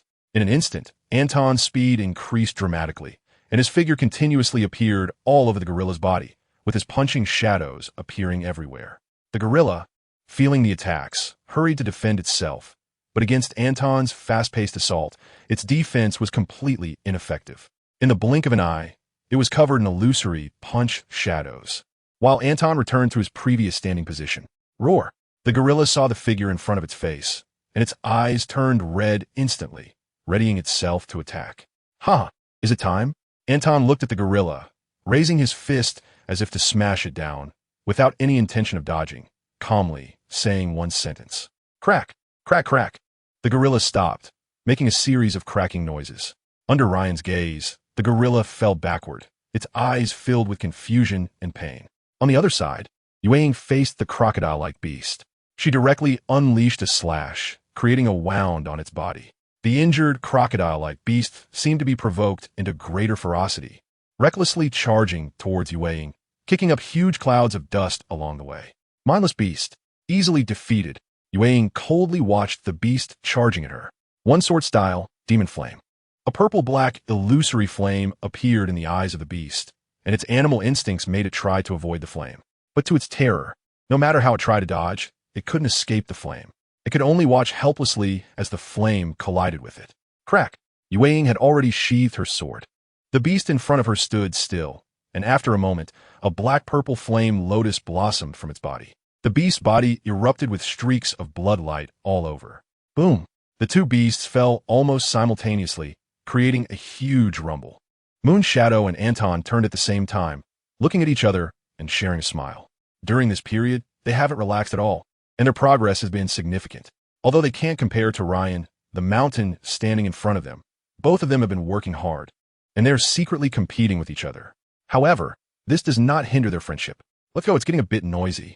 The sound of two beasts falling at the same time created quite a commotion, stirring up a huge cloud of dust and making a loud noise. Ryan, with his observation haki, has already noticed many beasts attracted by the sound. Anton and Moonshadow both nodded. They haven't forgotten that this is the territory of the Golden Lion. Making a big noise here is like openly announcing their arrival to the Golden Lion. This does not align with their intentions. Currently, it is unclear what the strength of the Golden Lion is. Their plan is to first track his whereabouts. At the same time, they aim to investigate the true nature of the island before reporting to the Navy headquarters to request support in eliminating the Golden Lion. Ryan, on the other hand, does not want to fight these low-level beasts. He is eager to find the Golden Lion. This will be his first battle against an opponent of the same level since he advanced to a great swordsman, and he can hardly wait. Although the Golden Lion's strength has significantly declined after losing both legs and installing his 2 famous swords on them, he is still a great swordsman. Ryan is eager to battle him to test his own strength. Therefore, they immediately left this place to search elsewhere on the island. After they left, a large group of beasts attracted by the noise arrived at the location of their recent battle, and these were the only 2 unconscious beasts we saw. At this moment, a man appeared who made a puff-puff sound similar to flatulence while walking, looking quite comical. Sword wounds, fist marks. Have others come to the island? I need to report this to Lord Gold Lion. After saying this, he started walking into the jungle, the puff-puff sound continuously emanating as he walked. On the other side, Ryan was leading Anton and the others through the jungle. Various strangely shaped animals kept appearing. These animals are really strange. Anton couldn't help but exclaim as he looked at the unusual creatures. Ryan, however, was somewhat intrigued. Earlier, Anton and the others had tested the strength of these beasts. And through their fight, Ryan had realized that these beasts were equivalent to pirates with a strength of around 50 to 60 million. If it weren't for the competition with Gold Lion, he would have already picked up his sword and started harvesting these beasts. In Ryan's view, these walking animals were all experience points, and there weren't as many pirates waiting for him to kill in the sea below. These animals have no intelligence, only knowing how to attack and not much in defense. Facing such opponents, Ryan is already feeling a bit restless. However, he understands that he must first deal with the Golden Lion. That guy is the top priority. As for these beasts, he will clear them out when he has the time. If the Golden Lion dies during the battle, then there's nothing he can do. If the Golden Lion dies, all these floating sky islands that he has lifted with his fruit ability will instantly fall. Falling from such a high altitude, these beasts won't survive. It seems he needs to pay attention to this. It would be best to severely injure the lion, so he can then harvest these beasts. Ryan silently thought to himself. Anton and the others do not understand Ryan's thoughts and believe he is trying to figure out how to avoid the Golden Lion. Under this mindset, they became more cautious, carefully probing forward. Ryan watched their actions with some confusion, but he still cooperated with them. He directly used observation-Haki to detect the beasts ahead and led Anton and the others to avoid these creatures. Ryan found observation-Haki to be extremely useful. As Ryan led them to move quickly forward, Anton said enviously, "Don't be discouraged. You have already sensed this power within your bodies. Believe that you will master it soon." Ryan comforted Anton. Hearing Ryan's response, Anton felt much calmer. He had just spoken from the heart. This power of Haki was everywhere in the New World. During the last participation in the New World War, they discovered that pirates in the New World could use some form of Haki. Although some pirates were not strong, they all had mastered Haki, while they had only sensed this power and had not yet learned it. The various practical uses of Haki also excited them. All right, stop overthinking it. Just focus on training your strength. Moonshadow interrupted Anton's words. Anton scratched his head awkwardly. Let us keep moving. We need to investigate this island's reality as soon as possible. Anton, Moonshadow, and the others nodded and continued forward. At this moment, the island was filled with the roars of animals. Strange beasts began to riot, causing destruction all around. Next to Ryan and the others was a fierce tiger with 3 eyes and wings. It relentlessly destroyed the surrounding trees, including those around Ryan and his group. Upon seeing Ryan, it let out a sudden roar, prompting the nearby beasts to roar in response. The beasts roared continuously, and soon the entire island was filled with the sounds of their collective roars. The fierce tiger beast let out a roar before launching an attack on Ryan and the others. It flapped its wings and soared into the air, charging towards Ryan and the others below, swinging its claws to strike at them. Seeing this scene, a glint flashed in Ryan's eyes. One sword style, Annihilation. A dark purple slash was unleashed from Ryan's sword. After the strike was unleashed, it swiftly cut towards the flying, ferocious tiger. Soon, it collided with the tiger that was diving down. Sizzle. A faint sound accompanied by a line of blood appeared in the sky. But in the next moment, the diving tiger was split in 2, and a torrential downpour of blood rained down. Boom! The tiger, now in 2 halves, crashed to the ground. leaving it drenched in bright red blood. Ryan, who caused this result, did not look at the corpse on the ground. Instead, he turned his head towards the sky. Anton and the others noticed Ryan's gaze and quickly looked up. In the sky, a massive stone lion's head was crashing down towards them. What? What is this? Seeing such a scene, Anton exclaimed in shock. All right, enough noise. The owner of this island has discovered us. This is just his way of greeting us. Prepare for battle. Ah, the Golden Lion. He has found us. What? The Golden Lion has found us. What should we do now? Hearing Ryan's words, Anton spoke in a panic. In his understanding, the Golden Lion was from the same era as Whitebeard and was known as one of the 3 legendary pirates. So his strength must be similar to Whitebeard's. Did they have any hope of escape against such a pirate? Thinking this, he looked at Ryan, hoping he could come up with a solution. What are you afraid of? He's just an old man. Besides, you should understand that he has already severed his own legs and has a ship's helm on his head, constantly threatening his life. Plus, it's been over 20 years since his peak. After all these years, his energy must be far less than before. What harm is there in fighting him? Ryan said with great confidence to Anton. This, after Ryan's words, Anton's face immediately flushed, and he couldn't say a word. He admitted that he had witnessed Whitebeard's strength on the battlefield and was scared by the shadow it cast, making him hesitant to face the Golden Lion, who was from the same era. All right, stop talking. There are still attacks coming from above. Yue advised. Hearing Yue words, Anton lowered his head and stopped speaking. All right, don't be disheartened. Let me show you how the world has changed. It's not that the older generation is stronger. There are more powerful, new generation warriors. Ryan shouted angrily. One sword style, Heavenly Cloud Slash.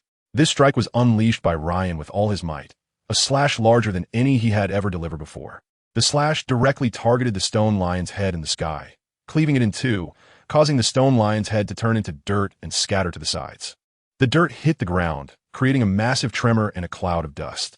As the dust settled, a man with a full head of golden hair appeared in the sky. Unlike Ryan and the others, who used moonwalk to quickly step on the air and fly up, he simply floated in the sky.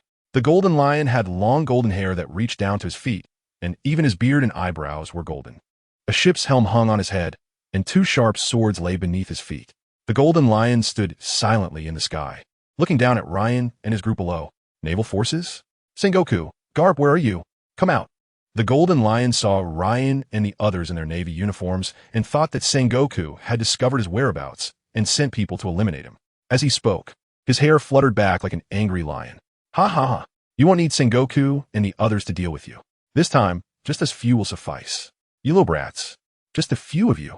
It seems I've been absent for too long, and people have forgotten my reputation. The Golden Lion said with an imposing presence. Golden Lion, it's already the era of the young. You remnants of the old times should fade away with Roger and the others. Put away your ridiculous ambitions. Kid, you're asking for death. Ryan's words struck a nerve with the Golden Lion. His years of hiding were all for the purpose of taking revenge on Sengoku and ruling the world. Now, Ryan's comments belittled him and labeled him as a remnant of the old era, which made him furious. Kid, since you're also a swordsman, why not try this move? Slash wave, he said, using the sword on his foot to kick out a giant white sword energy towards Ryan and the others. Oomph. Golden Lion, this is no longer your era. One sword style, absolute extinction. A similarly enormous dark purple sword energy collided with the Golden Lion's sword energy. One white and one purple. The 2 sword energies clashed in the air above the island. The collision unleashed black lightning around them, accompanied by a crackling sound. This area is completely enveloped by 2 beams of light, with white and purple each occupying their own side, both sides pulling against each other, occasionally surpassing the opposite side, only to be immediately pushed back. The shockwaves generated by the 2 slashes uprooted the trees below, causing countless wild beasts in the forest to flee frantically. Their instincts told them that if they didn't leave, they would face death. Finally, the energy generated by the collision of the 2 sword energies reached a critical point, and a massive black hole appeared. Boom! The moment the black hole appeared, it immediately pressed down towards the island on the ground. Ryan sensed something was wrong as soon as the black hole emerged, and he hurriedly called Anton and the others to use moonwalk to fly into the air. After they used moonwalk to ascend into the sky, the black hole crashed into the island surface. The ground of the island silently shattered, turning into piles of dust that scattered away. At the same time, the enormous black hole continued to drill downwards. After reaching a certain depth, the black hole finally exploded sideways. Boom! A massive shockwave swept across the entire island, snapping all the trees on the ground. Countless fleeing beasts tumbled over in chaos. After these beasts tumbled, they continued to run forward recklessly. Their animal instincts told them that a deadly danger was approaching. But it was too late for these beasts to escape. After the shockwave, circles of black ripples appeared on the surface of the island. And these black ripples were like the Grim Reaper, turning any object that touched them into dust in an instant. The black ripples slowly spread across the entire island. And at the same time, crackling sounds were heard on the island. In the next moment, under the gaze of Ryan and the others, the island completely shattered into countless small fragments, falling to the ground. Just as Ryan was about to swing his sword to block these fragments, circles of black ripples also appeared on the fragments. These fragments immediately turned into clouds of dust, and slowly, all the fragments completely turned to dust. The shockwave that erupted on the island, combined with the island's fragmentation, brought waves of wind. The island turned to dust, swirling in the wind and drifting towards the lower Samwell Island. At this moment, witnessing the island beneath him turning to dust after the clash with Ryan Slash, the Golden Lion's attitude became serious. Kid, who exactly are you? Vice Admiral Magudo Ryan of the Navy. A Vice Admiral of the Navy. Huh? Kid, you have quite the strength. How about joining us, joining our pirate crew? I can let the pass go and make you the vice captain. What do you say? Want to join my pirate crew? Really? But I don't want to be a pirate. Especially not with an outdated pirate crew like yours. Kid, you're looking for death. After being called a remnant of the old era by Ryan several times, the Golden Lion could no longer contain his anger. Kid, you're so young and have this kind of strength. If you die here, I'm sure Sengoku would be heartbroken. D. Lion's might. The Golden Lion used the power of the float fruit to summon another piece of Sky Island, then used his ability to lift the entire ground, transforming it into a lion's head to attack Ryan. The whole island turned into a giant lion's head, lunging at Ryan. Seeing the massive lion's head charging at him, Ryan directly used armament haki to cover his sword, instantly transforming it into a black blade. One sword style, instant slash. After turning into a black blade, Ryan directly used his sword technique to unleash a slash towards the lion's head. The two attacks clashed in midair, resulting in a violent explosion, shattering the lion's head summoned by the Golden Lion, with large chunks of stone falling down. Witnessing this scene, Ryan said to Lord Anton in the distance, "You too, destroy those falling stones." The two in the distance nodded heavily, especially Anton, who had always believed that the Golden Lion Shiki could rival Whitebeard. But the battle at this moment calmed him down considerably. Ryan and he were evenly matched, and the Golden Lion was not as strong as he had imagined. The two used different methods, either shattering the falling stones or moving them away. On the other side, Ryan, who was fighting the Golden Lion, realized that this wouldn't work. He was being cautious about the island below during the battle, which limited his actions. The Golden Lion had not yet noticed this, but with the ongoing fight, he would certainly realize it. Once he did, Ryan's situation would become very difficult, and he needed to change position quickly. Thinking of this, he directly used Moonwalk to fly towards another island. Don't think about escaping, kid. Seeing Ryan use Moonwalk to fly away, the Golden Lion chased after him without hesitation. They moved away from the area. Below, Anton and the others, who were smashing the stones, also noticed the unusual situation in the battlefield above, and they quickly finished clearing all the stones and followed up. At this moment, Ryan and the others had arrived at another empty island. Kid, I'm starting to appreciate you more and more. Join my pirate crew, and I can overlook what just happened. The Golden Lion said again as he saw Ryan stop. Golden Lion, I appreciate your regard, but I will not join you. Stop your ambitions and enjoy your retirement. The times have changed. Your era is over. And now a brand new era has begun. Ha ha ha. What old era? In the new era, power is king in this world. The Golden Lion laughed maniacally. Yes, power is king in this world, but Golden Lion, you are old now, and you no longer have the vigor of your youth. Ryan said directly. After the battle just now, he had already gauged the Golden Lion's current strength. Ha ha ha. Sengoku hasn't aged a bit, so how could I possibly grow old? Kid, let me show you my true power. Lion's Thousand Cuts Valley. The Golden Lion kicked out multiple sword waves with the two swords at his feet, just like before. Come on, Golden Lion. Let's have a duel between swordsmen. One sword style, Heaven's Funeral. With this slash, the clear sky turned into dark clouds, and black-purple lightning continuously appeared in the sky. The two swords clashed violently, causing a huge explosion, instantly dispersing the dark clouds, and sunlight shone down, illuminating the two in the air like war gods. Come on, kid, don't underestimate the old man. The Golden Lion used the float fruit to fly beside Ryan and kicked out with a famous sword on his foot, stabbing towards Ryan like a swordsman swinging a blade. Come on, I've been looking forward to this. Ryan defiantly swung his sword, the Ghost Moon, towards the Golden Lion. The two continued to battle fiercely in the air. The two famous swords of the Golden Lion's feet were also coated with UnlockingHaki, transforming into black blades. As the Golden Lion and Ryan collided in the air, they produced enormous sounds and sparks. The battle lasted a full day. On the ground of Samwell Island, the people heard that the Rear Admiral had come to investigate the matter and had slashed the mountain that fell from the sky into ashes.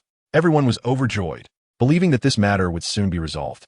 However, what they did not expect was that the Navy had been in the sky for a whole day without any news. Only the continuous sound of massive explosions coming from above.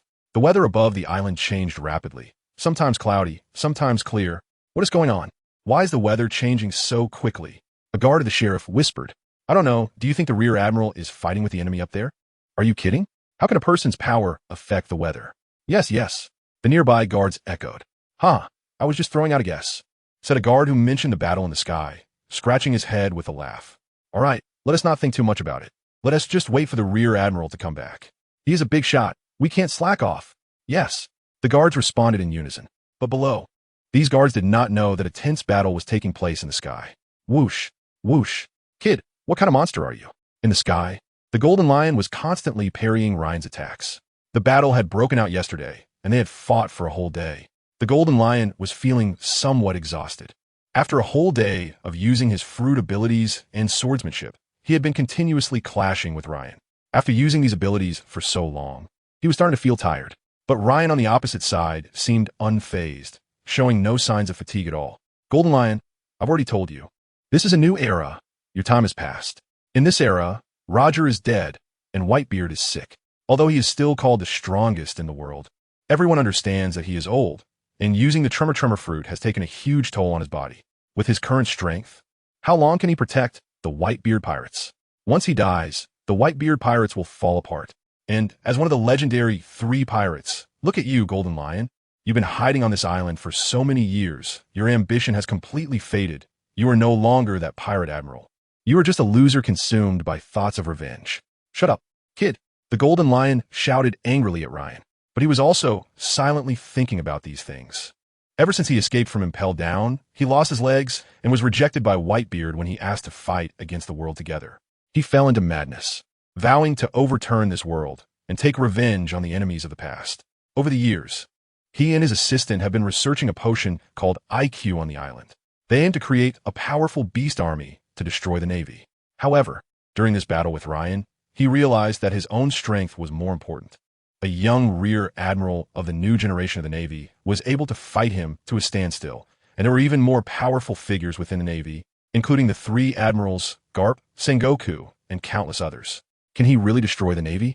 At this moment, the Golden Lion found himself in deep confusion. At this moment, the battle stopped. The Golden Lion did not launch another attack, and Ryan did not take action either. After all, if such words could dissolve the Golden Lion's fighting spirit, it would be worth it.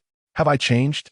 Ever since my defeat in the battle against Roger, the destruction of my pirate crew, and the ship's helm stuck in my head, I was captured and imprisoned in the underwater prison after causing a ruckus at the Navy headquarters, ultimately having to sever my own legs to escape that hellish place. These setbacks have made me lose trust in myself. Thinking about relying on external forces to defeat the Navy, what have I been doing all these years? Looking at the island transformed into a lion by my float fruit, the Golden Lion fell silent.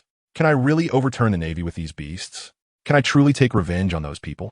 Watching the beasts on the island fall one by one from the sky, he felt for the first time that his plans over the years were a wrong choice. Am I really getting old? Looking at Ryan's young face, the Golden Lion fell into deep thought. 20 years ago, I was so full of vigor. At that time, I controlled more than a dozen pirate ships, and my crew was countless. I wanted to team up with Roger. He knew the whereabouts of the ancient weapons. And with my subordinates, we could completely overturn this world. But that guy Roger stubbornly refused to partner with me. After being rejected, I was furious and wanted to destroy his pirate crew. Everything was going smoothly until a storm hit, and my crew was nearly annihilated. I also had the ship's helm stuck in my head. That was when I began to distrust myself. The Golden Lion was lost in his memories and did not make a move. Ryan, seeing the golden lion across from him, also did not attack. He knew that with an opponent of this level, even if he was in a daze and exposed to flaw, a single strike wouldn't be enough to defeat him. Ryan silently adjusted himself. This was his first battle against an opponent of the same level since becoming a great swordsman. This battle allowed him to gain a lot of experience and to have a full understanding of his own strength. In the world of One Piece, neither side in a battle has overwhelming power. The outcome is usually determined by the duration and endurance of the fight. 20 years ago, the fight between the Golden Lion and Sengoku, as well as Garp, lasted for several days. 2 years after the Marineford War, Aokiji and Akainu fought for 10 days and nights at Punk Hazard Island for the position of Admiral. In the end, Aokiji was defeated by Akainu, who became the Admiral. While Aokiji suffered severe burns on the right half of his body and lost his left leg, using ice to create a prosthetic. This duel also led to a drastic change in the geography and climate of Punk Hazard, which became half unbearably hot and engulfed in flames, while the other half was covered in ice and snow, becoming extremely cold. This all proves that in the pirate world, high-level combat requires a lot of time to determine the outcome. Unless one possesses absolute dominance like Whitebeard, the Straw Hat crew is an exception, as their battles tend to end relatively quickly. In the current battle with the Golden Lion, he appears to have the upper hand on the surface, but the gap between them has not widened much. Right now, striking at the Golden Lion's emotions would make it easier to win the upcoming battle. Just as Ryan was actively preparing, the Golden Lion also began to move.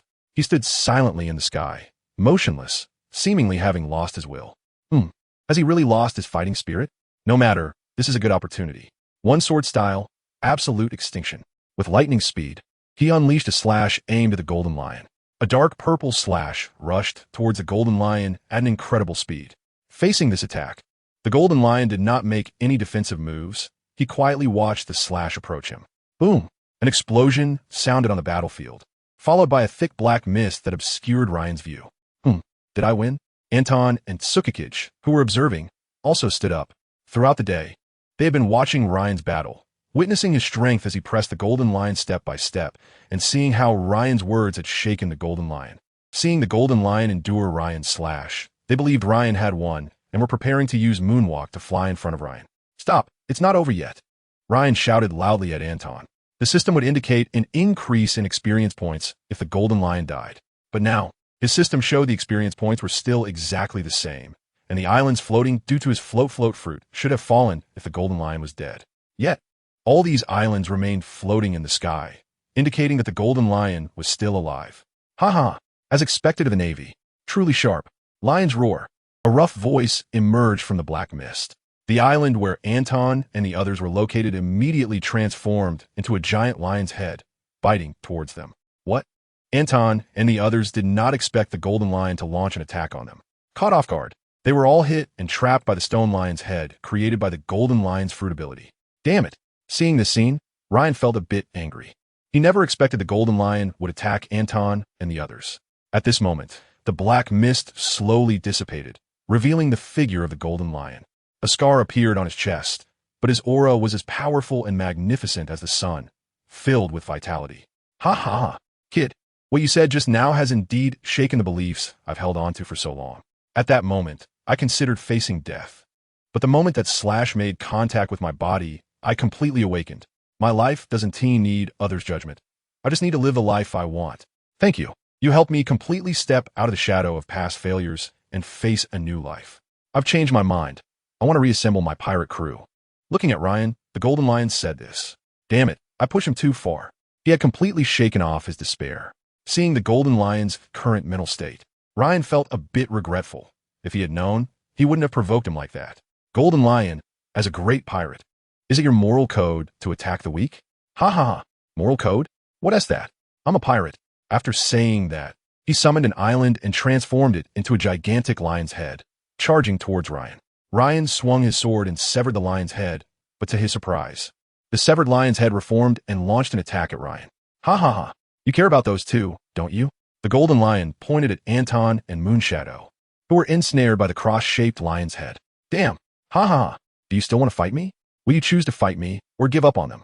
Saying this, he manipulated the stone lion's head to squeeze Anton and the others while he himself used the powers of the float fruit to escape quickly in the other direction. This guy, why has he suddenly become so cunning? Looking at the fleeing figure of the Golden Lion, Ryan said in shock. Watching the Golden Lion disappear, Ryan couldn't help but ponder.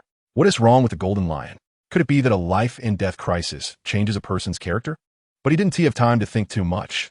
In the distance, Anton and Moonshadow, who were trapped by the Golden Lion's abilities, were still waiting for his rescue. Ryan hurriedly used the moonwalk to reach their side and used the knife in his hand to shatter the lion's head that was entangling them.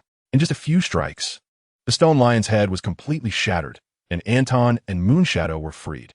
Ryan, I'm sorry, we were careless. Anton and Moonshadow said to the man with a look of shame. They understood that this time they had held Ryan back. Otherwise, if Ryan had fought the Golden Lion alone, he would have had the upper hand. Because of their presence, the Golden Lion had already vanished without a trace. It's fine. We'll guard this place. That guy, the Golden Lion, won't he give up on what he's built over the years. After all, this is the culmination of his 20 years of effort. And if he leaves, we'll eliminate all the specially cultivated beasts on his island. I'll take care of these beasts here. You two go search the island for any people that the Golden Lion might have hunted. Ryan recalled that in the Golden Lion's movie, there were villages on the Sky Islands created using his fruit abilities. They needed to find them and transport them to the lower islands first. Otherwise, if Ryan fought the Golden Lion and his abilities failed, or if he died in this battle, then Ryan and his companions wouldn't be able to care for those people. Therefore, it was more prudent to find them first and eliminate this hidden danger. Ryan also understood that life was not easy for those living on the Sky Islands created by the Golden Lion. They faced dangers even when going out to gather food. Transferring them now would likely not meet with opposition. All right. Although they didn't understand whether there were still people living on these Sky Islands. They seriously executed Ryan's orders. After the earlier battle, they understood the Golden Lion's abilities and how he could turn the surface of an island into a lion's head. If there were people on the island, facing such a change would likely result in their deaths. As the Navy, they naturally had to avoid such things. So after receiving Ryan's orders, they began searching each Sky Island one by one. Nearby Sky Islands had become quiet after the shocking battle. The beasts on these islands stayed in their territories, afraid to move for fear of being attacked. Thus, Anton and the others found it very convenient to search, and soon they found a village on one of the Sky Islands. Sure enough, there are humans living here. Thankfully, Ryan alerted us. Otherwise, things would have been troublesome. Seeing the village, Anton and Moonshadow both breathed a sigh of relief. Fortunately, the Golden Lion hasn't died. Otherwise, these people would be in danger. Upon seeing the village, the two of them walked towards the village gate. Whoosh whoosh. Just as they arrived at the entrance of the village, arrows shot towards them. Halt! Who are you? The guards in the village, seeing outsiders approach, immediately shot arrows to warn Anton and Moonshadow, while also ringing the village alarm. With the sound of commotion from within the village, a group of villagers gathered near the gate. They were all armed and looked tense. Living here, they not only had to face the beasts outside, but also the threat of the Golden Lion, so the villagers were very cautious. Especially today, the distant booming sounds continued, and the villagers understood that something significant was happening outside, so everyone stayed quietly in the village without going out. It was only after the booming sounds disappeared that the villagers felt a moment of calm. But what they didn't expect was that shortly after the sounds vanished, people arrived at their village, and the villagers gathered at the gate were prepared to face death. Don't be afraid. We are the Navy, here to rescue you.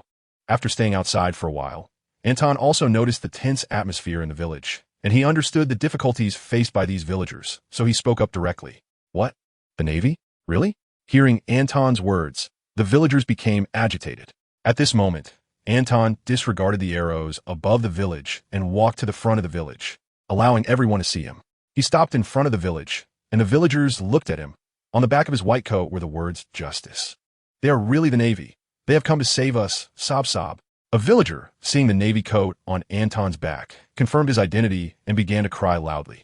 They had suddenly arrived in this place, facing such an environment, each one under immense psychological pressure. Now, with hope for survival, they burst into tears. They are really the Navy. We are saved. Navy officer, are you here to rescue us? The villagers became excited. Looking at these enthusiastic villagers, Anton said loudly, Yes, we have come to save you. We are fighting against the pirates who created these Sky Islands. To avoid the battle affecting you, we have come to take you to the island below. Hearing the confirmed response, the villagers were overjoyed and cried tears of happiness. Someone immediately returned to the village to share this good news with others. In no time, the entire village was in an uproar. Everyone in the village rushed over excitedly. Seeing these people, Anton and Yue also felt a change in their emotions. For the first time, they sensed the villagers' deep trust in the Navy, a heavy sense of trust. Everyone can rest assured. We will definitely take you back to the ground. Please also spread this message to each other. If anyone knows of other villages on the island, please notify them immediately. We will take you all to the ground together. Yue said to the crowd. Okay, Anton, you go to Ryan and inform him about the situation here.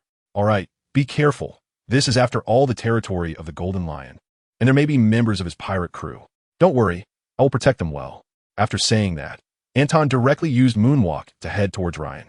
He wanted to inform Ryan, fearing that the Golden Lion might return, and he wanted Ryan to prepare for defense to delay the Golden Lion, and ideally to fight him elsewhere away from this area. In this way, their battle would not affect the villagers. After all, the fluctuations they emitted during their fight were extremely intense, and the villagers could lose their lives due to the disturbances caused by their battle. To prevent this from happening, Anton prepared to explain the situation to Ryan, so he could be on guard against the Golden Lion's arrival. The journey back was very easy to identify. Over there, the place where Ryan was fighting the Golden Lion had already turned into ruins. The surrounding area was completely empty, making it very easy to find. Without much effort, Anton arrived beside Ryan and told him about what had happened on the island. Well, you guys go ahead. I will divert the Golden Lion and won't let him interfere with you. However, the next task will be up to you two to continuously lead these villagers down. It's nothing. After all, we are the Navy.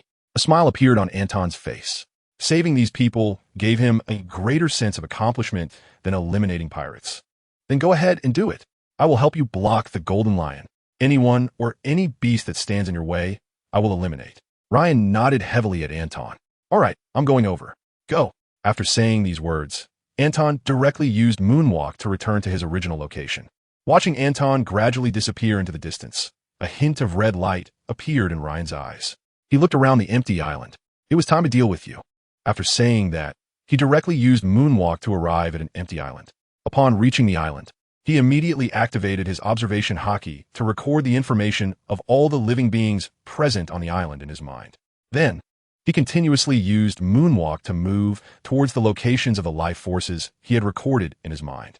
With his great swordsman strength, dealing with these beasts was effortless.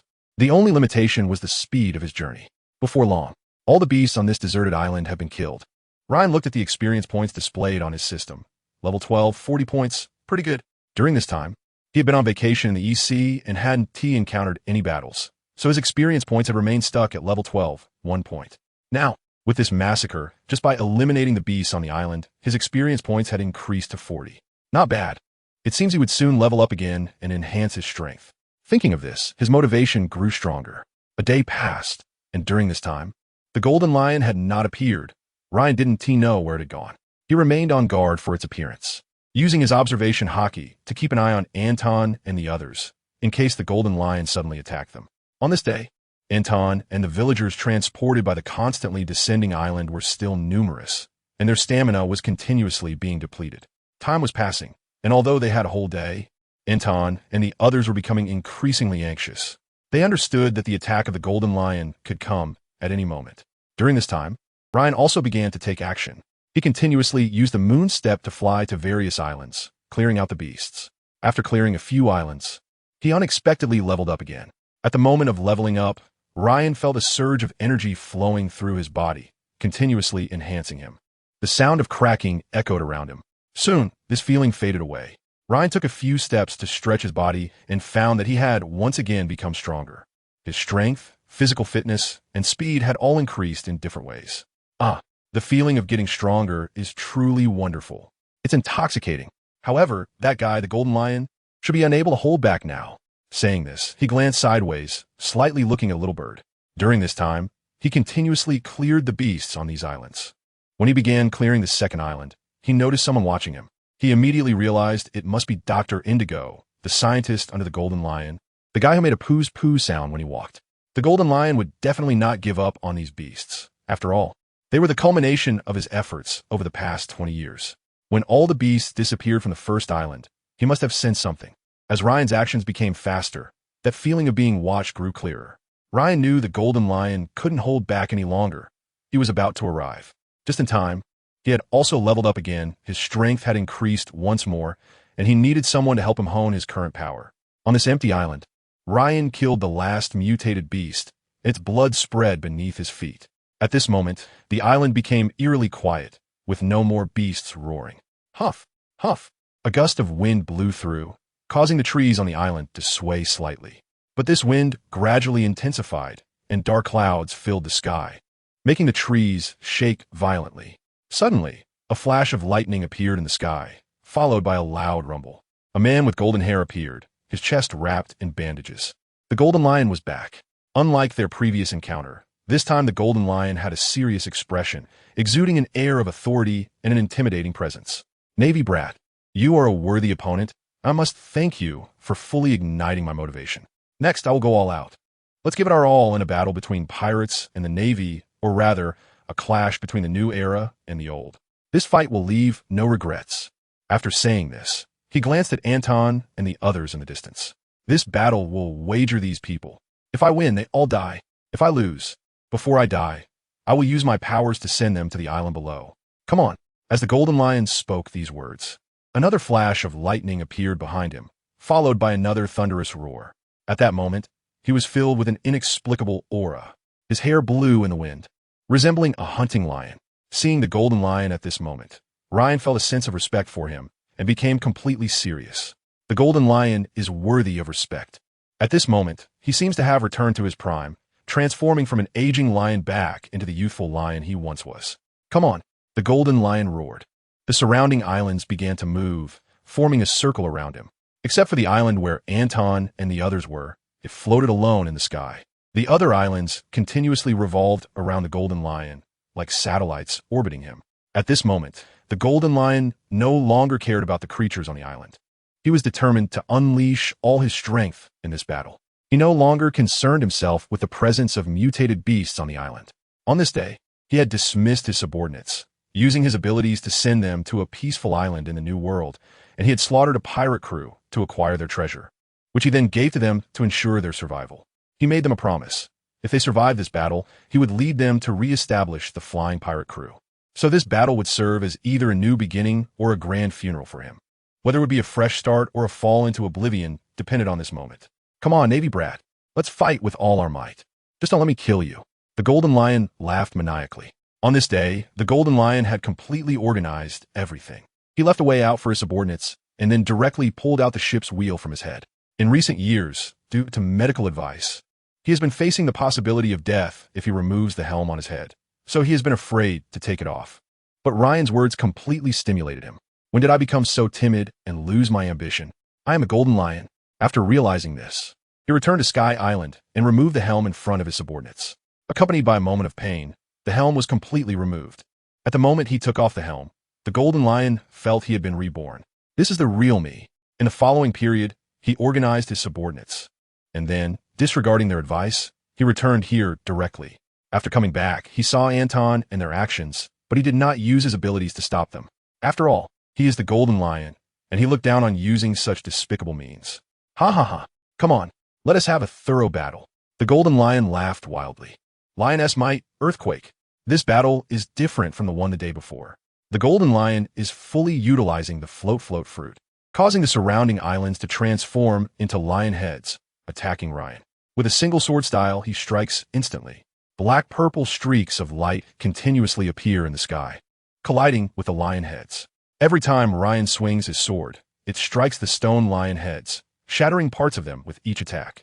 Yet, these lion heads are like immortal warriors, regrouping immediately after being severed. The battle in the sky intensifies completely, while controlling these stone lion heads to attack Ryan. The Golden Lion occasionally unleashes massive slashes with his feet towards him. Huff, huff. Is this the true strength of the Golden Lion? So powerful. Faced with the Golden Lion's relentless attacks, Ryan blocks while contemplating these thoughts. This battle was more difficult than he had imagined. When the Golden Lion appeared in front of him, the helm above his head disappeared, and at that moment, he understood that the Golden Lion he was facing now was completely different from the one he had encountered the day before. However, what he didn't expect was that the Golden Lion, with the helm above his head gone, was so powerful. Ryan thought that with his recent upgrade and enhanced strength, it would be easier to face the Golden Lion. But to his surprise, after the helm was drawn out, the Golden Lion seemed to be on a power-up, and its strength surged dramatically. This series of attacks left him with almost no chance to fight back. It seems that for the next while, it will be a test of endurance. Golden Lion, let me see how strong your stamina really is. With this thought in mind, Ryan stopped rushing to counterattack and instead focused on defending against the Golden Lion's assaults while searching for any weaknesses. Come on, kid. Their battle resembled a tower defense game, with both sides gradually gaining advantages. One side kept attacking, while the other continuously defended. Huh, kid, you think you can wear me out? No way. After a while, the Golden Lion noticed Ryan's intention. He transformed one of the stone lion heads back into an island. Try this move. He directly smashed the island toward Ryan. And when it reached him, he activated his fruit ability. A massive island appeared in the sky, and immediately, due to gravity, it began to plummet like a giant meteor. The speed increased, and sparks flew from the edges of the island as it completely engulfed the area around Ryan. No escaping this. Bring it on. During this period of battle, they had already deviated from the island below, which was now a vast ocean with no islands in sight. One sword style, absolute destruction. A massive dark purple slash shot into the sky, and soon, the slash encountered an island falling from the heavens. Sizzle. A sound echoed in the ears of the two fighters. The island was directly split in half, and as it fell, the pressure it brought instantly dissipated. Kid, using such a sword technique must be exhausting, right? Let me see just how much stamina you have. After saying this, he transformed a stone lion into an island, releasing its power and letting it fall directly onto Ryan. This guy, he's fully utilizing the power of the float fruit. These islands only transformed under the power of the float fruit, having no weight at all. However, their original weight did not disappear. It was merely affected by the power of the float fruit, making them extremely light. When a user of the fruit, the Golden Lion, released its power, the weight of these islands instantly returned, especially in the sky. Once the ability that made the islands so light was lifted, they all carried immense weight and, without any support, fell directly down under the influence of gravity, creating tremendous force. The heavier the weight, the faster the fall, and the greater the impact. Faced with such an attack, Ryan could only continuously use sword techniques to cut them down. This situation is too unfavorable for me. In the sky, Ryan had no place to gain leverage and could only keep using the moonwalk.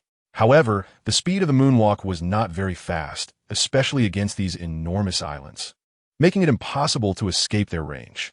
He could only keep using sword techniques to break through, but this came at the cost of Ryan's stamina being continuously consumed. After continuing to cut down several islands in the air, Ryan felt that this was not working. The Golden Lion was maintaining the upper hand, using his fruit ability to advance and retreat freely. He had to clash with him a few times to wear him down. With this thought, a glint flashed his eyes.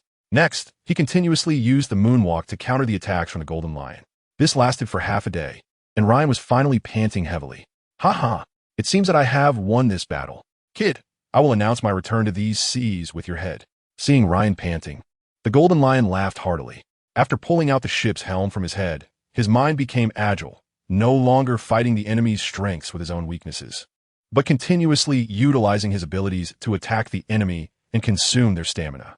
Although using these abilities placed a significant burden on him at this moment, the prospect of defeating such a powerful opponent still brought him great joy. Kid, after I cut off your head, I will kill all your subordinates and those villagers, so you will have company in the underworld. At this moment, the Golden Lion revealed a bloodthirsty smile as one of the three great pirates alongside Whitebeard. He showed no mercy. This is the price to pay for battling me. If you win, you will gain the fame of defeating me. If you lose, all of you will die. At this moment, the heroic aura of the Golden Lion surged forth. Is that so? I won't give in so easily. One sword style, Godslayer. All the killing intent accumulated from years of battles gathered around Ryan, his eyes instantly turning blood red, surrounded by a blood red aura. At this moment, he stood like a demon god among humans. Have you gone all out? Seeing Ryan in this stance, the Golden Lion was fully on guard, as after several battles, he no longer dared to underestimate this Navy officer. Especially in Ryan's current posture, a discerning eye could easily tell that this was his ultimate move. Faced with such an attack, he did not dare to underestimate it at all. Lion Thousand Cuts Valley. Unlike the slashes he released during the battle the day before, this time the Golden Lion unleashed a slash that gathered all his strength.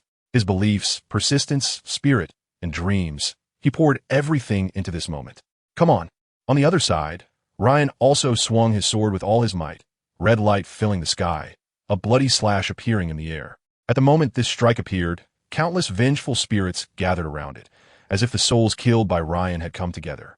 They hated the living beings, wanting to drag these life-filled entities down to hell to live with them. This slash was aimed at the Golden Lion, and as it continued on its path, black marks appeared, as if the slash had torn through space. Watching this slash approach him, the Golden Lion felt a sense of calm. He quietly observed the attack, and images from the past floated in his mind. Ultimately, his thoughts settled on the blade from the day before yesterday, which had nearly taken his life. In the final moment of his existence, he realized this was not the life he wanted. After all, he was the Golden Lion. How could he die so cowardly? Even in death, he wanted to leave a grand legacy, to have the name of the Golden Lion remembered in this world, so that his life would not be in vain. In that moment, he fully awakened, using his fruit ability to lighten his weight and instantly transfer himself to another location. However, that slash had left a wound on his chest. The recent death crisis completely awakened him, and he risked his life to pull out the helm above his head.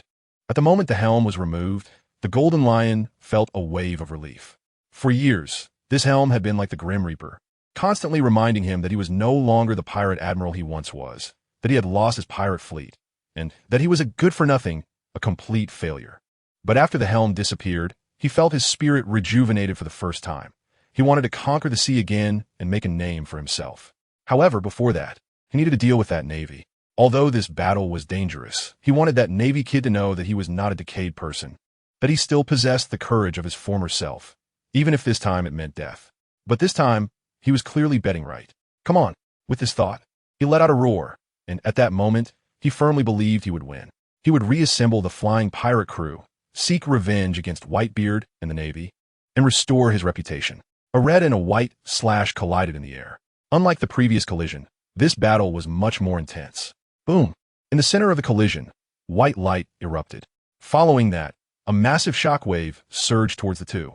Ryan was instantly blown away by the shockwave, and the Golden Lion was not much better off. He struggled to control his body, but was still sent flying by the shockwave. The white light at the center of the collision also exploded, scattering countless air currents in all directions.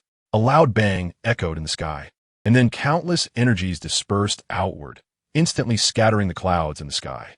Below, in the East Blue, on Samwell Island, the locals were following the sheriff's orders to receive the villagers rescued from the islands above by the two Navy officers. Yesterday, the two Navy officers had appeared above the island with several children and were spotted by sharp-eyed guard, who immediately summoned the sheriff of Samwell Island. Upon hearing the guard's report that several Navy officers had returned from above the island, the sheriff rushed over. After a detailed explanation from Anton, they understood why the island had fallen into disarray. Upon hearing that there was a notorious pirate above the island, the sheriff was terrified. But when he learned that Anton had injured that pirate, he felt relieved. Since that notorious pirate was no match for Ryan, then there was no problem. At this moment, he received a request from Anton, asking him to settle the people on the empty islands. The officer didn't hesitate and immediately agreed. In his view, it wasn't worth offending such powerful Navy forces over a trivial matter. Moreover, the more people lived on the island, the more taxes he would collect. So throughout the day, he kept settling these people. Today, while he was accommodating them, the sky above the island changed again, and they understood that Ryan was definitely fighting with the pirates. But the change in the sky quickly vanished, just as they were speculating about how the battle was unfolding. Suddenly, there was a loud bang in the sky. The loud bang was like thunder on a dry day, echoing through the sky. Everyone saw the clouds in the sky instantly dissipate, leaving the sky clear and cloudless. What has happened? The sudden loud noise startled everyone. At that moment, those present were all swaying unsteadily. Could it be the result of that Admiral's battle with the pirates? Or perhaps it was caused by the guard who fought against Ryan, who predicted the change in weather above the island. This time, no one denied his words. But perhaps it really was caused by them. This time, everyone was uncertain. In the sky, Ryan was hit by the shockwave, his body covered in wounds. At this moment, he was using moonwalk, gasping for breath, standing in the sky. On the other side, the Golden Lion was using his fruit ability, barely standing in the air, and his physical condition was clearly much better than Ryan's. Panting, he said to Ryan, "This time, it seems I've won." Ha ha ha. Compared to Ryan, he still had plenty of stamina left, and in his view, Victory was assured. Ha ha ha. Is that really the case? Ryan slowly straightened his body. At this moment, he felt no trace of fatigue. He was full of energy and vibrant. How is this possible? Seeing this scene, the Golden Lion's eyes widened. Ryan continuously consumed his physical strength to unleash slashes, cutting through the island. He clearly saw the stamina being consumed by that last ultimate move, and, in his expectation, Ryan should have had no stamina left. But what he didn't expect was that Ryan's system was continuously enhancing his physical attributes, and now his combat endurance was beyond his own understanding. This time, it was also to make the Golden Lion let his guard down that he deliberately pretended to be weak. Watching this scene, the Golden Lion smiled somewhat despondently. It seems that this really isn't my era anymore. Now it's your time. At this moment, the Golden Lion appeared somewhat aged. What a formidable little guy. Kid, I won't give up so easily. After all, I am the Golden Lion. Lion's might, earthquake. The Golden Lion once again used his fruit, but this time, the speed at which he transformed the island into a stone lion's head noticeably slowed down. After all, it wasn't just Ryan who was exhausting his stamina. The Golden Lion was also using up a significant amount of energy through these battles. I really am getting old. I would never have felt this tired before, the Golden Lion said somewhat unsteadily. At this moment, he truly felt that time was unforgiving. He was old and no longer had the body he once possessed. Come on, kid, Shiki shouted, a surge of indomitable spirit rising within him. He refused to admit he was old. At this moment, he reignited his fighting spirit. One island after another transformed into enormous lion heads, lunging toward Ryan. But Ryan, at this moment, was full of energy and spirit, calmly defending against Shiki's attacks. Meanwhile, the Golden Lion's condition was deteriorating. After fighting for a while, the Golden Lion's attacks became slower, and he was panting heavily. Once again, he commanded the stone lion heads to attack Ryan. This time, the Golden Lion took another breath. At this point, he understood that today was his curtain call. Has this day finally come? Roger, you went ahead of me. It seems I must follow you too. You were indeed a great opponent. Roger, perhaps in hell, we can compete again. The Golden Lion silently thought. He understood that in his current condition, there was no hope of escape. But that was fine. After all, Ryan had earned his respect, and, as an opponent, he deserved it. Navy brat, it looks like I've lost this time. I must fulfill my promise. Since I've lost, I will do what I said. The villagers you want to protect, I will send them down. The Golden Lion suddenly declared during the battle, disregarding Ryan, who was resisting his attacks, and raised his hand to make a downward motion. In the distance, Anton and the others suddenly felt the sky island shaking. Has the Golden Lion returned? Is he using his power? What should we do? The tremor on the sky island came unexpectedly, and then they felt the island beginning to descend. Damn it, what do we do? At this moment, Anton and Yue began to panic. After their transportation efforts, there were probably still half of the people on the Sky Island. After all, using the moon step to fly up and down consumed a lot of energy, and they couldn't transport everyone to the lower island in that time. The villagers on the Sky Island also felt the tremors and saw the white clouds beside the island slowly dissipating. They immediately understood that the pirate controlling this island had returned.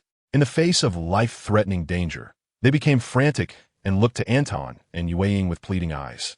Seeing those expressions, Anton and Yue felt a deep sense of guilt. They were not Ryan and could not stop the actions of the Golden Lion. They even dared not look at these people. All they felt was a wave of helplessness when they saw the looks directed at them. Gradually, the villagers' eyes dimmed, and as they looked at Anton and the others with eyes they dared not meet, their expressions slowly calmed. These people originally had no hope of survival, merely struggling to live on this Sky Island, constantly facing the threat of wild beasts outside. But now, with the Navy rescuing them and bringing a large portion of their village back to the blue sea below, they felt extremely grateful. The island continued to fall, and the people on it had resigned themselves to their fate. But Anton and the others firmly believed that Ryan would come to rescue them. This has always been the confidence that Ryan instilled in them, making them believe that the man would never give up on them. As the island continued to descend, the people at the edge of the island could already see the ocean below and a nearby island. Seeing this, everyone felt a bit excited, but soon they became a bit scared, because at the speed this island was descending, it would inevitably create a tremendous wave upon crashing into the sea, sweeping away the nearby, small island. As the island got closer to the ocean below, the tension among the people on the island increased. Soon, the island was about to make contact with the sea, and just when everyone was worried and afraid, the island suddenly stopped, becoming motionless. What happened? They looked at the now stationary island, unable to help but ask questions. It must be Ryan. It definitely is him. Anton and Yuang jumped up excitedly, convinced that this was Ryan's doing. After all, that man had brought them so many surprises. Thinking of this, they looked at the sky, but there was no sign of Ryan. Ryan had not appeared yet. He must still be fighting the Golden Lion. We must hurry to get these villagers away, otherwise, we don't know what will happen. Seeing that Ryan had not appeared, the two felt a tightening in their hearts and immediately called the villagers to move towards the nearby island. On the nearby Samuel Island, when they saw a gigantic island descending from the sky, everyone was shocked, thinking the apocalypse had come. Fortunately, this island remained stationary on the surface of the sea and did not collide with their island, nor did it crash into the sea, creating a massive tsunami. At this moment, two figures emerged from the island that fell from the sky. It was Anton and Yuang. They used Moonstep to arrive at Samuel Island and explain the situation on the island to the sheriff. After understanding everything, the sheriff immediately organized the people on the island and dispatched boats to rescue the people on the empty island. In the sky, the Golden Lion used his power to bring the empty island down below, seemingly having exhausted all his strength. The lion heads that he had controlled with his ability stopped attacking one by one, swaying in the air. Whew, it seems I really can't go on anymore. That Navy kid over there, I have fulfilled my promise, the Golden Lion said to Ryan on the other side. Ryan, using ObservationHaki, had already witnessed the scene earlier, which was somewhat unexpected for him. After all, someone like the Golden Lion actually kept his promise. Ha ha ha, kid, are you surprised?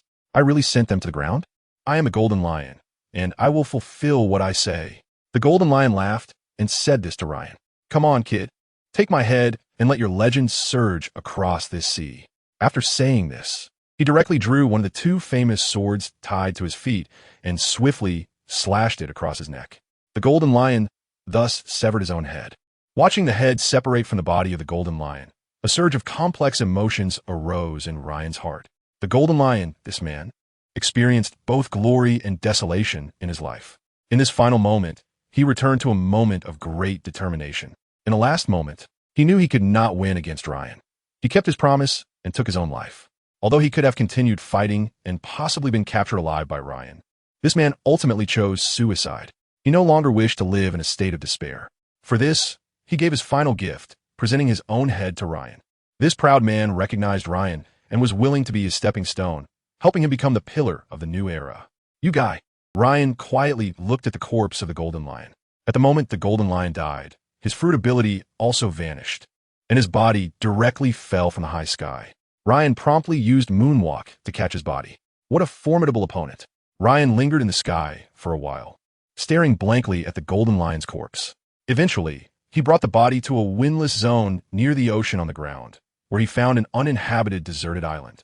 Golden Lion, although we are enemies, your final act proves that you are indeed a hero. I will honor your last words and bring your head to the Navy. As for your body and the two famous swords you possess, I won't let anyone desecrate them. I will bury them on this unknown island. Farewell, Golden Lion. Ryan quietly looked at the blood-stained head of the Golden Lion, placed it aside, and used a slash to carve out a small pit. He buried the Golden Lion's body along with his two famous swords, then cut a piece of stone to make a tombstone, inscribing the Golden Lion's great name on it. He then filled the pit with soil and placed the tombstone beside it. Next to the tombstone, he placed some unknown fresh flowers he had collected from the island. Farewell, Golden Lion. On Samuel Island, after Anton and the sheriff dispatched the island's ships to rescue the people from the empty island, the empty island that had been still on the sea suddenly disintegrated, breaking into pieces and sinking to the seabed. The people on the island watched as the empty island turned into fragments and sank. What is happening? Watching this scene, everyone felt a bit bewildered. Anton and the others had some guesses in their hearts, but those guesses were somewhat uncertain.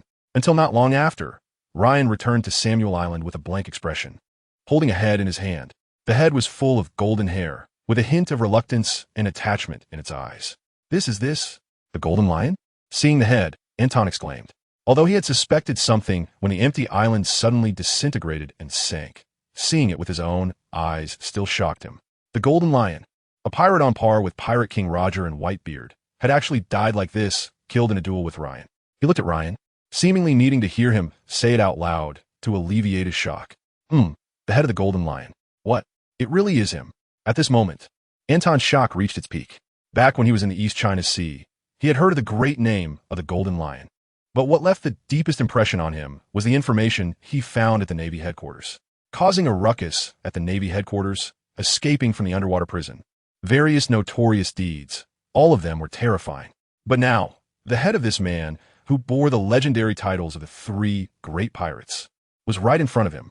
All right, enough said. This matter must be reported to the Navy headquarters. However, Yueying noticed that there was no sign of joy on Ryan's face and quickly patted Anton on the shoulder as a reminder.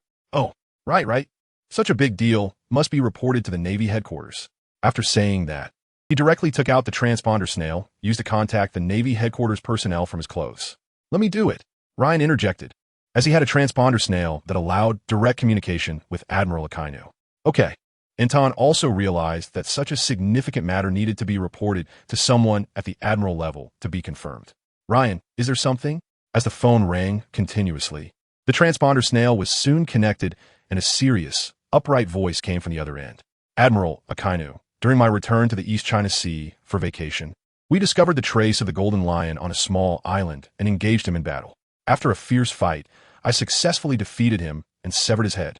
What? Admiral Akainu at the Navy headquarters exclaimed, suddenly standing up from his office where he was handling documents, shocking everyone around him. Admiral Akainu had never shown such a demeanor. What kind of information had he heard to react this way? Akainu ignored the curious gazes around him, holding the transponder snail deep in thought. He had just heard that Ryan had encountered the Golden Lion and was somewhat worried. Unexpectedly, Ryan had given him such a huge surprise. He had slain the Golden Lion and preserved his head. This is such a big matter that Akainu does not believe that Ryan would deceive him. Immediately, he used his Devil Fruit ability and flew towards Admiral Sengoku. A red light suddenly appeared at the Navy headquarters, flying through the sky. As everyone remained on guard, they suddenly saw Akainu's face and lowered their vigilance. Curiosity soon followed. What news could have prompted Admiral Akainu to use his Devil Fruit ability to fly directly towards Admiral Sengoku in such a short distance? Could it be that the Yonko pirate crew in the New World had initiated another battle? Various speculations flashed through everyone's minds. Using Moonwalk to reach the Navy headquarters, Akainu had just stopped when Sengoku, accompanied by Garp, walked out to meet him. What's wrong? Sakazuki, is there a big issue? Sengoku asked, puzzled at Akainu's urgent demeanor. The New World had been calm for some time, and there hadn't been any battles. What could warrant such an urgent response from Akainu? Standing before Sengoku, Akainu directly conveyed the information that Ryan had shared. What? Shiki the Golden Lion was killed by Rear Admiral Ryan? How is that possible? Sengoku exclaimed in shock upon hearing this news, while Garp, who had been smiling, became serious as well. Having fought against the Golden Lion, they understood his strength, and hearing that he was dead left them both stunned. Sengoku and Garp exchanged glances. Immediately gather everyone. Sengoku issued this command directly. The death of Shiki the Golden Lion, who shared the same notoriety as Roger and Whitebeard, was a major event that needed to be discussed with everyone. Additionally, they should instruct Rear Admiral Ryan and his team to return to the Navy headquarters immediately and bring back the head of Shiki the Golden Lion. They needed to verify this matter thoroughly. Understood. Receiving Sengoku's order, Akainu wasted no time and directly contacted Ryan via Den Mushi to inform him of the Marshal's directive. Soon, Ryan received the message from Akainu, who requested that they return to the Navy headquarters immediately. Ryan understood their concerns and agreed to his request. All right, enough of that. I just received an order from Admiral Akainu. Our vacation is over. Admiral Akainu has requested that we return to the Navy headquarters immediately to report what has happened here. Anton and the others were stunned for a moment upon hearing the news, but they quickly reacted. This major event indeed requires reporting back to the Navy headquarters to explain the situation to Admiral Sengoku and the others, but leaving immediately makes them somewhat reluctant. Ryan, let's say goodbye to these people, Anton said to Ryan as he looked at the surrounding villagers. The gratitude reflected in their eyes filled him with a sense of fulfillment. Sure, seeing Anton's eager expression, Ryan did not refuse his request. After all, Anton and the others had put in a lot of effort during this rescue. Without the two of them, these people wouldn't have been able to reach Samuel Island so easily. Seeing Ryan agree to his request, Anton was overjoyed, and he and Tsukikage immediately walked up to the villagers. Navy officers, we are truly grateful to you. As soon as Anton and Tsukikage approached the villagers, each of them looked at them with grateful eyes and continuously expressed their thanks. Seeing those appreciative gazes, Anton and Sukikij felt that the hard work was completely worth it. The heartfelt gratitude from these people was more fulfilling than defeating more pirates. Everyone, please don't be polite. We're here to say goodbye. The Navy headquarters has issued orders for us to return immediately to report, Anton said. What? Benefactors, are you leaving now? Upon hearing Anton's news, the villagers showed reluctant expressions. Yes, there's no other choice. We must return to the Navy headquarters. This is a farewell to you. Please rest well on Samuel Island, Anton gently said, looking at the villagers who had been anxious on the Sky Island. Navy officers, don't worry. We will ensure that these people have a place to stay. If they're willing to work on the island, we will provide them with jobs, the officer standing nearby said to Anton. This time, Ryan and the others completely resolved the hidden dangers on Samuel Island for him, and he was extremely pleased. He had preserved his territory and his property, which was wonderful. Paying a little wealth for this was nothing, and these people working in his territory would also contribute a portion of taxes to him. It was clearly a profitable deal, and he could also build good relationships with these naval officers. The sheriff thought to himself, "Thank you very much, Sheriff. Haha, we should thank you all this time. After all, you have completely resolved these issues for our island. This is what we in the Navy should do. No need to be polite." After saying this, he returned to Ryan's side under the reluctant gazes of the villagers. "Ryan, we have said goodbye to those villagers. We are about to return to the naval headquarters. Let's say goodbye to our naval brothers." After that, he led Anton and the others to the coast, where many naval ships were docked. Commander! As soon as Ryan arrived, the naval soldiers stood up one by one and shouted at him. Ryan waved his hand to calm everyone down. "Brothers, I apologize. We have received orders from the naval headquarters to return immediately, so we cannot drink with you anymore." What? Upon hearing Ryan's words, the naval soldiers began to murmur amongst themselves as if a pot had boiled over. After a while, a huge roar emerged. "What are you shouting about? The commander is just going back to the naval headquarters to report. He won't be gone forever. Brothers, let's walk with the commander for a while." The man who let out a roar is the highest commander of the fleet. As the highest commander, he understands that the Navy headquarters must have summoned Ryan for a significant matter. Therefore, they cannot stop Ryan from returning, no matter how reluctant they feel. Yes, the many Navy soldiers shouted in unison. "Commander, forgive us for our emotions. These subordinates miss you too much and do not want to part with you. Especially since we have only met for one day, but we also understand that your return to the Navy headquarters must be for something important. So we won't hold you back. Let the brothers accompany you for a stretch of the journey." The highest commander of the fleet came to Ryan's side and said to him, "All right, I'll come back to visit you during the next holiday. You all continue to work hard, protect the civilians, eliminate the pirates, and uphold justice." Yes, the Navy officer shouted directly. For them, Ryan was their faith. Every move he made was observed by everyone, and his words were regarded as scripture. "All right, let's set off," Ryan said directly to these people. "Brothers, escort the officer for a bit." Many Navy soldiers immediately returned to the Navy ship, and Ryan and his team also returned to their own ship, explaining the mission of returning to the naval headquarters to the sailors on board. The sailors on the ship immediately sprang into action, slowly turning the ship's direction and sailing towards the distant ocean. However, behind this warship, there was a line of ships following closely, like guards standing beside it. Finally, upon reaching a sea area relatively far from Samuel Island, the ships following behind Ryan came to a stop. "Officer, we will send you off here. We will meet again." Don't worry, I will come to visit you. During your time in the East China Sea, you must continue to eliminate pirates and protect civilians. We will, officer. You must work hard at the naval headquarters too. After all, you are our officer. Don't worry." After saying this, Ryan slowly saluted these Navy soldiers. In the back, many sailors on the ship raised their hands and saluted Ryan upon seeing his gesture. This scene in this sea area, at this moment, formed a unique picture. "Goodbye." Ryan waved to the Navy behind him, and then the naval ship he was on continued to sail forward. A few days later, they finally arrived at the naval headquarters. Upon reaching the headquarters, they immediately went to the office hall where Admiral Sengoku was located. At this moment, the hall was filled with naval generals, elite officers, vice admirals, candidate admirals, and the fleet admiral, along with naval heroes, all present in this hall. Ryan led Anton and another person into the room, and at first glance, he saw the scene. A chilling aura rushed toward him. Ryan stood unafraid in front of everyone, holding something wrapped in paper. Seeing that Ryan was completely unfazed, the crowd cast admiring glances at him.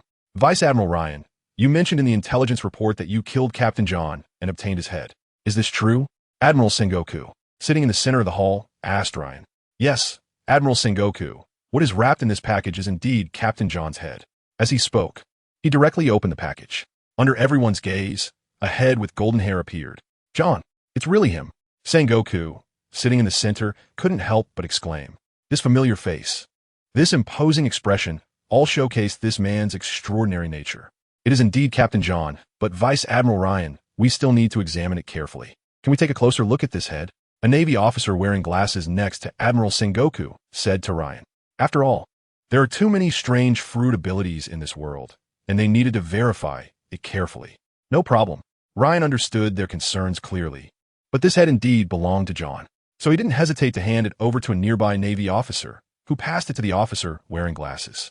Upon receiving Captain John's head, the Navy officer's eyes began to glow green, with a series of numbers appearing within the green light. A devil fruit user? Ryan silently pondered this scene. It should be a probing ability. After all, among so many people, he was the first to speak while also examining Captain John's head, and no one present had any objections. Watching the officer with glasses, who was continuously emitting green light from his eyes, Ryan knew he was verifying. After a while, the green light in the glasses-wearing officer's eyes finally stopped. He approached Admiral Sengoku, whispered a few words in his ear. Vice Admiral Ryan, this head is indeed Captain John's, no doubt about it. Admiral Sengoku directly told Ryan. Hearing Sengoku's words, the crowd erupted in gasps. Although someone had already explained this information to them after arriving, they couldn't help but gasp when they truly heard it. After all, that was Captain John, who caused the scene at the naval headquarters 20 years ago, destroying half of the buildings and battling fiercely with Garp and Sengoku. He actually died in this battle against Ryan. Vice Admiral Ryan, can you elaborate on what happened at that time? No problem. Following that, Ryan explained to everyone what had happened during this period. When he spoke about the evenly matched battle with Captain John, a voice interrupted his narrative. Vice Admiral Ryan, as far as we know, you didn't have such strong power in that battle in the New World. A Vice Admiral questioned. In response to this Vice Admiral's doubt, Ryan directly released his aura, a powerful presence instantly filling the space. He primarily faced the Vice Admiral who had raised the question. Confronted with this aura, the Vice Admiral felt as if he were a small boat sailing in a storm, at risk of being capsized by towering waves at any moment. All right, Vice Admiral Ryan, that's enough. Admiral Sengoku, seated in the center, spoke up. As his voice rang out, the aura emanating from Ryan instantly dissipated. Ryan involuntarily paused, not seeing how Admiral Sengoku acted. He merely spoke a gentle word, and Ryan's aura was instantly dispersed. Yes, Admiral Sengoku. After saying this, he directly walked behind Admiral Akainu. Well done. Upon arriving behind Akainu, Admiral Akainu praised Ryan. At this moment, Admiral Sengoku, sitting in the central position, suddenly stood up and loudly said to everyone, "It has been confirmed. This is the head of the Golden Lion Shiki. We need to release this news to major newspapers to intimidate the pirates." At the same time, Major General Ryan, who eliminated the Golden Lion Shiki, deserves the most credit this time. I propose to promote Major General Ryan to the rank of Lieutenant General. What does everyone think? Agreed. Agreed. Everyone in the hall nodded in agreement with Sengoku's words. After all, Ryan had already proven to everyone that his strength was extremely formidable. Thus, when Sengoku made this proposal, everyone agreed with a nod. All right, I appoint Major General Ryan to be immediately promoted to Lieutenant General. At the same time, the news of his killing the Golden Lion will be sent to all major newspapers, letting them announce the death of the Golden Lion. Yes, meeting adjourned. After Admiral Sengoku finished speaking, everyone present walked towards the door, while newsbirds that were in contact with various newspapers flew out from the Navy headquarters, carrying the news of the Golden Lion being killed by Ryan, along with orders issued by Admiral Sengoku, heading towards the major newspapers. Soon, these newsbirds arrived at various newspapers. A message from Admiral Sengoku of the Navy headquarters? A newspaper staff member directly opened the order brought by the newsbird and, upon seeing the information, immediately relayed it to the newspaper director. Let's see the information sent from the Navy headquarters. Poof. The president of the newspaper just picked up the message sent by the Navy headquarters, glanced at it briefly, and immediately spat out the tea in his mouth. What? The Golden Lion was killed by Rear Admiral Magudo? No way. After saying this, he picked up the message again and began to read it carefully, confirming it several times, and finally confirmed that this news indeed came from the Grand Admiral of the Navy headquarters. They had confirmed that the Golden Lion was indeed dead, killed by Rear Admiral Magudo. This is big news, major news. It's the kind of news that can sell out the newspaper. Someone immediately published this information as the headline of our newspaper. We must get it out before other newspapers release theirs. Hurry, hurry, hurry.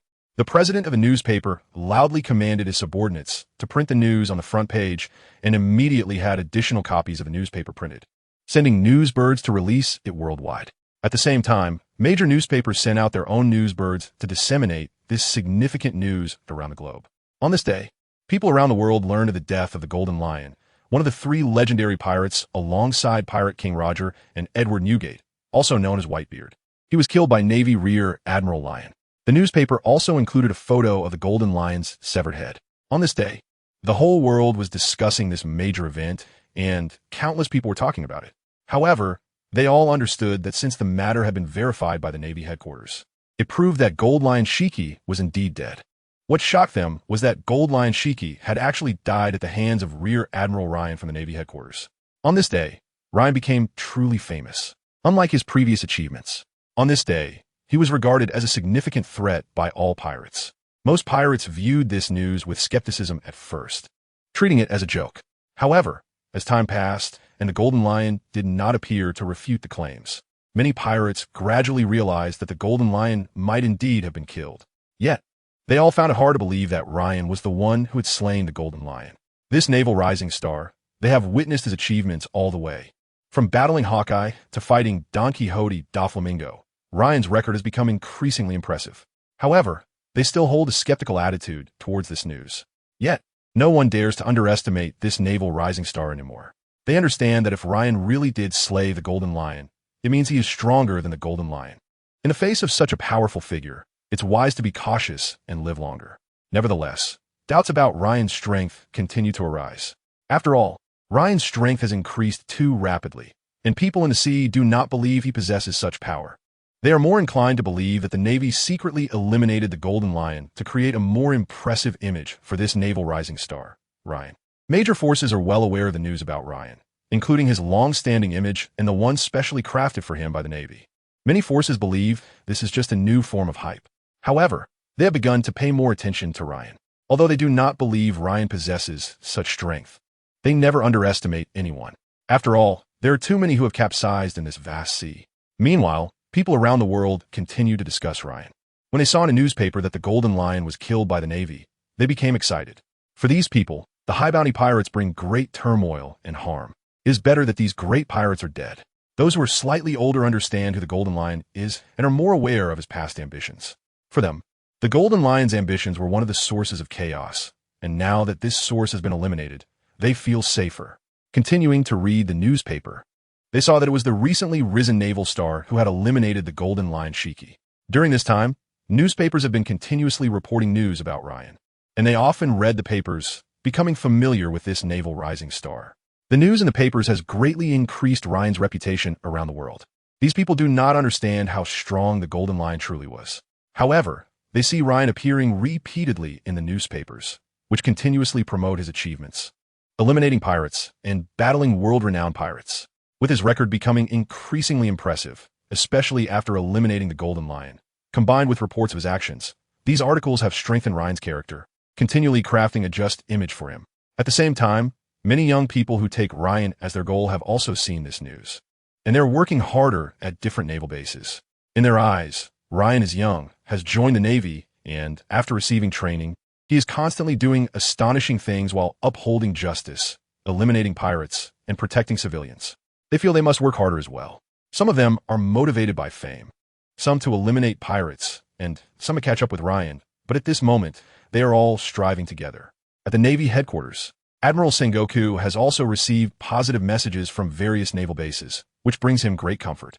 Furthermore, he has been informed that the number of people wanting to join the Navy has been steadily increasing during this time. Admiral Sengoku feels that creating Ryan's image of justice is truly brilliant. It not only deters pirates, but also inspires civilians, allowing more people to see Ryan's deeds while continuously motivating some individuals to join the Navy and eliminate pirates. During this period, the New World has calmed down, with major pirate crews digesting the news of the death of the Golden Lion. The New World is peaceful and tranquil. Due to the calmness of the pirates in the New World, their influence radiates across the Grand Line. As a result, The entire Grand Line has also settled down during this time, and countless disputes have temporarily ceased. For such a calm Grand Line, Admiral Sengoku has felt very unaccustomed in recent days. But at the same time, he is also very relieved. This is the ideal state he envisions, with the world in peace and no more pirate raids occurring. However, he understands that this is only temporary, and after a while, the world will return to its original state. Time continues to move forward. It will not stop for any individual, but will keep progressing. But in this brief period, it is indeed very calm, isn't it? Admiral Sengoku has also welcomed a short relaxation during these days. Each day in the office, there are no endless documents waiting for him to process. At first, this calmness made him feel a bit uncomfortable. However, he quickly adapted to this tranquility and began to enjoy the peace, except for the chaos caused by Carp beside him. At this moment, Carp is causing a ruckus next to him while Sengoku enjoys the peace, sitting quietly in his office. Carp continuously makes various noisy sounds beside him and keeps pulling out donuts from his drawer, stuffing them into his mouth. At first, Sengoku didn't mind, but soon, the noise Carp made grew louder. At the same time, he kept walking back and forth in front of Sengoku, making the peaceful Sengoku feel like a fly buzzing around him, which was quite annoying. Once again, Carp kept circling around him, eating donuts in front of him. Enough, Carp. Stop it. A symbol of frustration appeared on Sengoku's forehead as he could no longer hold back. Haha, Sengoku, this is what makes it interesting. What is the point of just sitting there? Seeing Sengoku getting angry, Carp laughed and then picked his nose, pulling out a big lump of booger and flicking it directly at Sengoku. Carp, you bastard. Sengoku dodged the lump of booger and shouted angrily at Carp. Ha ha ha. Carp laughed heartily. Bang bang. Sengoku walked up to Carp and directly knocked him on the head twice. Two lumps appeared on Carp's head, one big lump with a smaller one on top. Carp, with the big lump on his head, squatted down on the ground. Carp, you better reflect on yourself, Sengoku said fiercely, raising his fist at Carp. But Carp stood up again and picked up a donut to eat. Seeing this scene, Sengoku started scolding Carp. Carp, while eating the donut, suddenly had a bubble appear on his nose after biting into it. Huh. Finally, finishing his speech, Sengoku looked up and saw that Carp had already fallen asleep. Carp. No one knew what was happening in Admiral Sengoku's office. Meanwhile, on Ryan's side, due to the newspaper reporting on his killing of the Golden Lion and showcasing his strength in the Navy headquarters meeting room, everyone understood that Ryan's achievement in killing the Golden Lion was genuine. He was stronger than the Golden Lion. Therefore, during this time back at headquarters, he became the center of attention, attracting a large crowd whenever he went out to exercise or eat. Ryan did not pay attention to these matters. He had experienced this before, and faced with the public's gaze, he remained unchanged. After gaining such immense fame, he continued to train his swordsmanship every day. Having reached the level of a great swordsman, he was still not very familiar with the power that came with it. So he started from the most basic training, constantly refining his skills. At the same time, he also began to consciously train his physical strength. The continuous upgrades during this period brought significant changes to his body, enhancing all his abilities. However, he was still not familiar with this newfound strength, and his swordsmanship had hit a plateau. But his haki could still be improved. There are 2 more levels of haki beyond what he currently possesses, and since haki is also related to physical strength, he can now cover his entire body with haki. And his observation haki can sense most enemy attacks. However, his observation haki currently cannot predict the future, and his armament haki is nowhere near the level of Kaido's. These gaps made him realize that his dominance was not strong enough, and only by leveling up could he catch up to them. Fortunately, he had a system, and as long as he leveled up, his strength would continuously improve without needing to experience battles like they did to gain insights. Moreover, as his level continued to rise, the enhancements from each upgrade might eventually allow his physical strength to compare with that guy Kaido. Therefore, he needed to constantly familiarize himself with his physical strength, fully understand his capabilities, and plan for the next steps. Thus, he trained every day, accompanied by Anton and Yue. During this time, they were training themselves tirelessly. The fact that Ryan had broken through to become a great swordsman and significantly improve his strength greatly stimulated them. They no longer relaxed. Instead, they trained desperately every day. In this world, only hard work and perseverance can change one's destiny, and I am determined to catch up with that man's footsteps. I have already changed my fate, and now my dream, my ambition is to keep up with that man, or even surpass him. Here I parted ways with my father and the others, and here I have witnessed the highest peaks of the world. My dream is to follow that man's footsteps. My previous dream was to no longer face enemies without the power to resist. But now I have acquired that strength. Now, I want to follow that man to the pinnacle of the world. I believe he can do it. With these hopes, they trained themselves desperately, using any free time to work on their abilities at the training ground. The three of them became a unique sight at this training ground. The surrounding Navy soldiers also heard about the situation with Ryan and the others. They did not expect that despite their powerful strength, Ryan and his companions were still continuously training at the training ground. Ryan's training inspired these Navy soldiers, and, for a time, the training atmosphere at the Navy headquarters became even more fervent. In a nearby tall building, Akainu stood by the window, looking down and seeing groups of soldiers training voluntarily in the scorching summer heat. In the distance, Ryan and the other two were also exercising. Seeing this, he silently nodded. He did not expect that the spontaneous training of Ryan and his companions would completely inspire all the Navy soldiers at the headquarters, encouraging them to train actively. Ryan had now become an idol in the hearts of all the Navy soldiers in the headquarters. They learned from Ryan, and as he trained, they followed suit. Meanwhile, one group of Navy soldiers motivated another group, and all the Navy at the headquarters began to train continuously. In the office of Fleet Admiral Sengoku, Staff Officer Tsuru smiled as she watched the scene below. A smile constantly appeared on her lips, and she greatly appreciated the training atmosphere that Ryan had fostered. At the same time, she openly showed her admiration for this young man, Ryan. Thus, 6 months passed. The excitement from Ryan's defeat of the Golden Lion gradually faded, and the Grand Line returned to being a battlefield, with countless pirates heading to the Grand Line every day, along with batches of pirates traveling from the Sabeti Archipelago to the New World. The pirates in the New World also welcomed these pirates from Paradise in their own way. The pirates in the New World referred to the first half of the Grand Line as Paradise. In the past 6 months, nothing significant has happened, and Ryan has been at the naval headquarters, familiarizing himself with his powers. During this period, with continuous upgrades, he also needed to consolidate. In the past 6 months, he has completely mastered the power of the great swordsman, as well as his own physical strength. At the same time, during this half-year, his subordinates Anton and Moonshadow have also experienced a significant improvement in their abilities along with the naval soldiers in his division, who have also seen a considerable boost in their strength. He is grateful that he did not lead his subordinates to eliminate pirates during this half-year, as he needed to familiarize himself with his own power. Moreover, his current level does not provide him with much experience in defeating those small pirates, which is why he has remained at the naval headquarters. On this day, Ryan was at the training ground, exercising his strength. Suddenly, a naval soldier rushed from a distance, arriving at Ryan's side as fast as he could and saluting him. Then, he quickly said, "Vice Admiral Ryan, Admiral Sengoku has ordered you to rush to the Navy's Council Hall immediately." After finishing, he hurried off to notify others. What happened? Why the urgency? Watching the messenger's hurried steps, Ryan felt confused. Currently, there was no major conflict between the Navy and the 4 emperors of the New World. The Navy headquarters usually wouldn't intervene in ordinary matters. What was going on?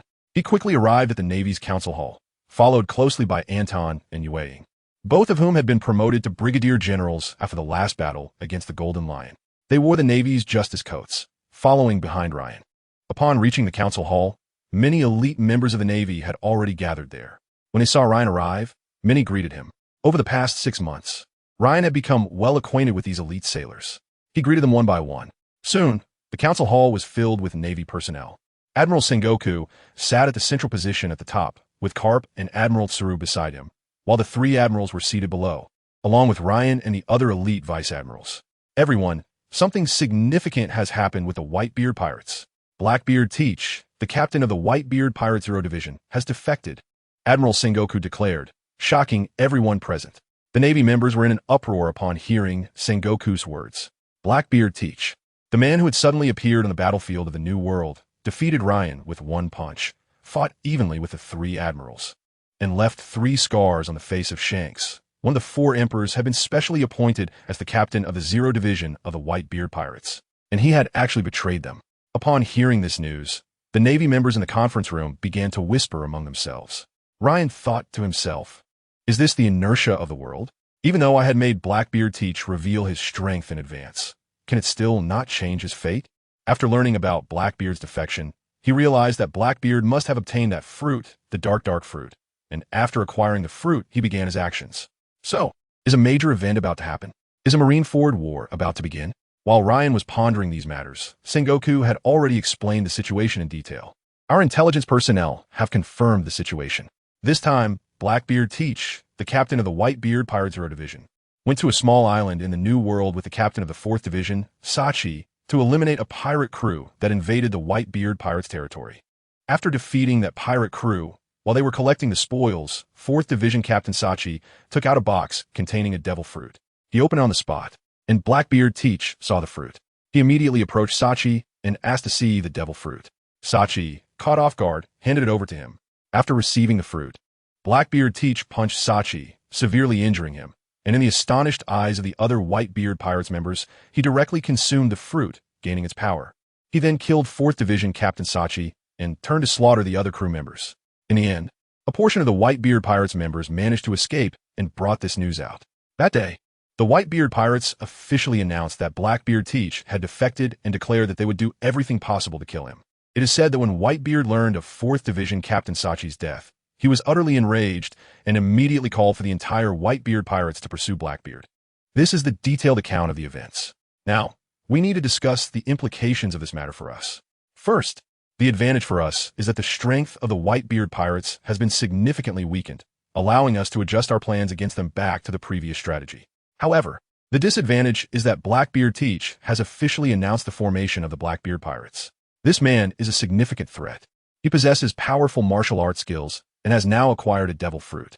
He even went so far as to defect from the Whitebeard Pirates to obtain this fruit, which likely has very strong abilities. Our threat level from him will significantly increase, and I propose we place a bounty of 1 billion on him. Recently, our intelligence personnel have discovered that he has appeared in the first half of the Grand Line. We must remain vigilant against him. Admiral Sengoku detailed this situation to everyone present and outlined both the favorable and unfavorable aspects for them, ultimately proposing an increase in Blackbeard Teach bounty. The people present unanimously agreed to Admiral Sengoku's request, understanding that Blackbeard Teach's acquisition of that fruit would undoubtedly enhance his strength, and he should not be underestimated. Raising his bounty is imperative. All right, since everyone agrees, we will immediately change Blackbeard Teach's bounty. At the same time, we must be on guard against the Whitebeard Pirates. Whitebeard is going mad. He has always regarded these pirate crew captains as his family. With one dead and another defected, they will undoubtedly take significant action. We must be fully prepared. From now on, all Navy forces must be on standby. The news of Blackbeard Teach appearing in the first half of the Grand Line cannot be kept from them. They might head towards the first half of the Grand Line. We must be on constant alert for their appearance there. Yes, the many Navy personnel present responded in unison. Dismissed. Immediately notify all Navy forces to prepare for battle.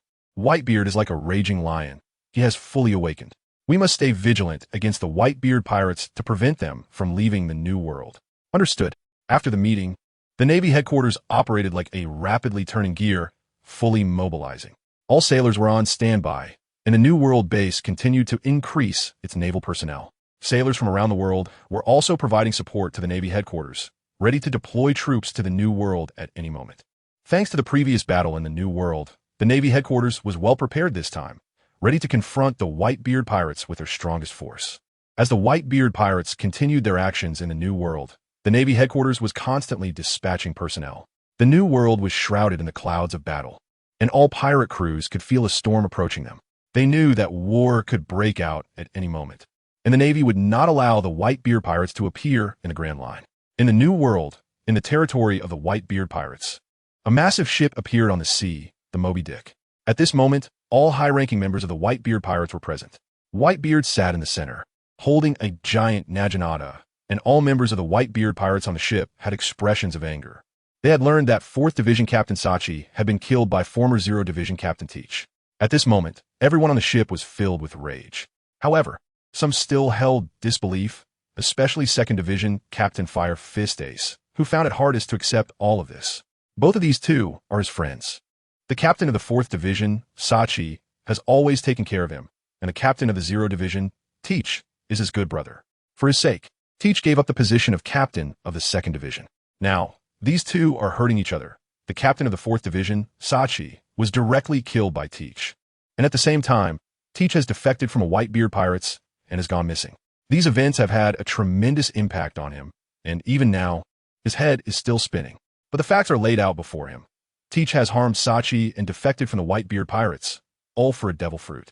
For a devil fruit, Teach directly killed his own companion, a member of their family, a relative, which fills Ace with immense anger. At this moment, a surge of impulse rises within him. He wants to bring Blackbeard Teach back and confront him, asking why he killed his own companion. To this end, he quietly lowers his head, but flames rise in his eyes. Meanwhile, on the Moby Dick, the ship of the Whitebeard pirates, all the division commanders are loudly discussing the situation. They have received the latest information about Teach and know that he is currently in the first half of the Grand Line. Some present suggest that all members of the Whitebeard pirates should directly pursue Blackbeard Teach and capture him, while others advise against it. They argue that this would inevitably lead to a conflict with the Navy, which would not allow them to head to the first half of the Grand Line. Engaging the Navy would result in even greater casualties, making it not worth the risk. It would be better to send high-level combatants to directly capture Blackbeard Teach. However, another side immediately counters that Blackbeard Teach is extremely powerful, and within the entire Whitebeard pirates, only their captain can suppress him. No one else is his match. If they casually send high-level combatants, the most likely outcome is that they would be killed by Blackbeard. They cannot be so reckless. The two sides continue to argue over this issue. At this moment, Whitebeard, sitting in the center, spoke up. He directly pulled out the forge rip in his hand, stood up, and a tall figure immediately overshadowed everyone. Seeing Whitebeard stand up, everyone present stopped talking and quietly looked at him, ready to listen to his words. Blackbeard Teach killed family members. It is absolutely unforgivable. All members of the Whitebeard pirates, prepare for battle. Yes, all the pirates shouted in unison. Just then, the second division captain of the Whitebeard pirates, Fire Fist Ace, stepped forward. Old man, Teach left my division. Sachi was also my brother. And it was through my introduction that they became good friends and went out on missions together. But what I didn't expect was that Teach actually killed Brother Sachi. This is all my fault. After speaking, Ace knelt on the ground, tears streaming down his face. Whitebeard walked over to Ace, who was crying on the ground. Coming to Ace's side, he directly embraced the weeping Ace and gently said, "My foolish son, we are all family. In this era, there are always separations. This time was my failure to recognize people.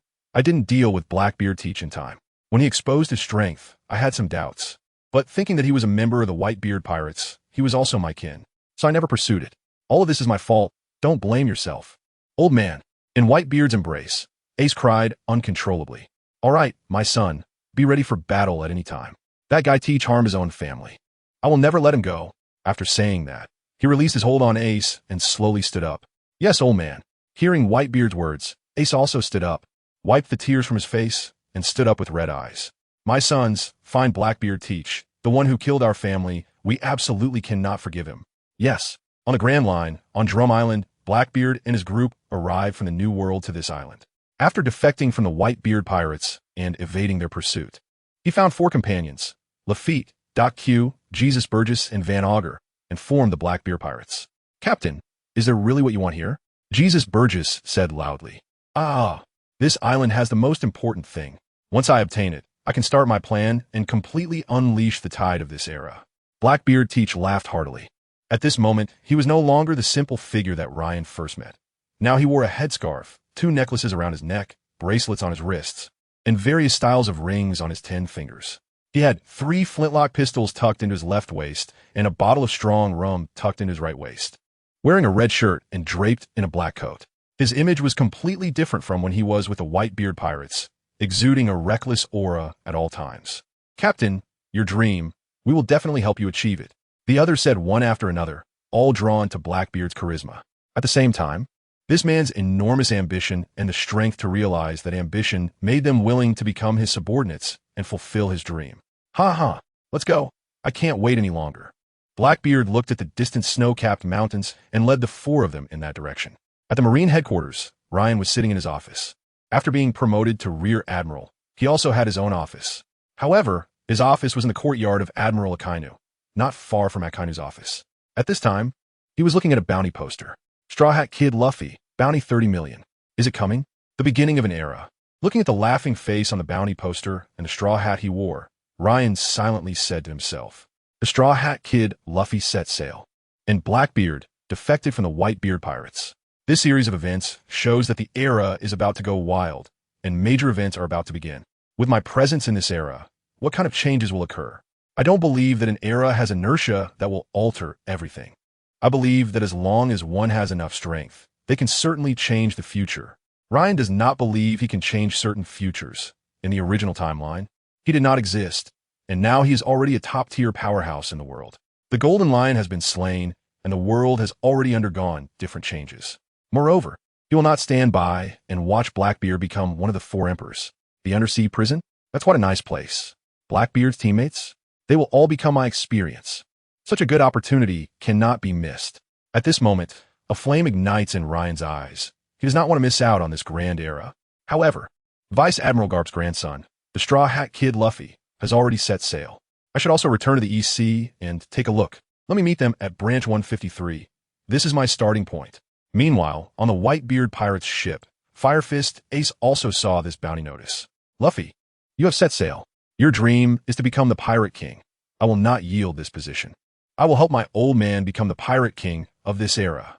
In the New World, on the ship of the red-haired pirates, one of the 4 emperors, the captain was called out. Captain, look, Luffy has set sail. A chubby guy in green, gnawing on a chicken leg, shouted to the red-haired man, standing by the campfire, polishing his sword. Soon, he came to the red-haired man's side and handed him the bounty notice. Luffy, you finally set sail. Ha ha. Guys, let's celebrate Luffy's departure with a feast. Roar. The pirates cheered in unison. Captain, there's one more thing. Firefist Ace, the 2nd Division captain of the Whitebeard Pirates, has escaped the crew.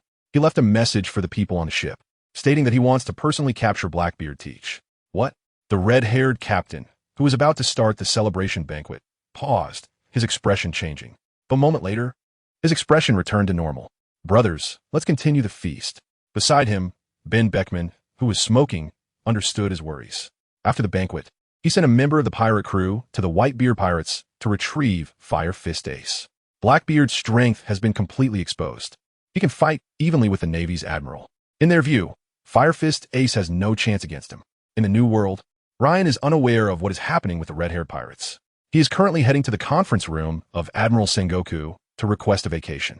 His superior, Admiral Akainu, has gone to the New World to prevent the Whitebeard pirates from launching an attack, and Admiral Kazuru is also heading to the New World. Admiral Akiji and Admiral Sengoku are stationed at the Navy headquarters to ensure the stability of the first half of the Grand Line. Because Ryan and his group have been training at the Navy headquarters for the past 6 months, this time off was granted by Admiral Sengoku. He estimated that a war would not happen so soon, especially since last time Ryan was called back to the Navy headquarters just a few days after requesting leave.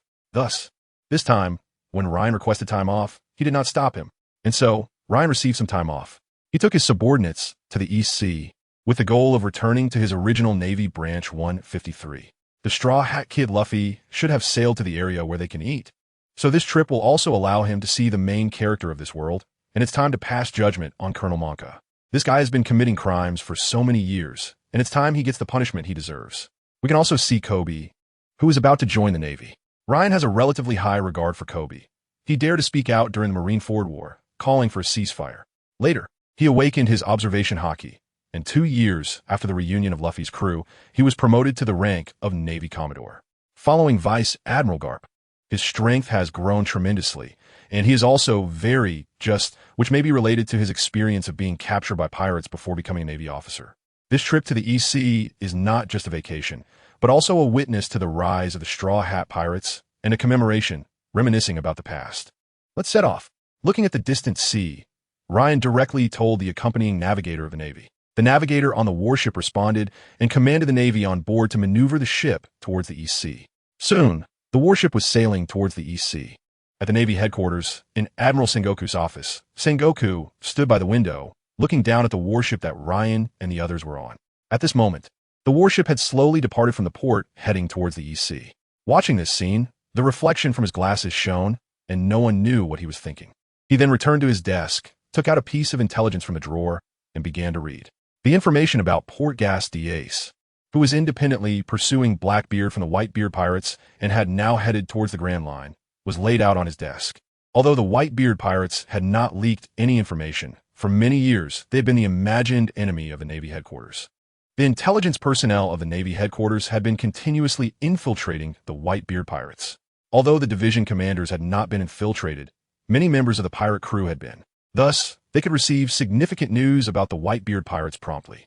Therefore, he learned that Ace had gone to the first half of the Grand Line, which led to various thoughts emerging in his mind. If he directly dispatched high-level forces to capture Ace, it would definitely force the Whitebeard pirates to engage in battle. However, he immediately thought of his friend, Carp. Having been friends with Carp for so many years, he naturally understood his friend's personality, outwardly carefree and treating everything with a joking attitude. But his grandchildren were absolutely his Achilles heel. Thinking of this, he felt a headache coming on. Now, if they captured Ace, he couldn't guarantee what Carp would do in response. After contemplating, he decided to abandon this idea and handed the intelligence to the goat below that was eating paper, putting it into its mouth. Instantly, the goat began to chew, and the intelligence was quickly swallowed. Damn, Carp, look at your son and grandson. One became a revolutionary, and the other two became pirates. Destroying the intelligence eased Sengoku's mind a bit as he quietly cursed Carp. Just as he was scolding Carp, a loud laughter came from afar.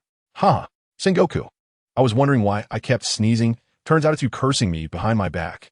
Carp appeared in front of Sengoku, ignoring Sengoku's fierce glare, and directly came to his desk, opened the drawer, and took out a rice cracker, biting into it.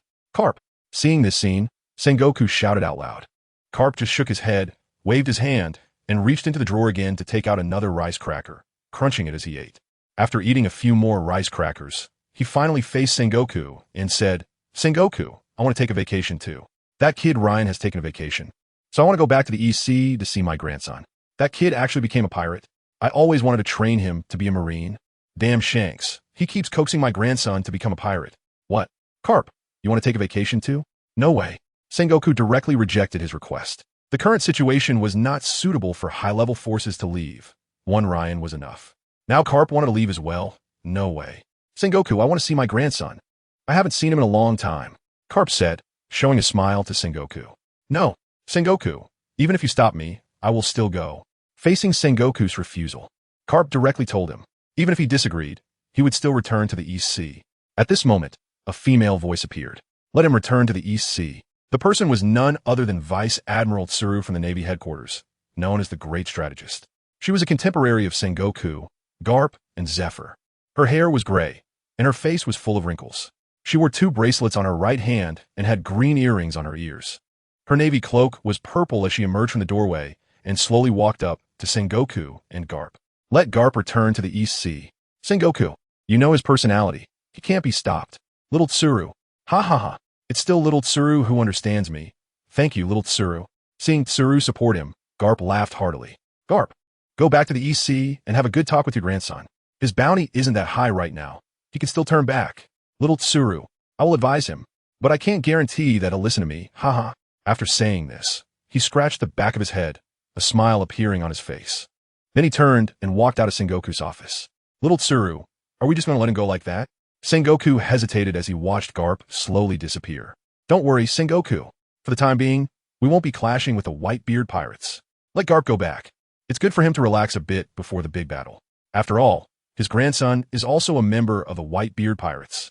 After Tsuru said this, Sengoku's face showed a gloomy expression. Damn Garp, he has failed so miserably in raising his family. All his grandchildren have become pirates. Standing silently beside him, Vice Admiral Tsuru simply smiled at his words. East Blue, Branch 153. The warship that Ryan was on was about to reach Branch 153. At this moment, a small boat approached, carrying 2 people, a boy wearing a straw hat and a red outfit, and another swordsman with green hair wielding 3 swords. The 2 boats brushed past each other. Standing at the front of the warship, Ryan made eye contact with the boy in the straw hat. Soon, the 2 boats passed by each other directly. Ryan, that was the straw hat kid. Anton also noticed the scene, and seeing Ryan make eye contact with the boy, he turned to look at the straw hat boy. The moment he saw the boy, he realized who he was, the straw hat kid Luffy, a pirate with an initial bounty of 30 million. For him, having followed Ryan and fought alongside him, he was particularly sensitive to the characters on the bounty poster. And the moment he saw the real person, he understood who he was. Should we take him down? After all, he's a pirate. No need, after all. He is Vice Admiral Garp's grandson. What? This time, even Tsukikage, who was indifferent to the matter, gasped in surprise. The grandson of Admiral Carp has become a pirate? Yeah. It sounds quite unreliable, right? Looking at Anton's astonished expression, Ryan chuckled with a hint of mischief. What is this? Vice Admiral Garp's son is Dragon, the leader of the Revolutionary Army, and his other grandson is Portgas D. Ace, the captain of the Whitebeard Pirates 2nd Division. Isn't it only natural for the remaining grandson to become a pirate? Oh, forget I said that. After hearing Ryan say that the kid with the straw hat is Vice Admiral Garp's grandson, Anton laughed it off, ready to forget about it. Once he learned that the kid was Garp's grandson, he dared not act recklessly anymore. After all, Vice Admiral Garp is a formidable rival of Pirate King Roger, and he is a hero of the Navy. Taking action against his grandson would be seeking death, wouldn't it? So after understanding the situation, he quietly stood aside, not wanting to face Ryan and the others. After all, what just happened was a slap in the face. His face still felt hot and painful. Ryan, since he is Garp's grandson, why does he want to be a pirate? Moonshadow, standing behind Ryan, asked him directly. His hat was given to him by Shanks, one of the 4 emperors. Shanks lost his arm because of him, and that straw hat represents their promise, so it's not surprising that he became a pirate. Hearing Ryan reveal this hidden rumor, Moonshadow's eyes widened completely. Even Anton, who was standing aside, perked up his ears to listen to these matters. Upon hearing this rumor, the two looked toward the ship in the distance, their gazes completely different. A big shot like Shanks would lose an arm for him, and even entrusted his straw hat to him. What was so special about him? Watching the gradually disappearing figure in the distance, various thoughts flooded their minds. Finally, the small boat vanished from sight, and the two withdrew their gazes. Meanwhile, the naval admiral below commanded the warship to head toward the 153rd branch. Earlier, he had ordered the helmsman of the warship to halt, keeping it in this area instead of advancing to the 153rd branch. Now he instructed the helmsman to move forward to the 153rd branch, and soon the warship reached the port of the 153rd branch. At this moment, a small, thin naval officer wearing glasses stood at the port, surrounded by a group of sailors in blue and white naval uniforms, as well as a crowd of townspeople. At this moment, they saw a warship approaching, and everyone became tense, fearing that this warship might encounter the Straw Hat crew that had just set off and launch an attack on them. However, as the warship slowly came closer, they noticed that there were no signs of cannon fire or battle on the ship, and there were no traces of the Straw Hat crew, which greatly relieved them. Just then, a sharp-eyed sailor pointed at the warship and shouted loudly, "Look, that man is Major Ryan. He's back." Everyone's attention was immediately drawn to the man standing at the front of the warship. A man stood at the front of the warship, draped in a Navy Justice coat, with a man and a woman standing behind him, both also wearing Navy Justice coats. As they looked at these people, a chilling aura rushed toward them, making them involuntarily lower their heads, not daring to meet their gaze. "Don't be ridiculous. He's now a Vice Admiral," a naval officer directly told the sailor who had just spoken. Vice Admiral Ryan, the thin, bespectacled guy standing on the dock, became excited. Vice Admiral Ryan was a legend of the 153rd Division. He had risen from a lowly sailor to a major in the 153rd Division before going to the headquarters to strengthen his abilities. But what surprised everyone was that on his way to the Navy headquarters, he first fought against the world's greatest swordsman, Mihawk, and due to his sword being damaged, the battle ended, with Mihawk acknowledging his strength. After arriving at the Navy headquarters, he participated in missions and fought against one of the 7 warlords of the sea, Don Quixote Doflamingo, achieving a draw while saving all the people on an island during that battle, which led to his promotion to Rear Admiral. He later participated in the chaotic battle involving the New World, Whitebeard Pirates, and Beast Pirates, exposing the true strength of Blackbeard Teach, who had defected from the Whitebeard Pirates, while also slaying many pirates with bounties over 100 million, earning a promotion to Navy Captain from the headquarters. Half a year ago, he returned to the East Blue and encountered the Golden Lion Shiki over the skies of Samwell Island, fighting him and ultimately slaying the Golden Lion, obtaining his head. This notorious pirate, alongside Pirate King Joel D. Roger and Whitebeard Edward Newgate, was one of the 3 legendary pirates, and in this battle, Ryan was promoted to Vice Admiral of the Navy headquarters. This journey made Kirby feel overwhelmed with emotions every time he thought about it, and it also fueled his dream of joining the Navy. However, he had always been captured by pirate crews and couldn't fulfill this dream, until Luffy helped him escape, freeing him completely and allowing him to become a Navy officer. Now, facing his idol in his heart, he was so excited that he couldn't speak. At this moment, he suddenly thought of a serious problem. Since Admiral Ryan was coming from this direction and Luffy and the others were also heading this way, they must have encountered each other. What happened to Luffy and the others? Thinking of this, his emotions suddenly turned anxious. After a while, the warship carrying Ryan arrived at the port. Ryan, along with Anton, Tsukikage, and the Navy on board the warship disembarked. As Colonel Lipa, the highest commander of the 153rd Branch, was preparing to welcome him, a figure suddenly appeared in front of Ryan.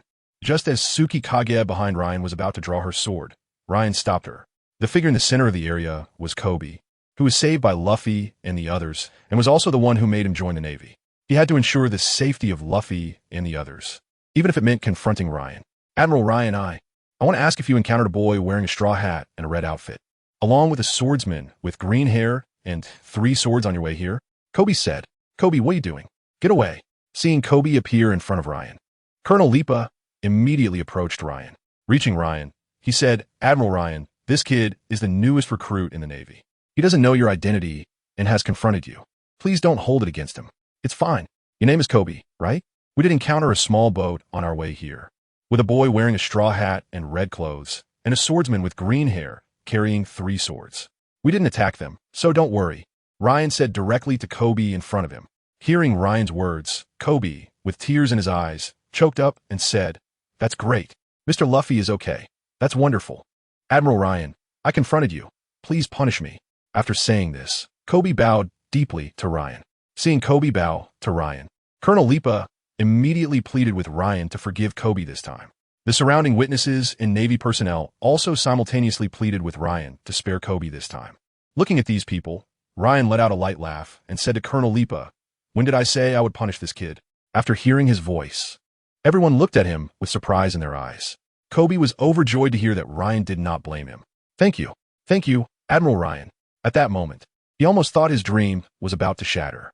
If he had offended Admiral Ryan, he could no longer be a Navy member. But when Ryan announced that he would not hold it against him, he was filled with joy.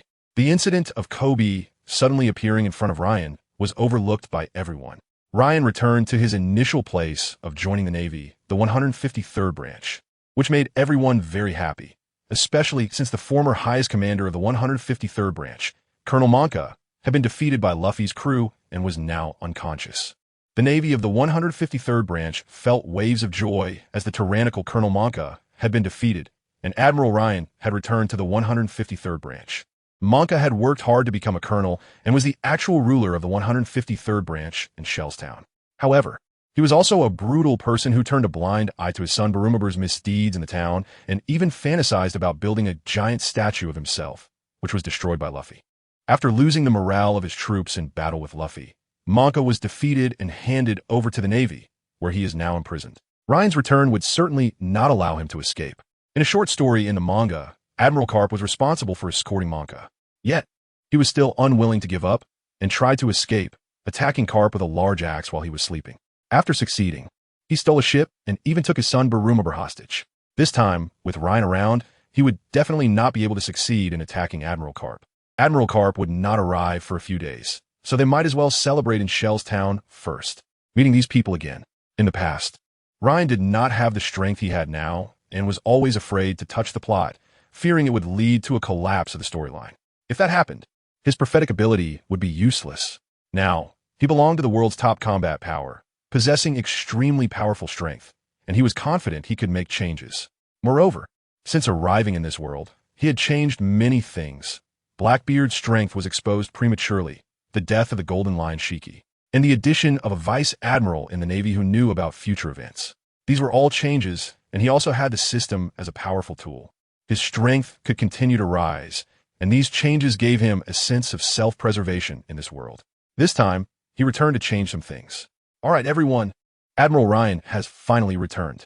Let's welcome him in, Colonel Lipa said to everyone. Yes.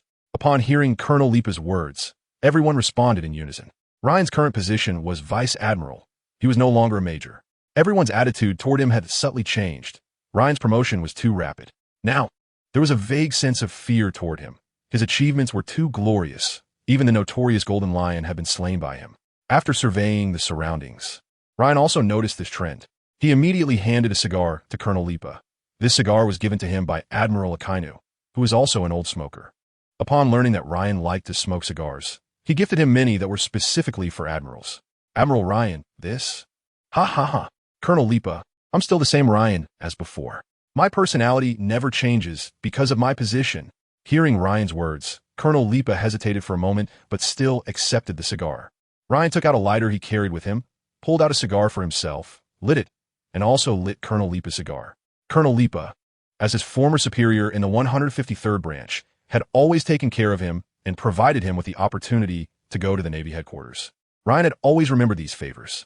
In this world, it's only natural that others do not help you, and helping you is a kindness, especially in the context of a superior-subordinate relationship.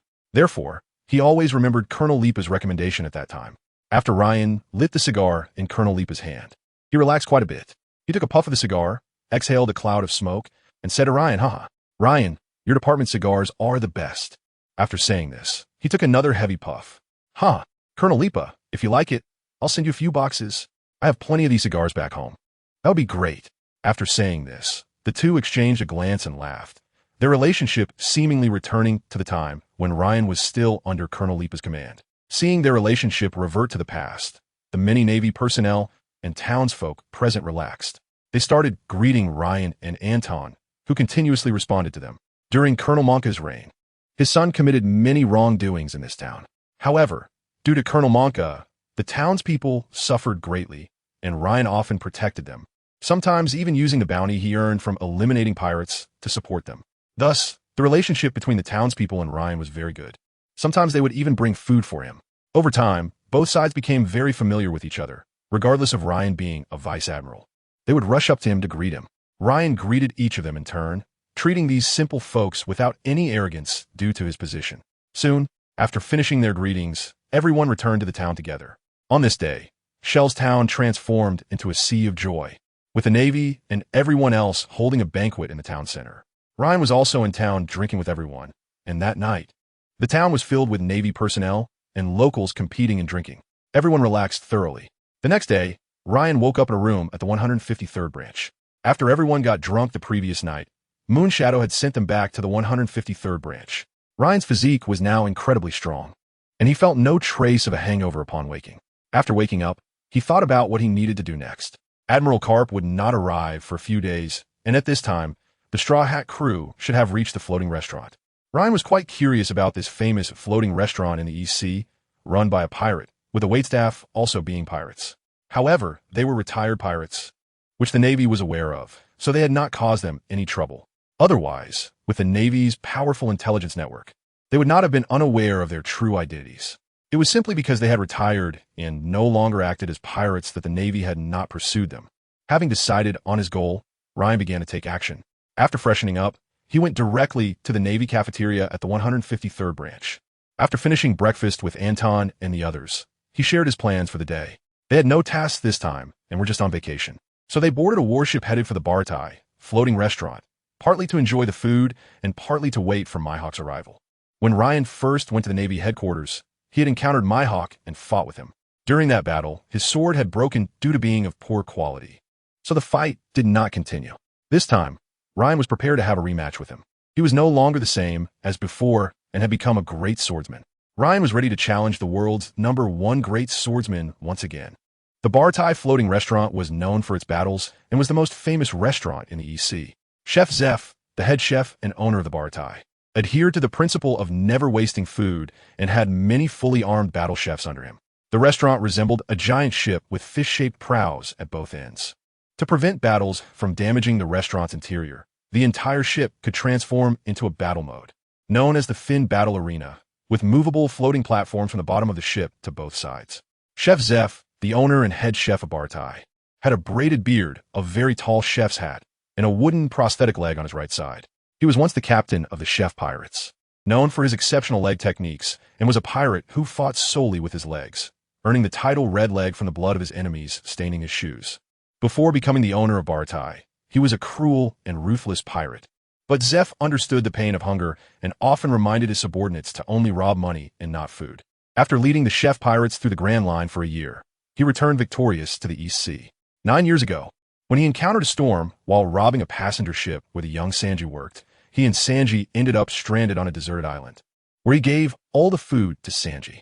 Because Sanji shared the same dream of finding Allblue, Zeph sacrificed his own leg to save him. After losing his right leg, he could no longer be a pirate, and after being rescued, he and Sanji established the floating restaurant Bartai to provide food for those who had nothing to eat. Even though Red Leg had lost a leg, the EC overlord Karubi still dared not to disrespect him due to his formidable strength, and because of his powerful abilities. The Navy no longer pursued him. Ryan's destination this time was the restaurant where Zeph worked. Soon, Ryan and the others prepared everything and boarded the warship heading to the Baratai floating restaurant. The Baratai floating restaurant was quite famous in the EC, and its location was easy to find. Soon, the warship arrived at the vicinity of the Baratai floating restaurant. Upon reaching the restaurant, a waiter looked at the warship, then at Chef Zeph. At Zeph's signal, he approached the warship and directed them to dock at the restaurant's mooring area. After the warship docked in the designated spot, Ryan and the others disembarked. When the waiter saw Ryan for the first time, his eyes narrowed slightly, and he instinctively tightened his grip on the kitchen knife at his waist. But he quickly relaxed his hand, clearly recognizing Ryan's identity. After all, Ryan had been prominently featured in the newspapers recently, making it hard not to remember him and his achievements, along with his fame for defeating the Golden Lion and his position as a vice admiral, made the waiter feel a tremendous threat upon seeing him. He slowly lowered his hand, understanding that they definitely could not stop Ryan, and that resisting would be futile. It would be better to see what Ryan intended to do first. At the moment Ryan appeared, Chef Zeph, the head chef and captain of the Baratai, paused for a moment upon seeing him. However, he quickly reacted, walking towards Ryan and soon reaching the waiter's side, signaling him to head to the kitchen. The waiter understood Zeph's gaze. He bowed to Ryan and walked directly towards the kitchen. The moment the waiter reached for the kitchen knife, Moonshadow's sword flickered out, but quickly retracted. Zeph approached Ryan's side, bowed to him, and respectfully said, "My Lord Ryan, may I ask what brings you to the seaside restaurant this time?" "Huh, we're not here to cause trouble. Don't worry. We're just here to taste your culinary skills." Ryan, noticing Zeph's cautiousness, replied directly. Hearing Ryan's words, Zeph breathed a sigh of relief. He understood that if they wanted to cause trouble, they could simply attack directly. There was no need for such trouble, as Ryan could easily eliminate them all. But with Ryan's words, he felt completely at ease and immediately headed to the kitchen. Upon reaching the kitchen, all the chefs, armed with knives and spatulas, raised their weapons. "Boss, what did that Navy guy say? Let's fight them to the death," shouted the waiter who was receiving Ryan and his group. Hearing his words, all the surrounding chefs shouted in unison. They were all members of the original chef pirate crew, and after Zeph's retirement, they followed him to establish this seaside restaurant. They had transformed from pirates into chefs and waiters, but at their core, they were still a group of pirates. "Shut up. That lord is not here to fight. He just came to taste the food from our seaside restaurant. So there's no need to rush," Zeph said directly to everyone upon seeing this scene. "What?" Hearing Zeph's words, everyone immediately put down their knives and spatulas. If given a choice, no one wanted to face Ryan. After all, Ryan's achievements were so brilliant that they all understood that fighting him would lead to certain death. However, this seaside restaurant had become like their home, and they were not afraid to sacrifice themselves to protect their home. But now, after hearing Zeph's words, they realized that Ryan and his group were not here to pick a fight. So one by one, they put down their knives and spatulas, returned to their posts, and began preparing food for Ryan and his companions. Zeph also returned to the restaurant, guiding Ryan and his group to a particular table. "Dear guests, please wait a moment. Your dishes will be served shortly." The entire kitchen was working hard to prepare the food, and all the chefs were putting forth their utmost effort to satisfy Ryan and his companions. Soon, dish after dish was presented. A blonde guy with curly eyebrows, half of his face covered by hair, and a cigarette in his mouth brought a dish to Ryan's table. Upon arriving at their table, he spotted Moonshadow. In an instant, he rushed to Moonshadow's side, his eyes turning into heart shapes. "This beautiful lady, may I ask your name?" The guy with blonde hair instantly became as if he had no bones, twisting his body next to Moonshadow. But soon, a burly attendant came to his side and hurriedly pulled him away. They dared not disturb Ryan and the others.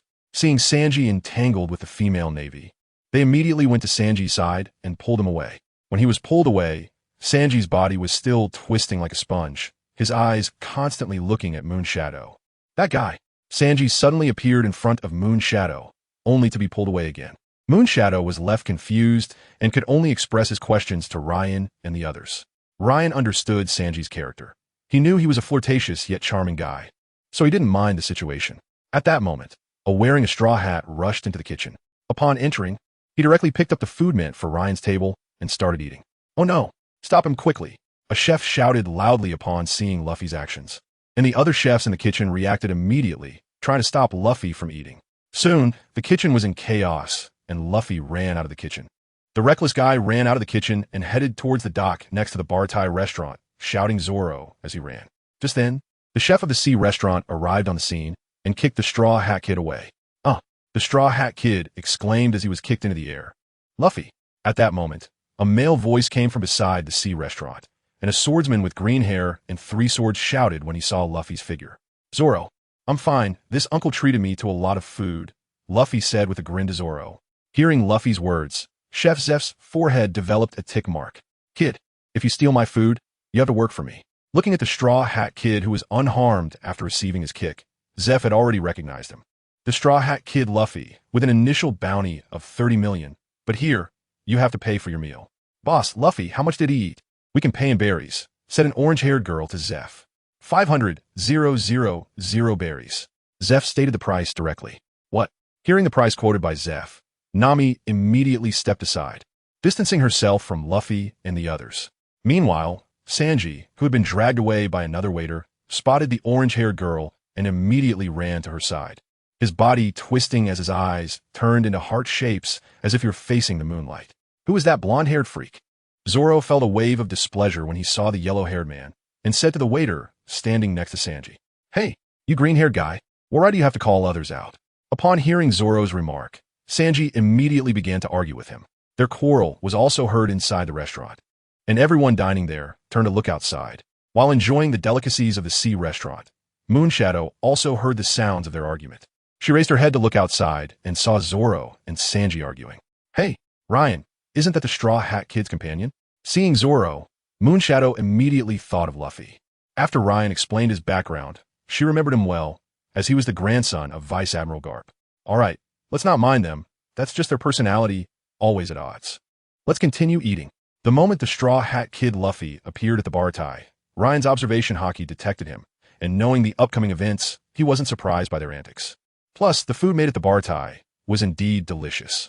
Ryan didn't pay attention to what was happening outside and kept his head down, devouring the food, while Anton beside him was also continuously eating. The Bar Thai staff had just served them a large platter of food, and shortly after, it was completely devoured by the two of them, their speed astonishing. Hearing Ryan's words, Moonshadow also stopped paying attention to the commotion outside. She lowered her head and began to eat, and Bar Thai truly lived up to its reputation as a famous sea restaurant in the East Blue. The food was very tasty, even better than that made by the Navy headquarters. In particular, Chef Zeph had prepared afternoon tea and desserts for Moonshadow, considering she was a lady. These dishes were carefully prepared, and after tasting them, Yue was deeply attracted by the flavors. Hearing Ryan say to not worry about it, she immediately lowered her head to enjoy the desserts. Jipu, an experienced chef, specially made these desserts for Yue after noticing her naval outfit and age, and these desserts also deeply moved her. Meanwhile, the commotion outside was still ongoing. At this moment, a dilapidated pirate ship arrived next to Bar Thai, and several pirates stepped off the broken vessel, asking Barity's staff for help and requesting food. Seeing their tattered ship, Barity's staff realized they couldn't afford to pay, so they ignored them.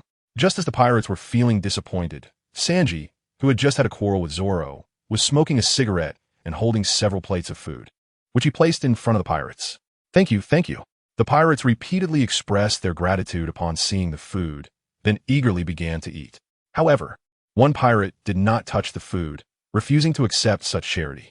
Sanji exhaled a puff of smoke and said lightly, I understand hunger better than anyone. You can die for your pride, but isn't surviving worth seeing tomorrow's sun? Hearing Sanji's words, the pirate began to eat the food in front of him, tears streaming down his face. After a while, he finished all the food and kept thanking Sanji. Then he took his few subordinates and left on their broken pirate ship. After they departed, Sanji began to clean up the plates on the ground. Nearby, Luffy and Zoro, who had witnessed this event, saw a change in Zoro's perception of Sanji. I didn't expect you to be a good person, Zoro said, raising an eyebrow. I just understand the taste of hunger better than most. Sanji replied, taking a deep drag from his cigarette and slowly saying this. Ha ha ha. Sanji, join our pirate crew as our cook. Luffy called out to him. You idiot. Who wants to be a pirate? After saying this, he directly put away the plates and walked into the kitchen. Once in the kitchen, he began to carefully reflect on Luffy's earlier suggestion.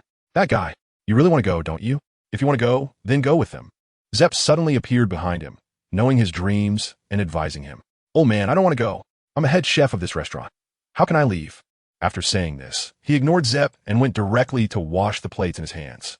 Zepp silently watched him from the side without saying a word. Meanwhile, Luffy, unable to pay, was directed by the restaurant staff to do odd jobs. After a while, a noisy commotion came from afar. A man with light purple hair, a headscarf, dressed in golden armor, black boots, and a large cloak followed the earlier pirates to the sea restaurant. I'm starving. Please give me some food. I promise I won't disturb you after I finish eating. The newcomer was none other than Captain Click of the Click Pirates, who had 5,000 subordinates and 50 pirate ships, once known as the largest pirate crew in the East Blue, but for some reason, he had fled back to the East Blue after leading 50 fleets into the Grand Line. Upon seeing Click, the restaurant staff immediately understood that the earlier pirates were from the Click Pirates, and they did not intend to serve these pirates food. But Sanji took out several plates of food again and placed them in front of the pirates. Seeing the food, the pirates immediately grabbed it and started eating. After finishing the food, the leading pirate, Click, stood up, looked around the restaurant, and laughed loudly. My pirate ships have been destroyed. Now this ship is just perfect for me. After saying this, his subordinates raised their weapons. Captain, you promised me we would only come here to eat. The pirate who had been helped by Sanji exclaimed at this scene. Get lost. The atmosphere became tense. Click's pirates, having filled their stomachs, raised their weapons and moved toward the restaurant center. The customers in the restaurant also saw this scene and panicked. Shut up! Where did these riffraff come from? Hearing the noise, Anton directly put down the food in his hands, stood up, and knocked down all the noisy pirates before walking out of the restaurant. After exiting, he spotted Click and directly used a powerful kick to injure him. What? Click had just fought Sanji and defeated him, and now he was engaged in a fierce battle with Luffy. The sudden slash broke through his armor and severely injured him. The Straw Hat Kid beside him was also taken aback. He recognized Anton, the person from that day on the warship. The Straw Hat Kid stopped fighting due to the situation, but Anton did not. He walked out of the restaurant, stretching his body while casting an irritated glance at Click. It's scum pirates like you that disturb our meal. Anton used the Soru technique to instantly appear beside Click and kicked him away. Click was sent flying with a scream. What are you? Click looked at Anton approaching him, fear evident on his face. He had been dominating the East Blue for so long, but had never encountered a person like Anton. He had always avoided provoking the famous Navy from the 153rd branch. And now there was a Navy colonel in Loguetown that he also did not provoke. Scum pirates like you are not qualified to know my name. Disturbing my meal makes me very unhappy.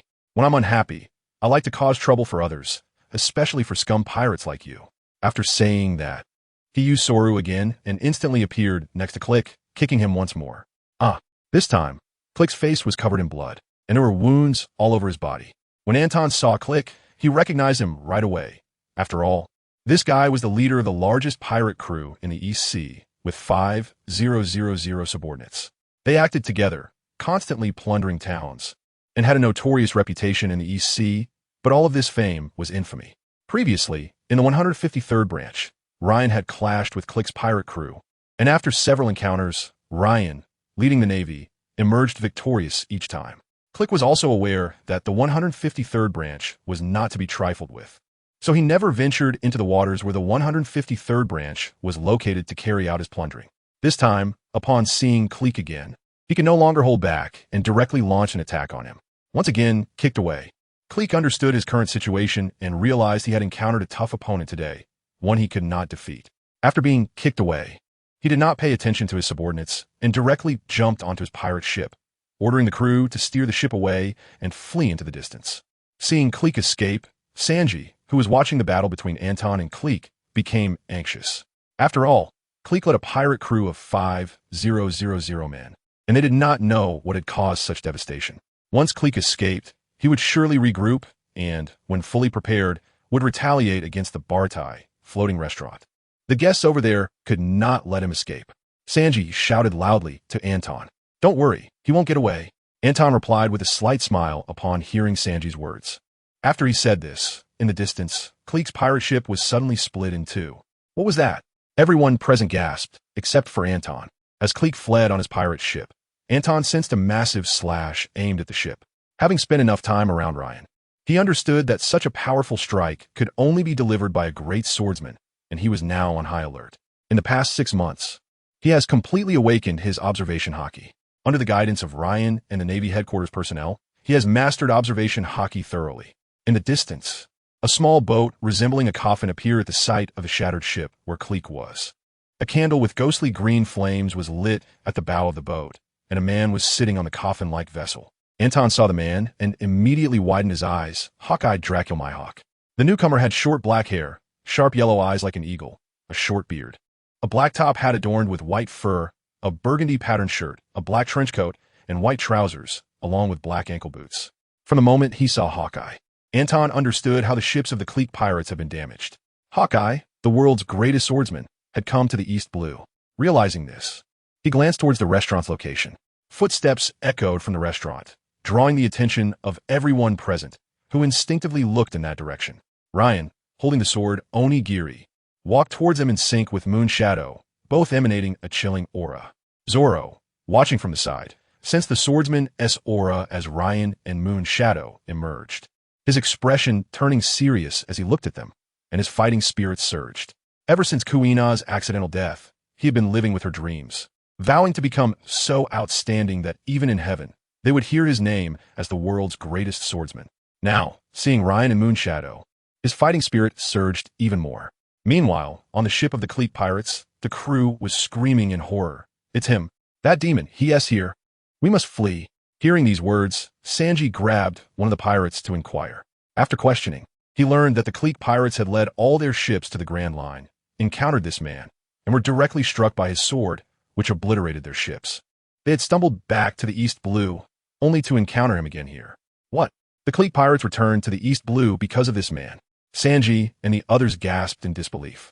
To them, Cleek was already the overlord of the East Blue, with 50 pirate ships and 5,000 men. Such a powerful pirate crew had no ability to resist in front of that man, and was completely destroyed.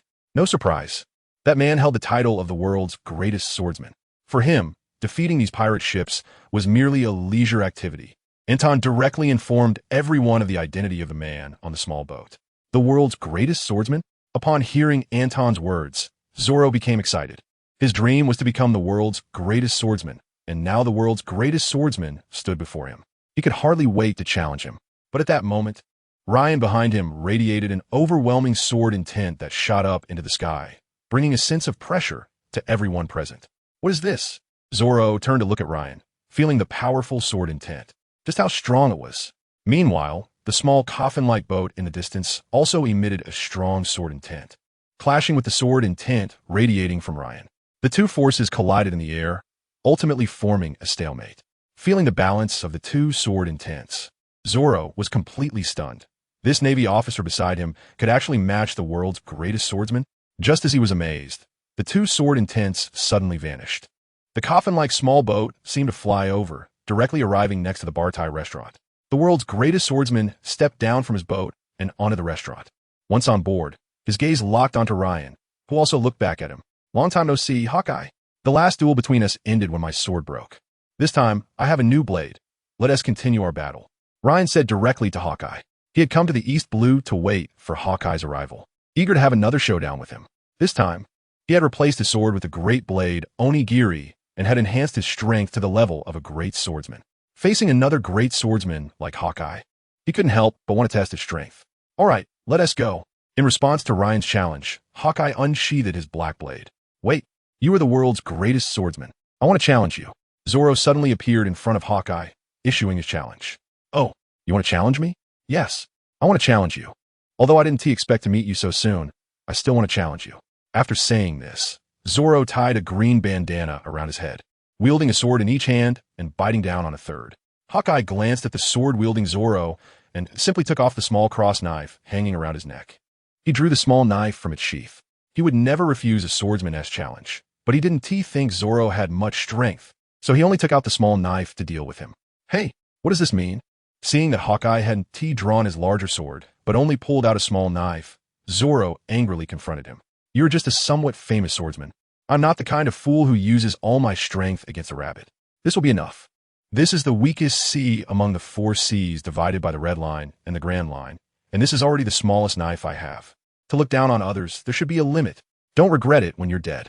Upon hearing Hawkeye's words, Zoro was completely enraged. "Tiger Hunt." After declaring his move, Zoro charged at Hawkeye. "A frog in a well. Let me teach you how vast this world is." Facing Zoro's charge, Hawkeye simply thrust his small knife forward. Under Hawkeye's attack, Zoro, who was rushing towards him, exposed a huge opening, and the small knife struck Zoro's body. The small knife stabbed directly into Zoro's heart, leaving a wound on him. Zoro, seeing the wound on Zoro, the watching Straw Hat Kid Luffy shouted at him. Why didn't you dodge? Looking at the pierced Zoro, Mihawk questioned him. The scars on his back are the shame of a swordsman. In response to Mihawk's question, Zoro directly stated this. Hearing Zoro's words, Mihawk immediately took this opponent seriously. State your name, swordsman. Roronoa Zoro. You are worthy of it. Facing Zoro again, Mihawk drew the black sword from his back. 3,000 worlds. Zoro's several swords spun and charged towards Mihawk. Mihawk also raised his black sword and swung it at Zoro. Clang! The swords of the two clashed against each other. Crack! Of Zoro's 3 swords, only one, the Wado Ikemanji, remained intact, the other 2 shattered. At the same time, a massive wound appeared on his body. Did I lose? Zoro recalled the promise he made with Kuina in his childhood to become the world's strongest swordsman. But after the promise, Kuina passed away unexpectedly the next day. So he vowed to inherit Kuina's Wado Ikemanji and become the world's greatest swordsman, making his name resound in heaven. But was his journey about to end now? With a hint of unwillingness, he fell off the ship and plunged into the ocean below. Zoro, seeing this scene, the Straw Hat Kid Luffy became completely anxious and hurried to the spot where Zoro fell into the ocean. Just as he was about to jump into the sea to save Zoro, a voice appeared. Let me do it. You're a devil fruit user. And if you go into the sea, you will become all soft. Sanji said to him, having already learned that the Straw Hat Kid Luffy was a devil fruit user. Moreover, the battle between the Straw Hat Kid Luffy and Zoro moved him, making him want to join their pirate crew to pursue the dream he shared with Zeph, to find the legendary All Blue. After saying this, he jumped into the ocean, and before long, he returned to the ship carrying someone on his back. Zoro. At this moment, Zoro had a massive wound on him. Don't worry, he's still alive, Sanji told Luffy. Hearing Sanji's words, the Straw Hat Kid calmed down a lot. Before long, Zoro woke up. Am I not dead? You possess the heart of a swordsman. I will wait for you at the peak of the world, Roronoa Zoro. Mihawk said this as he sheathed his black sword. Hearing Mihawk's words, Zoro shed tears on the ground, thinking of the promise he made with Kuina. I will definitely become the world's greatest swordsman. Huh, kid, my captain is the one who will become the world's greatest swordsman. At this moment, a voice suddenly emerged in the arena, dissipating the atmosphere created by Zoro. Everyone looked up. In front of Anton stood Ryan, the one who had just spoken. Who the hell are you? Rear Admiral Mondo Ryan of Navy. Navy, Rear Admiral, the Straw Hat Kid and Sanji exclaimed in unison. Don't worry, we have no interest in you. We're not here to look for you. Our boss's target is Hawkeye. After he finished speaking, everyone's gaze turned towards him. Upon seeing Ryan, memories of him resurfaced in everyone's minds. Recently, Ryan had been appearing in the newspapers, and everyone remembered his image well. In the past 6 months, he slowly disappeared from the newspapers, and people stopped thinking about him. But at this moment, hearing Anton's reminder, everyone looked at Ryan and compared him to the photo in the newspaper, discovering that he looked exactly like the one in the picture. It was really him, the man who defeated the Golden Lion, the one known as a legendary pirate alongside Pirate King Roger and Whitebeard. At the same time, he had also crossed swords with Mihawk, so it was no wonder he was here. Under everyone's gaze, Ryan's eyes slowly turned towards Mihawk. Ryan's gaze met Mihawk's. And at that moment, Mihawk's attention was also drawn to Ryan. Upon their reunion, Mihawk's interest in Ryan had significantly increased.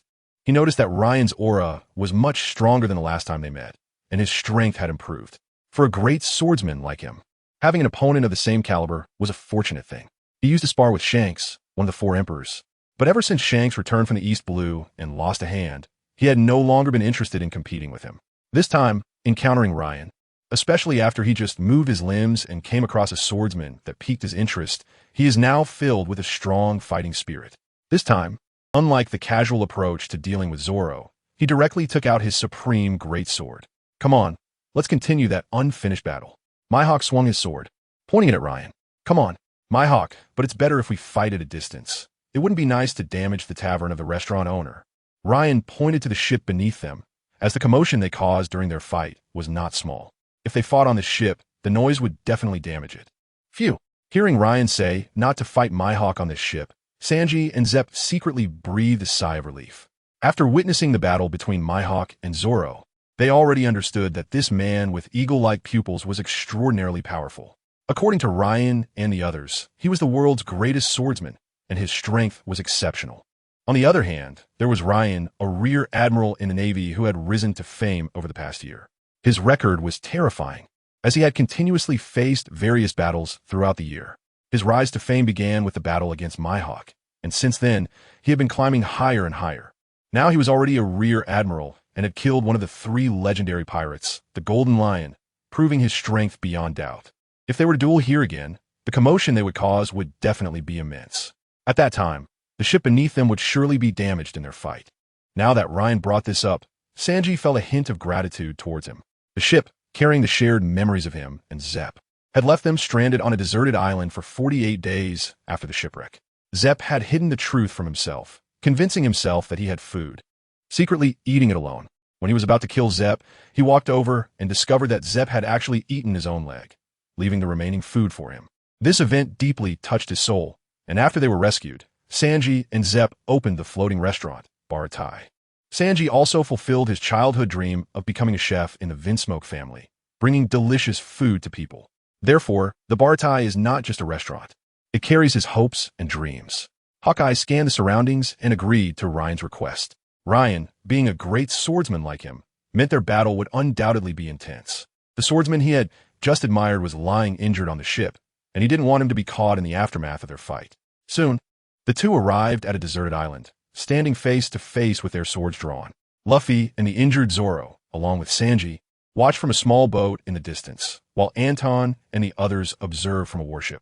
The two on the island were ready, and, suddenly, a powerful aura surged into the sky, exerting immense pressure on the spectators.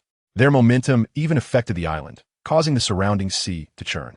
The two ships watching from afar began to sway. Seeing this scene, Sanji was completely stunned. Is this the true strength of the powerful in this sea? Just the aura alone could stir the ocean's surface.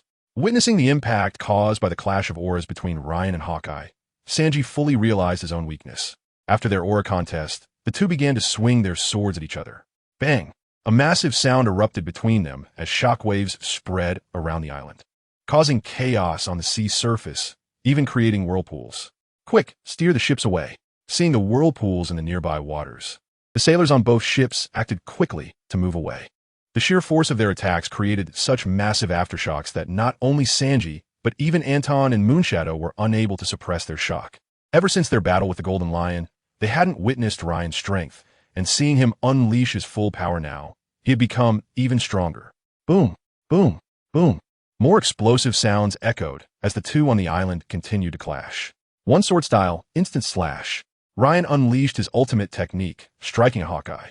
Facing Ryan's assault, Hawkeye remained calm, using his black sword to fend off Ryan's attacks. Dark streams of light continuously surrounded Hawkeye. This offensive had always been effective in Ryan's previous battles, allowing him to gain the upper hand. But this time, his attacks were completely blocked. Compared to last time, you've made significant progress and improved your strength. A worthy opponent like you deserves respect. Next, I will use my full power, so be careful. After blocking Ryan's assault, Hawkeye stood on the other side and spoke these words. After speaking, he arched his body, gripping his black sword with both hands, and with incredible speed, he swung it toward Ryan. Impossible to obtain. Hearing Hawkeye's words, Ryan replied directly. In this year, the opponents in battle, apart from the Golden Lion and Mihawk, who are great swordsmen using swordsmanship, are mostly those who use devil fruits or physical techniques. Even the Golden Lion possesses a devil fruit ability. He is not merely a swordsman. Faced with Mihawk, a great swordsman with no devil fruit abilities, relying solely on swordsmanship, Ryan can hardly wait to challenge him. One sword style, Godslayer. This move was his signature technique from before and after the battle with the Golden Lion. He had fully mastered it. Facing Hawkeye's strike, he unleashed this technique directly. The sky changed color instantly, one side blood red and the other dark.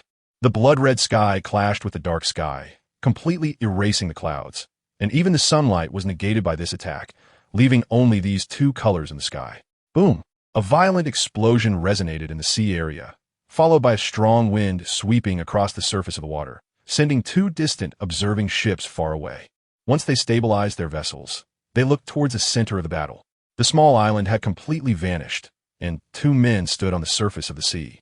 The sea around the island had undergone a complete transformation, with towering water spouts everywhere, and whirlpools appearing on the surface, continuously sucking debris or rubble down to the seabed. The sea was raging with terrifying waves, while fierce winds whipped up, enveloping the two men standing on the water. Yet, this wind, capable of capsizing ships, did not cause a single ripple on the two men. They stood like stone pillars in the ocean, enduring the wind and rain, remaining steadfast in the middle of the sea.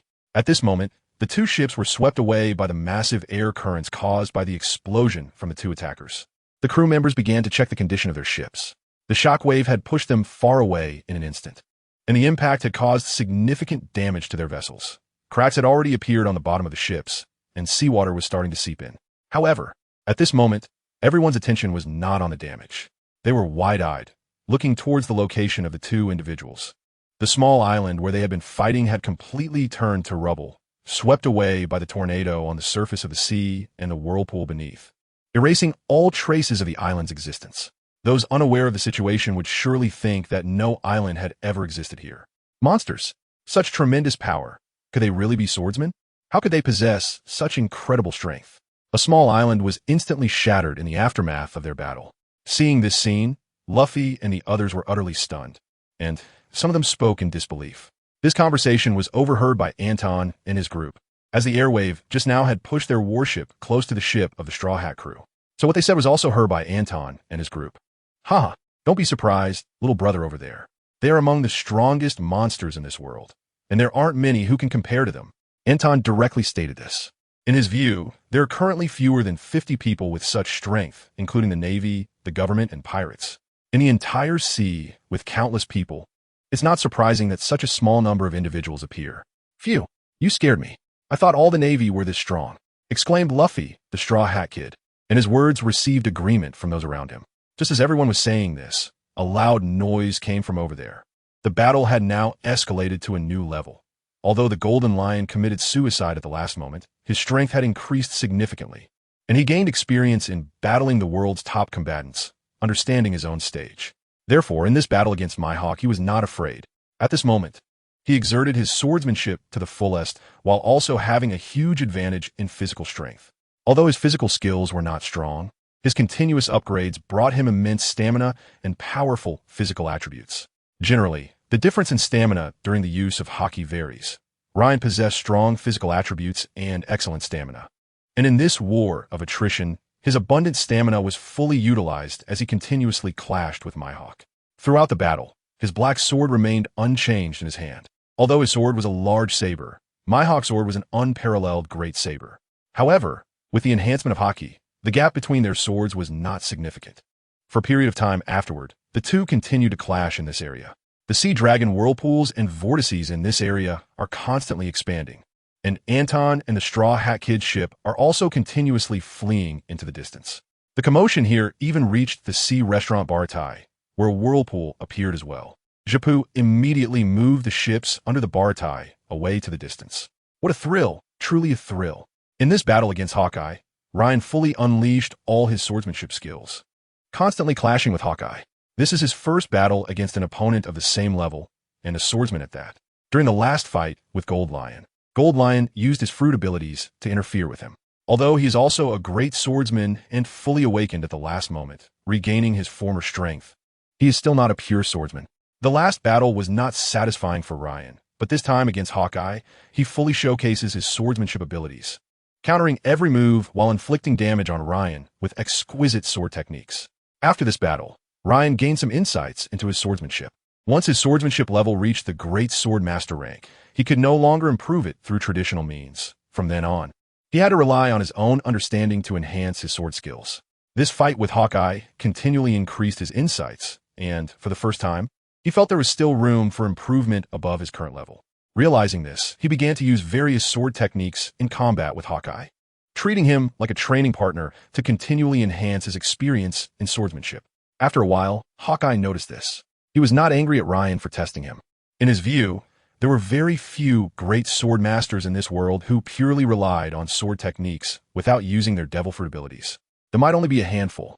Ryan's improvement in swordsmanship also benefited him. The stronger Ryan became, the greater the pressure he exerted on Hawkeye, which would, in turn, push Hawkeye to grow stronger. As the world's #1 great sword master, he earned this title through countless battles, and after obtaining it, he did not wish to cling to it forever. For him, cultivating strong opponents and enhancing his own strength was the true joy of survival in this world. He did not want to become a decayed swordsman. In his opinion, the stronger the opponent, the greater the improvement he would gain from the duel. After fighting for a while longer, Ryan showcased all the sword techniques he had learned thus far before Hawkeye. Each technique was countered and even deciphered by Hawkeye. And through this battle, Ryan understood the flaws hidden within his techniques. After demonstrating all his techniques, Hawkeye noticed that Ryan had finished and clashed with him a few more times before slowly retracting his black sword. Let's call this battle a draw. There are still some flaws in your techniques. Modify those first, and I look forward to our next battle. After saying this, he hung his black sword back on his back and walked away towards the Straw Hat cruise ship without looking back. Phew, a draw? No, I lost. Ryan knew that in this exchange of swordsmanship, he had indeed been defeated. Although the final outcome of the battle could have been different, he realized that he was not very impressive in swordsmanship. However, watching Hawkeye's departing figure, he stood in silence for a moment before using Moonwalk to head towards the warship where Anton was. When Ryan used Moonwalk to reach Anton's warship, the ship nearby had already begun to leave in another direction. As Ryan stood on the warship watching the slowly receding vessel, his emotions were unsettled. After defeating Shiki the Golden Lion, he believed he had reached a mid-tier position among the top fighters. But reality told him that in battles against these strong opponents, he did not have a significant advantage. He was only relying on his powerful stamina to outlast them. But what would happen if he encountered a master of martial arts specialized in physical techniques? With a hint of contemplation for the future, Ryan stood silently on the warship, deep in thought. As soon as Anton and the others saw Ryan arrive, they rushed to his side to inquire about the battle's outcome. How'd it go? Ryan, who won the duel with Hawkeye? Anton and Moonshadow hurriedly asked him. Ryan's fame was largely due to his duel with Hawkeye, and Moonshadow's first encounter with Ryan was also because of Hawkeye. In a direct clash of swordsmanship, I lost, but in an all-out battle, the outcome between us is still unknown. Just now, Hawkeye said that this battle counts as a draw. A draw. Upon hearing this news, both of them were surprised and somewhat dazed.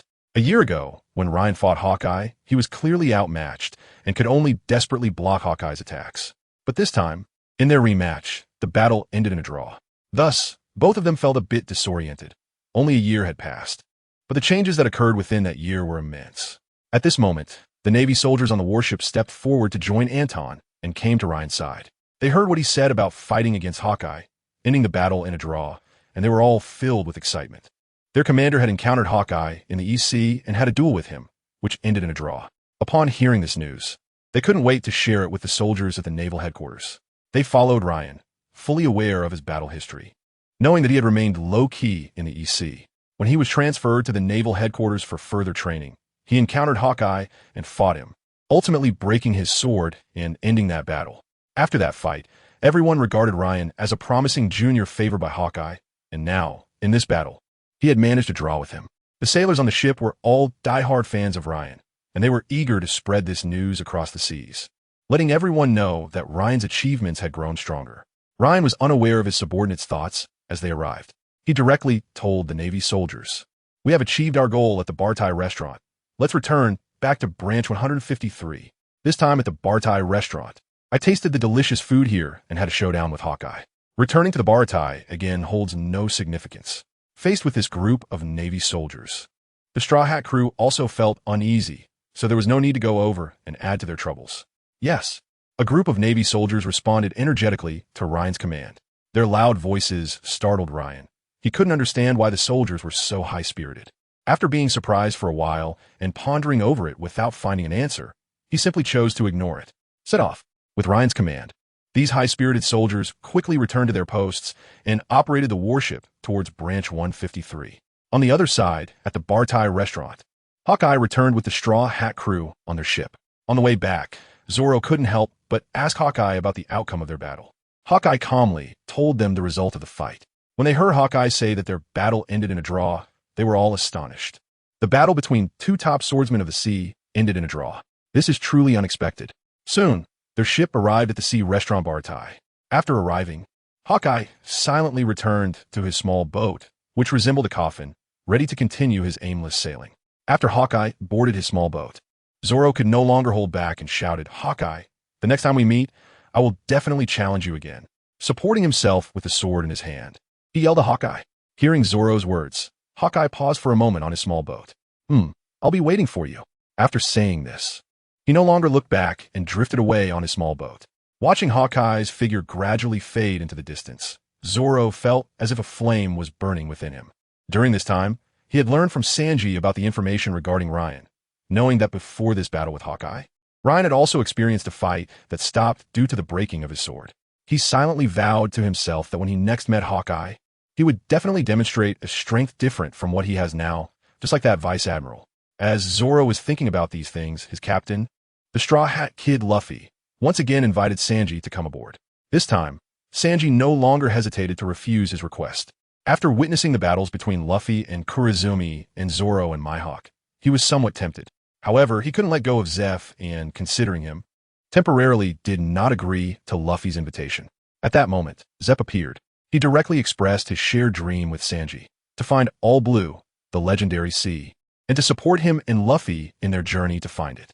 Faced with Zeph's encouraging demeanor, Sanji agreed to Luffy's request and joined the Straw Hat Pirates as their member and cook. Great. Sanji, welcome to the Straw Hat Pirates. Seeing that Sanji had agreed to his request, Luffy jumped up, but immediately his stomach growled. Luffy instantly put on a weak and helpless expression, and upon seeing Luffy's face, Sanji smiled. It's not a good thing to let your captain go hungry. Wait a moment, I'll go cook. Sanji put on an apron and entered the kitchen. Before long, he brought out several plates of food and placed them in front of Luffy. Seeing the food, Luffy immediately started eating voraciously. Delicious. Tasting the food, Luffy swallowed it down quickly, and soon several plates were completely devoured. Sanji, I want more. In response to Luffy's request, Sanji smiled and went back into the kitchen again. At this moment, he felt a different kind of warmth. I have completely freed myself from the Vinsmoke family, and I am ready to embrace new adventures. 153rd Branch. Ryan and the others have returned. Just as they arrived at the 153rd Branch, a message came in. Vice Admiral Garp is on his way. Has he arrived? Vice Admiral Garp. A glint flashed in Ryan's eyes. He led Anton, Moonshadow, and the other Navy members of the 153rd Branch, waiting at the port. After a while, a warship with a dog head at the bow appeared, with the dog head biting a large white bone. On top of the dog head stood a man wearing a dog head hat. Monkey D. Garp. Garp, the grandfather of Luffy and the father of the revolutionary Monkey D. Dragon. Known as the hero of the Navy, he is a legendary figure in the Navy who has repeatedly pushed the Pirate King Roger to the brink. Known as Iron Fist Garp, he possesses no devil fruit abilities but excels in physical combat. He is the spiritual pillar of the Navy, not keen on promotion, and has repeatedly refused to be promoted to Admiral. Until his retirement, he still held the rank of Vice Admiral, and he was an old partner of Fleet Admiral Sengoku. He often wears a doghead hat, and the bow of his warship also has a doghead emblem. Haha, Ryan Kid, you're here too. As soon as Garp got off the ship, he saw Ryan standing ahead and let out a hearty laugh. He appreciates Ryan, a junior in the Navy, especially since he has always had a carefree and unrestrained personality. After getting off the ship, he went straight to Ryan's side, put his arm around his shoulder, and patted his back. Vice Admiral Garp. Facing Garp's warm demeanor, Ryan felt very uncomfortable. Ryan Kid, have you seen my grandson? How is he doing? Garp already knew about the incident at the Bartai restaurant and Ryan's battle with Mihawk, but he was most concerned about his grandson Luffy. Vice Admiral Garp. In response to Garp's question, Ryan could only laugh awkwardly. Not everyone has such a big nerve as Garp, openly discussing everything without hesitation. Ryan Kid, why are you so cautious? Don't worry, Sengoku won't mind these things. He knows about them too. He directly stated in front of everyone that Fleet Admiral Sengoku knew about these matters. Everyone present broke into a sweat. Is he that direct? All right, Ryan Kid, I won't chat with you anymore. This time I didn't see my grandson. Let's head back to the Navy headquarters later. By the way, I heard there's a corrupt Navy colonel here. Hand him over to me, and I'll take him to the underwater prison. Sure, but Vice Admiral Garp, if you're going back, you'll have to pass through Loguetown. Why not take me with you? What do you want to do in Loguetown? Vice Admiral Garp. Colonel Smoker, the station officer in Loguetown, is my good friend. I'm going there to catch up with him. Smoker? Zifa's disciple? Yes. All right then, you can come with me. Garp didn't think too much and directly agreed to Ryan's request. However, Ryan Kid, I've come all this way. You should at least treat us well. Vice Admiral Garp laughed while rubbing his belly. He shares the same qualities as Luffy, with a carefree nature and a tendency to get hungry easily. In just a little while, his stomach was already rumbling. After hearing what Karp said, Ryan led Karp and the others directly to the cafeteria of the 153rd Marine Base and treated them to a big meal. In this cafeteria, Karp fully demonstrated his appetite, matching or even surpassing Luffy's. The chefs in the cafeteria continuously prepared various dishes, serving them to Rear Admiral Karp, but he finished everything in no time. Soon, the chefs informed the current base commander of the 153rd Base, Colonel Ripa, about this situation. During this time, Karp had eaten all the food in the cafeteria. What? All of it gone? Colonel Ripa exclaimed in disbelief upon hearing the news. That was food meant for all the soldiers in the base. And it had all gone into his stomach, and he still wasn't full. What are you standing there for? Hurry and send soldiers to the nearby town of Shells to buy ingredients. Colonel Ripa shouted directly at the chef. Yes, I'll send someone right away to buy ingredients. Colonel Ripa knew who that person in the cafeteria was, Marine Hero Karp. Although he was a Rear Admiral, he held a special status in the headquarters, often joking around with Admiral Sengoku, and his status in the headquarters was subtly higher than that of the three admirals. Amidst the chaos, the Marines of the 153rd Base hurried to the nearby town to buy ingredients. After purchasing the ingredients, they continued to prepare food, and finally, after nearly exhausting this batch of supplies, Rear Admiral Karp was finally full. I'm so full. It's been a long time since I've enjoyed a meal like this, Karp said, stretching after finishing all the food, turning to Ryan next to him. Ryan didn't know what to say. Was this the appetite of a martial arts master? With such a huge appetite, if the Marine headquarters weren't supporting him, he would have eaten everyone out of house and home. Ha ha ha. Kid Ryan, let's get going. We're heading to Loguetown now. Once we get to Loguetown, we'll part ways. You stay in Loguetown, and I'll cross the comm belt and head to the Grand Line. Back to the Marine headquarters. After filling his belly, Karp directly said this to Ryan. Okay, Rear Admiral Karp. Ryan returned to bid farewell to Colonel Ripa at the 153rd Base. After saying goodbye, he led Tsukikage and Anton aboard his warship, while Karp and the others returned to their own warship. Set sail. With Karp's command, the two warships moved towards Loguetown. Ryan, leading Tsukikage and Anton, came to the warship where Karp was and saw Kobe and Colonel Monka's son, Barumabur, busy with chores on the ship. Kobe was a bit happy to see Ryan and greeted him, while Barumabur lowered his head and hurried away. He didn't dare face Ryan. Initially, he had been arrogant due to his father's connections, causing trouble all over the town. Ryan had always been his biggest rival at the 153rd Base, frequently thwarting his actions and ruining his plans, and he often complained to his dad. But Colonel Monka, wary of Ryan's strength, never acted against him. Now that his dad was in prison, Ryan had become a Marine Rear Admiral, so Barumabur kept his head down when facing Ryan. You too. Stop loafing around and go clean over there. A Marine lieutenant shouted at them. Yes. Hearing the lieutenant shout, the two immediately saluted and quickly ran off with their cleaning tools. The lieutenant saw Ryan and immediately saluted him. After Ryan inquired about the location of Admiral Karp, he walked straight over. Admiral Ryan, Admiral Karp is over there. You can go directly. This time, facing Admiral Karp, he came with the intention of seeking advice from him. As a master of martial arts, Karp possesses a powerful body and martial arts abilities. Without the abilities of a devil fruit, he fought evenly with Pirate King Roger solely with his physical strength and martial arts. Such a strong individual must have their own insights on physical techniques. And Ryan is currently focusing on upgrading his physical skills. With someone like Karp, a master of physical techniques, available, he definitely wants to seek his advice and also develop a training plan for Anton. Therefore, during these few days in Loguetown, Ryan has been continuously asking Karp various questions about physical techniques. In the meantime, an amusing incident occurred. Colonel Monka took advantage of Karp's sleep to make a move, intending to kidnap his son and escape from a warship. However, as soon as he broke out of the prison, he was noticed by Ryan, who kicked him away with a single blow. The commotion woke up nearby Navy personnel, who quickly rushed over and recaptured the fleeing Monka. This time, Monka was secured with many more chains, locking him up tightly. This time, Colonel Monka did not achieve brilliant results and caused General Karp to bleed. At the same time, Colonel Monka's actions brought KB and Colonel Monka's son, Barumabur, into Karp's sight. He prepared to personally train these two. In the past few days, Ryan has been continuously consulting Karp about physical techniques, gaining a better understanding of the various advantages and disadvantages possessed by masters of physical combat. With this knowledge, he has developed new plans regarding physical techniques.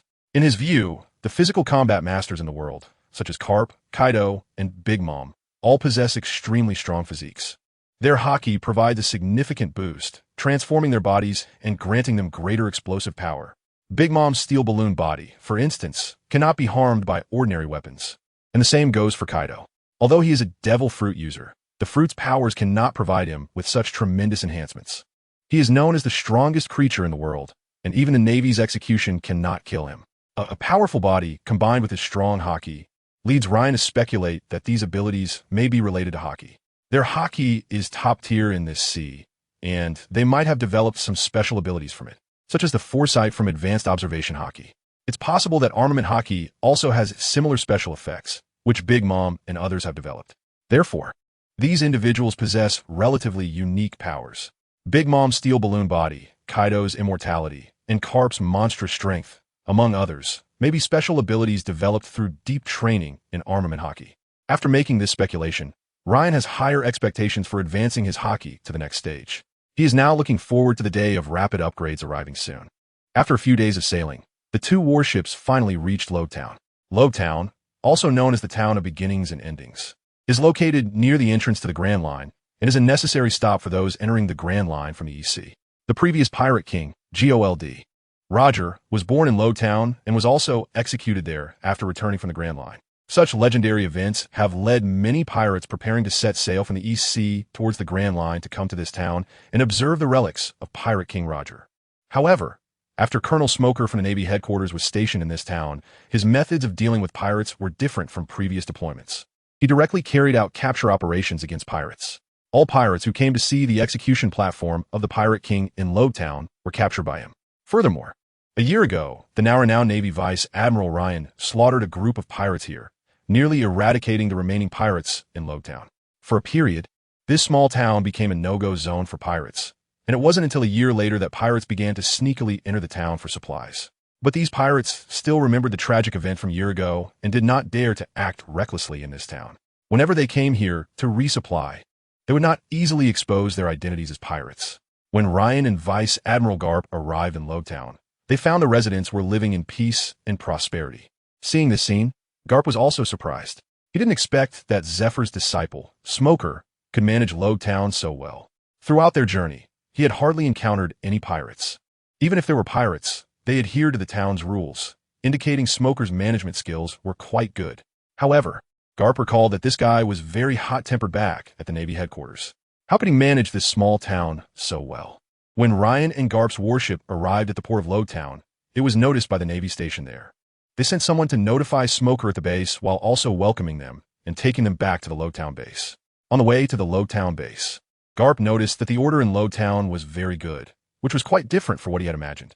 He thought that Loguetown, being the birthplace and end of the Pirate King, would definitely have many pirates coming to visit. However, during the journey, he found that there were hardly any pirates in this small town. Even if there were, they were following the town's rules and concealing their identities as pirates. Hearing Garp's words, the leading Navy major proudly straightened his chest and explained the reason. It was all because of Vice Admiral Ryan.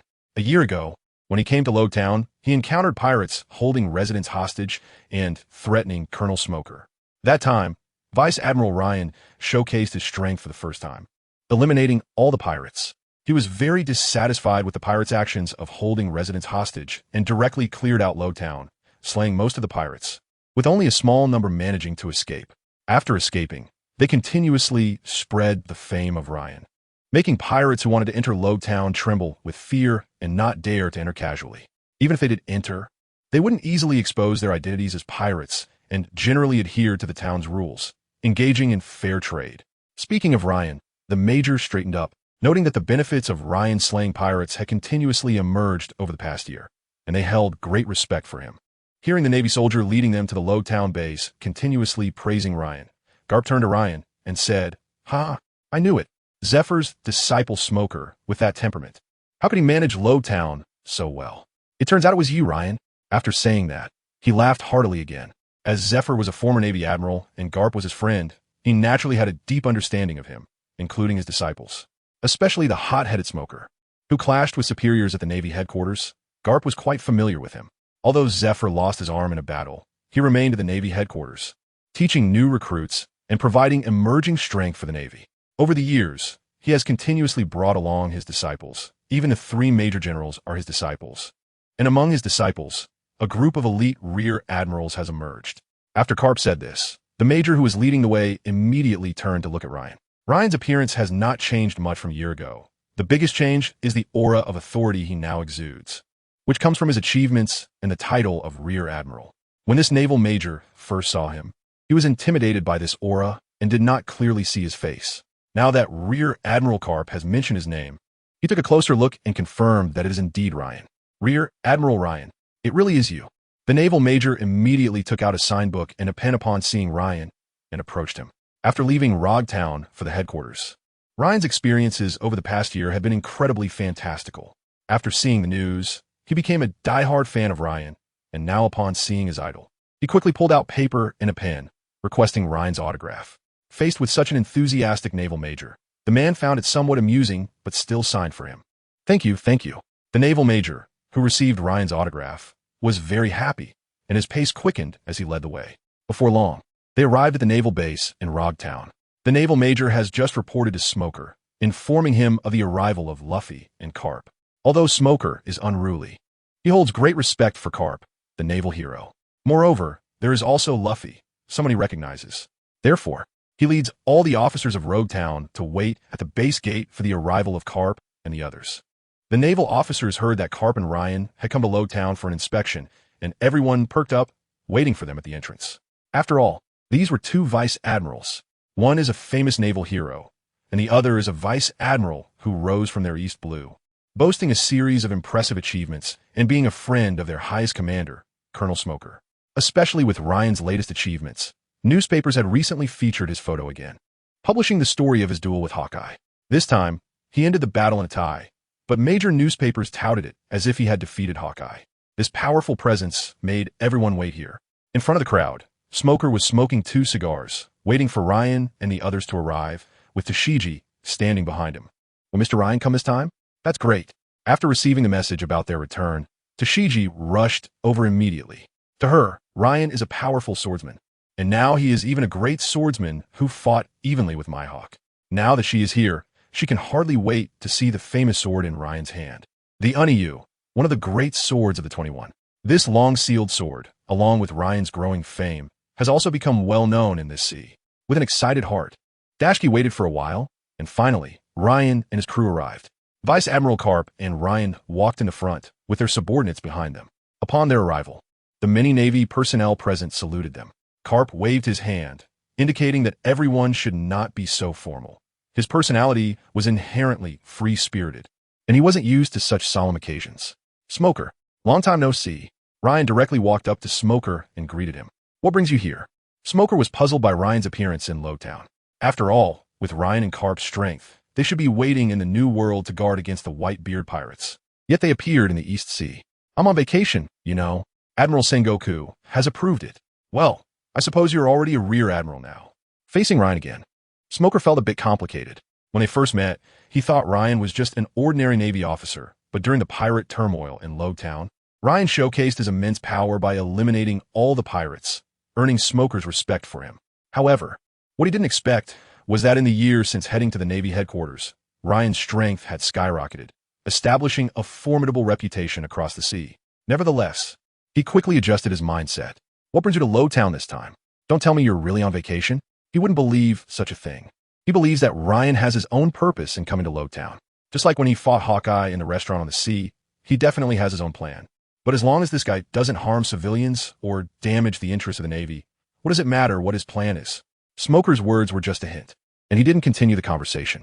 At this moment, Vice Admiral Karp also chuckled and started joking, as he belonged to the type of person who appears foolish yet is actually very wise, skillfully avoiding any awkwardness. The few people present tacitly stopped the topic. Everyone returned to the previous atmosphere, and after a while, Vice Admiral Karp, along with his adjutant, took a tour around Loguetown and then bid farewell to Ryan and the others. This time returning to the East Sea, he did not meet with Luffy, as he had lost interest in staying in the East Sea. If it weren't for Ryan's request, he would have gone straight back to headquarters. Vice Admiral Karp, see you at headquarters. Ha ha ha ha. Ryan kid, see you at headquarters. Karp waved goodbye to Ryan from the warship. During this period of contact, he understood that Ryan was not a person with evil thoughts. Therefore, he did not question what Ryan was about to do next. Kobe on the ship also waved to Ryan. Last time, when Ryan captured Colonel Monk at night, Kobe stepped forward and was discovered by Vice Admiral Garp, who recognized his qualities and took him to the naval headquarters for training. Excited to have this opportunity, Kobe understood that his idol Ryan became stronger after studying at the naval headquarters, and he was determined to cherish this chance. Ryan also saw Kobe on Garp's warship and smiled at him. Although Kobe did not appear much in the original work, he had great potential and was someone who made a promise with Luffy. Ryan waved goodbye to Garp on the warship, while Smoker watched beside him. Soon, the warship moved towards the distant sea, and gradually, its figure became smaller until it finally disappeared from the surface of the sea. Smoker watched this scene without saying a word. After Vice Admiral Garp left, he directly led his subordinates back to the base in Loguetown with Ryan and the others. Upon returning to the base, Smoker did not pay attention to Ryan anymore. He directly rode his motorcycle to patrol Loguetown. As the stationed officer of Loguetown, although his days were relatively leisurely now, he was still unwilling to stop. He wanted to ensure that the Loguetown he was stationed in was free from pirate invasions and disturbances. After Smoker left, Tashigi immediately came to Ryan's side, requesting to see the sword in his hand, the Ghost Moon. Ryan readily agreed to Tashigi's request and handed her the Ghost Moon for her to admire. Tashigi carefully wiped the sword and examined every detail and texture of it. Soon, after appreciating the sword, Tashigi unhesitatingly returned it to Ryan. For her, she was just collecting famous swords from pirates, gathering them to prevent them from gathering dust. But a renowned sword like this, in the hands of a naval swordsman like Ryan who protects people's safety and eliminates pirates, was more suitable. After admiring the sword in Ryan's hand, Tashigi went back to Smoker's side to patrol Loguetown with him. In the following days, Ryan and the others idled around the town, tasting the local delicacies and experiencing the charm of the small town. As the starting and ending point of the Pirate King, Loguetown had many historical buildings, especially the execution platform of Pirate King Roger. Every time Ryan stood before this execution platform, he could feel a heavy sense of history. This was the place where the Pirate King uttered his classic line, creating the era of great voyages. After a few more days, Loguetown finally became lively. A guy wearing a straw hat barged into the town.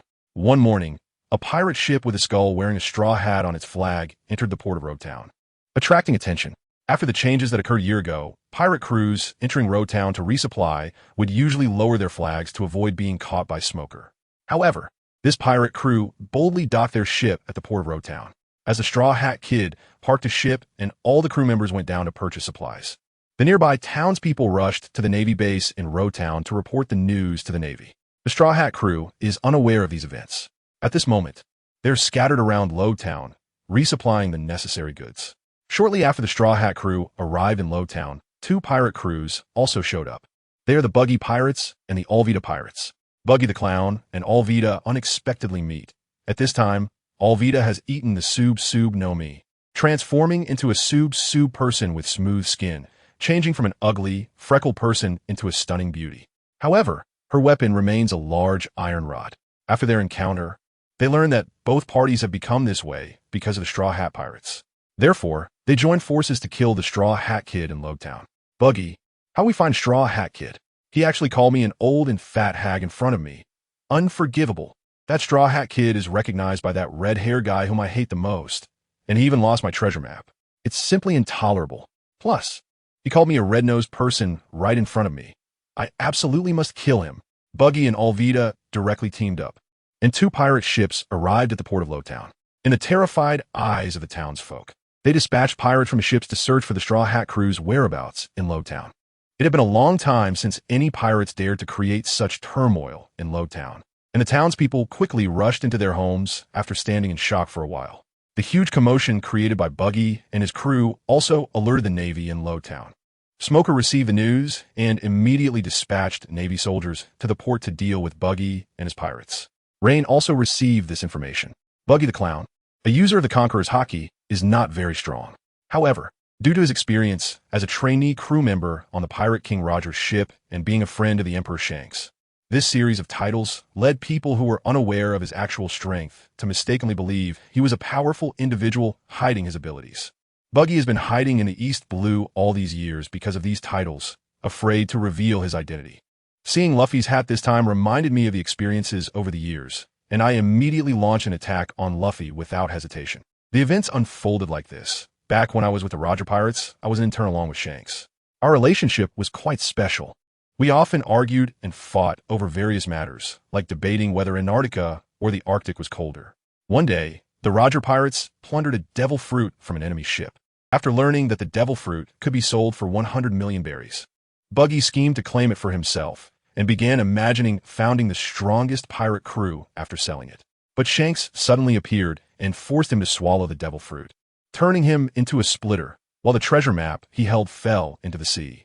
After eating the devil fruit, he became a landlubber, helplessly watching his treasure map disappear, and he blamed everything on Shanks. Thus, he harbored deep hatred for the red-haired Shanks, and when he saw that hat again, he immediately chased after the Straw Hat Kid without a second thought. This guy's here too? Shanks' good buddy. Upon receiving this information, Ryan murmured, "Ryan, do we need to take them out?" Anton and Tsukiyomi received the news and asked Ryan to take action. "Well, you go deal with those pirates harming the townspeople. As for Buggy and the others, someone will take care of them." Ryan directly laid out the plan for them. As for himself, he wanted to witness the leader of the Revolutionary Army, Monkey D. Dragon, who is labeled by the world government as the world's most notorious criminal. His father is the Navy hero Garp, while he himself is the greatest enemy of the world government, the leader of the Revolutionary Army, known as the world's most vicious criminal. His goal is to overthrow the world government, change the world, and erase unnecessary rules to establish a harmonious, free, equal, and dream-filled world. At the moment Luffy was about to be executed, he used his powers to change the weather, creating a lightning bolt that altered the outcome. When Smoker was about to capture Luffy, he conjured an unknown storm, allowing Luffy to escape smoothly to the Grand Line. For such a mysterious figure, Ryan was very eager to meet him. Following Ryan's command, the two began their action. They followed the Navy soldiers from Loguetown to the port, which had turned into a battlefield where the Navy and pirates were clashing. Upon arriving, they witnessed the scene and immediately took action. As soon as they struck, the tide of battle changed. Anton used the Soru technique to dart around the battlefield, delivering punches to the pirates.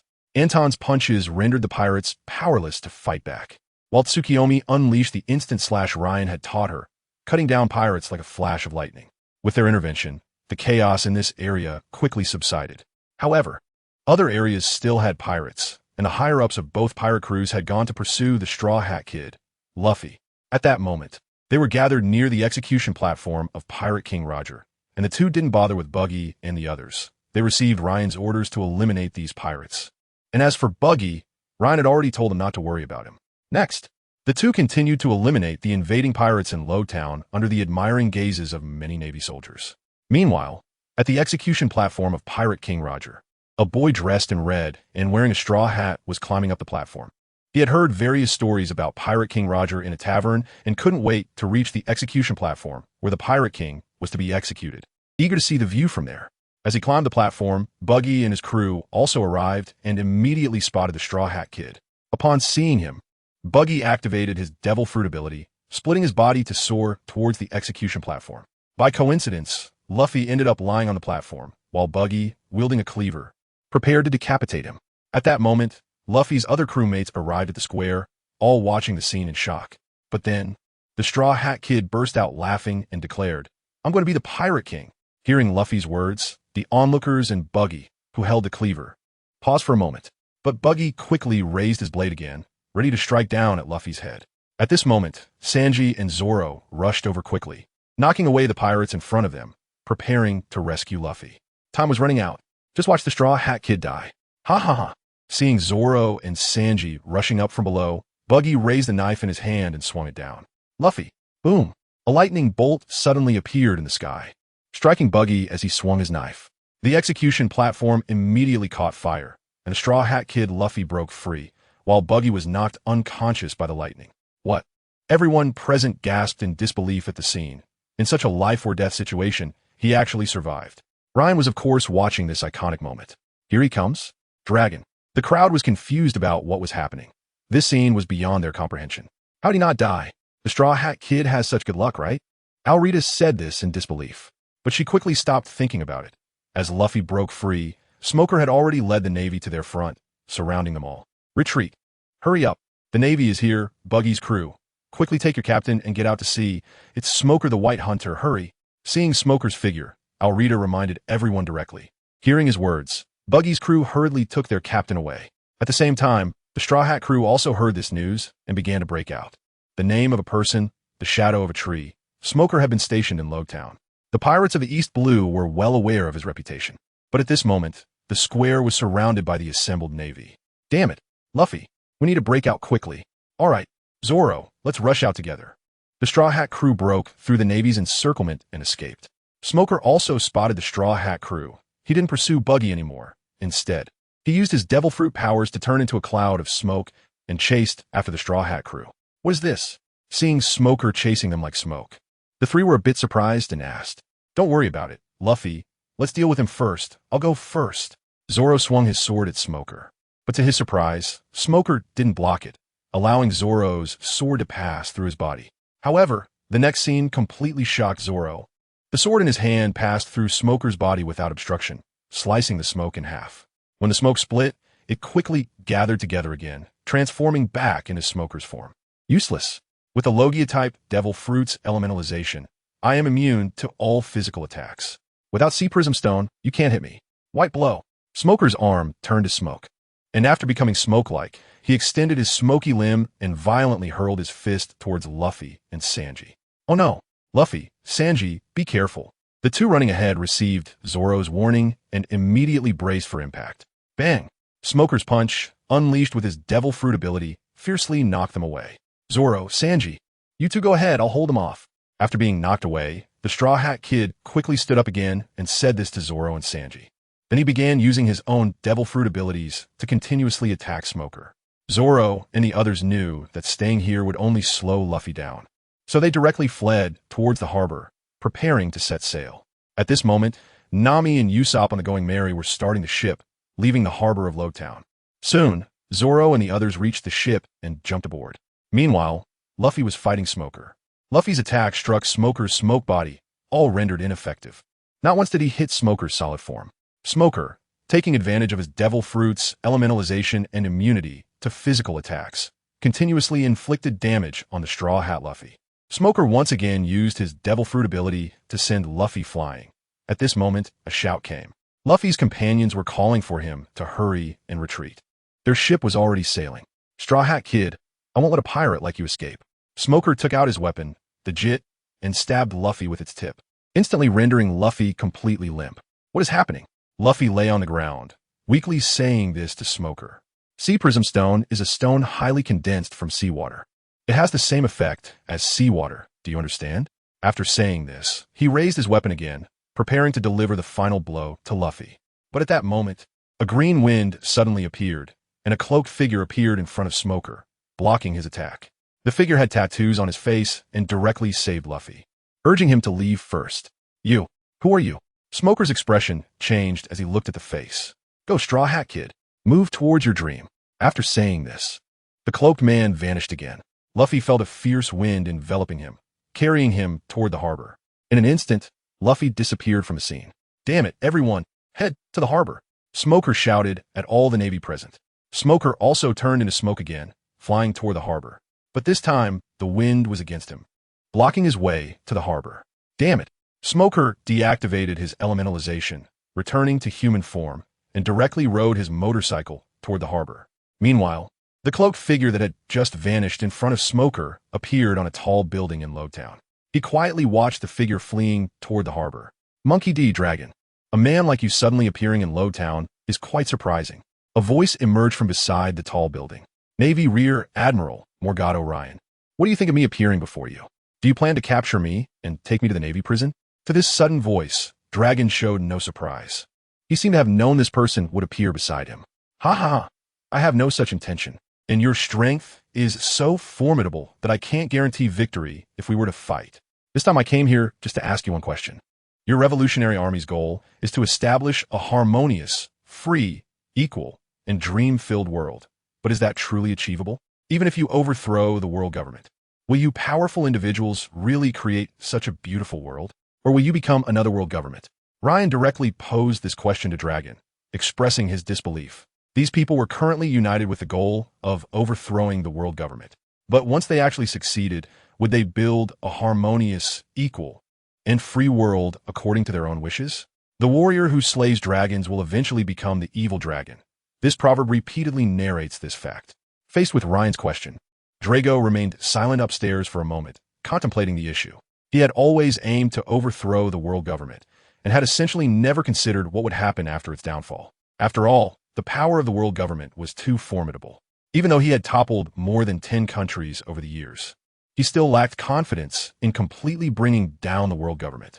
So what are your thoughts about the future of our revolutionary army? For the first time, Drago felt a bit of goodwill towards Ryan, who had spoken such words. Although he was a Navy officer, he still asked him his question. Your current achievements are commendable, but your scope is too limited. Most civilians in this world, under the propaganda of the world government, see you as they would see pirates. You need to change your image. You must go deep into the grassroots, get to the reality, engage with the masses, and serve the people wholeheartedly. Thoroughly understand the needs of the lower-tier people, and first change your image in the eyes of the general public. Ryan directly borrowed the communist ideology of his previous life. In his view, the guiding theory of the revolutionary army was still at the level of overthrowing tyrants, and is there any courage, which was akin to the historical textbooks from 2,000 years ago. After listening to Ryan's words, Drago pondered for a moment. The phrase about going deep into the grassroots, getting to the reality, engaging with the masses, and serving the people wholeheartedly resonated deeply within him. Over the years, after overthrowing the leadership of several countries, the world government has defined them as the most notorious criminals, spreading propaganda through newspapers to instill distrust in the public towards them. Over the years, due to the propaganda of the world government through newspapers, they have always encountered various misunderstandings and fears when starting their missions. The public often regards them as thugs. In the past, they did not understand and acted blindly, only gaining recognition from the people in the country after liberating it. Now, after hearing Ryan's words, they realize their long-standing flaws. In the eyes of the public, they have always been seen as chaotic thugs, to the point that their image resembles that of pirates, which brings significant disadvantages to their missions. Just because of this, in his eyes, Ryan's image suddenly became grand. What you said makes a lot of sense. We will change it immediately. Mr. Ryan, as a revolutionary with advanced ideas, would you like to join our revolutionary army? Facing Ryan, who proposed this theory, Drago directly invited him. Haha, I have no such intention. Ryan quickly waved his hand. He had no such thoughts. The revolutionary army was being pursued by the world government, constantly fleeing. Where was the safety of the Navy? While he couldn't suppress everything with his strength, the Navy was his greatest support. I just made a suggestion. For Ryan, this was merely a way to hedge his bets. He had no ambition to conquer the world and didn't care about such matters. He just wanted to live peacefully in this world, to reach the pinnacle of the world while guarding the civilians. Of course, he was more optimistic about this new force, the revolutionary army. The world government had become too corrupt. When he gained the strength to suppress everything, he might help the revolutionary army overthrow the world government, especially the celestial dragon leader. And to overthrow the world government, he would definitely need to defeat him first. The leader of the celestial dragons, the master of the empty throne, resides in the deepest part of Marineford and is directly accountable to the 5 elders. He is the most distinguished among the celestial dragons. Thank you, Mr. Ryan. Your suggestion will be of great help to us. You will always be a good friend of the revolutionary army. Drago was not surprised by Ryan's refusal. After all, they were still living in uncertainty, and it was understandable that Ryan did not want to give up his vice admiral position in the Navy. Well then, Mr. Ryan, we shall meet again next time. I will spread these revolutionary theories within the revolutionary army. After saying this, Drago glanced down. The Straw Hat Kid, Luffy, had boarded his pirate ship and was sailing away into the distance. He had achieved his goal this time and gained meaningful theoretical knowledge, which made him very happy. He prepared to return immediately to the Revolutionary Army headquarters to convey these theories. Goodbye, Mr. Ryan. After Drago said this, his figure slowly disappeared. What kind of devil fruit user is that guy? Looking at Drago's disappearing figure, Ryan thought with some confusion. Odo once mentioned in SBS that the 3 most terrifying natural disasters in reality are earthquakes, tsunamis, volcanic eruptions, and hurricanes. He endowed these abilities to the 3 factions in one piece. The earthquake, represented by the Tremor fruit, belongs to Whitebeard, representing the pirates. The volcanic eruption ability belongs to Akainu, representing the Navy. The remaining faction might be the Revolutionary Army, with hurricane abilities that can affect the weather. Could he really be a Logia-type win-win fruit user? Forget it. Let's not think about that. Let's see what Smoker is up to. On this tall tower, Ryan looked again at the distant small boat. Then, he used moonwalk to return to the ground, reaching the port. At this moment, Smoker was smoking a cigar, watching the small boat gradually disappear from sight. Why didn't you make a move just now? Seeing Ryan arrive, he directly questioned him. Luffy's actions today made him feel that the Straw Hat crew would be a significant threat in the future. Smoker, don't be so impulsive. I just met that person. The one who blocked your attack. What? You met the leader of the Revolutionary Army, Drago? Upon hearing Ryan's words, Smoker stopped dwelling on the fact that Ryan hadn't shown up earlier, now focusing on the news of Ryan meeting Drago. Yes, that man is indeed powerful. I am not his opponent. Fortunately, he did not hold it against me and left directly. Drago had already coordinated with Ryan before leaving to prevent their matters from being exposed. Well, after all, he's the most dangerous man in the world. His strength is evident. But such a man would also pay attention to the Straw Hat Kid. It seems the potential of the Straw Hat Kid is greater than I imagined. I've decided I will go to the Grand Line to capture the Straw Hat Kid. Smoker looked at the distant ship and said this. Watching Smoker, Ryan did not speak further. Smoker had been stuck in Loguetown, his strength not improving, chasing after the Straw Hat crew. 2 years later, he had been promoted from captain to vice admiral, experiencing a significant boost in strength. Have you made up your mind? If you've decided, then go do it. Ryan did not oppose his choice, supporting him in making this decision.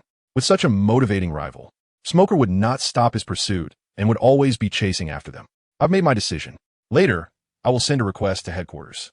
Regardless of whether they agree or not, I will take a naval ship to pursue the Straw Hat crew. Ryan, you stay here and explain the situation to the new base commander of Loguetown. I'm leaving. The Straw Hat Kid won't escape. After saying this, he paid no more attention to Ryan and directly dispatched a naval ship from Loguetown, taking Tashigi with him, heading towards the direction of the Straw Hat pirates. Smoker is really too anxious. Is he that eager to chase after the Straw Hat crew? Looking at Smoker's hurried figure, Ryan felt a bit emotional. Since you've decided to pursue the Straw Hat crew, I support you. During this time, I will stay in Loguetown. I'll wait for headquarters to send a new officer to guard Loguetown before I leave. Ryan did not have a precise goal for his next journey. At this point, the Marineford War could break out at any time. The Marineford War and the underwater prison were Ryan's targets. He had been looking forward to that day. Those wicked pirates. Since Blackbeard wanted them to kill each other to select the strongest opponent, it would be better for him to kill these enemies, level up, and strengthen his own power. However, before that, visiting Alabasta to see one of the 7 warlords of the sea, Crocodile, would also be a nice trip. He was quite curious about the ancient stone tablet possessed by this country, especially the information recorded on it about the Pluton battleship, a superweapon capable of destroying an island with a single shot. Like Doflamingo, Crocodile was also a usurper who only failed when he encountered Luffy and his crew. However, Crocodile's goal was not to steal this country. His ultimate aim was to obtain the ancient stone tablet within the Alabasta kingdom that recorded the Pluton battleship. Crocodile's dream was also to become the Pirate King. After he failed to challenge Whitebeard in the New World, he began to place his hopes on external forces, hoping to become the Pirate King with the power of the Pluto. After thinking through this point, Ryan started to wait in Loguetown for the arrival of the new station officer. Smoker dispatched a warship from Loguetown, directly pursuing the Straw Hat crew. As he set sail, he called the headquarters to explain the situation. Naturally, the headquarters disagreed with his actions and ordered him to remain in Loguetown. However, Smoker disregarded this and insisted on pursuing the Straw Hat crew, stating that he was already chasing them with the warship. Upon hearing his response, the personnel at headquarters scolded him angrily, but they were helpless against this headstrong guy. After all, he was a direct member of the Navy and a disciple of Admiral Zephyr, possessing a Logia-type devil fruit. Nevertheless, Smoker also informed them that Ryan was currently stationed in Loguetown, keeping watch for him. Hearing this news from Smoker, the personnel at headquarters relaxed a bit.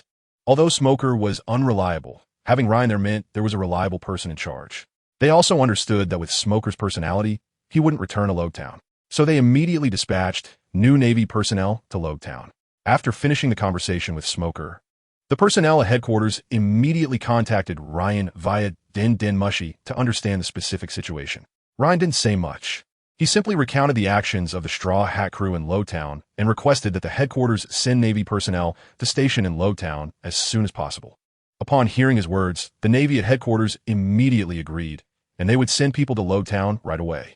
However, they requested Ryan to stay in Loguetown for the time being to protect it from pirate incursions. Ryan agreed to their request. Since it was still his vacation and he had no tasks, staying in Loguetown wouldn't be a problem. After a few days, the new base commander of the Loguetown Navy arrived in Loguetown and visited Ryan immediately.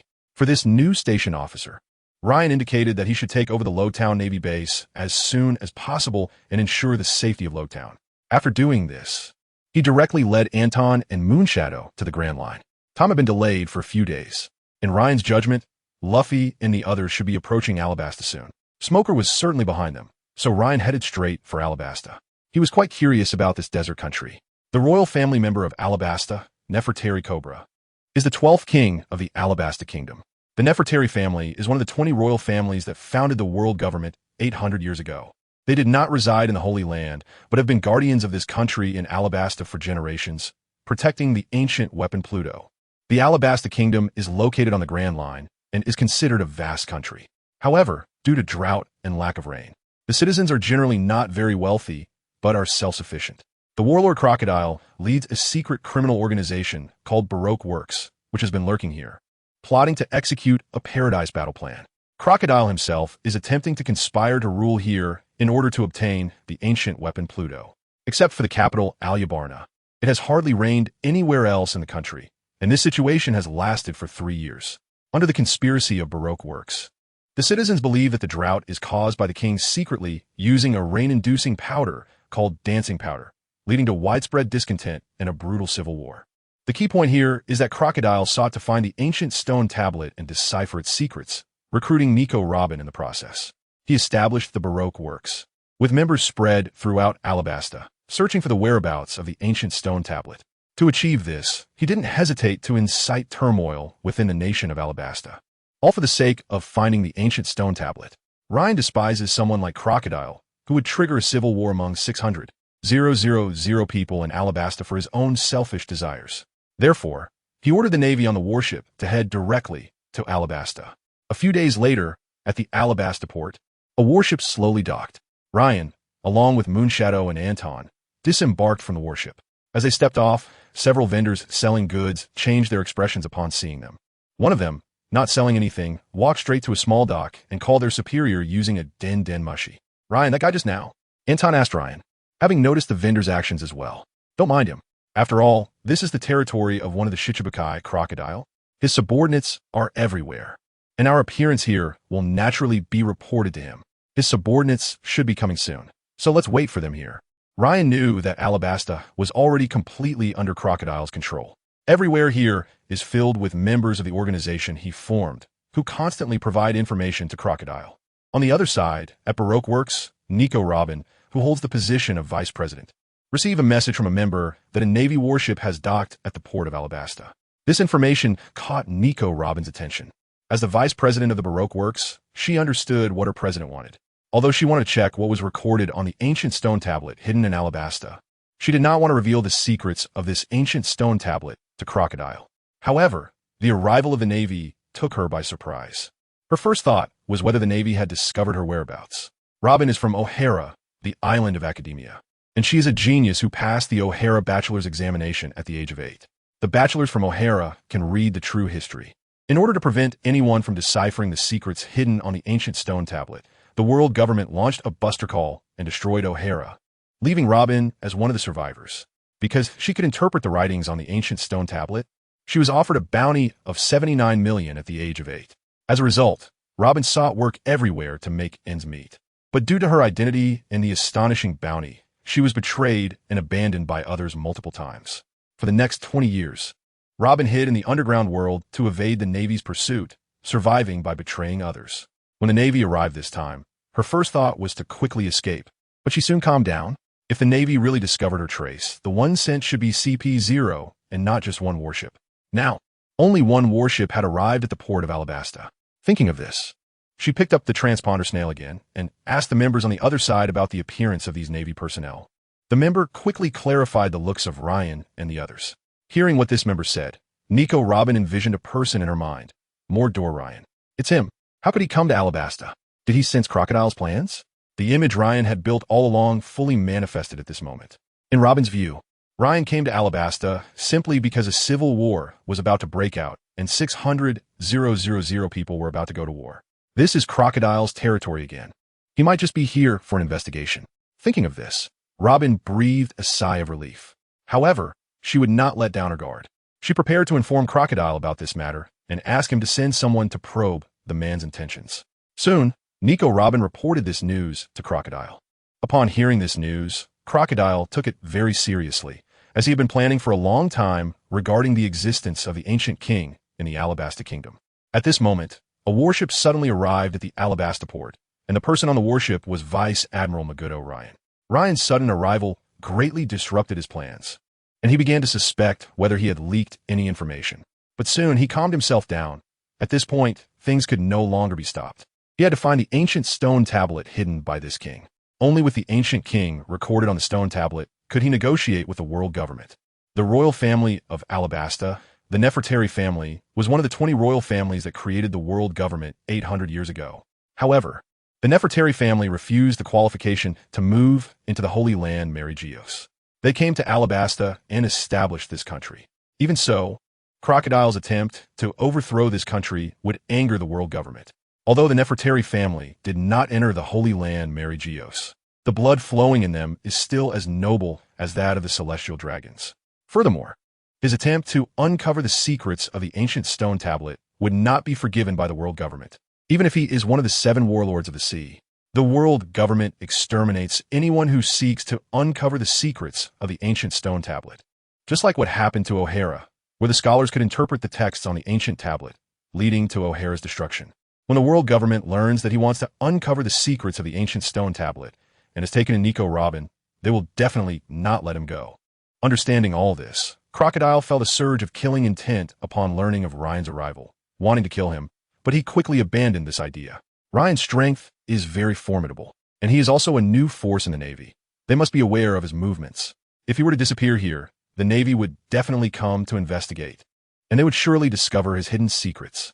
Moreover, Ryan's battle record is also impressive.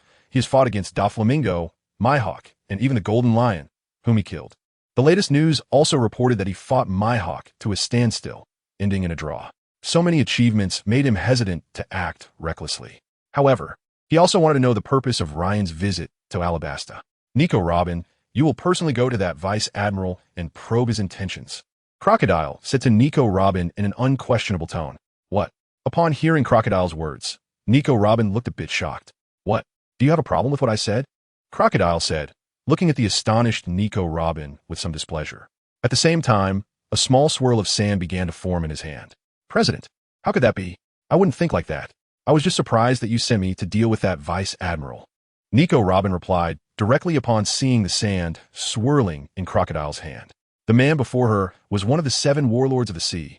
Undoubtedly, he possessed immense power, and she was no match for him. Now, she had no choice but to go and probe the Vice Admiral's intentions. Thinking about this, Nico Robin felt a bit regretful. If she had known earlier, she would have sent someone else to test the Vice Admiral. But now Crocodile had assigned her a task, and she had to go and probe the Vice Admiral. Otherwise, Crocodile would definitely hunt her down. Although she didn't take care about the position of Vice President of the Baroque Works that Crocodile offered her, without that position, she would surely not be able to find the hidden ancient stone tablet in Alabasta. After the destruction of O'Hara, during her years of fleeing, she had been constantly searching for ancient stone tablets, trying to decipher the texts on them. However, the ancient stone tablets concealed the history of the world's blank century. As the true history, the world government did not want people to know about that period, so the ancient stone tablets were hard to find. They were either in the hands of powerful forces or hidden in secret locations. Over the years, she had only heard about the ancient stone tablets in Alabasta. Finally learning that Alabasta concealed the true history, she would not give up this opportunity. But at this point, she could only grit her teeth and probe the Vice Admiral's intentions. With your beauty, Nico Robin, that Vice Admiral won't be too harsh. Crocodile said, now go and test his intentions for me. After saying this, Crocodile picked up a banana again and began feeding the crocodiles below. Watching Crocodile turn away, Nico Robin could only head to the port to meet the Vice Admiral. Could it be that the Navy or the world government has already discovered me? It shouldn't be. I hope it's just an accident. Crocodile thought to himself while feeding the crocodiles with a banana in his hand. After leaving Crocodile's room, Nico Robin struggled for a while and finally decided to meet the Vice Admiral. She would not miss this opportunity. With this in mind, she began to dress herself up. After years of fleeing in the underground world, she had come to understand that her beauty was also a good weapon. Although she didn't know if the Vice Admiral valued beauty, beautiful things always relaxed people and lowered their guard. Soon, after getting herself ready and after a psychological struggle, she finally mustered the courage to walk towards the port. Before long, she arrived at the port and met members of the Baroque Works, who guided her to a spot not far from Ryan. Just ahead, Vice President, it's them, said a member of the Baroque Works to Nico Robin, pointing with his eyes towards Ryan and the others. Following the direction indicated by the Baroque Works member, Nico Robin soon spotted Ryan among the three. After so many battles, Ryan had developed a unique aura.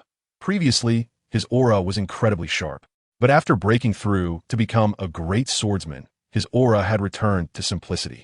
Nevertheless, even so, he still exuded an extraordinary presence, standing out in the crowd and drawing attention. Is that him? Vice Admiral Morgan's Dolian, a key figure in major events over the past year.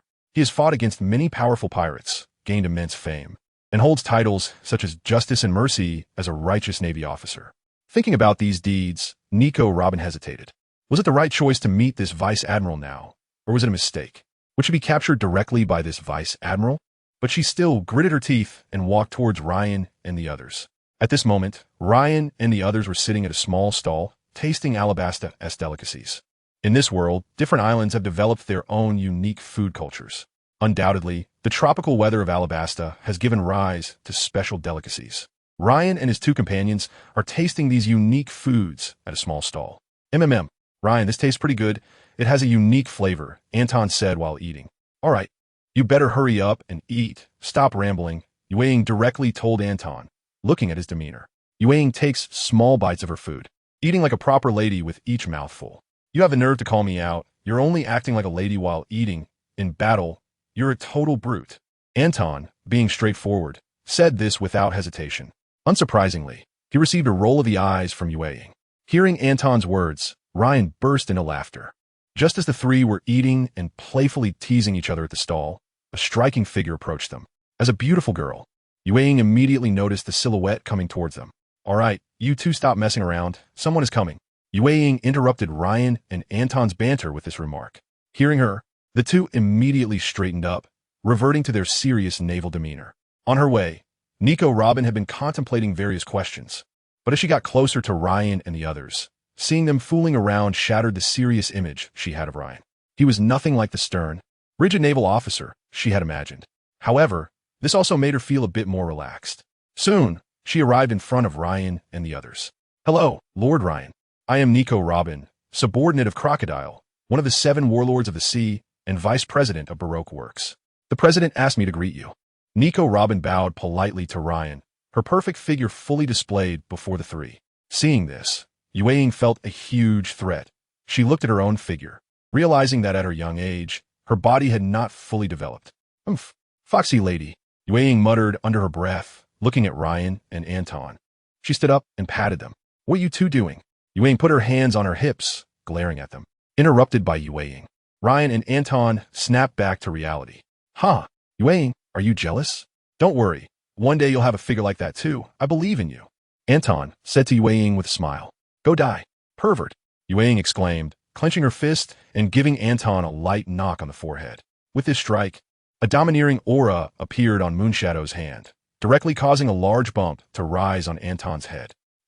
Anton, struck with a bump, immediately squatted down on the ground, clutching his head with both hands, repeatedly telling Moonshadow that he wouldn't dare anymore. Only then did Moonshadow let him go. Ryan, watching the scene from the side, turned to face Nico Robin after the three finished their playful scuffle. Oh, so you're a Crocodile's subordinate. Don't worry, we're not here to cause trouble with him this time. After all, he is also one of the 7 warlords of the sea, a recognized pirate by the government. Without solid evidence, it's not convenient for us to capture him. We just happened to be on vacation and came to Alabasta for some sightseeing. Ryan said this with a smile to Nico Robin. Hearing Ryan's words, Nico Robin secretly breathed a sigh of relief, glad that they were not here to capture her. However, she didn't fully believe what Ryan said. She felt that Ryan must have some purpose for coming to Alabasta. Looking at Ryan's experiences, it was evident that he always encountered events or had things happening around him, like a human event engine with constant occurrences. So Ryan, a major, Was just here for a leisurely visit to Alabasta. Then I'll issue you all passes on behalf of our president. You can freely explore all areas of Alabasta. Nico Robin said directly, indicating that Crocodile had completely taken control of the country. Then we won't trouble Lord Crocodile. We can wander around ourselves. Ryan replied to Nico Robin, Madam, you can just go back and relay these words to Crocodile. Don't worry, we are just here for a visit. After saying this, he patted Anton on the shoulder and said, Right, Anton, we are here for a visit. Anton, being patted on the shoulder, quickly nodded, Yes, that's right. We are just here for a visit. Beautiful lady, you don't have to worry. The interaction between Ryan and Anton was so off that even a fool could see something was wrong, and Nico Robin naturally noticed it too. But she didn't pay much attention to it. Since Ryan wasn't here to capture her, it was fine. As for Crocodile, she was merely his subordinate to observe the ancient inscriptions, so what happened on Crocodile's side was none of her business. All right, Lord Ryan, I will go back and report to our president.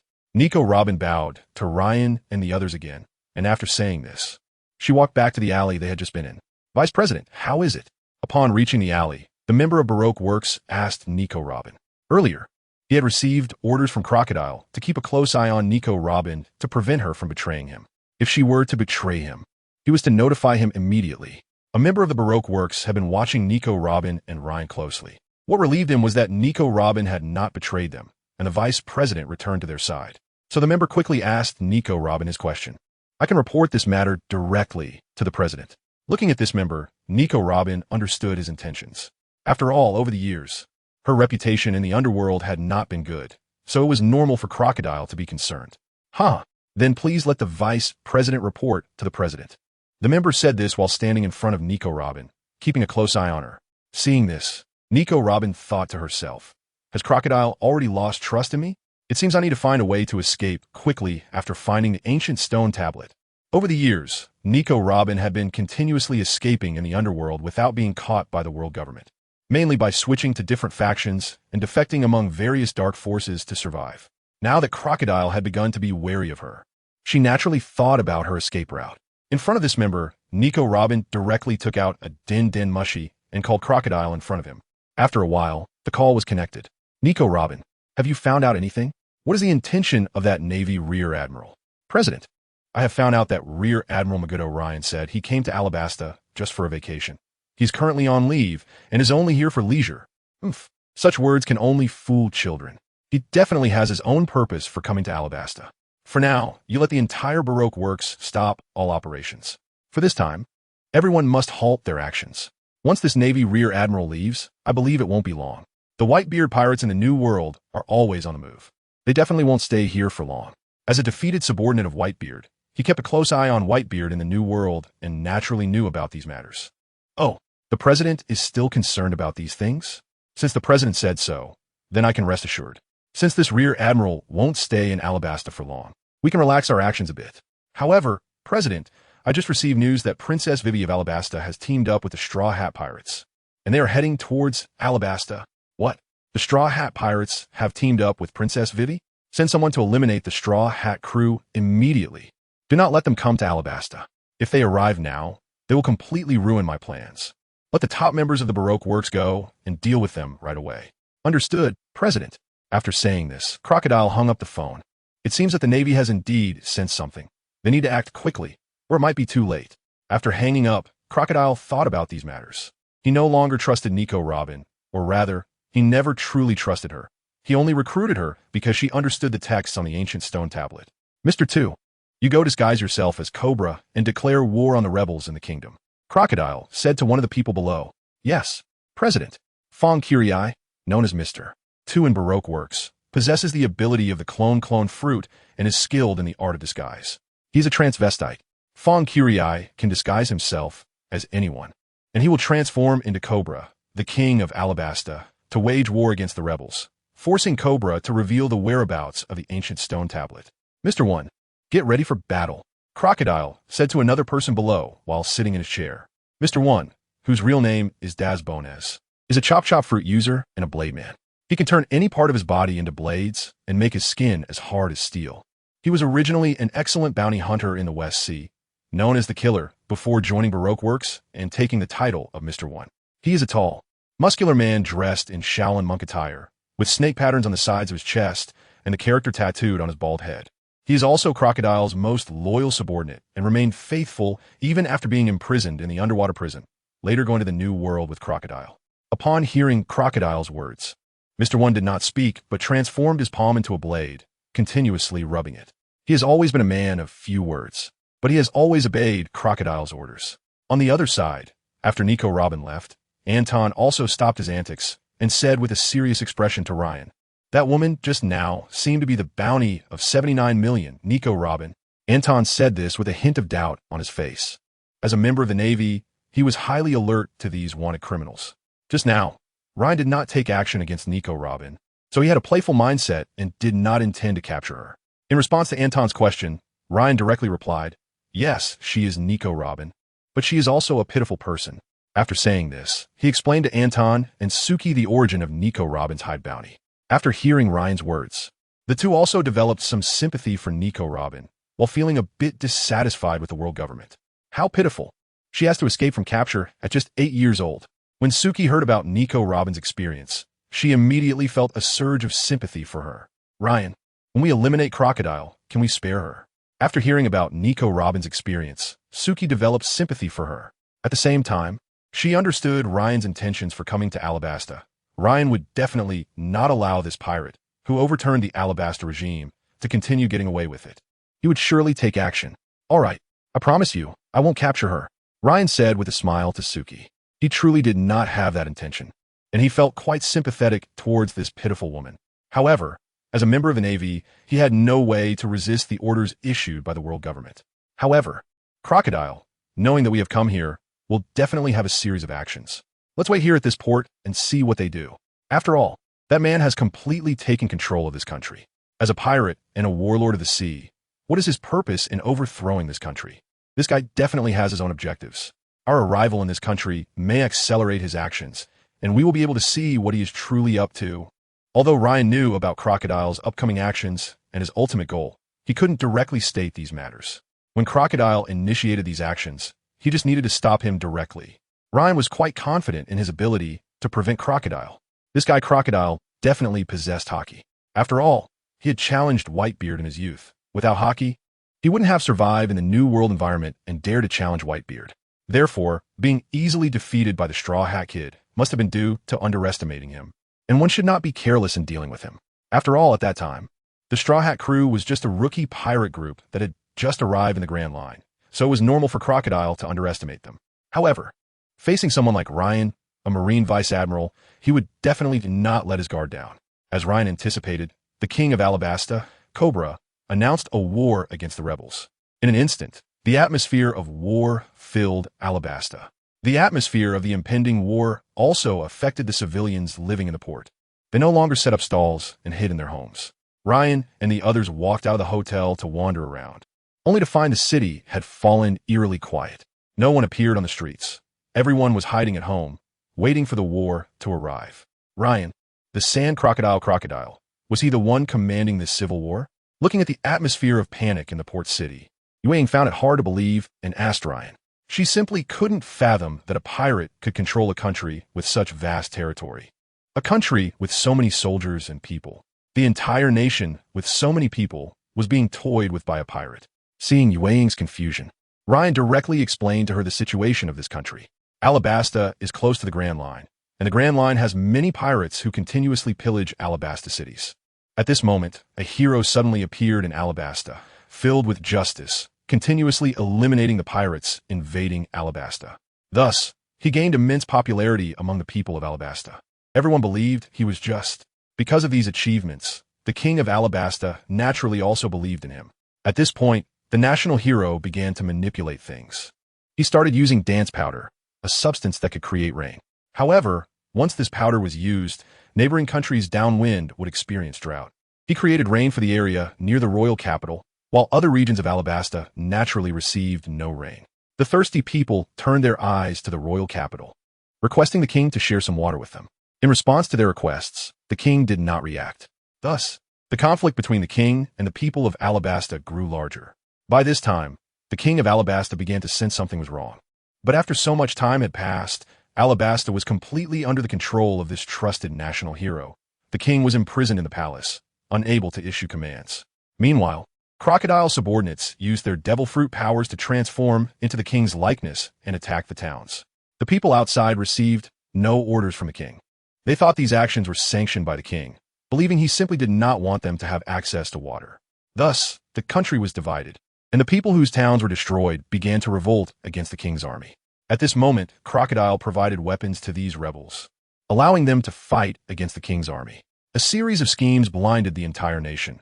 The king's army believed the orders to destroy the towns came from the king, while the rebels thought the king was immoral and wanted to destroy the country.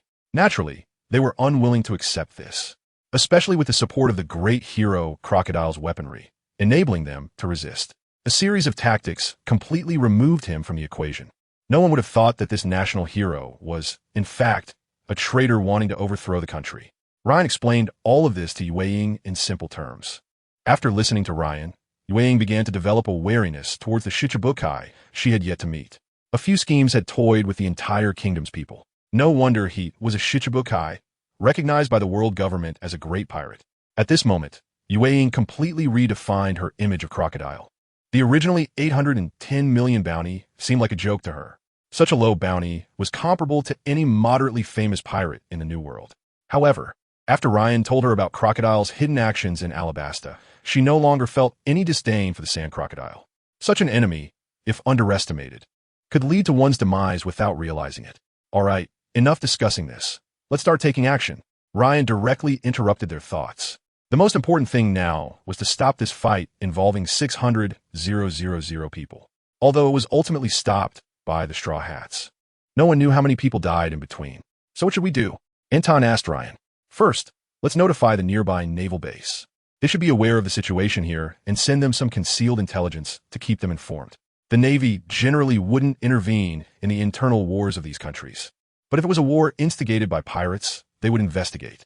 Yes, in the past few days, Ryan and the others not only wandered around the port city, but also gathered some information about Crocodile's illegal activities and collected information about the Baroque works.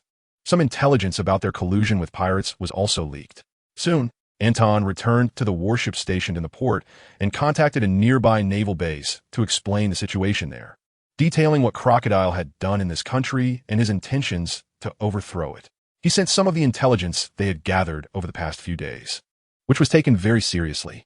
On one hand, this information was indeed very important. On the other hand, Ryan's current rank as a vice admiral in the Navy headquarters added weight to his report. Ryan was now considered a candidate for one of the 3 admiral positions in the Navy. The naval base took his message very seriously. After verifying the information, they immediately dispatched several warships from the naval base to investigate the situation and assess whether reinforcements were needed. After communicating with the naval base, Anton returned to Ryan and informed him of these developments. Well done. Next, let's head straight to the Oasis, where Crocodile's stronghold is, and it will be easier to find him there. Ryan planned to confront Crocodile directly in the Oasis, as it was known that Crocodile usually stayed there. After some time, the Straw Hats should also arrive at the Oasis, along with Whitebeard's 2nd Division Captain, Portgas Diaz. Portgas Diaz, the bloodline of the Pirate King. 2nd Division Captain of Whitebeard, the spark of the Marineford War, and the grandson of Vice Admiral Garp. Let's go meet him. Ryan did not intend to capture Ace, as he was benefiting from Vice Admiral Garp's kindness and could not bring himself to arrest his grandson. Moreover, he was unsure what would happen if Garp found out. He still wanted to consult Garp about martial arts. Let's go to the Oasis. We need to stop Crocodile there, Ryan said directly to the two. After confirming the new course, they drove the warship towards the Oasis. The Oasis, an area controlled by Crocodile, was not under the control of the king of Alabasta, Cobra. It belonged solely to Crocodile. This territory was granted to Crocodile by Cobra, who used dance powder to turn the area around the Oasis into a desert. At the same time, he opened numerous casinos in the Oasis to attract people to gamble. Because this was Crocodile's territory, ordinary pirates dared not invade, and the people living in the Oasis were grateful to Crocodile. Soon, the warship driven by Ryan reached a small town near the sea. As soon as Ryan and the others set off, members of Baroque Works reported the information to Crocodile. Crocodile ordered them to monitor Ryan and his companions and report their actions at all times. The moment Ryan set off, Crocodile received the information. Are these Marines leaving? Crocodile was unsure where Ryan and the others were headed. but he hoped they would leave, as he did not want to conflict with the world government or the Navy before finding the Pluton. Soon, I will obtain that power, the Pluton. Thinking of this, he glanced at his left hand, which was covered by a golden hook. Whitebeard, looking at that hand. Crocodile recalled the battle from years ago when he challenged Whitebeard and lost, resulting in his hand being severed. Thus, he replaced it with a golden hook, a constant reminder of that failure. Before long, Crocodile's excitement subsided, and he instructed his subordinates, immediately dispatch all members of Baroque Works to investigate the locations of those Marines. Although Crocodile wanted Ryan and the others to leave Alabasta, he had a gut feeling they wouldn't. Yes, one of the people in front of Crocodile responded to his command. Soon, Cobra would no longer be able to withstand the pressure. After imprisoning Cobra in the palace, Crocodile kept pressing him about the whereabouts of the ancient stone tablet. However, Cobra remained tight-lipped and did not reveal its location. Recently, however, Cobra's attitude had become increasingly hesitant, as Crocodile knew that a civil war was about to break out in his country, with 600,000 people on the brink of conflict. Cobra was undoubtedly a good king. During his reign, Alabasta had enjoyed a period of peace and prosperity, earning him much praise. But now, civil unrest loomed over Alabasta. As a king, he certainly did not want to see this happen, and he was aware of Crocodile's ambitions. However, he was unwilling to let someone like Crocodile obtain a weapon as powerful as the Pluton. Yet he had no choice. If he did not reveal the whereabouts of the ancient stone tablets soon, his people would descend into war. Therefore, Cobra's attitude had become increasingly uncertain, not wanting to see his people fight, but feeling powerless against Crocodile. After much thought, he hesitated on whether to disclose the hiding place of the ancient stone tablet. Crocodile noticed Cobra's hesitation and prepared to intensify the pressure surrounding the capital with rebels. Half a day passed. Crocodile's subordinates sent him information that Ryan and the others had appeared. Were they? Crocodile asked eagerly, desperate to know Ryan's whereabouts. Boss, they have appeared on a small island near the sea. What? Crocodile was surprised by their location. What was so special about that small town? Why would they go there? Hurry and send someone over to find out what is so important about that town that they would go there. Yes. What are you hiding? Why are you going there? Crocodile always remained vigilant against Ryan, the Vice Admiral, as Ryan and the others sailed away from the port of Alabasta under Ryan's command. They did not head directly to the oasis where Crocodile was located, but instead went to a small town near the sea. Ryan, is there something strange about this small town? Anton asked curiously about why Ryan had chosen to come here instead of heading straight to the oasis. To meet someone. Ryan did not elaborate on who that person was. Seeing that Ryan did not intend to reveal who it was, Anton remained silent. Let's go in and take a look.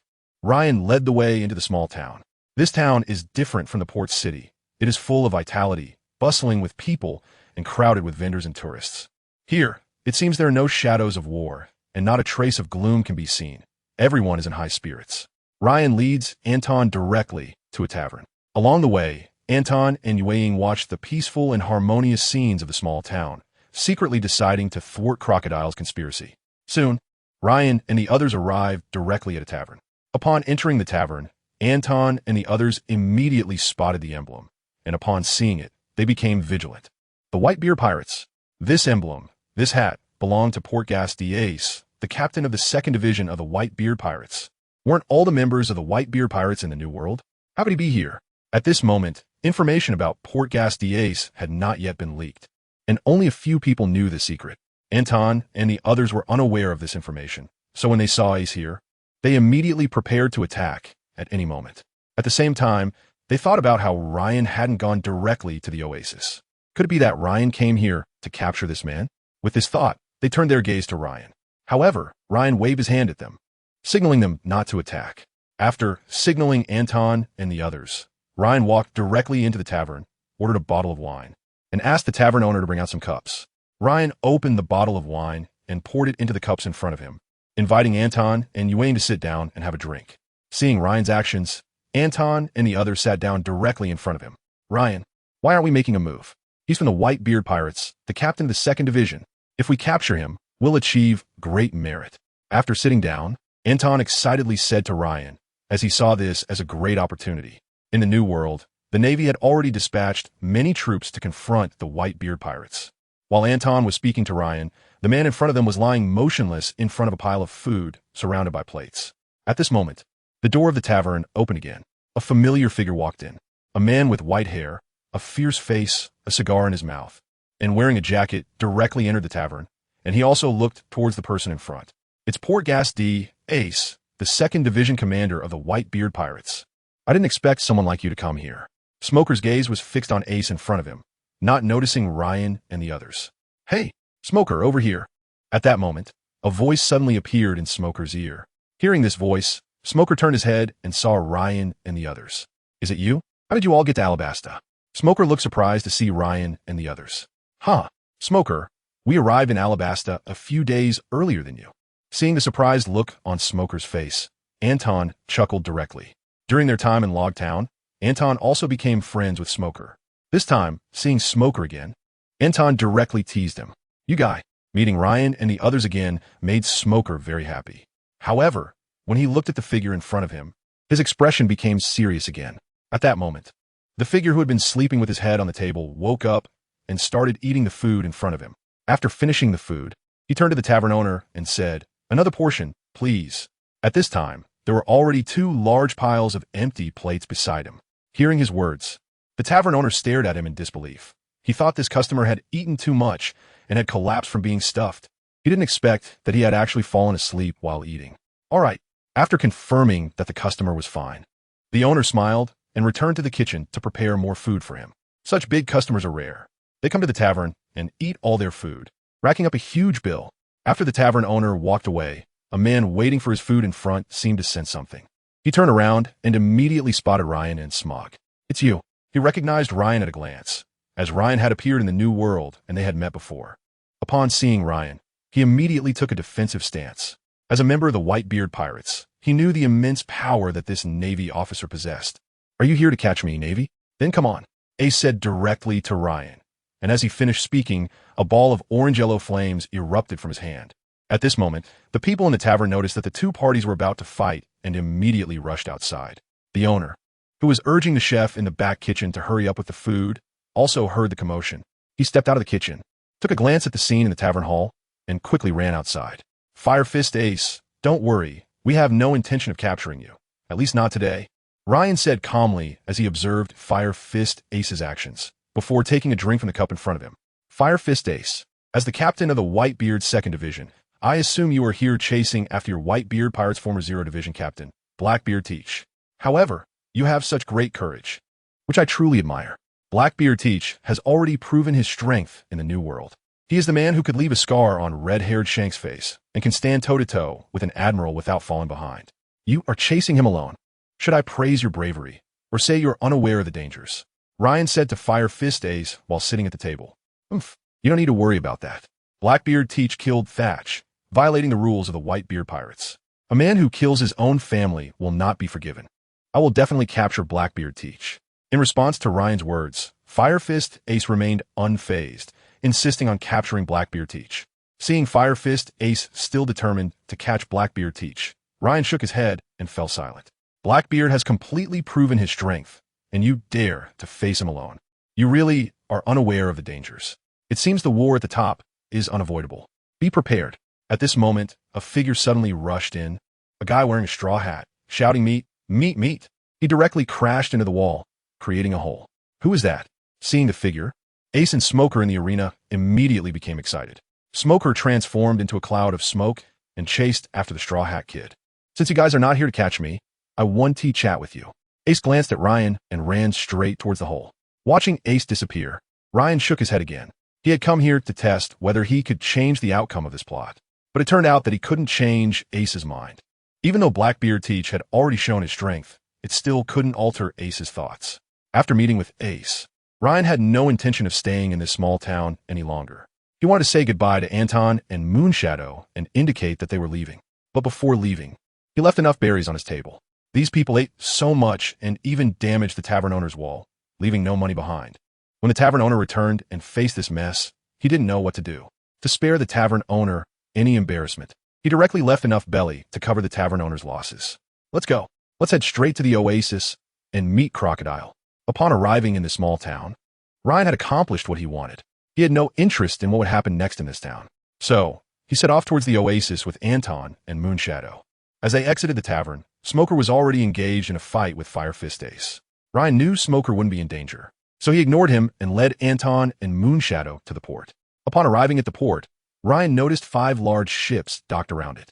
The people on these ships are all members of the Baroque Works, and they are following Crocodile's orders to prepare to eliminate the Straw Hat Pirates.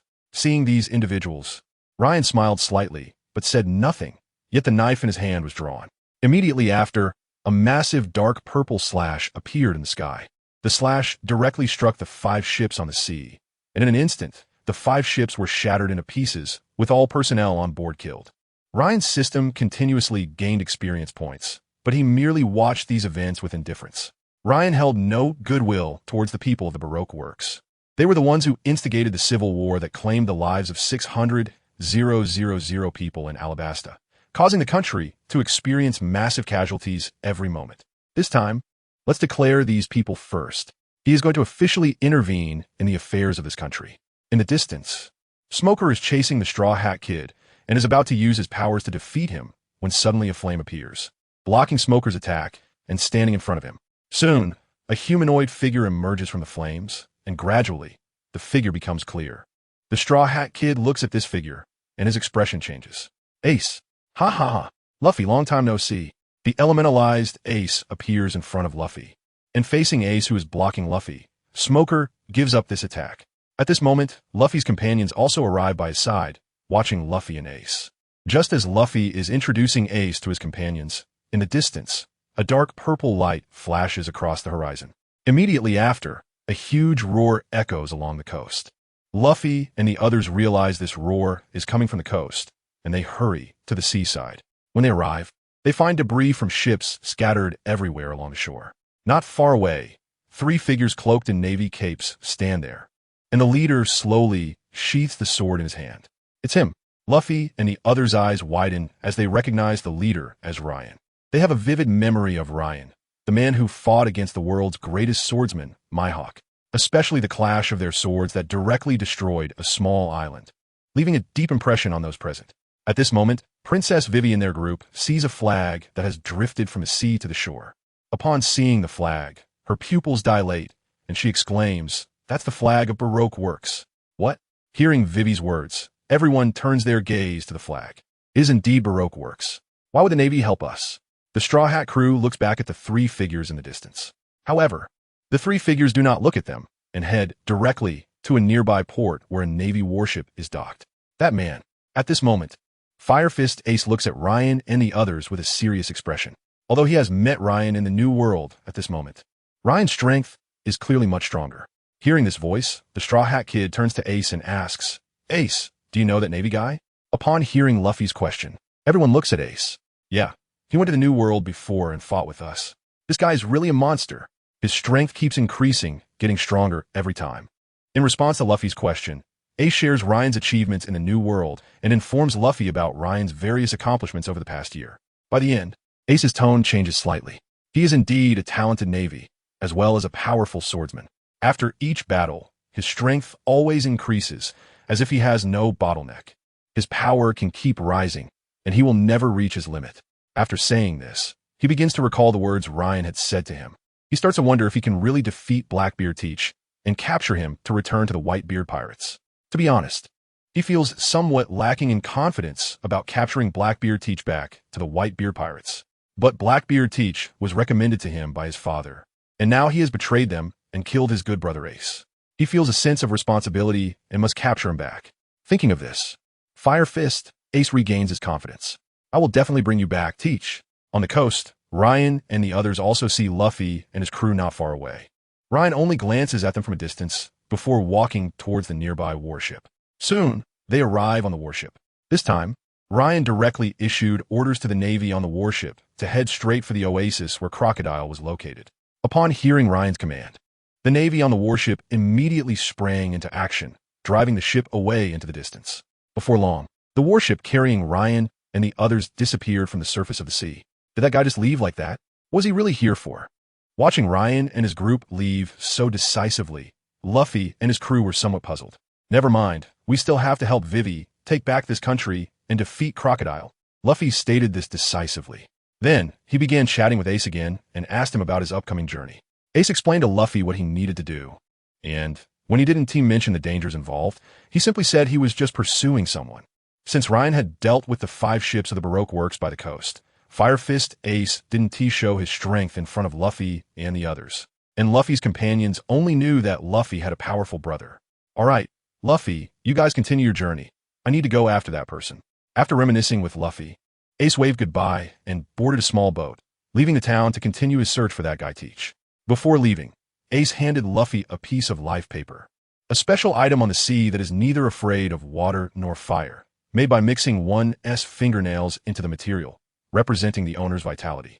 Typically, people would tear it and give it to a loved one or friend about to part, and the torn pieces would attract each other.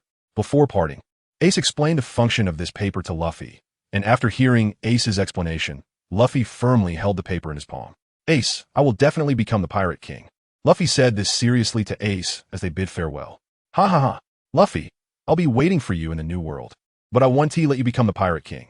I will assist my captain to become the Pirate King. Wait for me, Ace. Ace, already on the boat, turned his back to Luffy and raised his hand above his head as a response. Soon, Ace, who set out to sea on a small boat, also disappeared from the surface of the sea. Luffy, Nami, standing beside Luffy, called out to him, who had been staring at the sea. Nami, let us set off directly to find Crocodile, help Vivi, and save their country. Okay. The Straw Hat crew began their plan to head to the oasis where Crocodile was located. On the other side, Crocodile had already received